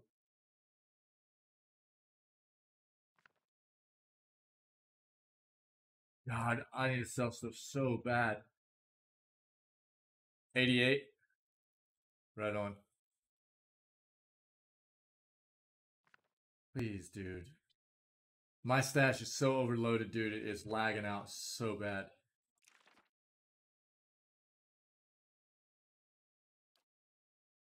Okay, so hey, gamer. So take a look. What? Oh, really? He knew both the same spells that I know. Really weird. So if you take a look, like now, taking I have a ton of grimoires in my stash right now because I've just picked a ton up. Probably about the same in digital. If physical, I would have to go count all my physical games. And dude, I've got a ton in storage right now too. Because I mean, if we're talking about going back to like, man, I've got like, I've got a lot of old consoles and everything. I mean, I've even got one of my old consoles hanging out right here. You know what I mean? A lot of people have already seen this, but here you go, buddy. Know what I'm saying? The gray brick, baby. Get some. Still works too. See if I can. You hear that? You hear it, chat?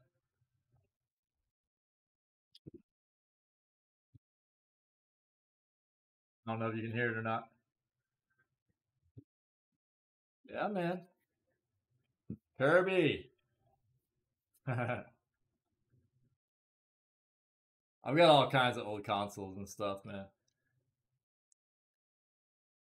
So going back and counting like all my like physical copies of stuff I have would take a hot minute. But check it out, gamer.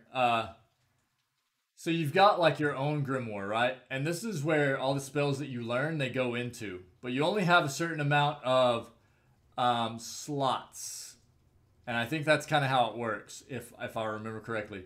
You only have a certain amount of slots that you can learn spell, like 4 for each level. So let me see something real quick.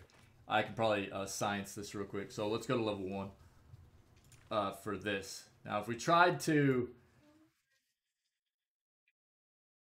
Oh, dude, no, we know a lot more. So if you actually look at Ninigwa, so this is another grimoire that we have in our inventory right now, in a lost inventory specifically. And if we look at level 1 spells, this shows all the spells that we currently know. And right here you'll see these pluses. These are spells that we don't know. And it'll say it'll cost 100 copper for a lost to learn Eldritch Tame, right? And you can just accept it, and you'll learn those. Spirit Shield, boom. Now we know Spirit Shield. See? Combat only, not in Grimoire. Not in Grimoire. Now,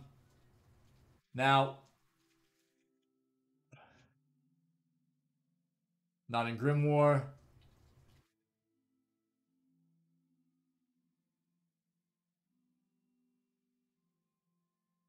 So I think that might be actually how it has to work, is you can learn all the spells, but you can only cast the ones that you actually have in your Grimoire, right? Like you could take Wizard's Double out and put in Spirit Shield, right? Am I remember that correctly, everybody? It's been quite a while since I've gone through all this stuff. But you can basically, even without level ups, you can continue to learn spells just by buying them out of other grimoires that you have collected through killing other enemies. Does that make sense? So like Ningguas right here, all these pluses, we can just learn all these by just clicking them and going, yeah, 600 copper, except I'll learn it. Does that make sense?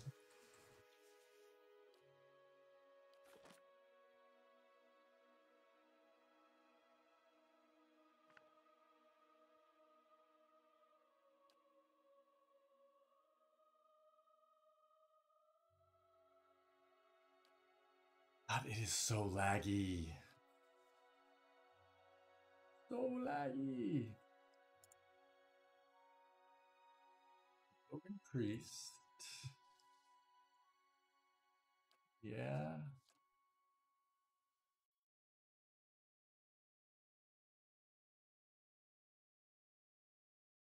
Morningstar. Morningstar, Morningstar.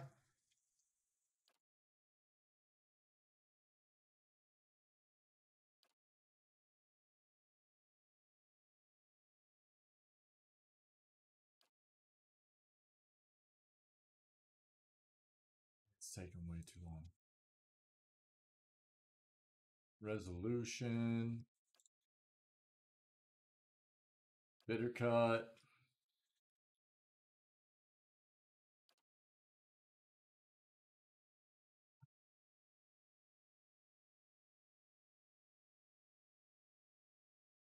I forget that spears are one-handed.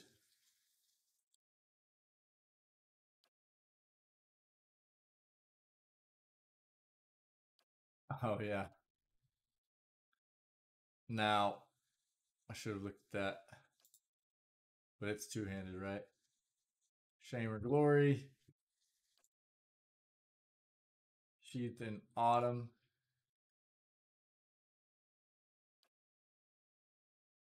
Yinwood.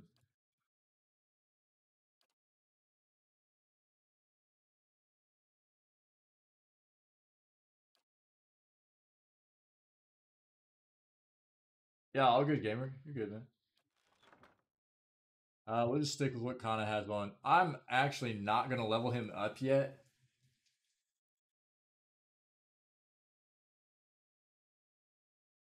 Because I don't know what weapon accuracy bonus I want to put into him yet. So we'll wait just a moment. I know that's going to drive Tinwin nuts, but sorry, buddy. If you're hanging out, Tinwin. Yeah. Gotcha. Yeah, Tinwin is hanging out. Sorry, dude. We actually get a pretty good weapon potentially at the dragon in Act 3, right?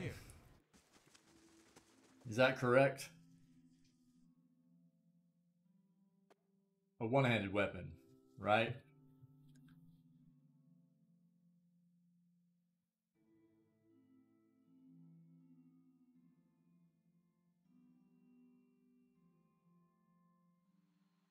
I must say, I'm impressed. A loth. Sounds good to have a loth back, dude. Oh, he does have stuff to talk about, too. Oh. Now.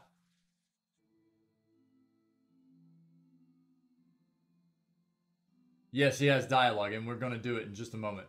I'm going to rest real quick, too. Well, yeah, and, you know, that's one of the things that kind of I always forget about Tinwin is that, like, in this game, spears are one-handed, whereas usually spears tend to be, not always, but I always think of spears as, like, two-handed weapons, right? Now I think of warhammers as two-handed weapons. In this game, they're not.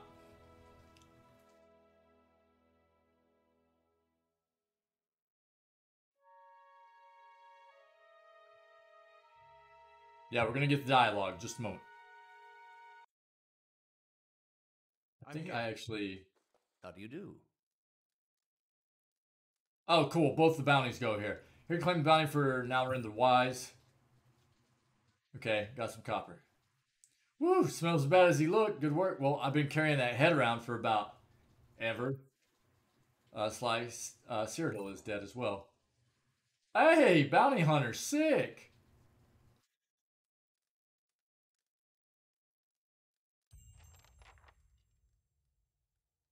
Yes. Solid, dude. Oh, they who woke the stars is done too.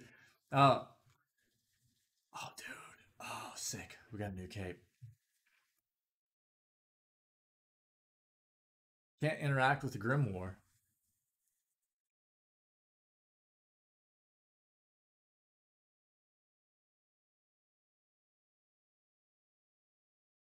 Is this a different Grimoire than Aloth's, or is this Aloth's Grimoire? Hold on, I'll read this and I'll answer that, gamer.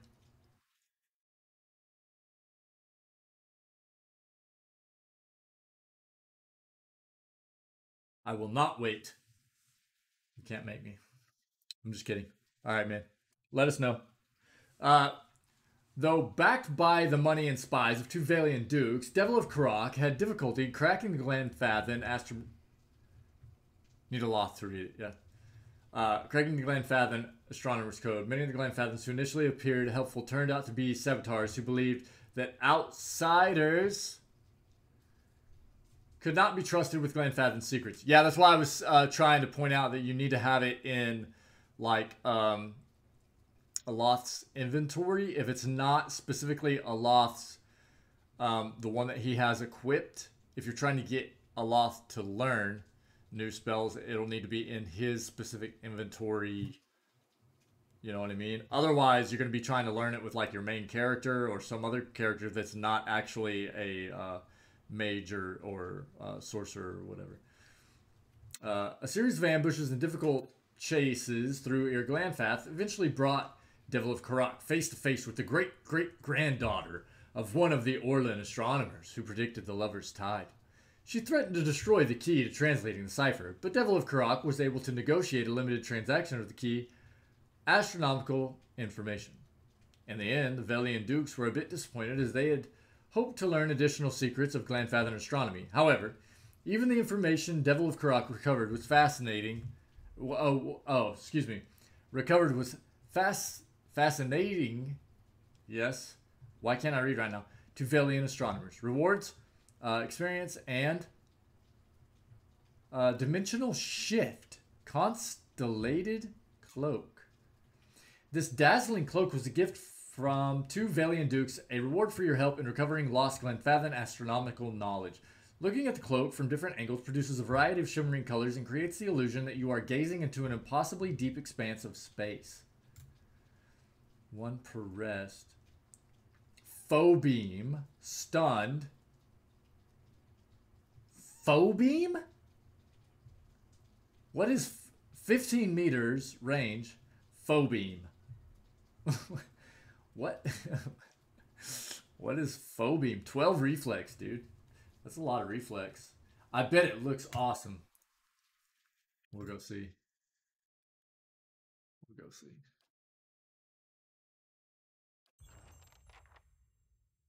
Okay.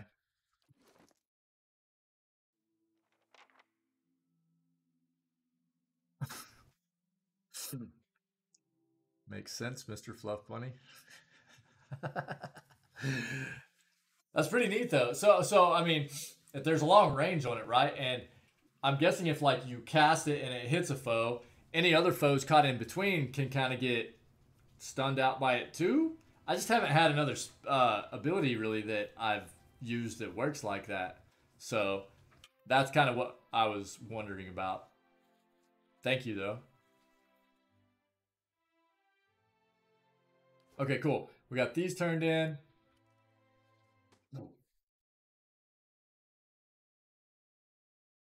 Do any of the bounties in this area give you cool rewards, or are all of the ones here just like money?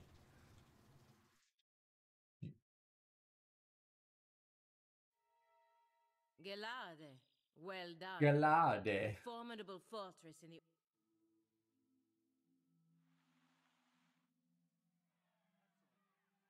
Grab the things out of here real quick before I forget. Then we'll talk to Aloth, and then we'll talk to Durance. Durance. I pronounce everything incorrectly in this game.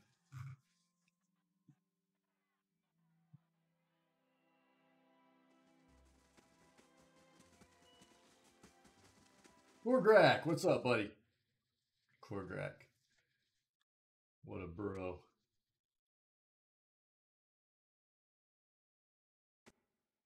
What a bro. Oh. So sorry, chat. I try not to do that.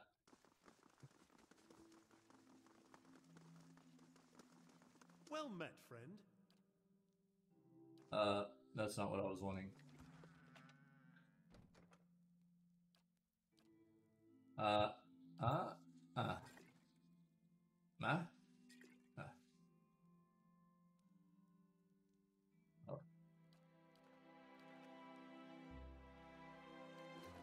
I just have to see how this looks. Doo-doo-doo. Oh, it looks really neat. Oh, look at that. Beautiful. Actually, that would look really good on a loft, probably. Turn around, dude. Yeah, look at that.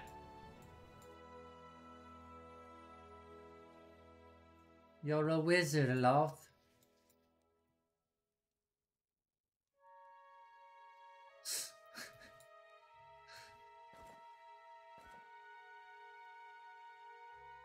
That's pretty neat. I like it. Alright. Now, let's talk, sir. Please, stop. I heard about the riots in Defiance Bay, and the interruption during the hearing. There's something I need to tell you.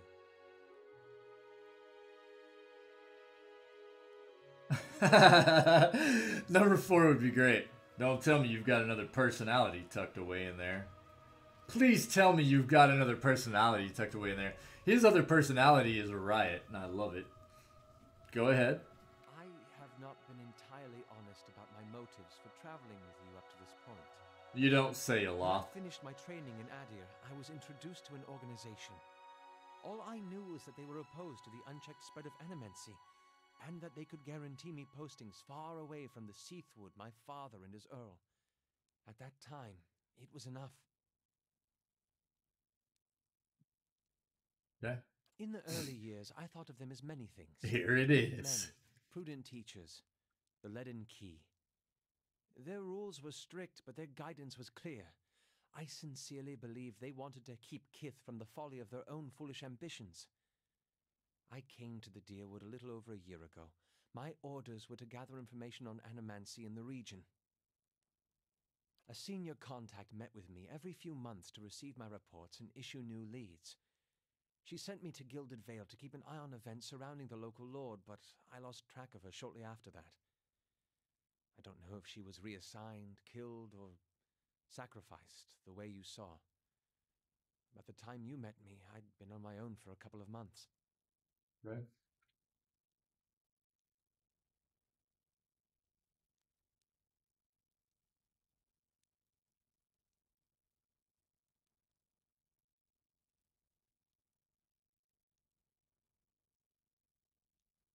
What did you want from me? I needed some kind of direction.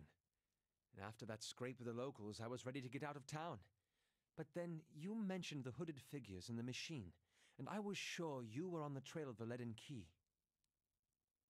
And I was correct in a way. But what we found wasn't what I expected. I knew the leaden key was trying to stop animancy, but I didn't realize how far they'd gone. Murder, sabotage, abandoning entire districts to shambling horrors. And now the whole city is up in flames.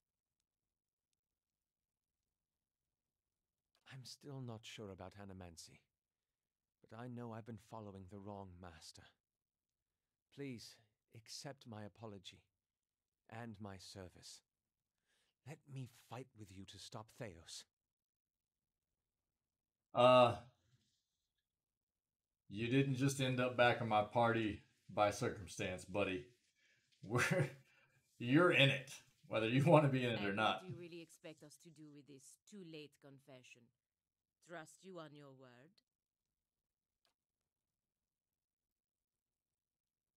With all your supposed extra senses, you let this happen? How like a watcher to miss what's right in front of his eyes because he's too busy Nancying in the ether. Yeah, right?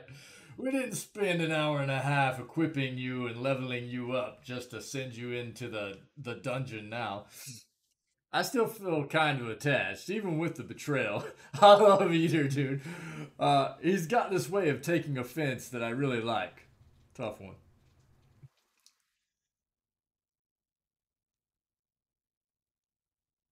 So our options are apology accepted. As long as you don't forget who's in charge, I'm keeping a close eye on you from now on. I forgive you, Aloth, but I want you beside me, not behind me. I'm not asking you to trade one master for another. I already like number 3. That's very much in line with how we've played this game so far. This RP'd, let me be very clear, how we've RP'd this playthrough. All right. I'm finished with you. You've been working for the very people who are trying to kill me, and now you think I'll keep you around? You're even crazier than I thought. Get out of my sight. If I ever see you again, I'll kill you. Number 5 is probably more in line with how we're going to end up for PoE 2. 4 or 5. We'll see.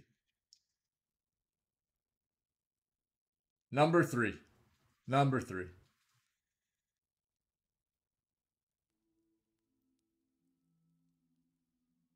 That would be an honor.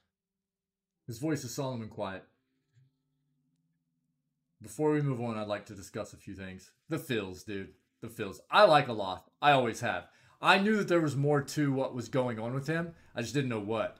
Now we know, right? Aloth looks at you with quiet attentiveness. How may I be of service? About your parents? He looks at you cautiously. Yes. Why was your mother gone so often?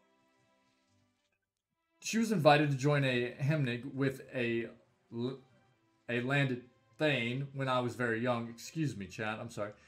His estate was a 5-day ride from our home in the Sithwood, so that was part of it. He gives you the smallest of frowns. The real issue, however, was my father. Despite the initial agreement with the arrangement, father was never happy with it. He would hound and harangue my mother when she was home. He wanted to know whether she was intimate with the thane, probably. And no matter how many times she swore she wasn't, it was never enough. As you can imagine, that led to her coming home much less often, even though she still supported us financially.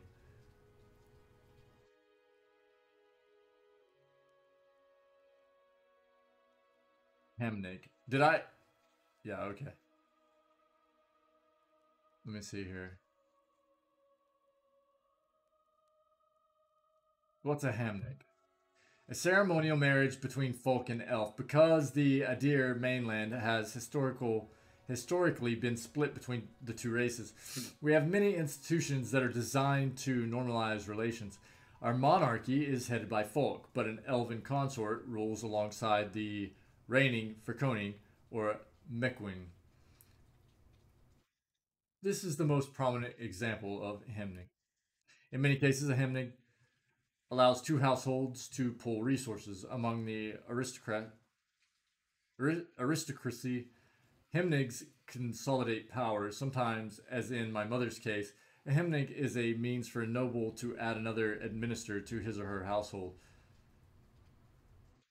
Consorts are received with almost the same level of respect as their noble counterparts, which can be extremely useful. Of course, hemnigs are sometimes used to sanitize an extramarital affair. He shrugs. I don't know that it's really any better, but it seems to satisfy common notions of decency, and elfin folk unions are sterile, which no doubt eases some concerns. Sounds like your father had a problem with his temper. He had a problem with my mother's hemnig, even though they'd agreed upon it long ago that the financial benefits would be considerable, that it was a little different from his role as the Earl's steward. It ate at him. And so he drank and raged. When she was home, he raged at her. When she wasn't, he raged at me. More than anything, he wanted me to become an arcane knight in the service of his Earl. I think he felt this would validate his chosen career and master. He was a firm man, as you saw, but in the end, I became a successful wizard due in no small part to his strictness.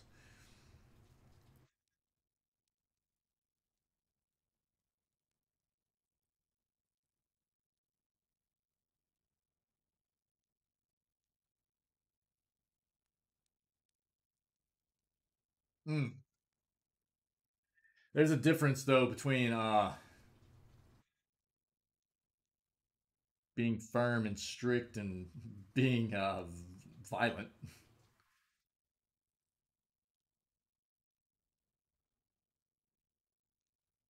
So,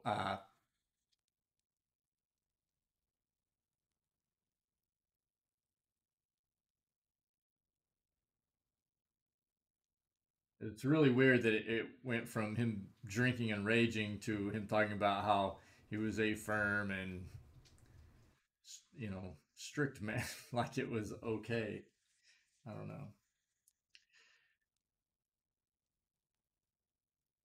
I'm gonna go with number one. I think their pressure is useful, but I don't know how to answer this because he goes from talking about his father raging and taking it out on him and his mother, which sounds to me like violence, and that's not good. Um, to just talking about him being a firm man and being strict. Pressure is useful. There's a difference between positive and negative stress, things like that, for sure.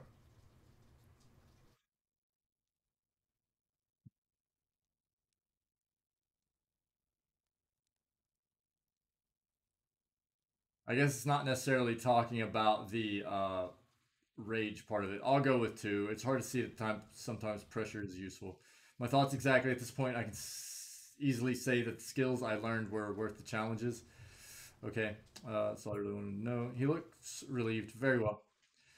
So now you understand a little more about Ismail. Isomir. That's his alternate. It's another soul that's in him, right? That's what it is.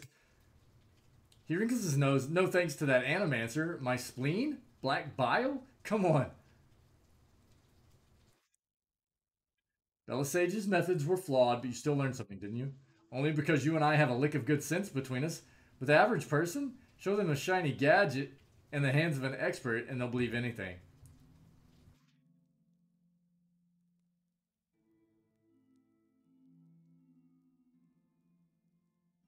I like 4. I don't know. I think you'd be more pleasant without your spleen.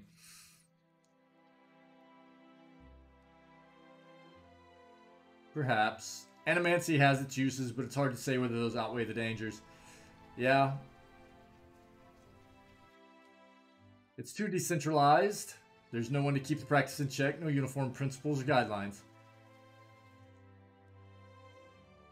Putting that much power in the hands of a single authority is no better, I agree. He raises an eyebrow. It's not a perfect solution, but it's better than the chaos we have now. Why did you want to take Belisage's notes? He gives you a sidelong glance. Like I said, I didn't appreciate her prying. Okay. Cool. That was nice. Let's take a look at... Okay. Before I forget, we're going to do this. Because if I don't do it now, I'm bound to forget before we continue on. And we're right here, and this is, like, I thought about it. Let's go ahead and take care of this. Alright? I've had these 3 prisoners. Well met, friend.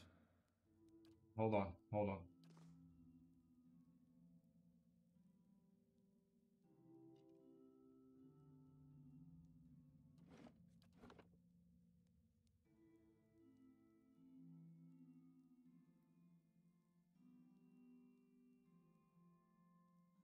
Come on. Why does prisoners look weird? Did I spell that wrong? Prisoners set free. I quite possibly did. I am not the greatest speller in the world, for sure. How do you do?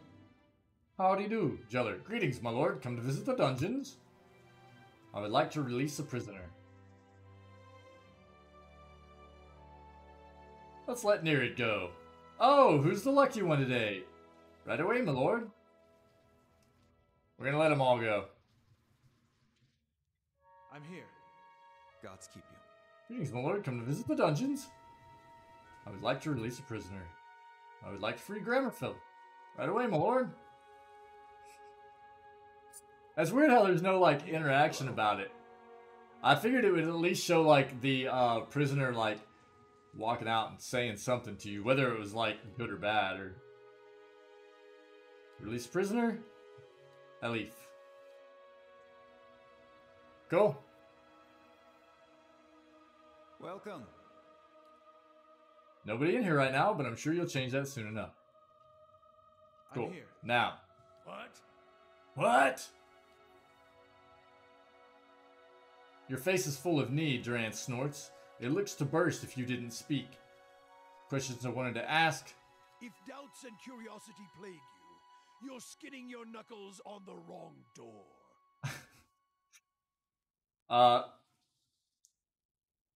Region and its history. Nothing new. If doubts and curiosity plague you, you're skidding your knuckles on the wrong door. Tell me about Mogren. I'm here. Okay. So, there's nothing new regarding Durance.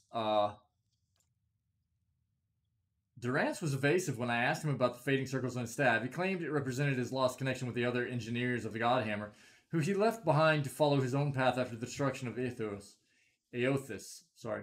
When the time is right, I'll see if there isn't more to be learned about this.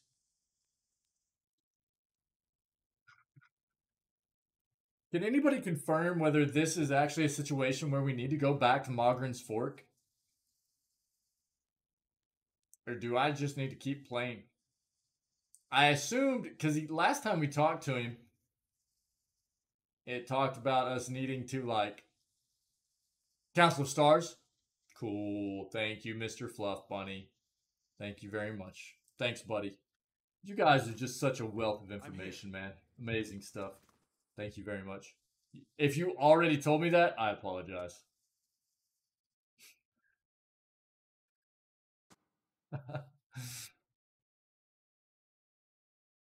Was there anything else we needed to do here?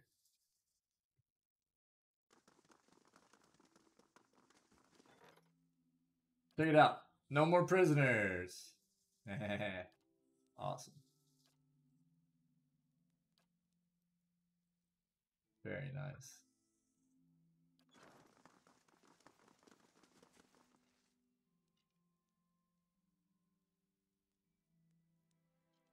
I think we are actually ready to finish these quests. So the very next thing we're going to do is Lingrath, which we voted on today as dialogue. We are going to, not for endgame purposes, not cut off Lingrath's head and destroy her dragons. But we are going to save before that, a hard save before that, so we can come back and actually have some fun with that fight at another time. But that is the very next thing we're going to do, is finish the Lingrath stuff, go back to Act 3 and finish up. Cool. We got a few more quests to finish in Act 3, but we're about there, really. We're going to have to figure out what god we're going to side with. I know Matt and Tinwin are especially, I think, anxious to see what god we side with, and I have no idea where we're going with that, but, yeah. So, check it. We're going to end it there. Council of Stars. It's happening. We're going to do it tomorrow. We're going to do it tomorrow. I'm sorry, Mr. Fluff Bunny. I'm sorry. I'm over 9 hours in on stream. I'm over 9 hours in. I've got to get some other stuff taken care of. I'm sorry. I know, all caps. No, okay, no. Don't worry about waking up early. Don't worry about waking up early. I mean, what's early? What you usually get here, like, I know you got here, you've been here all day. You know I appreciate that, right? You know I appreciate that. I'm sorry we didn't get to Council of the Stars. I'm sorry. We will tomorrow. But I've got the Lingrath stuff to do early. I will not do Council of the Stars until you get here tomorrow. Okay? I gotta take my notes. I know, and I appreciate that. I will not do Council of the Stars until you get here. Okay? I promise. I promise you, buddy. Council of the Stars will not happen until you get here.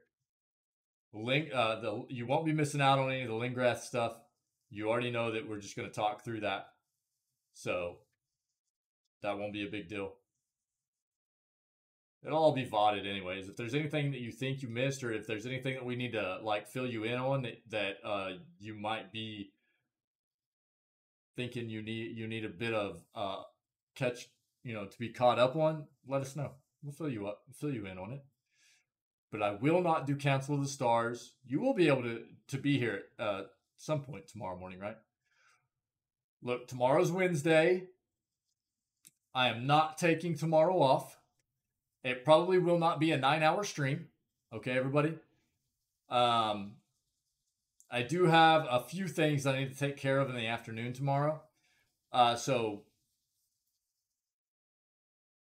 Okay, yeah, because like I was just saying, I'm not going to be able to stream all day tomorrow anyways. I've got some phone calls I need to make that are going to take some time and stuff like that. So what I'll probably do is stream 5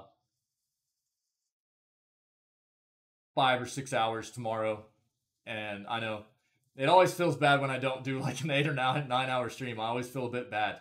But, if I ever take a day off, it's usually Wednesdays. And, yeah, I'm not going to take tomorrow off. I do have some things that I need to take care of. So it won't be like an 8 or 9-hour stream tomorrow. But we'll get like a good, probably 6 hours in. Okay? We'll get like a good 6 hours in.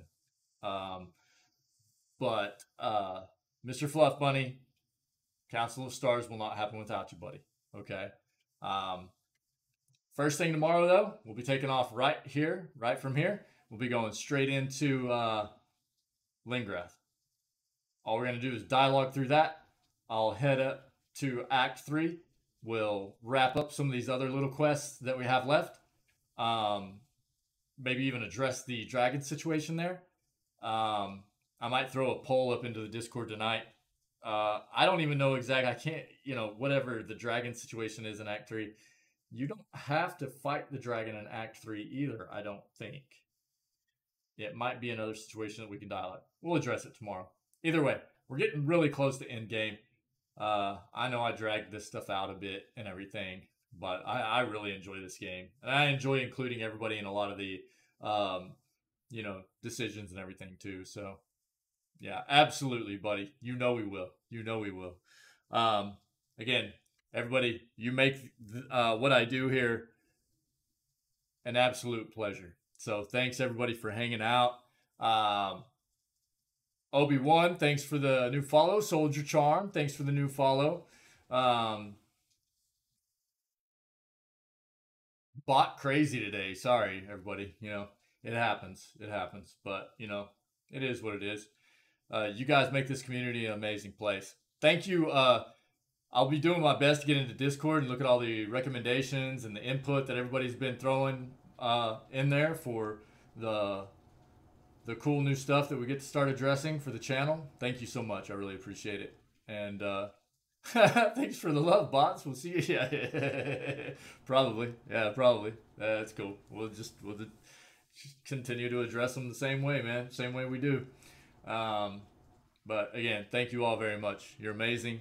I really appreciate you being part of this awesome community that we're building here, and I can't thank you enough. I hope you all continue to have an amazing day.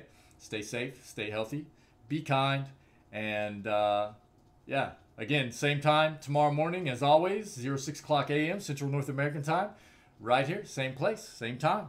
I'm out of here until then, but again, stay safe, everybody, and we'll see you very soon, okay? Thanks for being here. I'm out.